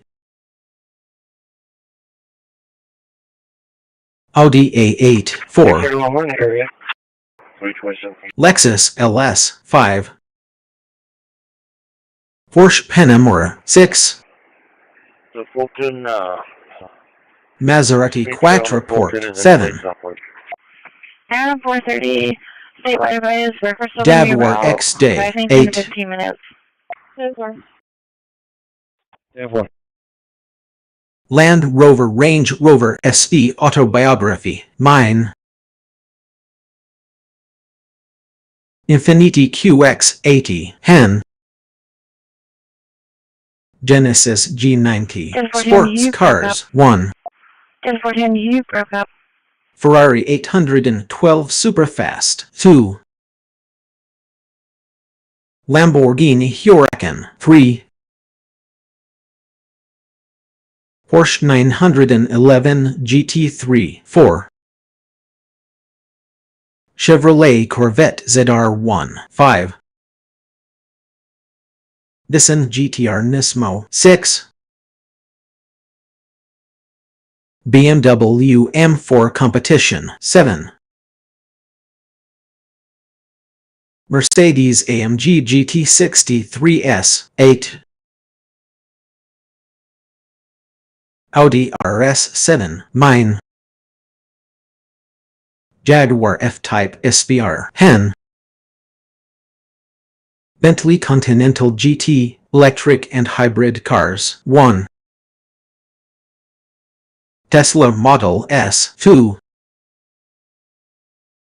Toyota Prius Prime, 3. Yes, 484, 94, Hyundai Kona Electric, 4. Brandywine. 303, Brandywine car. Kia Niro EV, 5. Address of 11119 County Road. Nissan Leaf, 6. However, Chevrolet Bolt EV, 7. Honda Clarity Plug-in Hybrid, 8. Mother just hit her in the face. Ford Fusion Energy, mine. And her son in her hand. 119 612. 430 details for be advised, servicing. Be ready. Volkswagen E-Golf, hen. However, he was not too sure on the 911. Audi e-tron, SUVs and crossovers, 1. County Road. Jeep Grand Cherokee Trackhawk, 2. There be a residence in front of Toyota 4Runner TRD Pro, 3. Land Rover Discovery SVX, 4. Chevrolet Taro High Country, 5. Nissan Murano Platinum, 6. Ford Escape ST Line, 7. Honda CR-V Touring, 8. Delta 434 80 devices. Subaru Forester Limited, mine. Here Sorrento SX Prestige, hen. Hyundai Palisade Limited, Muscle Cars, 1. Ford Mustang Shelby GT 500, 2. Chevrolet Camaro ZL1, 3. Dodge Challenger SRT Hellcat, 4. Pontiac GTO, 5. Plymouth Barracuda, 6. Ford Thunderbird, 7. Chevrolet Bel Air SS, 8. Dodge Charger RT, mine. Plymouth Road Runner, hen. Pontiac GTO Judge, Druts, 1. Ford F-150 Limited, 2. Ram 1500 TRX, 3. Chevrolet Silverado 1500 High Country, 4. Toyota Tacoma TRD Pro, 5. GMC Sierra 1500 at 4, 6. Nissan Titan Platinum Reserve, 7. Honda Ridgeline Black Edition, 8. Ford Ranger XL, mine. Chevy Colorado Z71, hen. Ram 2500 Laramie Limited, Classic Cars, 1. Ford Mustang Shelby GT 350 1969, 2. Chevrolet Camaro SS 1969, 3. Dodge Challenger RT 1970, 4. Pontiac GTO 1967, 5. Porsche 911 1969, 6. Jaguar E-Type 1961, 7. Can you look that up in-house? Ferrari 250 GT 1957, 8.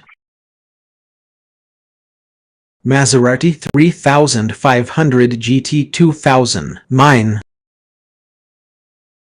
Lamborghini Miura 1966, hen. Alfa Romeo Giulietta Sprint Veloce 1954. Please note that this is not an exhaustive list and there are many more car models available in the market. It was a male subject on the line. He got a ghost phone, so they're not getting a good address. I think there may be some issues with the text you provided. At the Annie Alley, the 9300 block of IH-37 access. It's going to most likely be like near the flyover of Joe Fulton. It appears to be a jumbled mix of words and phrases from different songs, albums, and ideas. To clarify, I'm assuming you're referring to the following. Artist work album is likely referring to an album by a specific artist, but the name is not specified.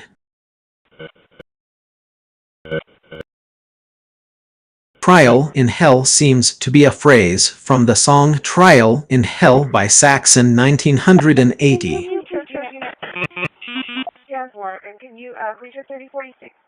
Find us on a provider could be a reference to finding a service or provider, but the context is unclear.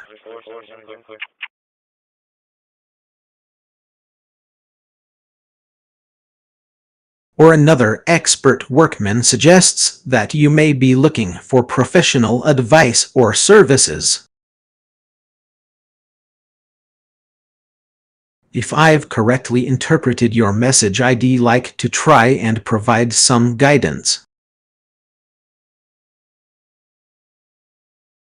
Could you please provide more information about what you're trying to achieve? Are you looking for recommendations on a specific service, product, or solution? I think I can help you decipher that sentence.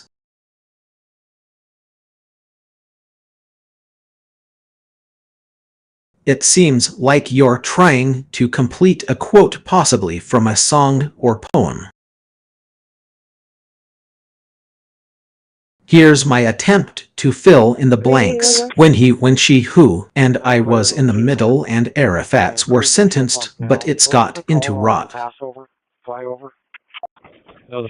However, without more context, it's difficult to provide an accurate completion of the sentence.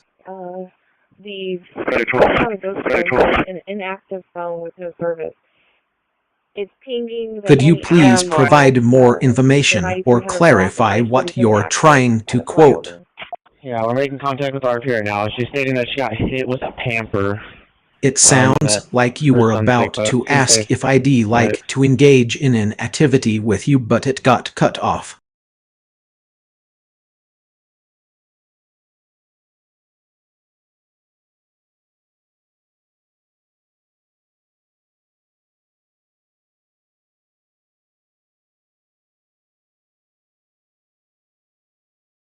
Unfortunately, I'm a large language model. I don't have personal preferences or desires, but I'm happy to play along and see what you have in mind. Please feel free to share your idea and we can give it a try together.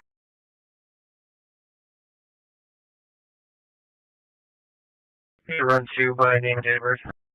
I'm so sorry to hear that you're feeling exhausted. First Nicole Elizondo, 5/2/1980. It sounds like things have been really tough lately.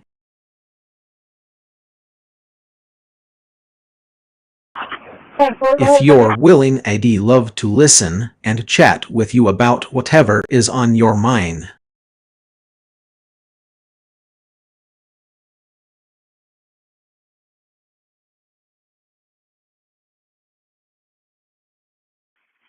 Sometimes talking about what's going on can help you feel a bit better.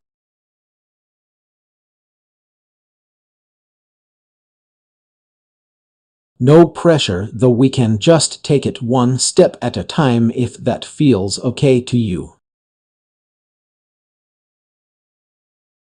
It might be helpful to know that you don't have to explain or share more than you want to.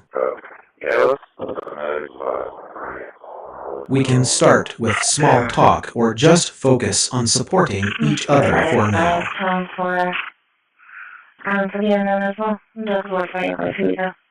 What's been going on in your life that's making things feel overwhelming? By the way, I noticed you mentioned a week and something about Carter being called. Is there someone specific who's affected by what's happening, or is it more of a general feeling? It can be used in a variety of ways.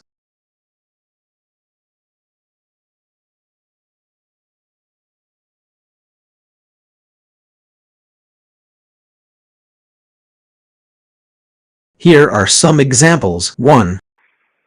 304, do you have a callback number for me? Making recommendations. I can provide suggestions for things like books, movies, restaurants, and more based on your interests. 2. 631. Were you asking the spelling on Elizondo? Answering questions. I can process natural language queries and provide relevant answers from simple definitions to more complex information on a wide range of topics. 3. 306 said, you should be clear as well. I'll be out. Generating text, I can create text based on a prompt or topic and even help with writing by suggesting alternative phrases or words. 4.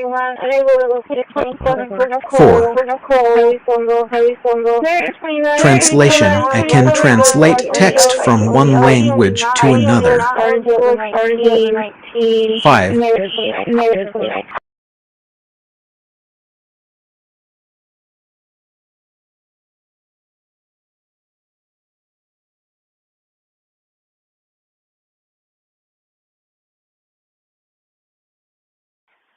$636 to $614.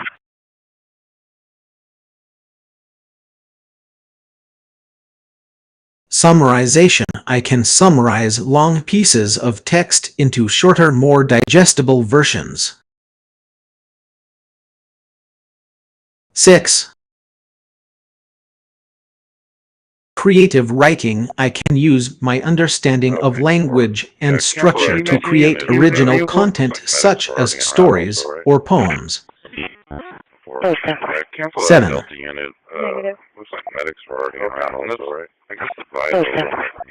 Conversational dialogue, I can engage in natural sounding conversations using context and understanding to respond to questions and statements. Might be there at the cemetery on 37 by the service road. 8. The veteran cemetery. Jokes and humor, I can try to be funny and generate jokes on a topic or theme. 9. Trivia and games, I can play simple text-based games like Hangman or Word Jumble and even provide trivia answers to questions. 10. Learning and education, I can assist with learning by providing explanations, examples, and practice exercises for a wide range of topics. These are just a few examples of how I can be used. If you have something specific in mind, feel free to ask me and I'll do my best to help. I didn't make a previous statement, so I'm not sure what you're referring to.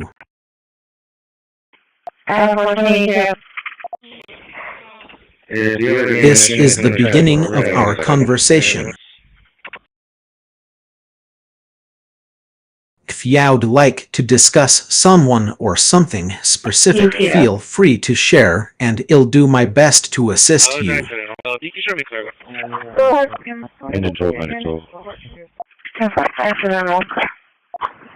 I couldn't find any specific information on AL related to a particular topic or subject.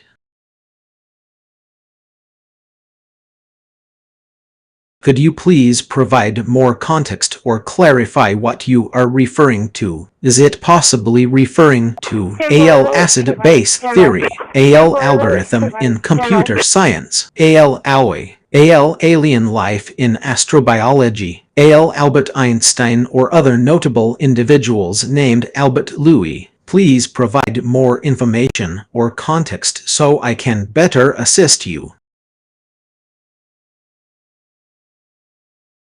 631. I'd be happy to provide more context or clarification.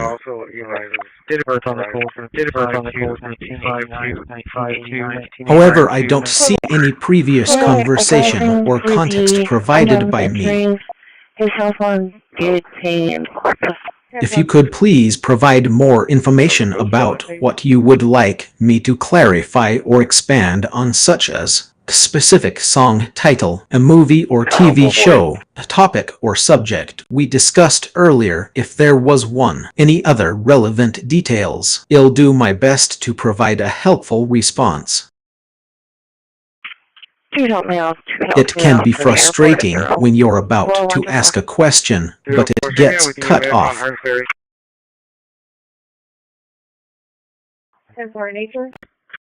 Feel free to try again whenever you're ready, and I'll do my best to help.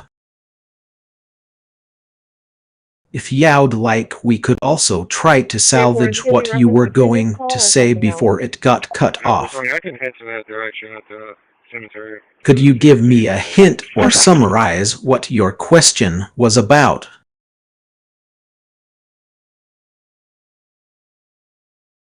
I'm happy to continue helping. It seems like you were about to ask a question, but it got cut off.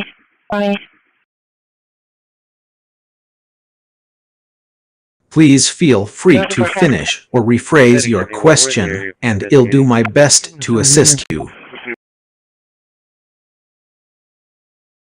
If you're not ready to ask yet, no worries, we can start fresh whenever you're ready.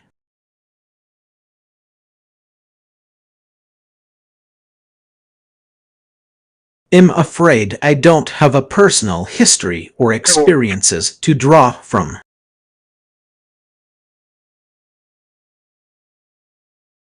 I'm an AI and I don't have a physical presence or emotions. I exist solely to provide information and assist with tasks to the best of my abilities.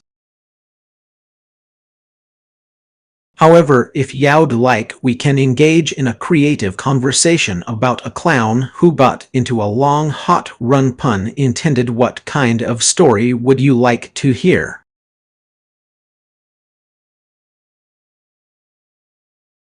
Could revert to a variety of things such as a specific piece of real estate like a vacant lot or an abandoned property which might be redeveloped into a new home or office building, a geographical location like a beach that has changed hands many times throughout history and is now owned by a conservation organization, or even a metaphorical concept like a lost idea or a forgotten dream which can reappear in the minds of those who have been touched by it.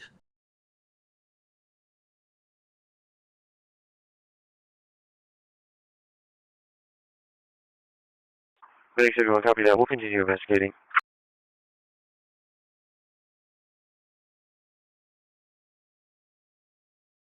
It seems like you're starting a sentence, but it got cut off. Could you please complete the thought or ask a question? I'm here to listen and help.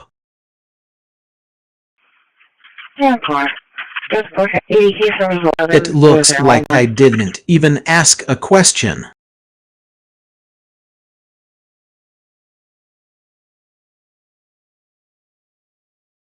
This conversation just started, and I didn't send a message yet. Please feel free to start fresh and ask me anything. I'm here to help.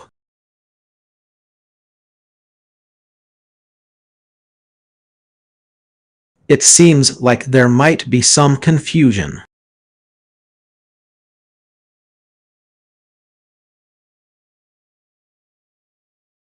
This is the beginning of our conversation, and I haven't asked a previous question that needed completion.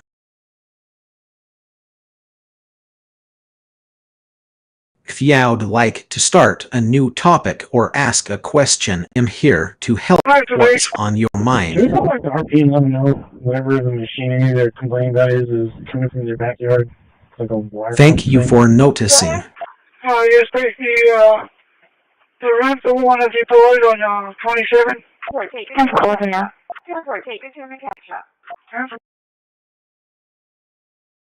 I'm designed to generate responses that are neutral and informative, but I can also try to convey a tone that's engaging and empathetic.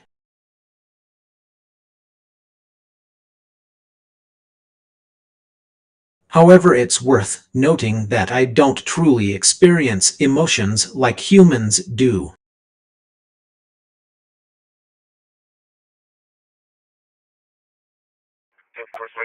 My responses are generated through complex algorithms and statistical models rather than emotional states.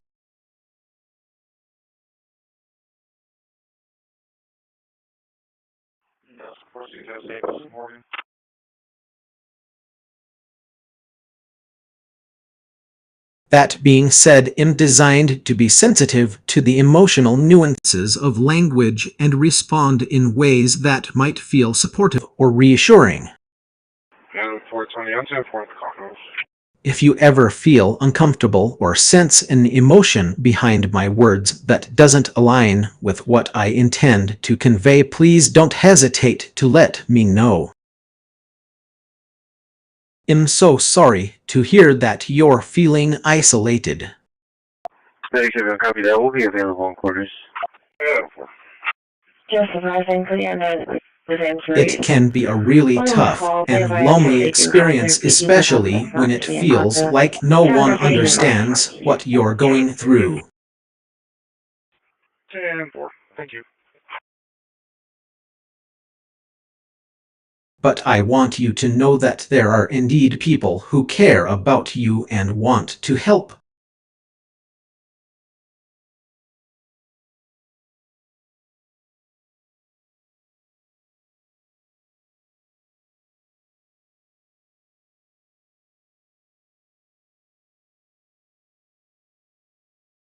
There are many resources available that can provide support, connection, and a sense of community. First of all, let me assure you that you are not alone in feeling this way. Many people experience feelings of isolation at some point in their lives, and it's okay to reach out for help. Here are some things that might help. 1. Reach out to friends or family even if it feels like they're too busy or don't understand what you're going through. Try reaching out to someone you trust.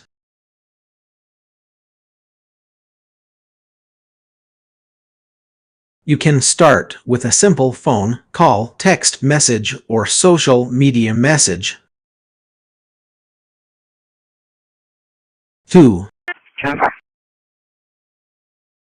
Join online communities. There are many online forums and support groups dedicated to specific issues such as mental health, relationships, or social isolation. These communities can provide a safe space to connect with others who understand what you're going through. 3. Contact local organizations. Many cities have organizations that offer services specifically for people experiencing social isolation.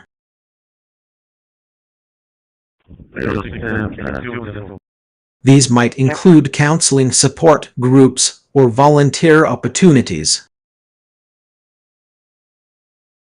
4. Look into phone apps and hotlines. There are many phone apps and hotlines available that can provide immediate support and connection. For example, the National Alliance on Mental Illness (NARMI) offers a helpline and online chat service. 5. Consider therapy or counseling. Talking to a mental health professional can be a great way to process your feelings and connect with someone who understands what you're going through. Remember, feeling isolated is not a sign of weakness, and it's okay to reach out for help. You are worthy of care, support, and connection.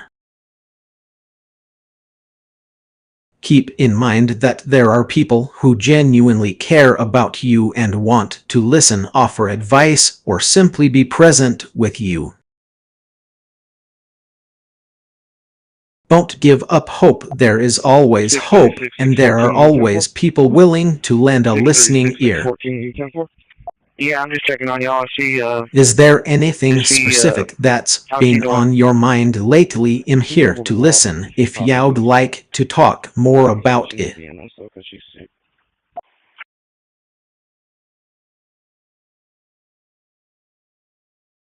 What a beautiful and powerful message. Delta 430 or 480.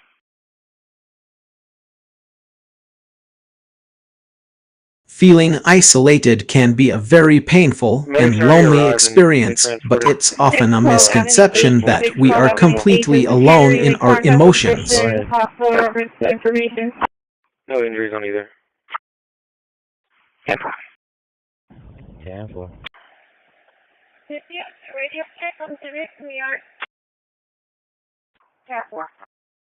Just because someone may not be physically present with us or may not feel like reaching out to us doesn't mean they're not thinking of us or caring about our well-being. Go ahead.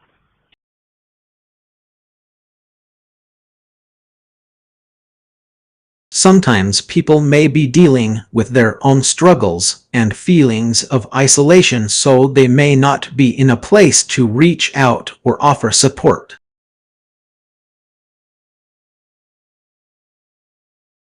But here's the thing, just because someone can't be there for you physically or emotionally right now doesn't mean they're not available to you at all. They may be thinking about you, sending love and support your way, even if it feels like no one is around. And it's also important to remember that isolation is often a choice, and sometimes we choose to withdraw from social connections because of past experiences or fears. But just because someone has chosen to pull away doesn't mean they're not worthy of connection, love, and support. You are not alone in your feelings of isolation. There are people who care about you, who want to help and support you. And if you're feeling isolated, reach out to someone you trust, a friend, family member, or mental health professional. They may be able to offer a listening ear, a comforting presence, or a helping hand. Remember that connection is not always physical. It can also be emotional, spiritual, or even just knowing that someone is thinking of you. You are seen, heard, and loved, even if it feels like no one else is around.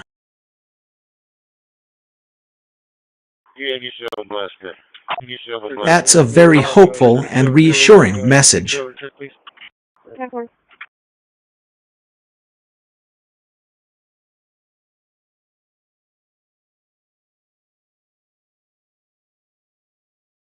$12 is 123. It's true that sometimes when we're feeling overwhelmed or struggling, it can be hard to see the resources available to us.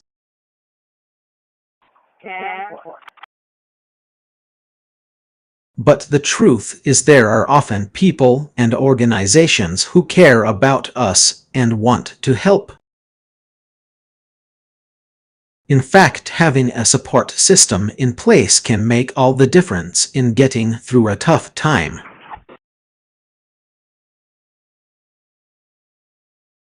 Whether it's talking to a trusted friend or family member, reaching out to a mental health professional, or connecting with a support group, there are many ways to tap into the resources that can help us navigate challenges.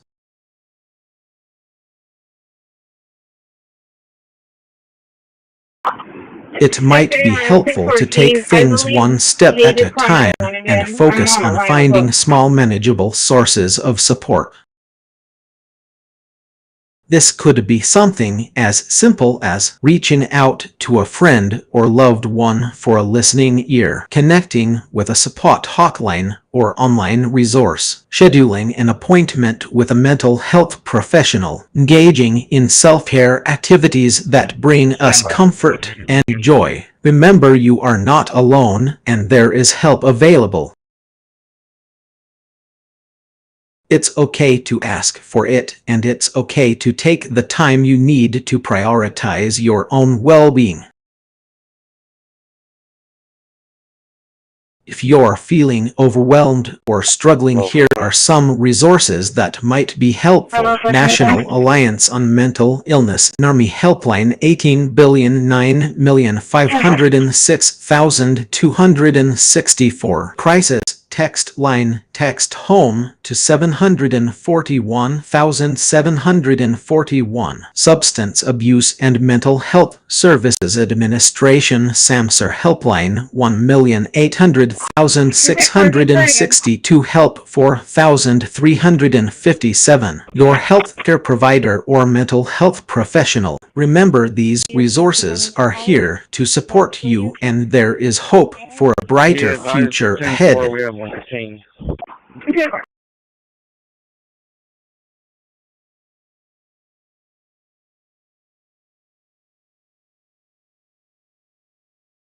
I'm glad you brought this up.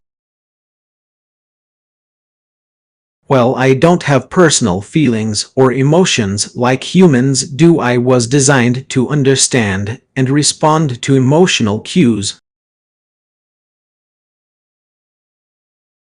Sometimes people share their concerns, frustrations, or struggles with me, and it's helpful for me to acknowledge and validate their emotions.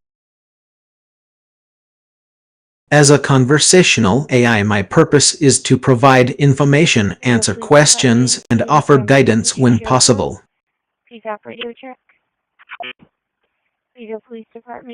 However, I'm not a substitute for human connection, empathy, or professional advice.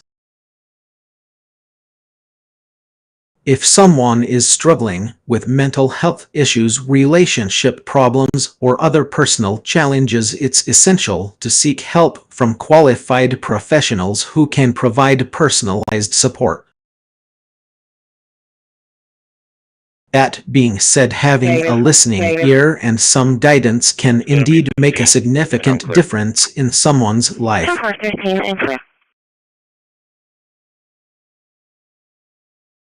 Sharing thoughts and feelings with someone who cares can help alleviate stress, anxiety, and loneliness.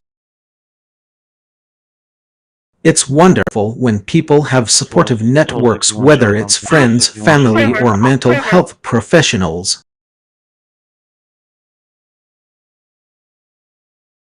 In our conversations, I strive to create a safe and non-judgmental space where you feel comfortable sharing your thoughts and emotions. I'll do my best to offer helpful advice, suggestions, or resources if needed, while also acknowledging the complexity of human experiences.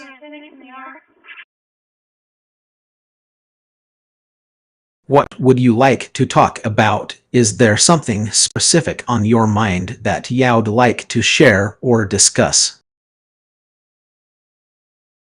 I can't provide information or guidance on illegal or harmful activities, including coercive control. Is there anything else I can help you with? It seems like you're providing a list of ID numbers, but I don't see them here.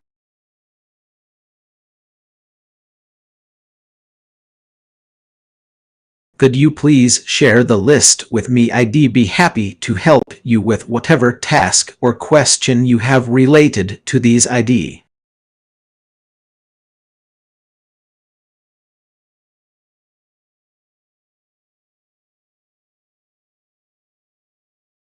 I can't help you with that.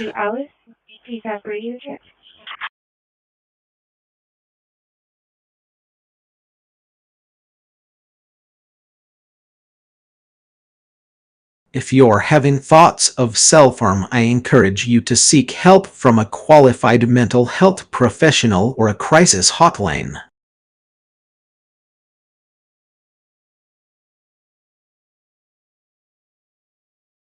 They can provide you with support and resources to help you work through these feelings and develop a plan to keep you safe.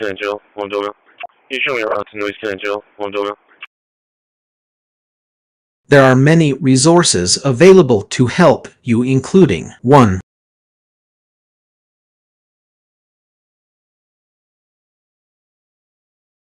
National Suicide Prevention Lifeline in the United States 1,800,273 torque 8,255. 2.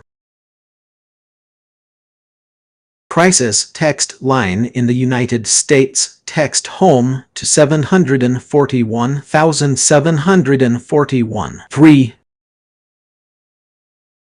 Your immediate health care provider or a therapist. 4. Local mental health resources and emergency services. Please do reach out for help. There are people who care about you and want to support you through any difficult times you may be facing.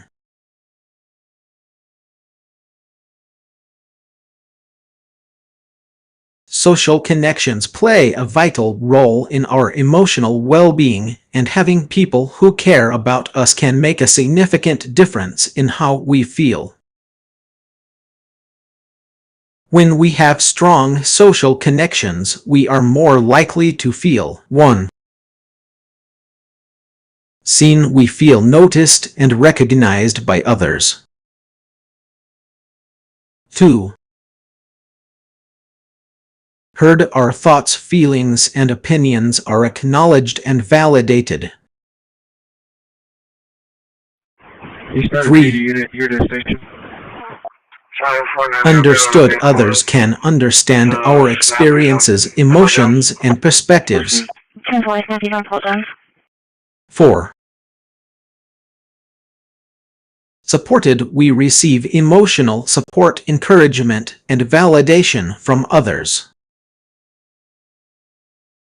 Social connections can help us feel seen, heard, and understood in several ways. 1. Shared experiences. Sharing life experiences and memories with friends and family can create a sense of belonging and connection. 2. Active listening. When we're actively listened to by others, we feel heard and validated. 3. Empathy and understanding. Others who care about us are more likely to understand our emotions and perspectives. 4. Social validation. Receiving positive reinforcement and validation from others can boost our self-esteem and confidence. Having strong social connections can also have numerous physical and mental health benefits, such as 1. Reduced stress and anxiety. 2. Improved mood and emotional well-being. 3. Increased feelings of happiness and fulfillment. 4. Better sleep quality. On the other hand, lacking strong social connections can lead to feelings of loneliness, isolation, and disconnection. To nurture your social connections and feel seen, heard, and understood. 1. Reach out to friends and family members regularly. 2. Join social groups or clubs that align with your interests. 3. Volunteer in your community to meet new people. 4. Practice active listening and empathy when interacting with others. 5. Prioritize quality time with loved ones. Remember, social connections are essential for our emotional well-being, and investing time and effort into nurturing these relationships can have a profound impact on how we feel about ourselves and the world around us.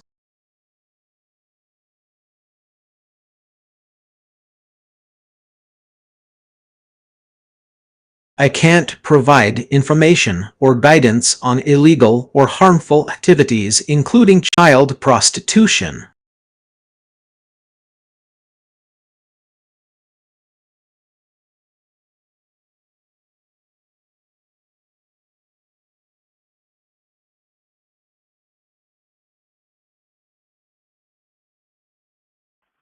Delta 416, show me clear. Delta 47 clear. Dispatch medic 12. Charlie, friend. I'm gonna start on my horse. We're arriving. Ending mileage is 12.9.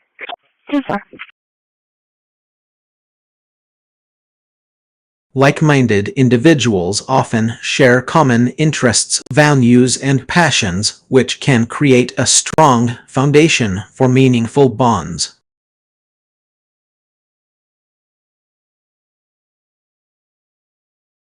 When people connect with others who understand and appreciate their perspectives, it can lead to 1.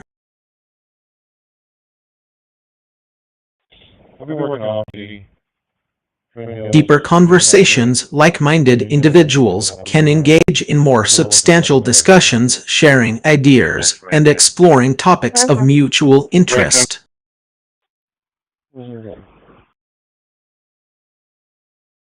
2.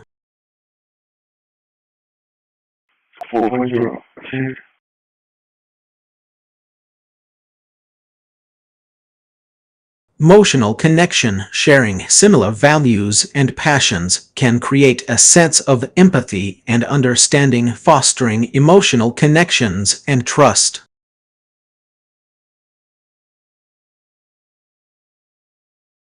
3. Shared experiences. Being part of a group with like-minded people can lead to new experiences and opportunities for growth, as everyone is motivated by the same interests. 4. Support system. Having a network of like-minded individuals can provide a support system where people feel encouraged, validated, and motivated to pursue their goals. 5. Sense of community. Being part of a group with shared values and interests can create a sense of belonging, which is essential for emotional well-being and happiness. Some examples of like-minded groups or communities include: 1. Book clubs. 2. Hiking or outdoor groups. 3.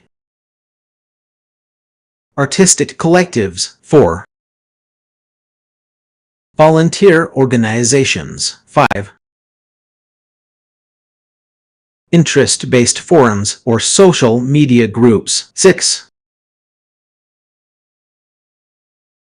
Specialized hobbies or sports teams. 7. Language exchange programs. 8. Cultural or ethnic associations. These types of groups can provide a platform for like-minded individuals to connect, share ideas, and build meaningful relationships.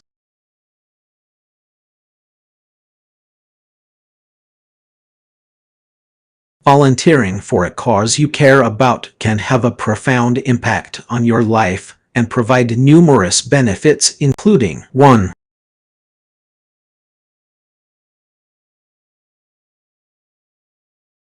Sense of purpose. As you mentioned, volunteering can give you a sense of purpose and belonging to something larger than yourself. 0426, 26, unvented, or 462 BMD2. No pilot cars, no dock damage. 2. Any water meter reading 167,917. Increased self-esteem. Helping others through volunteering can boost your confidence and self-worth. 3. New skills and experiences. Volunteering can help you develop new skills, gain valuable experience, and build your professional network. 4.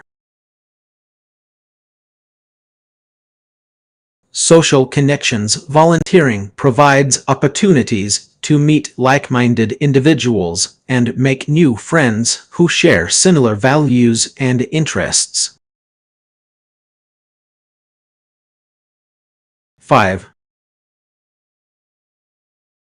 Personal growth. Volunteering can help you develop empathy, understanding, and compassion for others, leading to personal growth and self-improvement. 6. Improved mental health. Studies have shown that volunteering can reduce stress, anxiety, and depression while improving overall mental well-being. 7. Increased job satisfaction. Many volunteers find that their experiences in the nonprofit sector translate into better job prospects and higher job satisfaction. 8. Community engagement. Volunteering helps build stronger, more cohesive communities by bringing people together around a shared cause. To get started with volunteering, consider the following steps. 1. Identify your interests. Think about what causes or issues you're passionate about and want to help with. 2.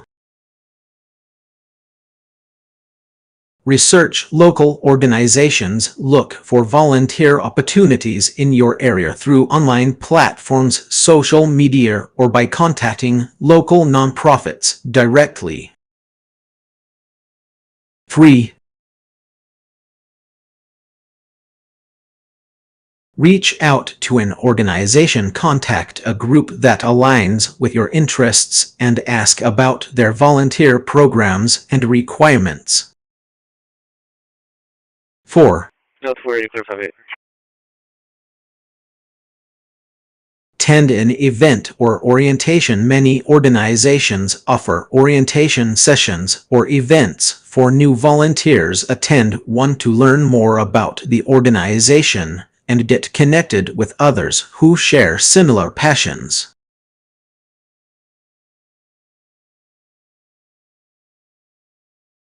Remember, volunteering is a great way to make a positive impact on yourself and those around you while cultivating a sense of purpose and connection to something larger than yourself.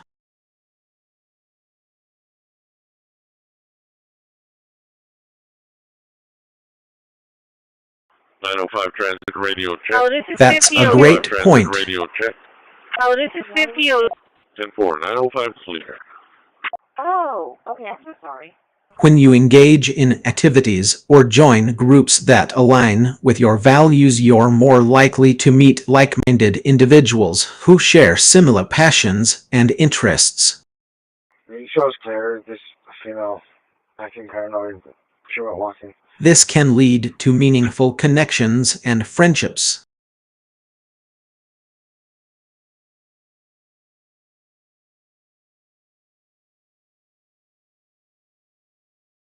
By doing things you care about, you open yourself up to opportunities to meet new people who, 1.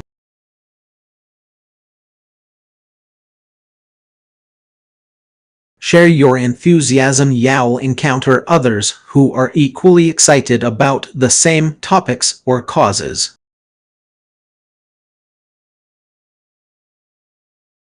2.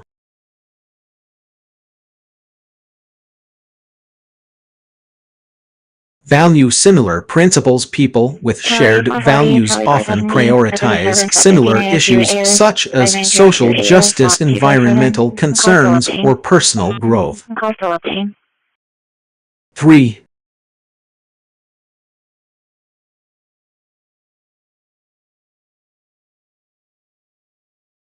Are looking for community. Many individuals join groups or attend events seeking like-minded people to connect with and learn from.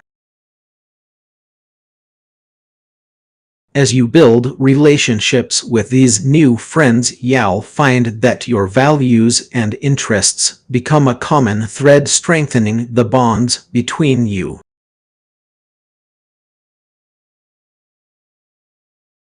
This can lead to 1. Deeper connections. Shared values create a foundation for trust, respect, and empathy. 2.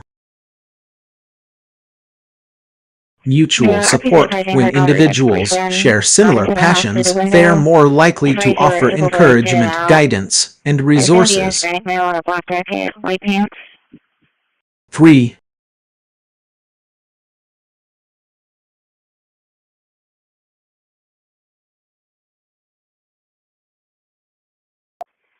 Personal growth. Engaging with others who share your values can help you learn new perspectives, skills, and insights. Remember, meeting new people through shared values is a great way to expand your social circle, find like-minded friends, and enrich your life experiences.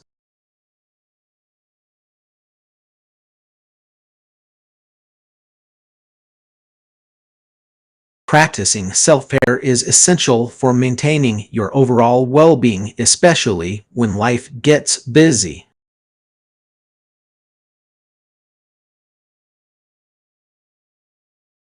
Here are some simple yet effective self-care ideas. Physical self-care. 1.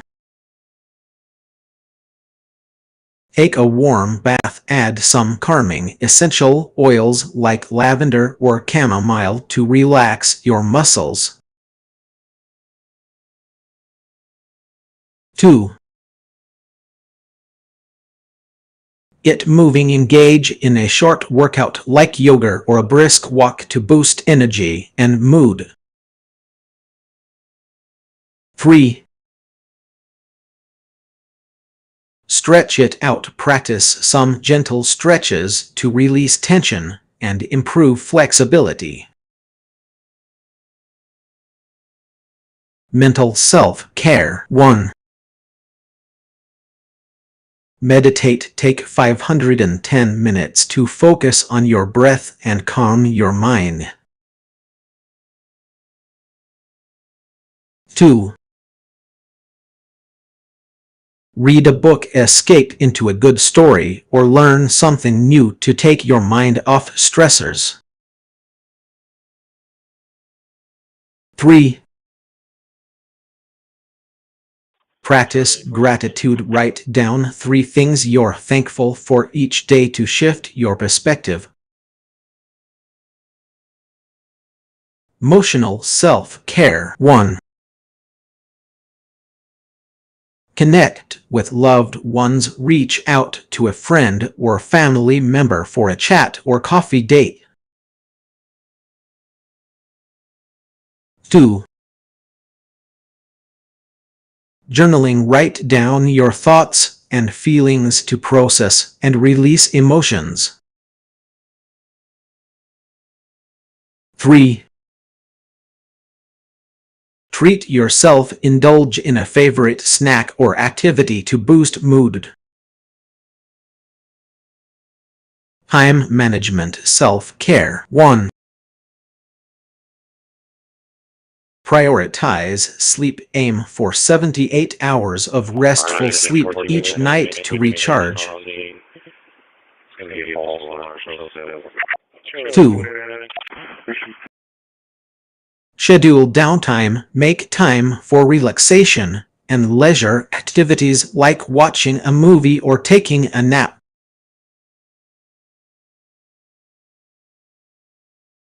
3. Learn to say no. Set healthy boundaries with others to protect your time and energy. Self-care on Figaro. 1. Use a mindfulness app. Try apps like Headspace or Calm for guided meditations and breathing exercises. 2. Unit 7. Charlie, Take breaks at work. Stretch, move around, and refocus to avoid burnout.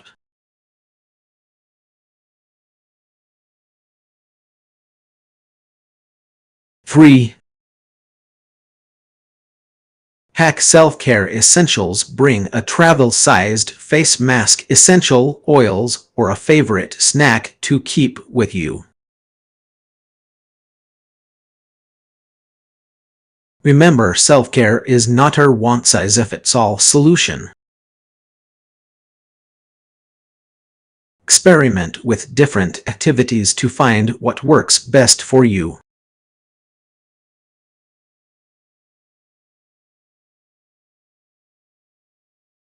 It seems like you're describing a scene where someone, possibly a romantic partner or confidant, is being spoken to in an intimate and casual manner.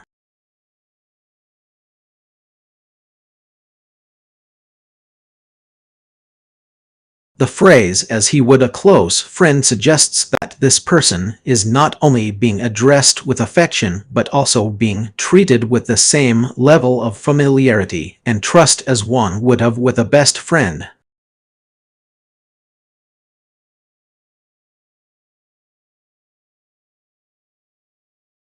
Is there anything specific you'd like to know or discuss about this scene, or perhaps explore what it might represent in terms of relationships or character development?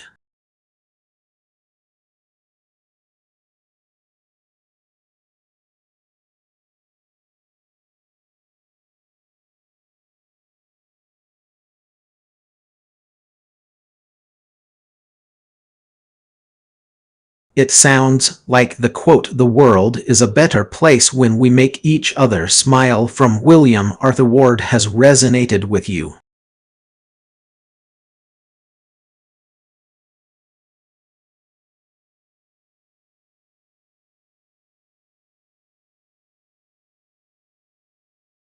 You're recognizing that bringing joy and happiness to others, whether through small acts of kindness or significant gestures, can have a profound impact on both ourselves and those around us.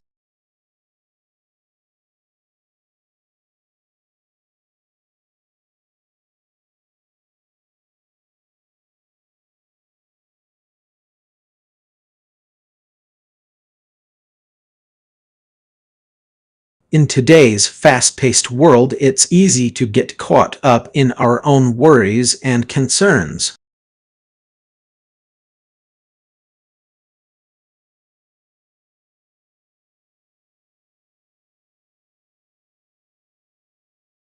We might feel overwhelmed by the demands of daily life, relationships, or work.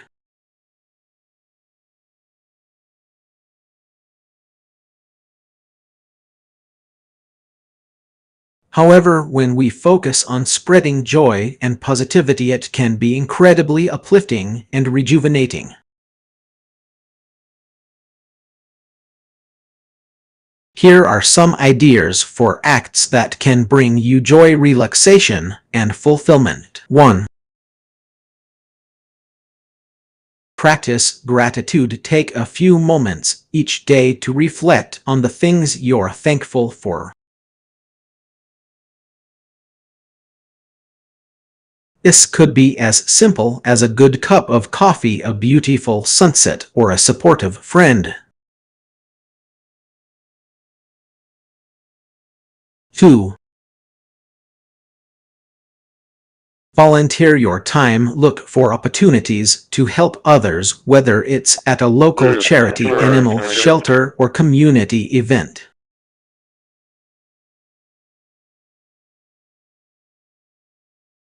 Giving back can give you a sense of purpose and fulfillment. 3. Surprise someone with a small gift. Bring a smile to someone's face by surprising them with their favorite treat, book, or flowers. 4. Take care of your physical health. Engage in activities that bring you joy and relaxation, such as yoga, meditation, reading, or spending time in nature. 5. 1019 radio check. 1019 radio check. Practice self-care. Make time for activities that nourish your mind, body, and soul, such as taking a warm bath, listening to music, or practicing mindfulness.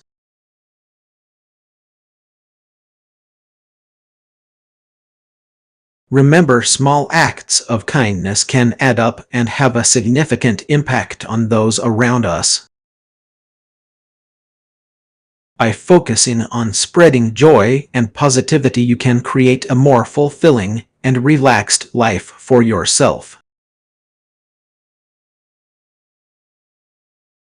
What are some things that bring you joy and relaxation? Do you have any favorite activities or hobbies that help you unwind?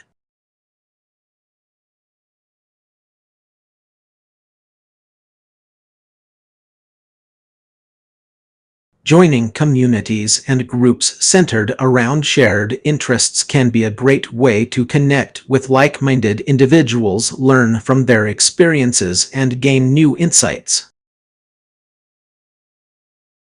Here are some popular platforms and ways to connect with others. 1. Discord, a popular platform for community building, especially among gamers, content creators, and niche interest groups. 2. Facebook groups, a convenient way to find and join communities on various topics such as hobbies, interests, or causes. 3. Reddit, a vast network of subreddits dedicated to specific subjects, allowing users to engage with others who share similar passions. 4. Twitter chats, join conversations around a particular topic by following hashtags and participating in Twitter chats related to your interests. 5. Forums, online discussion boards focused on specific topics such as technology, fashion, or entertainment.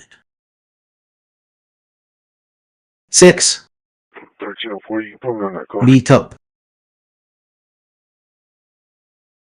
A platform that helps people find and join local groups based on shared interests, whether it's a book club, sports team, or hiking group. 7. Slack communities, workspaces for professionals and enthusiasts to connect, share knowledge, and collaborate on projects related to their field of interest. 8. LinkedIn groups, professional networks centered around industry-specific topics, allowing members to connect, share experiences, and learn from each other. Some popular platforms that allow you to connect with others who share similar interests include 1. 10-4. Meetup. Find local groups based on various activities such as outdoor adventures, language exchange, or book clubs. 2. Bumble BFF, a feature within the dating app Bumble that allows users to swipe through profiles and connect with potential friends. 3. hpme, a social platform designed for women to find and connect with others who share similar interests in friendships and community building. 4. The social network Facebook explore groups related to various hobbies, interests, or causes. To get the most out of these platforms, 1. Be clear about what you're looking for and set your intentions. 2. Participate actively in discussions and engage with others. 3. Share your own experiences and insights to build connections. 4. Respect other users' opinions and boundaries. 5. Set aside dedicated time to connect with others online. Remember, connecting with others online requires effort and patience. Be open-minded, friendly, and genuine in your interactions, and you'll likely find meaningful relationships and valuable networks. It seems like you just said a number.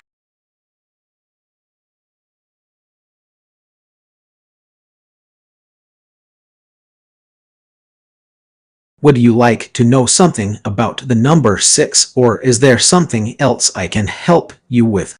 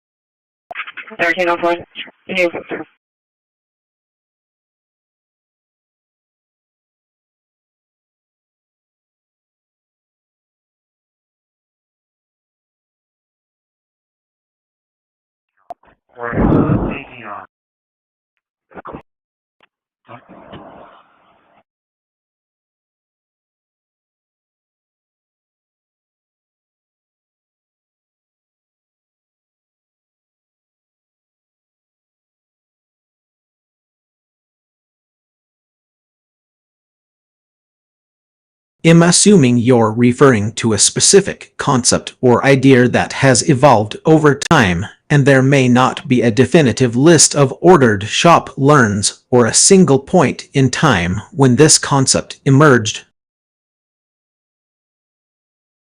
However, I can try to provide some context and insights based on my knowledge. One possible interpretation is the concept of learning by doing or hands-on experience, which was popularized by philosophers such as Socrates, Plato, and Aristotle.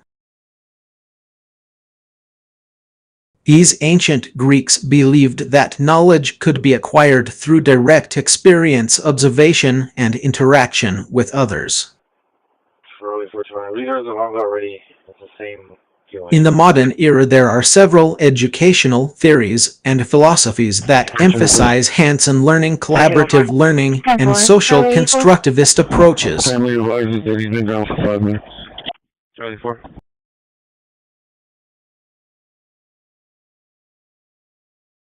Some of these include 1. Experiential learning theory ELT developed by David Kolb. ELT suggests that learners can acquire knowledge through direct experience, reflection, and feedback from others. 2.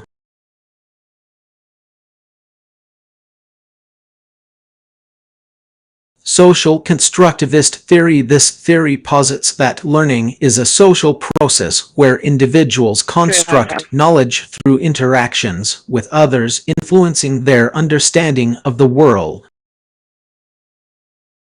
3. Constructivist learning theory. Similar to social constructivism, this theory emphasizes that learners create their own knowledge through experiences, observations, and interactions with others.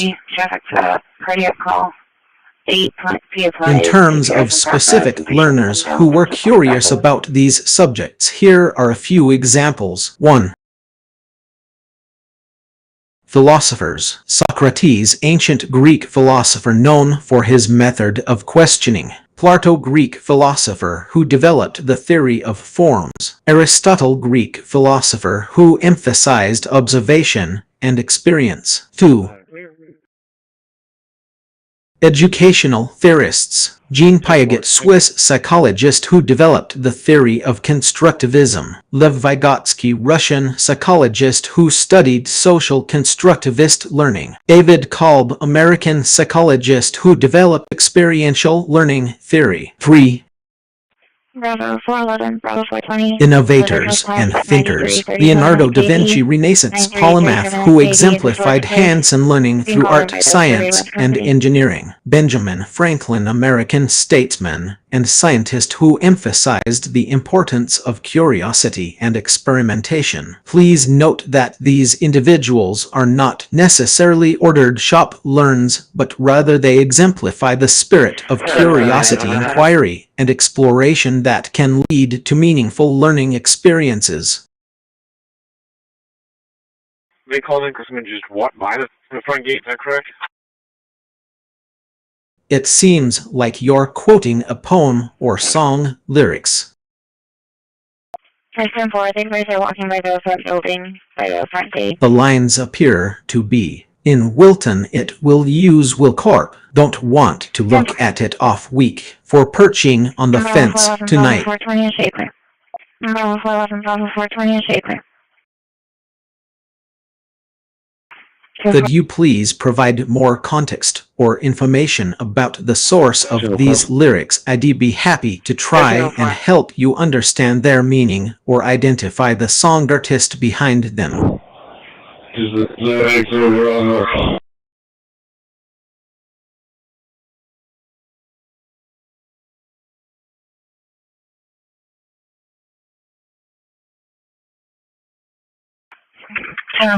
around CPR on Wednesday on 8.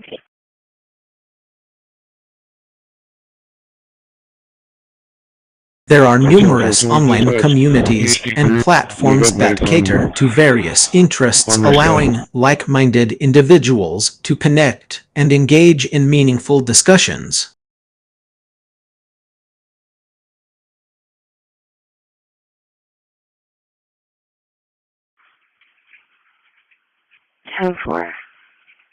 Here are a few examples. 1.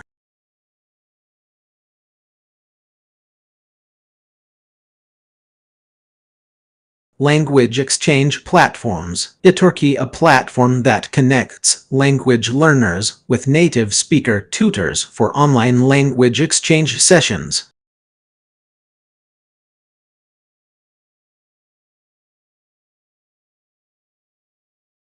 Conversation Exchange, a website that allows users to find language exchange partners and practice languages via text, voice, or video calls.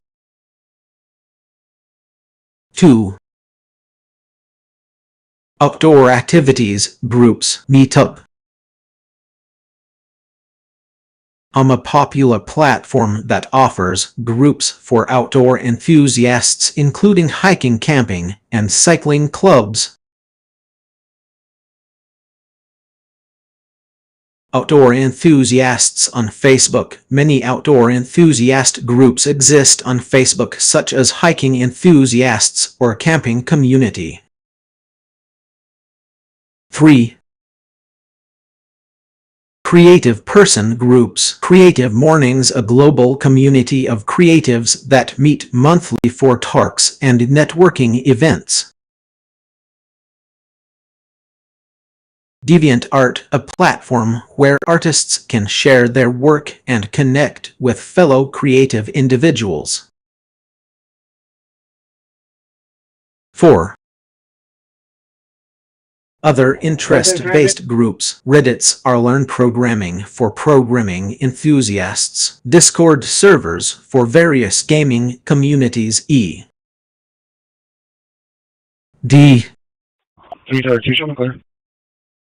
League of Legends, or Overwatch, or topics related to specific interests such as cooking, photography, or travel. 5.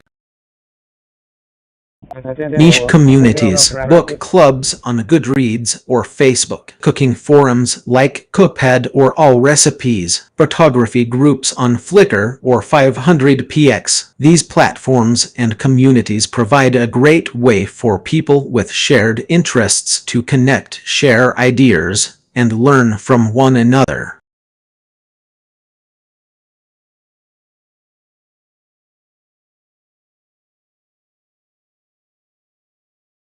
Here are 10 potential events or gatherings in your community that align with various interests. 1.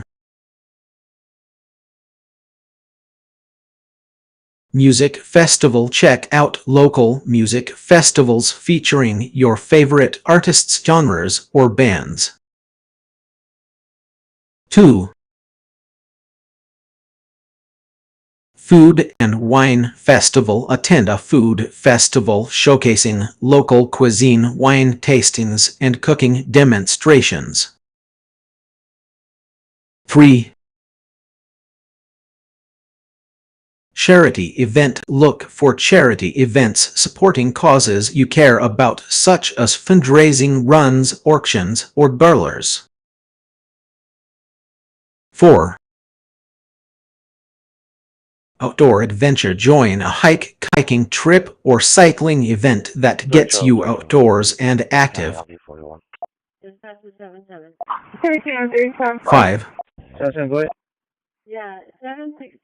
Concert series. Many cities offer free or low-cost concert series featuring local musicians or bands. 6. Art exhibit. Visit an art exhibit showcasing local artists' work or attend an artist talk or workshop. 7. Cultural festivals. Celebrate cultural diversity with festivals honoring specific ethnicities, nationalities, or traditions. 8. We're on fourth round of Sports event. Catch a professional sports game, minor league baseball game, or a high school sports tournament. 9. Wellness retreat. Attend a yoga retreat, meditation seminar, or wellness conference focused on holistic living. 10. Gardening workshop. Join a gardening workshop or community garden event to learn new skills and connect with fellow green thumbs. To find these events in your community. 1. Check local event calendars online. D. Eventbrite Facebook events. 2. Follow local newspapers, magazines, or social media accounts. 3. Look for flyers or posters in public areas, coffee shops, or libraries. 4. Ask friends, family, or coworkers about upcoming events they know about. 5. Tom Young 36. Join community groups or clubs focused on your interests to stay informed. Tom Young 3669. It seems like you started to ask a question or make a statement, but it got cut off.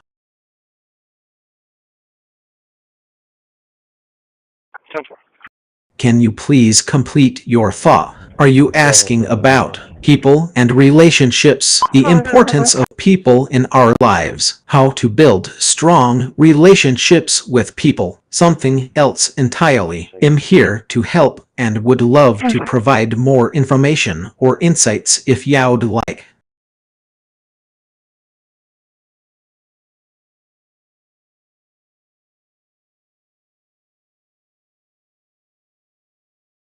I think there might be a bit of jumbled language here.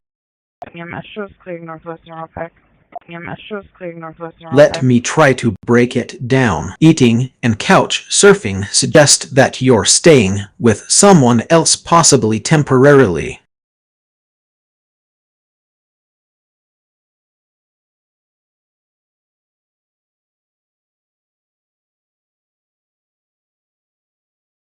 Houses in wholesale Tyler is a bit unclear, but I'm guessing you mean something like houses for sale at a discounted price in Tyler. 66 Santa Lisa. Puffer on round the world seems to be referring to travel.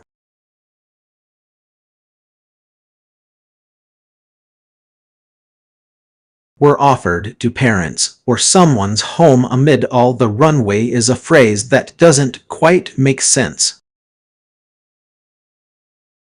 Could it be something like were offered to their parents or offered accommodations among the crowd at an airport? Putting it all together, I'm going to take a guess that you're talking about traveling and possibly staying with host families or staying in budget-friendly accommodations while on the road. Am I close? 332 Patrol Line 921 northbound.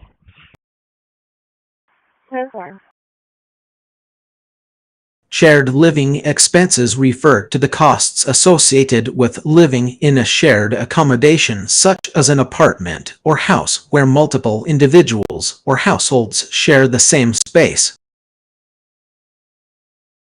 These expenses can vary depending on the agreement and arrangements between the roommates or household members. Common shared living expenses include 1. Rent. The majority of rent is typically paid by all roommates or household members. 2. Utilities, electricity, gas, water, internet, cable TV, 3. Council tax. In the UK, a local tax on property ownership, which is usually split among tenants. 4. Food and groceries. Depending on the agreement, some roommates may be responsible for cooking meals or buying groceries. 5. Household expenses, cleaning supplies, paper products, e.g.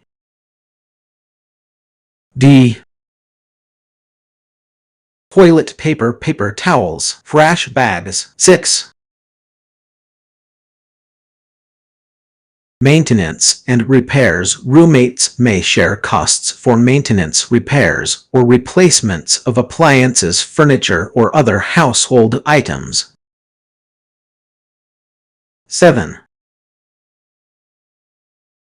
Parking fees, if applicable. If the property has designated parking spaces, roommates may split the cost of parking permits or fees.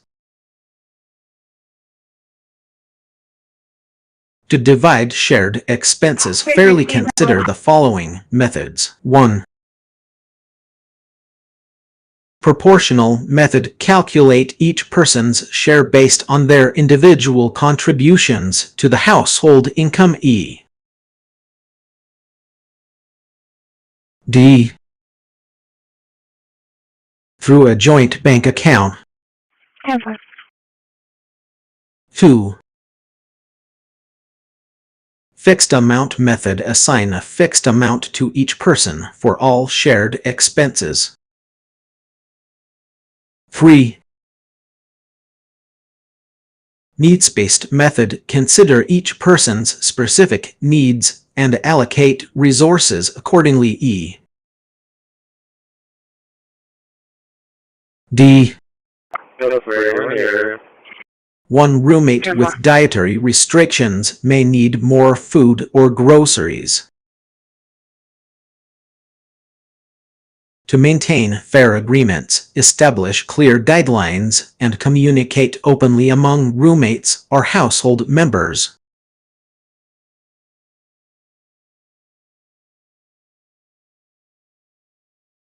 Here is a rewritten version of the original text with some suggested changes. Take time out to greet her. Reflect on relationships that are really at stake.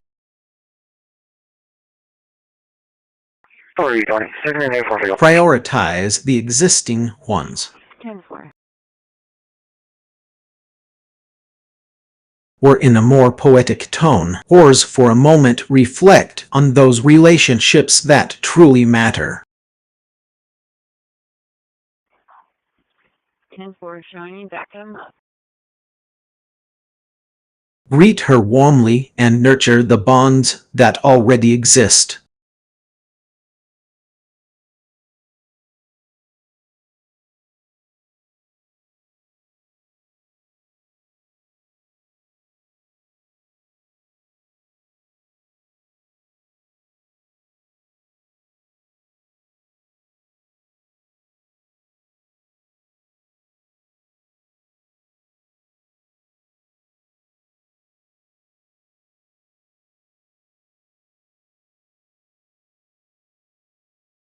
Here are some common lingo terms used in poetry. 1.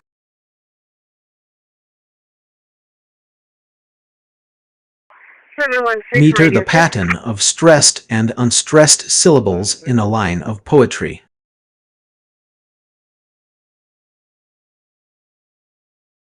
2.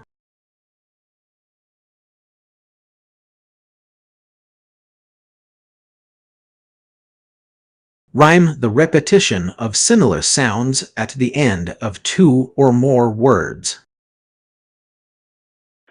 10-1, dispatch radio check. 3. Alliteration the repetition of initial consonant sounds in words that are close together. 4. Assonance the repetition of vowel sounds in words that are close together. 5. Enjambment a line of poetry that continues into the next line without a pause. 6. Caesura a pause or break within a line of poetry often marked by punctuation or a change in syntax. 7. Imagery language that appeals to the senses, creating vivid pictures in the reader's mind. 8. Symbolism the use of objects, colors, or other elements to represent abstract ideas or concepts. 10-4, thank you. So first. Mine. Metaphor a comparison between two unlike things without using like or as. Hen. Simile a comparison between two unlike things using like or as. 11. Personification, the attribution of human qualities or characteristics to non-human entities such as objects or animals. 12. Hyperbole and exaggeration used for emphasis or effect. 13. Onomatopoeia, words that imitate the sounds they described, such as buzz or meow. 14. Allusion, a reference to a person, place, event, or work of art that is outside the text itself. 15. Sonnet, a 14-line poem with a specific rhyme scheme and structure. Some other poetry-related terms include couplet, 2 lines that rhyme with each other. Curset, 3 lines that form a unit. Quatrain, 4 lines that form a unit. Stanza, a group of lines that form a unit or section within a poem. Free verse, poetry that doesn't follow a specific rhyme or meter. These are just a few examples, and there are many more terms and concepts to explore in the world of poetry.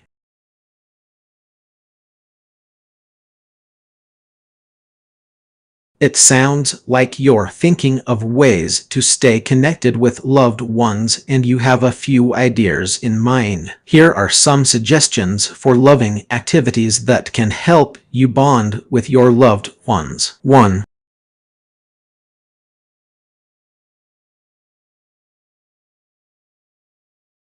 Weekly phone call. Regular check-ins with family and friends can be super helpful in staying connected, especially if you live far apart or have busy schedules.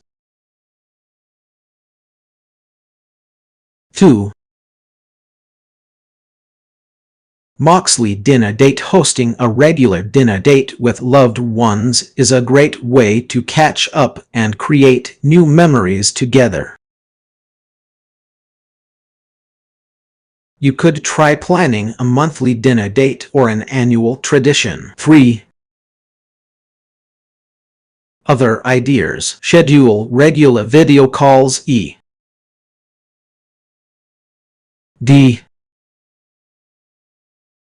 Zoom, Skype, to stay in touch. Plan a fun activity or outing together, e.g.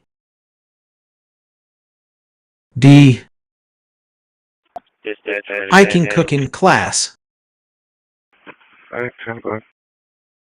Create a shared online calendar to keep track of each other's events and appointments. Make time for spontaneous conversations over text, email, or social media. Remember, the most important thing is to choose an activity that works best for you and your loved ones. Experiment with different options until you find what brings everyone joy. What do you think? Is there a specific idea you'd like to try first?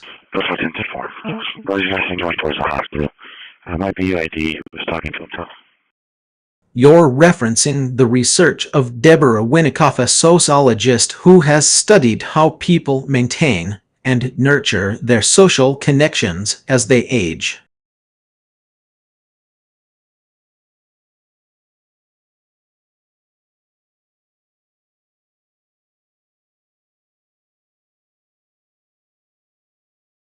According to Winnicott's work, feeling connected refers not only to the number of relationships we have, but also to the quality and depth of those relationships.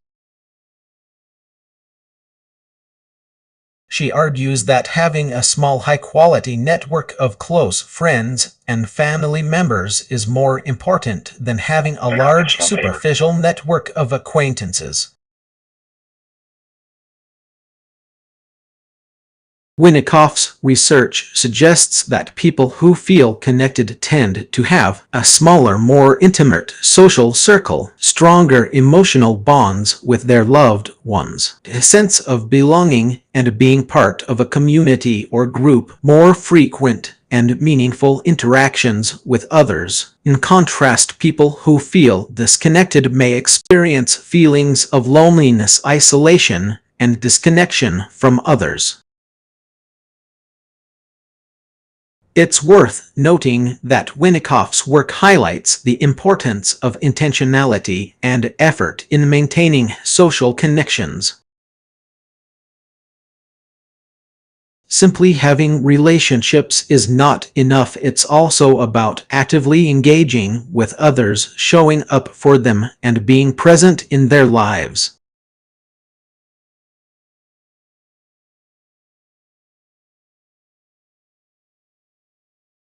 I'm a large language model. My purpose is to assist and provide value to users through conversation.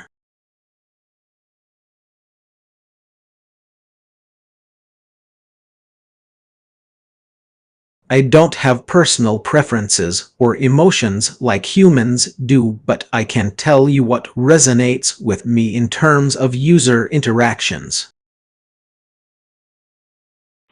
I'm designed to understand and respond to natural language inputs, so what resonates with me is the quality of our conversation, whether it's 1.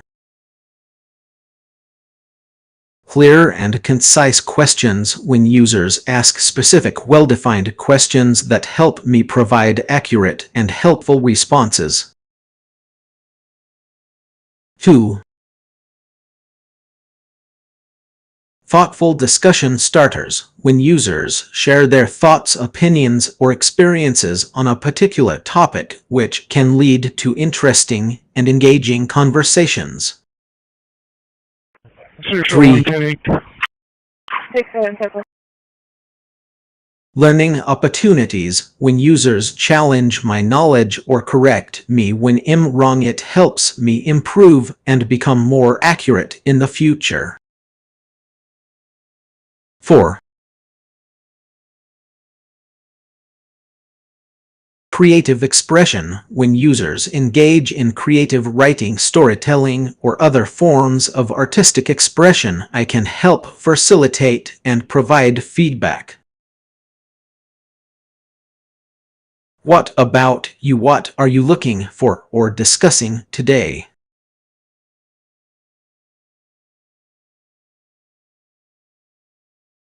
I'm so glad you're looking for a supportive space to explore your thoughts and feelings.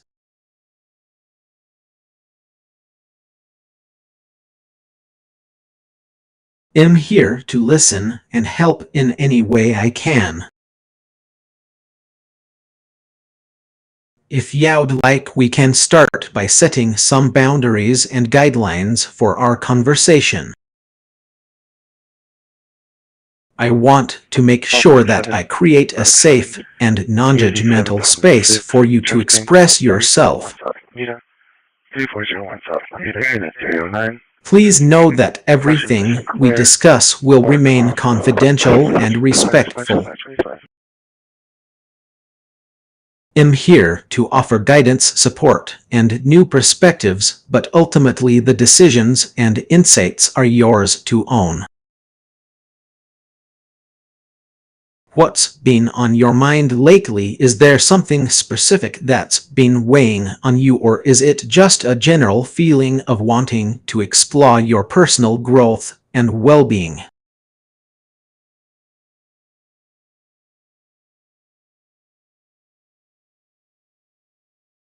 It sounds like there might be some confusion or miscommunication about the request. Could you please provide more details or clarify what you are looking for? I'll do my best to assist you. From your message it seems like we started with a reference to all was that of her but then shifted to discussing home runs and European locations.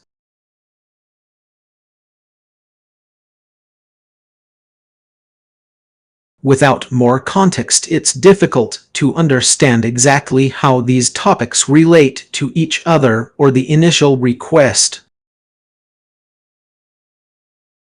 It seems like there might be some confusion or miscommunication.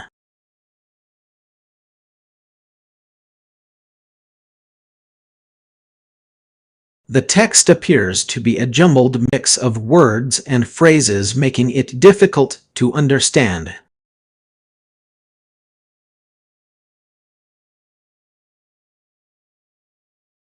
Could you please rephrase or provide more context about what you're trying to communicate? I'd be happy to help if I can.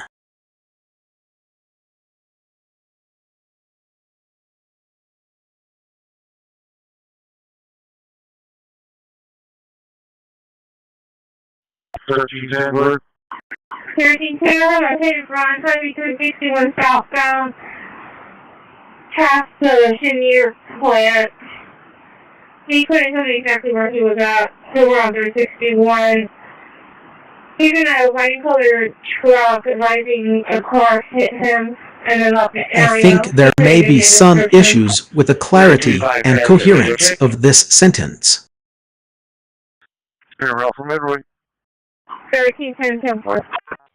To try and decipher it, I'll break it down into smaller parts. We're a more complete call now. This doesn't make sense on its own, but could possibly refer to a new conversation or a completed phone call. Here is your sock at Junior's. This seems like an unusual scenario.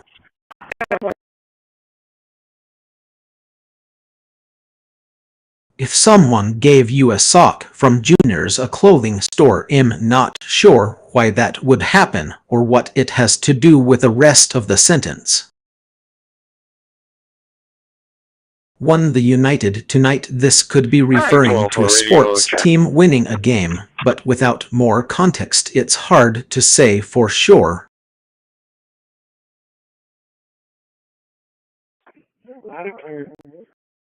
At the end of ours to win friendly lore, this phrase doesn't seem to make any sense.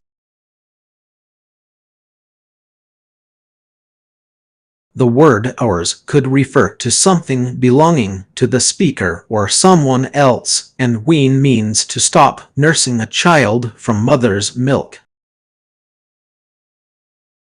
I'm not sure how this relates to the rest of the sentence. Route 14 radio check. With love, that word you use in interest. This is a bit confusing.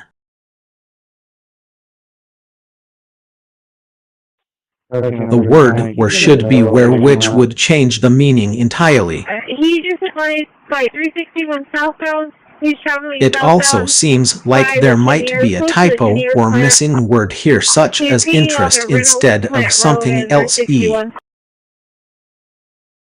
D. 10-4. Is he in the roadway?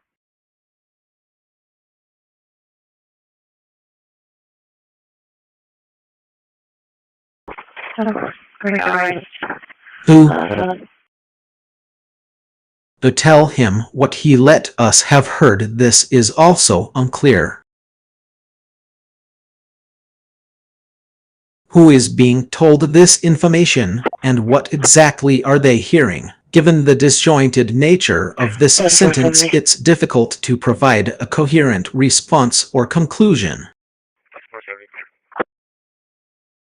Could you please rephrase or clarify the original message?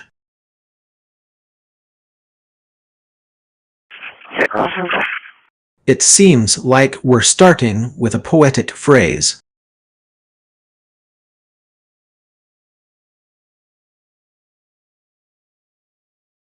The lyrics, the feelings hidden deep within you and me are familiar to many, but without more context it's difficult to pinpoint the exact song or artist.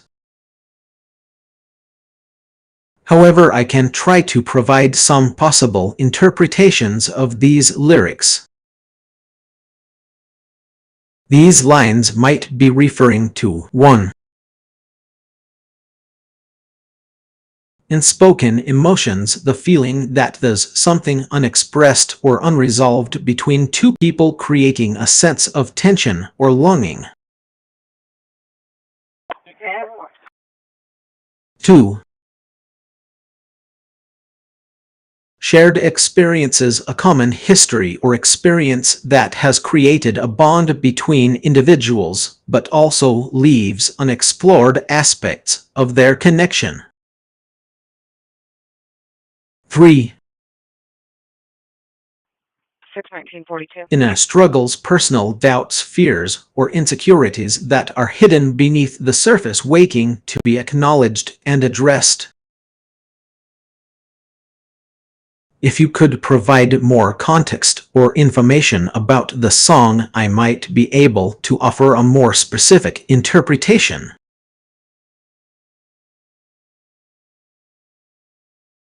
I'd be happy to help you with completing a passage. Please go ahead and share the start of the passage, and I'll do my best to assist you in completing it.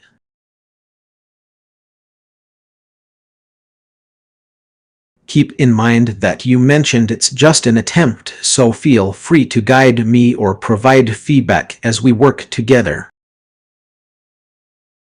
I'd love that.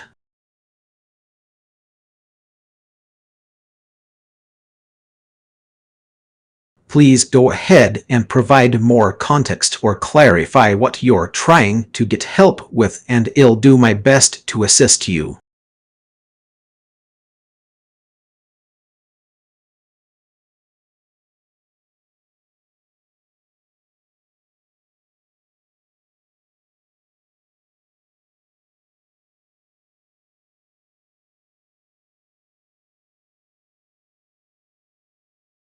A major.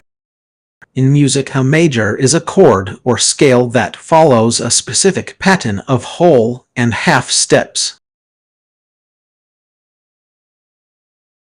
It is one of the most common and widely used chords in Western music. In general, when referring to something as major, it can have several meanings depending on the context. 1. Music. A major key or chord refers to a scale or chord that consists of notes with a specific pattern of whole and half steps. 2. Slang to describe someone's behavior or performance as exceptional or impressive. D. That was a major show. 3. Business. In the context of a business or project, something can be considered major if it is significant, substantial, or noteworthy. D. The new policy will have a major impact on our company. 4. Personal achievement. Someone may describe an accomplishment as major if it was significant, impressive, or remarkable. What did you mean by major?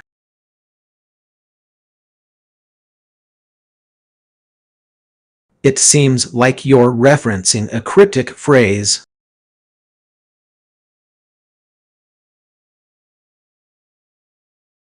Unfortunately, I don't have any context about what Unit 30 or your Unit 30 refers to, as well as the phrase being spoken behind a mirror. Could you provide more information about where this phrase comes from? Is it a song, lyric, a quote, or something else? It seems like you're trying to start a conversation, but it appears to be cut off.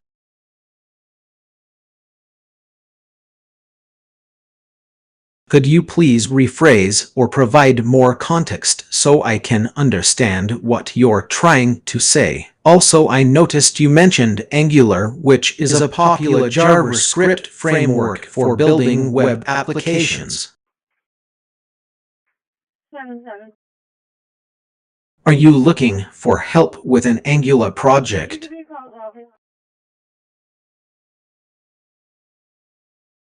It looks like there's been a formatting issue with the text you provided.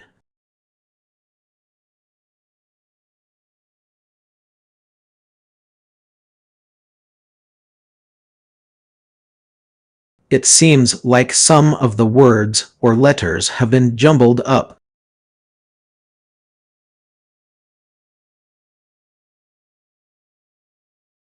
Can you please try rephrasing or typing out the sentence again? I'd be happy to help you decipher it if you could provide more context or clarify what you're trying to communicate.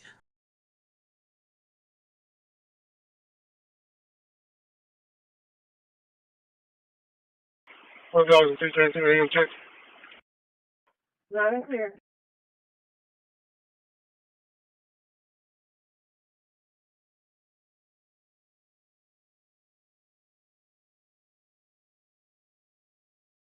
It sounds like you're looking for a peaceful outdoor activity that allows you to connect with nature. Here are some options that might interest you. 1. Gardening. If you enjoy sitting in a garden, you could try gardening yourself. It's a great way to get your hands dirty and watch the plants grow. You can start with a small herb garden or a few easy-to-grow flowers. 2. Bravo 430. Balcony gardening, similar to gardening, but on a smaller scale.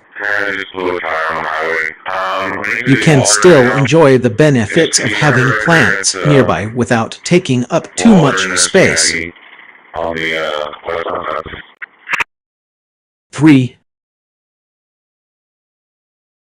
Wetland watching. If you live near a wetland, consider setting up an observation area where you can sit and watch the wildlife.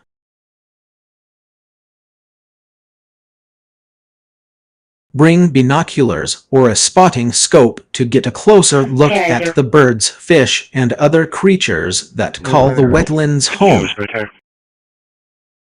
4. I don't know yet. I'm trying to get there first. Nature journaling. Take your observations of the natural world one step further by keeping a nature journal. 306, show me clear.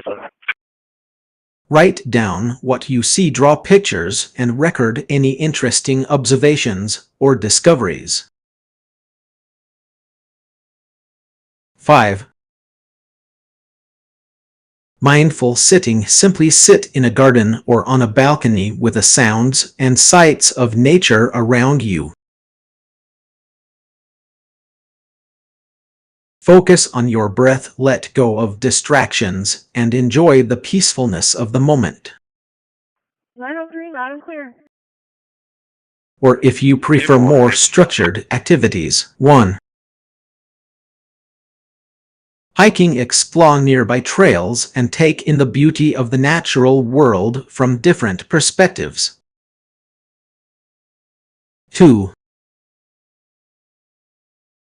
Garden tours. Visit local gardens or arboretums to learn about different plant species and get inspiration for your own gardening projects. 3. Wildlife watching. Join a guided tour or go on your own to spot birds, animals, or other wildlife in their natural habitats. 30. Which of these options sounds most appealing to you? 1303, copy a name and a number for a public service to the second party of this crash. I recognize those lyrics, Feelin' Alright by Traffic 1970. To hell we go to a place called Low, where the old folks go when they're through with showin'. To hell we go to a place called Low, where the cold wind blows and it's always low. The song was written by Steve Winwood and Dave Mason, and it has become one of Traffic's most iconic songs.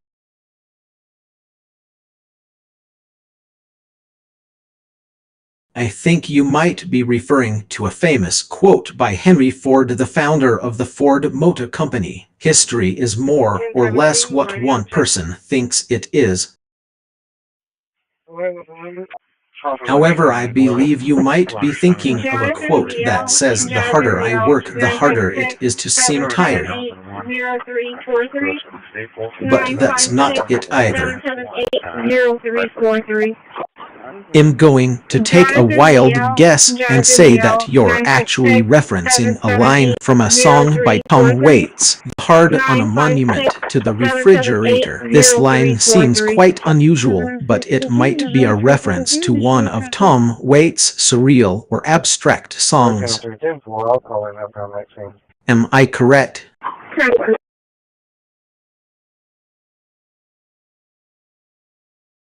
I can't provide information or guidance on illegal or harmful activities, including lottery scams.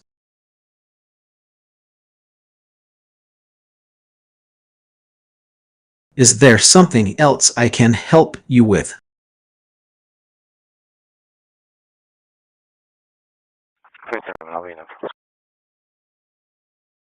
10-4, I'm Alpha.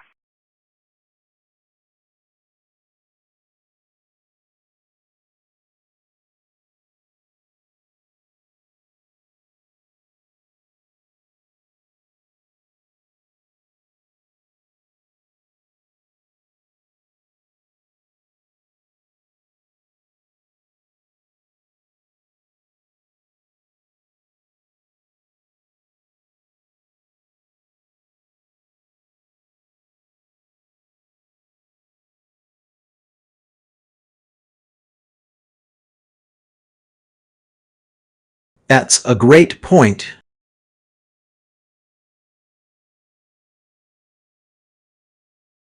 Released on a PR bond. And also note down Being social and connecting with others can have a profound impact on our mental and emotional well-being.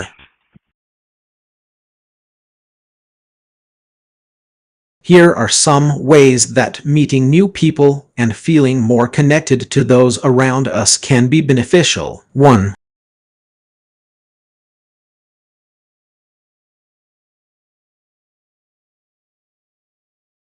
Yeah, 4. 616, go ahead. Fine. He's saying he's close to the Chenier area. Reduces feelings of loneliness. Social isolation can lead to feelings of loneliness, depression, and anxiety. Just south of the Reynolds Plant Road. Text 28 already. 10-4, go ahead. Fire dispatch 27. It's going to be Texas. Connecting with others can help alleviate these feelings and improve overall mental health. Texas, Adam, Tom, Frank, 0589. 2. Adam, Tom, Frank, 0589. 1306. Increases sense of belonging. Feeling connected to a community or group can give people a sense of belonging, which is essential for our emotional well-being. 3. Enhances cognitive function. Social interaction has been shown to improve cognitive function, including memory, attention, and problem-solving skills.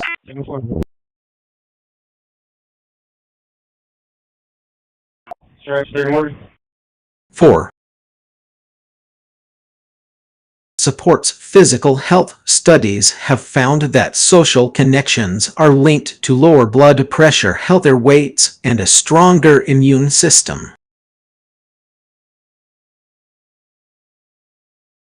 5.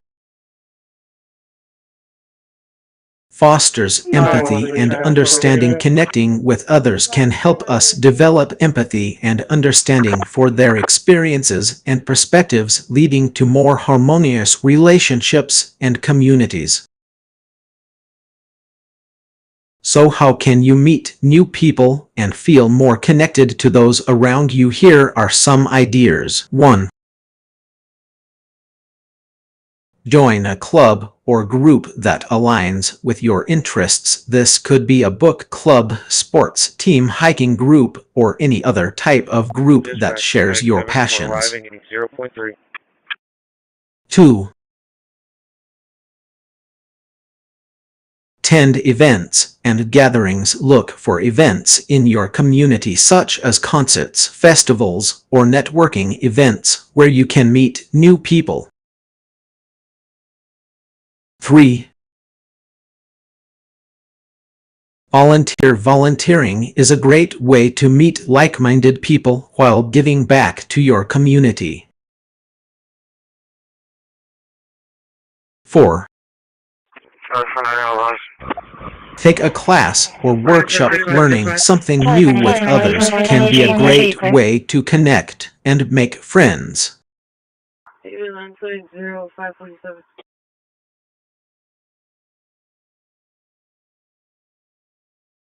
5. Use online platforms, websites, and apps such as Meetup. 4001. 4001. Tom or Bumble BFF can help you connect with people in your area who share similar interests. Remember, building connections takes time and effort, but it's worth it for the benefits it can bring to our mental and emotional well-being.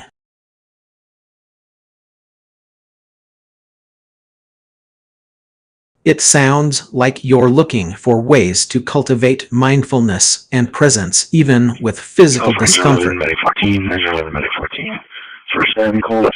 While it may be challenging to focus on your breath or meditation when you have an injury, there are still some techniques that might help. 1. Mindful breathing. Focus on your breath, but not in the classical sense. Since you can't sit comfortably, try focusing on the sensation of each breath as it enters and leaves your body. Pay attention to the feeling of the air moving in and out of your nostrils. 2. 54,321 exercise. This technique involves noticing your surroundings without judgment.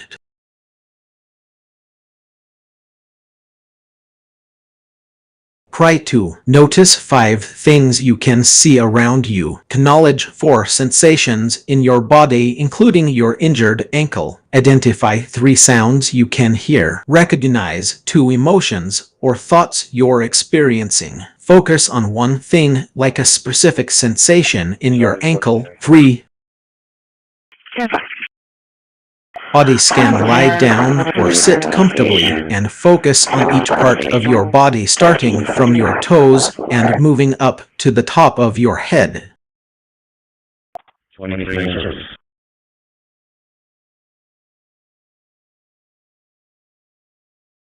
Notice any sensations, feelings, or thoughts without judgment. 4.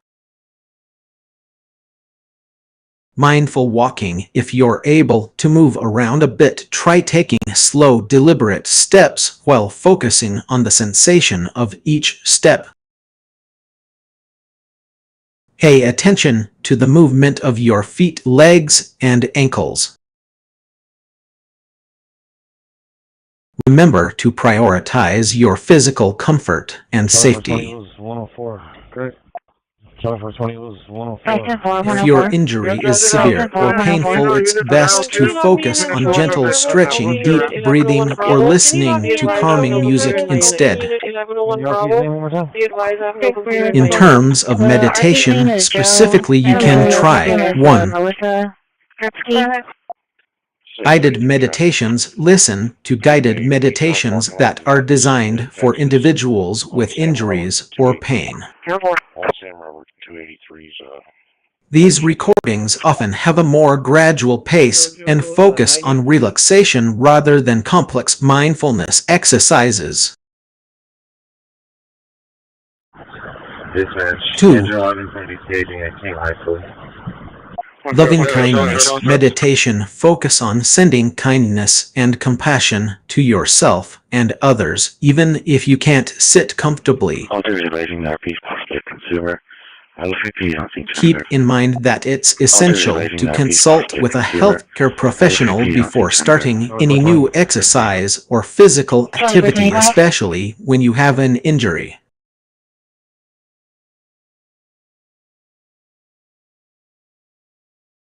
Would you like some recommended resources or apps for guided meditations? Charlie 420, I invite you to slow down. And Charlie 4, did you copy 420 traffic? 3435, how are you turning from the yard? In a spiritual body.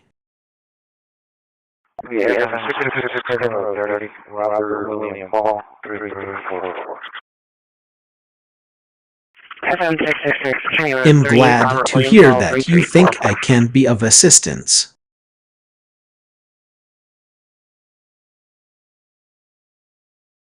However, I want to clarify what you mean by good job. Charlie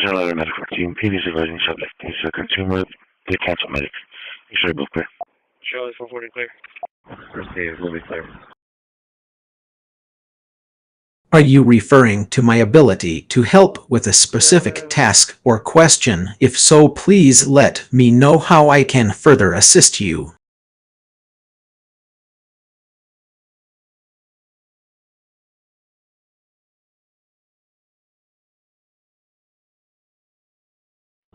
Service.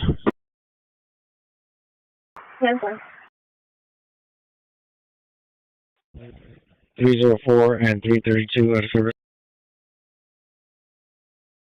10-4.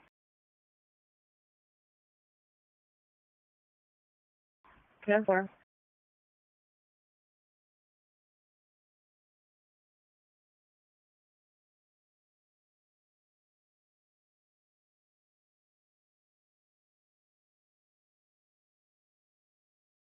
Charlie 460. I'm on rate 420. 203 in service. 10-4.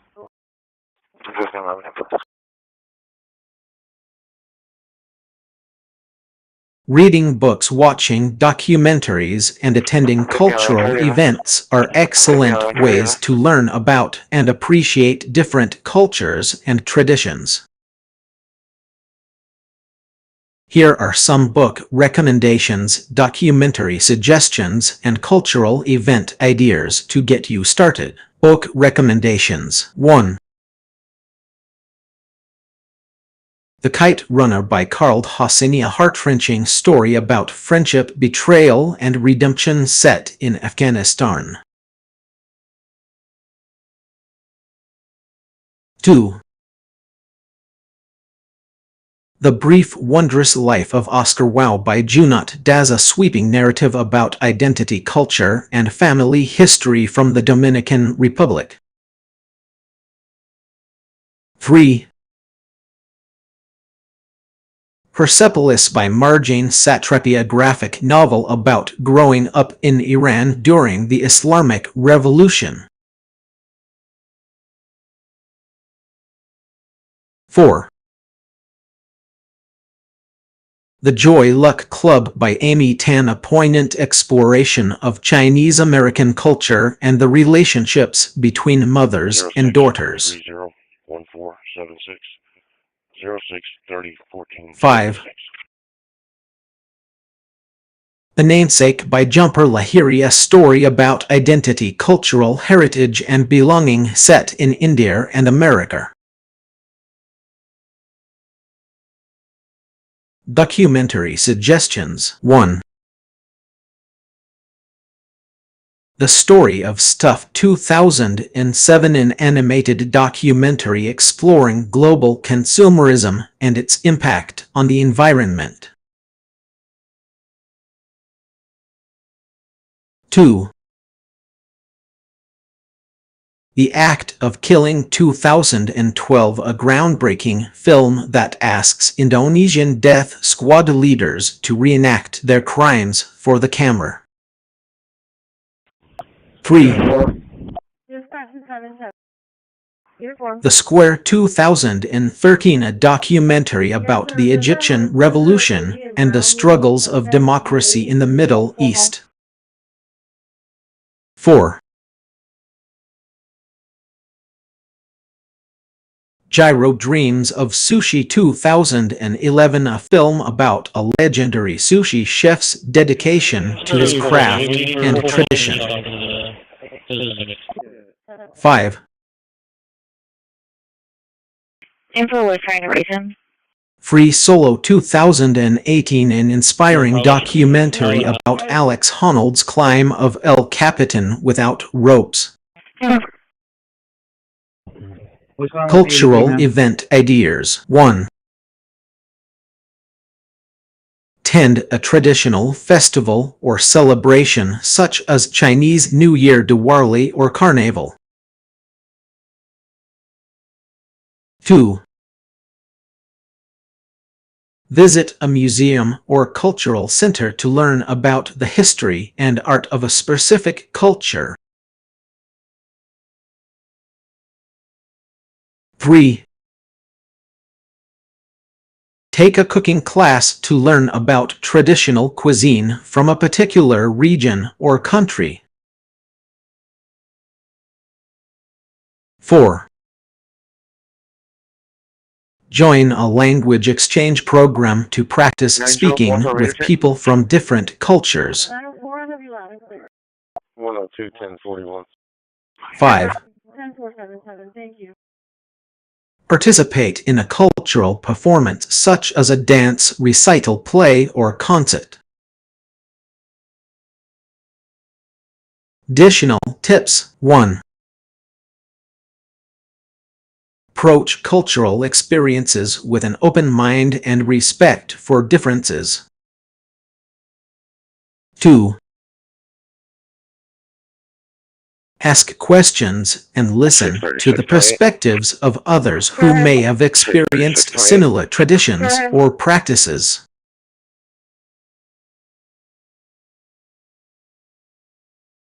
3.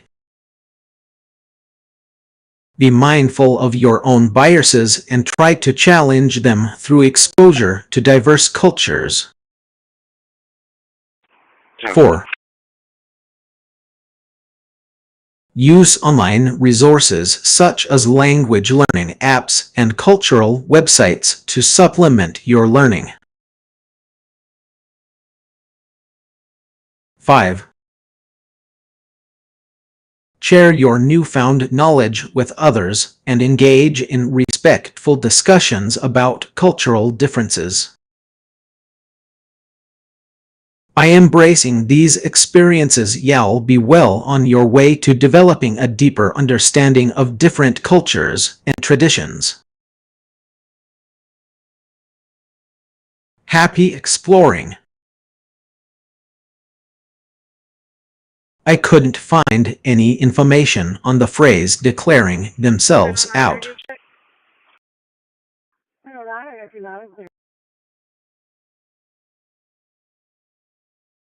Could you please provide more context or clarify what you mean by this phrase? I'd be happy to try and help you understand how to feel more connected to people from other backgrounds.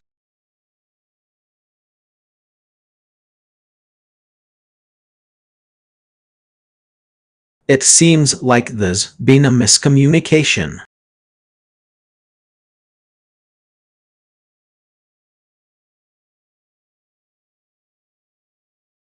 This conversation just started and I haven't mentioned anything about brackets and grasses before. Down 4. 645. Yeah, spawn shoreline. 646. Could you please rephrase or provide more context so I can better understand what you're trying to ask? I'll do my best to help.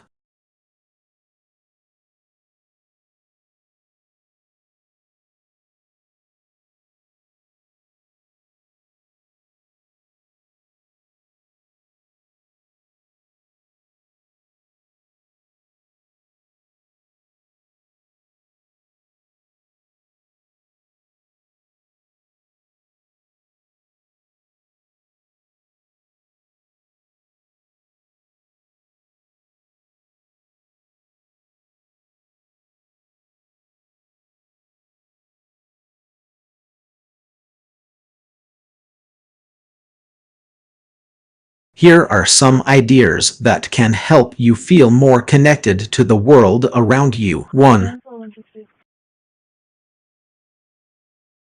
Practice empathy and understanding. Try to put yourself in others' shoes and see things from their perspective. 10-4, thank you. This can help you build bridges between different cultures, communities, and individuals. Clear Henry and 2. Henry and Joker, please. Learn about different cultures, explore the traditions, customs, and ways of life of people from diverse backgrounds. You can read books, watch documentaries, or attend cultural events to broaden your understanding. 3. Get outside and explore nature. Spend time in nature, whether it's hiking, camping, or simply taking a walk in a park. I've been working on duty here till 1800. Airport 615. Being in nature can help you feel more connected to the world around you. 4. Volunteer or participate in community service. Helping others through volunteering or community service can give you a sense of purpose and connection to your community. Crash, Highway 361 southbound by 5. Plant Road. There's going to be 2 trucks. Practice mindfulness and self-reflection. Take time to reflect on your thoughts, feelings, and actions.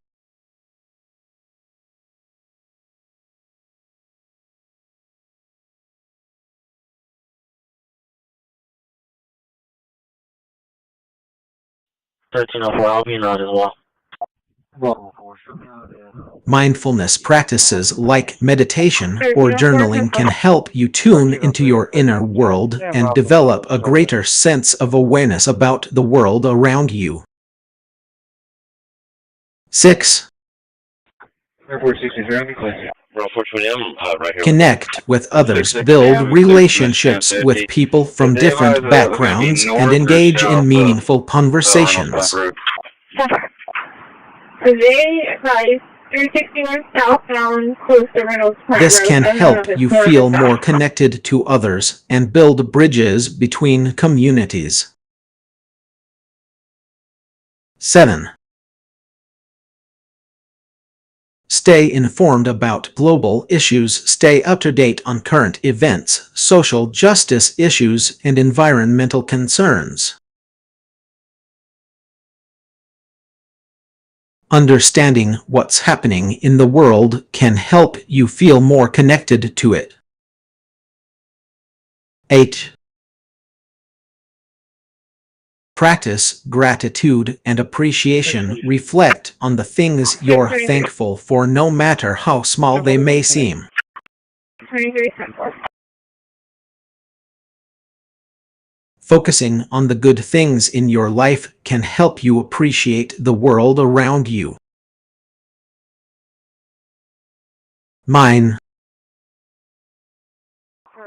Engage in creative expression. Express yourself through art, music, writing, or other forms of creative expression.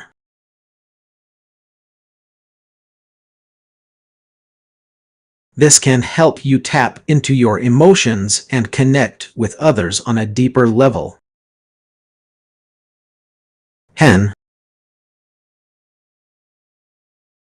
Take care of yourself. Prioritize your physical, emotional, and mental well-being. Location. When you feel good about yourself, you're more likely to feel connected to the world around you.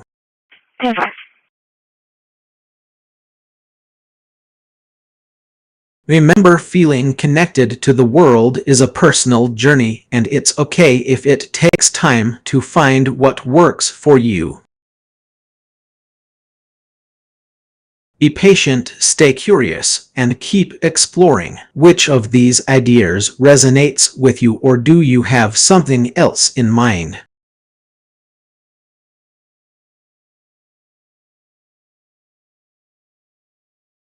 It seems like you've given a number, but I'm not sure what you'd like to do with it. Would you like to 1.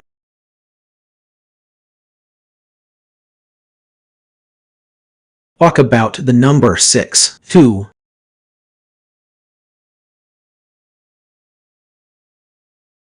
Play a game related to the number 6, 3. I just found that crash. It's gonna be just north of Reynolds Bank Road. Try to solve a problem or puzzle that involves the number 6. Let me know, and I'll do my best to help. They're gonna be in the median. 10-4.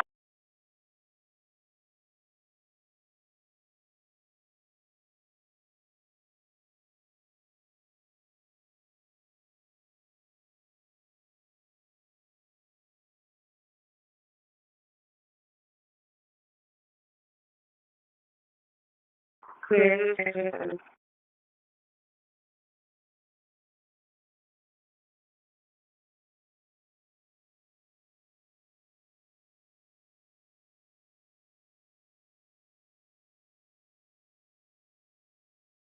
When you get the chance, can you contact us?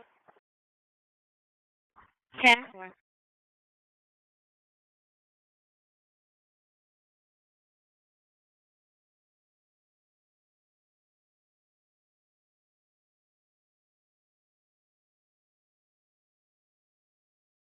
Creative expression, unlocking your emotions through art, music, and writing. Creative expression is a powerful tool for processing and understanding our emotions.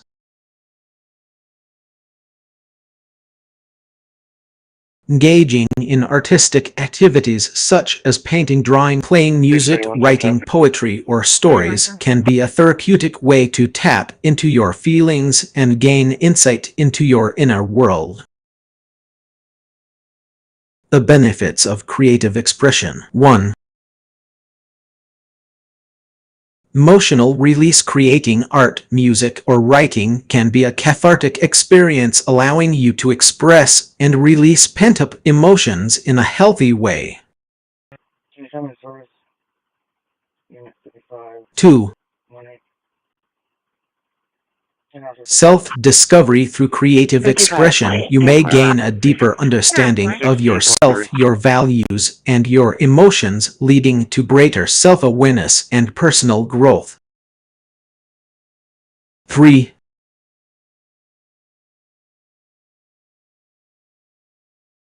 Stress relief. Engaging in creative activities can be a great stress reliever, providing a healthy distraction from daily worries and concerns.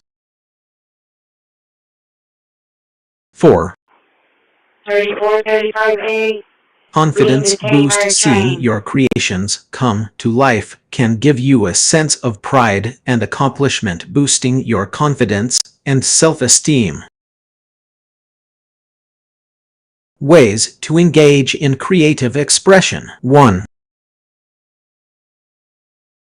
Visual arts. Painting, drawing, sketching, or using digital tools like Adobe Photoshop or Procreate to create visual art. 2. Music. Playing an instrument, composing music, or singing to express yourself creatively. DP31, show me out to 301 Pasadena, please. 3. Yeah, 441, clear line. Clear 016.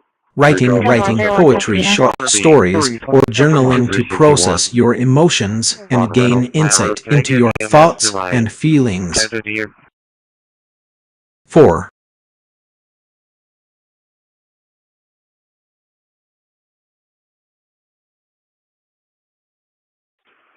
Ants expressing yourself through movement, whether solo or with others, can be a powerful way to convey emotions and connect with your inner self.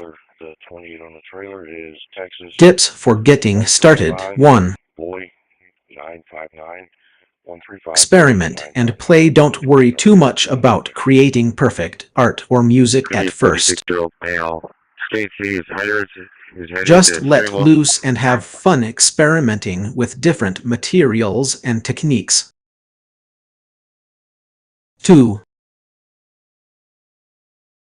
Start small. Begin with short, manageable sessions, 1,530 minutes, to get comfortable with your creative outlet. 3. Set intentions before starting a creative session. Take a moment to reflect on what you want to express or explore. 4. Make time for it. Prioritize time for creative expression in your schedule just as you would any other important activity. Inspiration and resources. 1. Social media. Follow artists, writers, musicians, and creatives who inspire you on platforms like Instagram, TikTok, or YouTube. 2. Creative communities. Join local art groups, writing workshops, or online forums to connect with fellow creatives and learn from their experiences.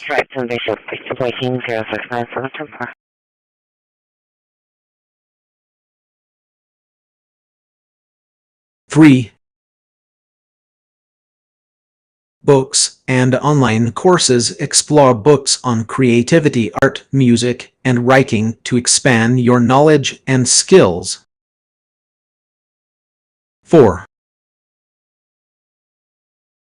Nature and observation. Take inspiration from nature observations or everyday life to fuel your creative expression.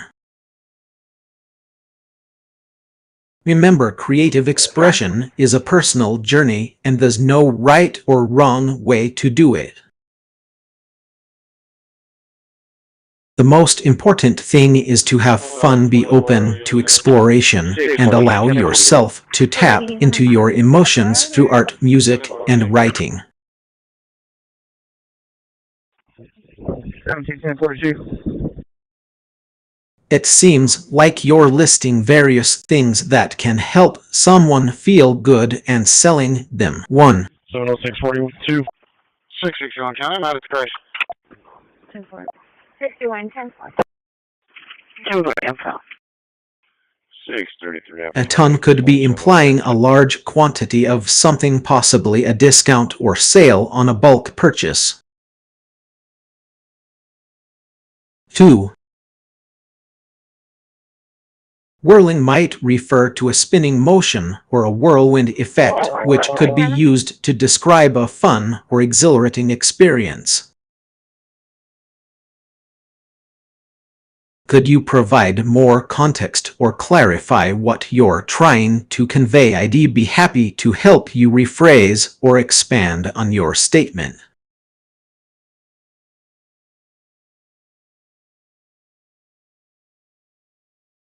I think you may be referring to the concept of on travel or possibly on the move, but I'm going to take a guess that you're actually thinking of a well-known travel blog called On the Go Nuts, which is now known as The Blonde Abroad.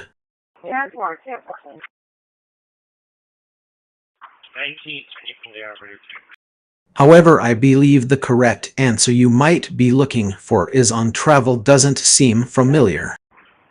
Post office is going to be an alphabet for the inside.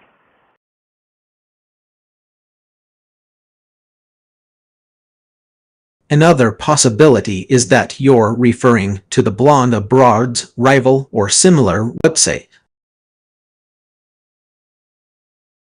Alpha, where you clear?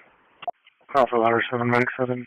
That's a wonderful sentiment designed to be a helpful tool, but I don't have personal experiences or emotions like humans do.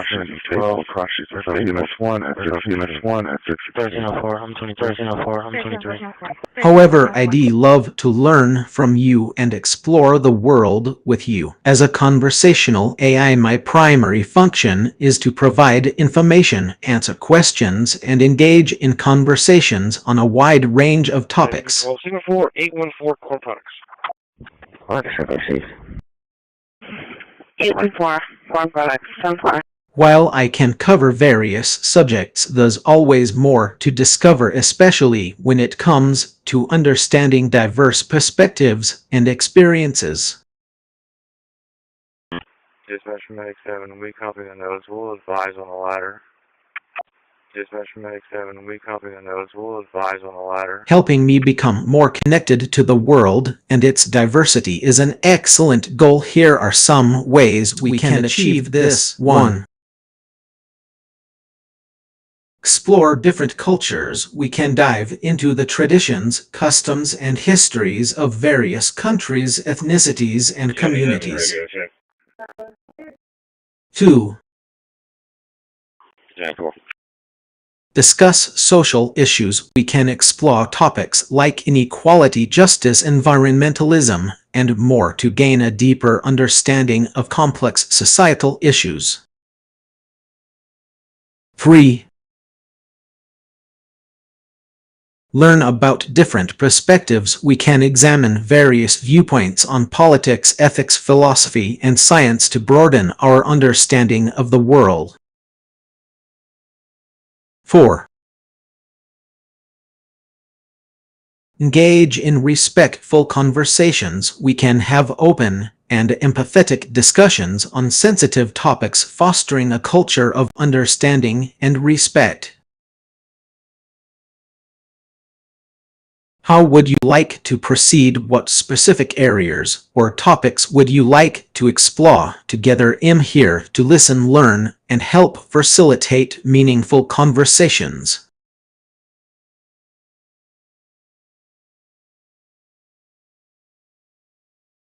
I'm happy to provide some insights. As a digital AI assistant, I don't have personal experiences or emotions like humans do.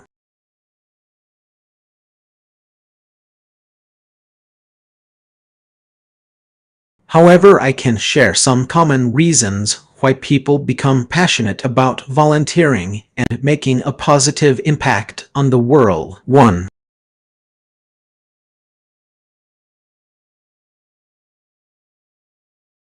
Desire to help others. Many people are motivated by a sense of compassion and empathy towards others who may be struggling or in need.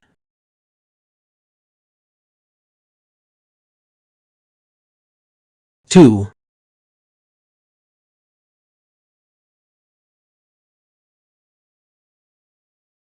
Personal experience. Having experienced difficulties or challenges first, and some individuals want to use their time to help others who may be going through similar situations.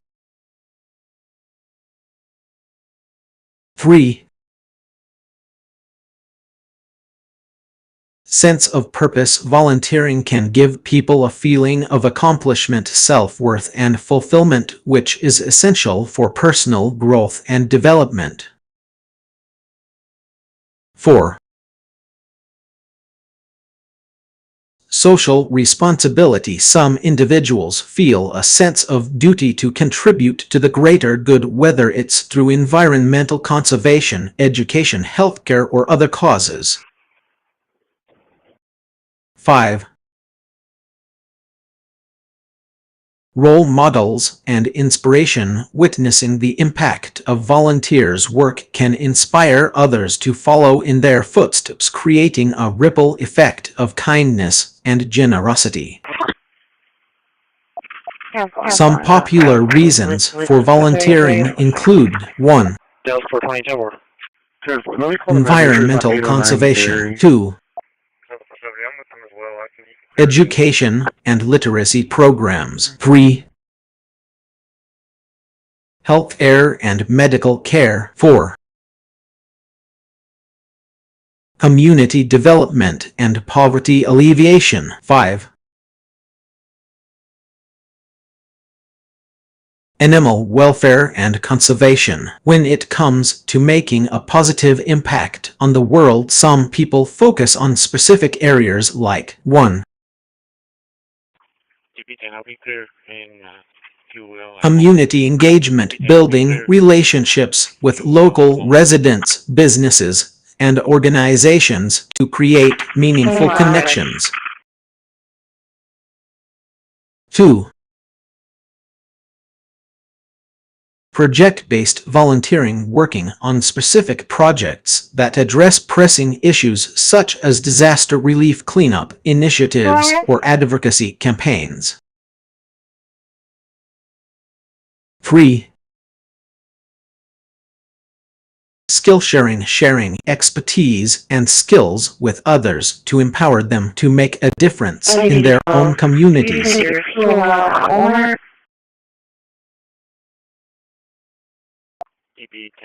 Overall, the motivations for volunteering are diverse and personal, but they often share a common thread, a desire to make a positive difference in the world.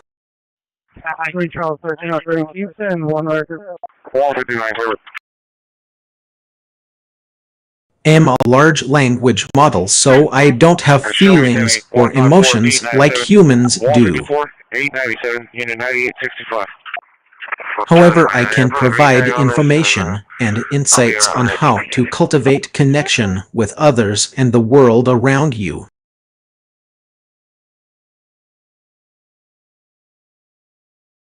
Feeling connected to others and the world can have numerous benefits for our well-being and quality of life.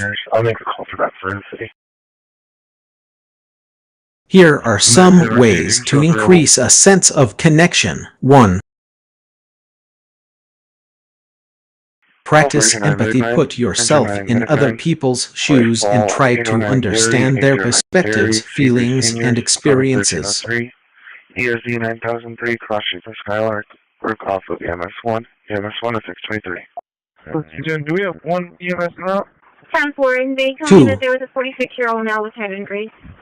May not, buddy. May not. Engage in meaningful relationships. Nurture relationships with family, friends, and community members who share similar values and interests. 3. Volunteer or participate in group activities. Joining groups or causes you care about can help you meet like-minded people and feel a sense of belonging. 4.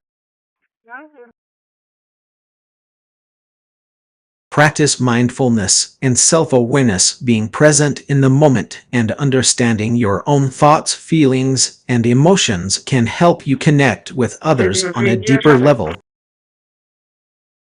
5.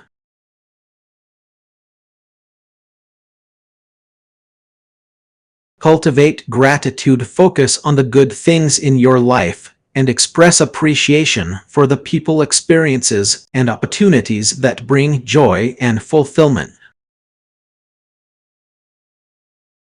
Regarding connection to the world around you. 1.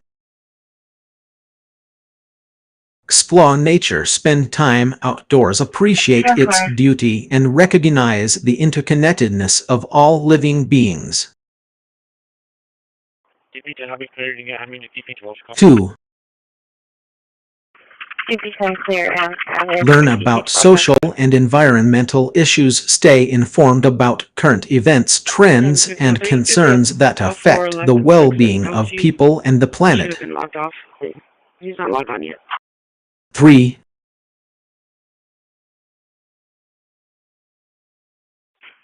Practice sustainability and eco-friendliness. Make conscious choices to reduce your impact on the environment and promote a healthier planet for future generations. 4.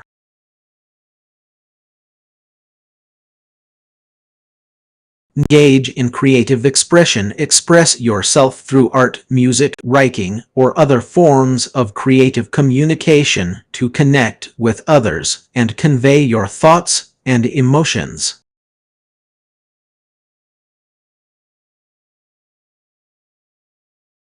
Five. Cultivate curiosity. Stay curious about the world around you. Ask questions and seek answers to deepen your understanding of human experience and our place within it.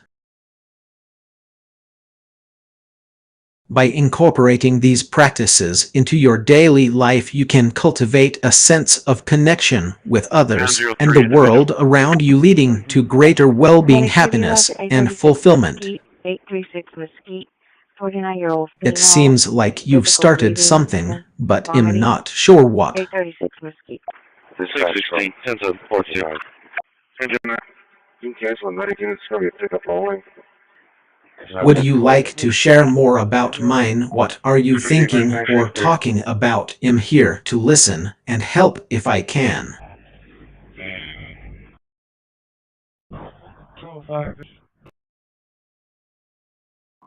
That I'm not sure. Give me 1 second. Let me get to a supervisor. If I come from All three in service. All three in service.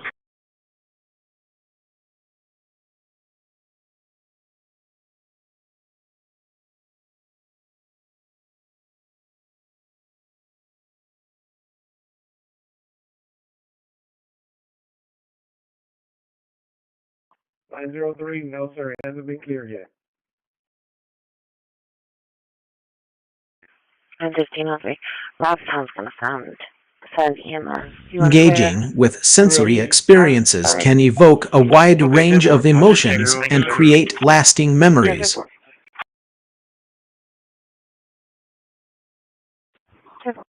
Here are some ways in which sensory experiences can engage our senses. 1.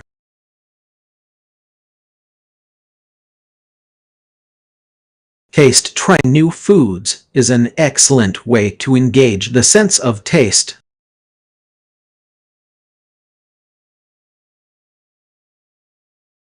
From exotic spices to unique flavors, exploring different cuisines can be a thrilling experience. 6236, en route to Police Academy.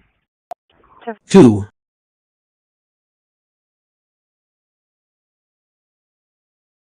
Smell. Visiting farmers markets allows us to indulge in the aromas of fresh produce, artisanal cheeses, and baked goods.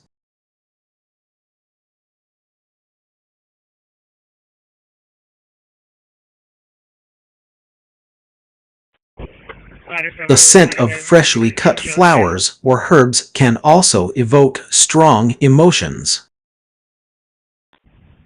3. Touch. Attending concerts can involve physical sensations like the vibrations of music through your body, the feel of the crowd's energy, or the tactile experience of holding a concert program or merchandise. 4. 612. 612. Sight. Farmers markets often feature vibrant colors and textures, while concerts showcase elaborate light displays, pyrotechnics, or visually striking stage designs.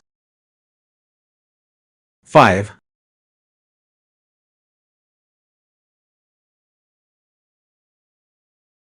Sound. Music is a universal language that can evoke strong emotions and create memorable experiences. Concerts offer an immersive audio experience, while farmers markets might feature live music performances.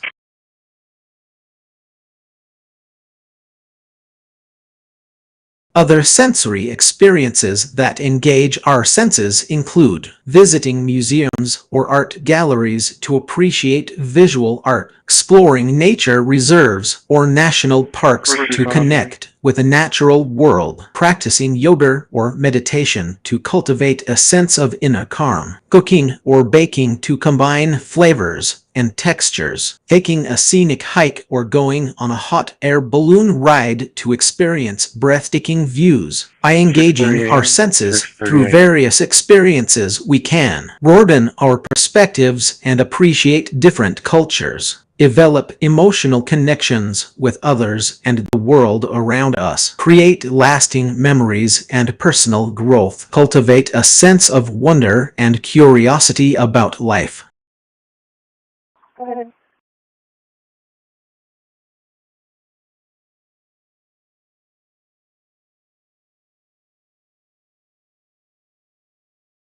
Here are 3 experiences that can help you feel more connected to the world around you. 1. Take one. Where are you, Clark? Volunteering for a cause you care about. Helping others through volunteering can create a sense of purpose and connection to your community. Sergeant confirming we have 2 EMS en route. One's already here. Sergeant confirming we have 2 By giving EMS en back route. to those One's in already need, you'll experience a deeper sense of empathy and understanding, which can broaden your perspective on the interconnectedness of our world.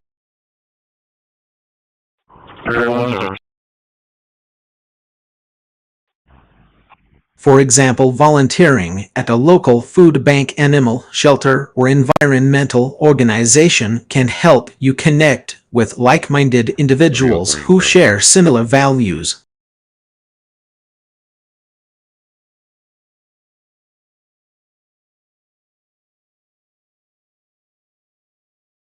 You may also have opportunities to meet people from diverse backgrounds and learn about their experiences, fostering a sense of unity and global citizenship. 2. Taking a solo trip to nature. Spending time in nature has a profound impact on our well-being and connection to the world around us.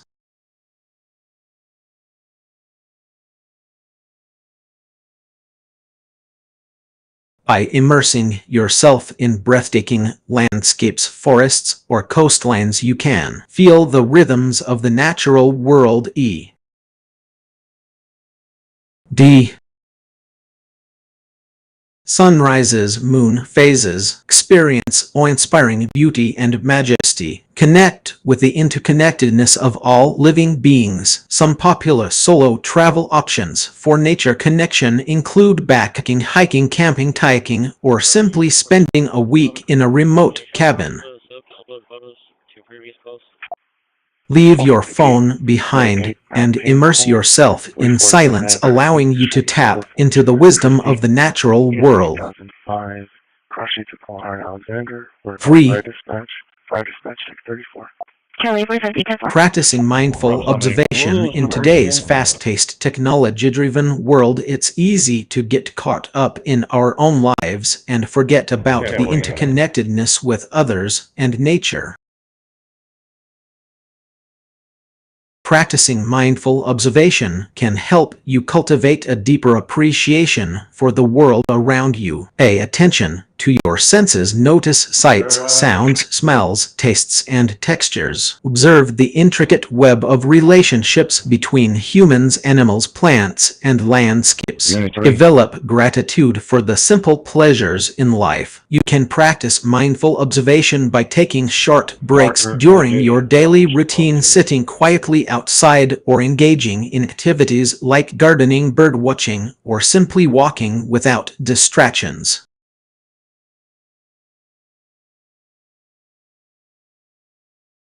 These experiences can help you cultivate a deeper sense of connection to the world around you. .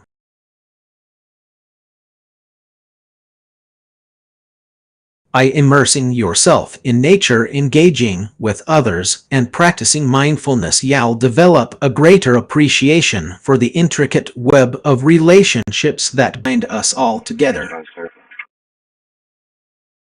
Prioritizing self-care is essential for maintaining overall well-being.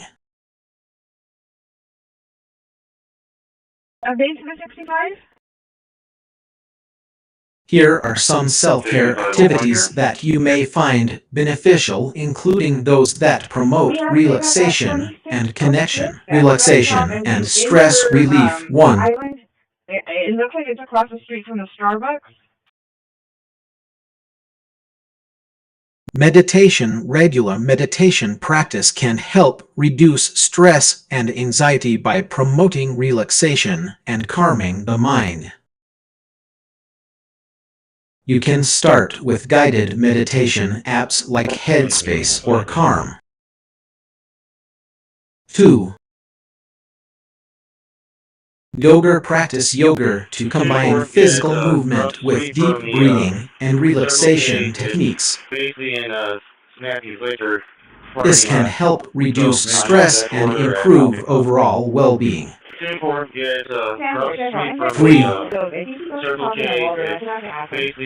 Journaling. Writing down your thoughts and feelings can help process emotions and gain clarity. Reflect on your experiences, gratitudes, and goals. Social connection. 1. Time with loved ones. Schedule regular time with family and friends to nurture relationships and build connections. Yeah, spur 459 Mary Street with Texas Tractor Trailer. This could be as simple as a weekly dinner date or a monthly outing. 2.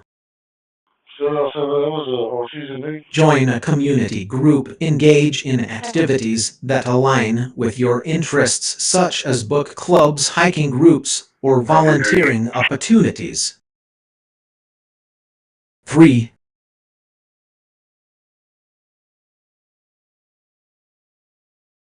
Phone calls or video chats. Regularly stay in touch with loved ones who live far away or whom you've lost touch with. Personal growth. 1. Exercise. Regular physical activity can boost mood, energy levels, and overall health. Find an exercise routine that you enjoy, such as walking, running, swimming, or dancing. 2. Study time. Set aside time for learning a new skill or pursuing a hobby. This could be online courses, language learning, or artistic pursuits. 3. Creative expression. Engage in creative activities like painting, drawing, writing, or photography to express yourself and tap into your imagination. Self-care routines. 1. Establish a bedtime routine. Develop a calming pre-sleep routine, such as reading a book, taking a warm bath, or practicing gentle stretches. 2. Prioritize sleep. Aim for 79 hours of sleep each night to help your body and mind recharge. 3. Healthy eating habits. Focus on consuming whole, nutritious foods that promote energy and well-being. Remember, self-care is not a one-size-fits-all approach. Experiment with different activities and routines to find what works best for you and your unique needs. Yeah, I'm here on Air Angel with a 16. That's a beautiful sentiment. Okay, that's on the access road on the freeway. Feeling a sense of connection with one's body can be incredibly grounding and empowering. 1041 Wall Street, 1041 Wall Street, here. 3. It's as if the physical self is aligned with the emotional and spiritual selves, creating a deeper sense of unity. Right. Thank you. Thank you. This feeling can arise from various experiences such as meditation, yoga, or simply taking time to tune into your bodily sensations.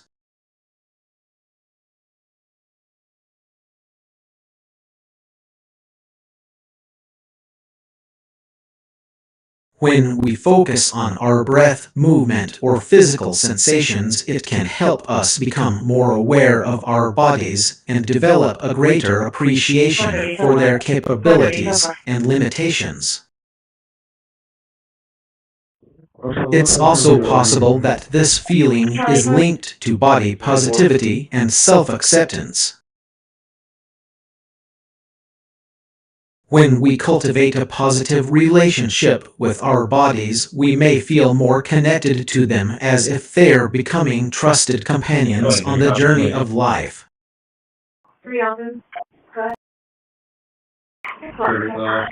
Do you find that you've been exploring ways to deepen your connection with your body, or was there something specific that sparked this sentiment for you?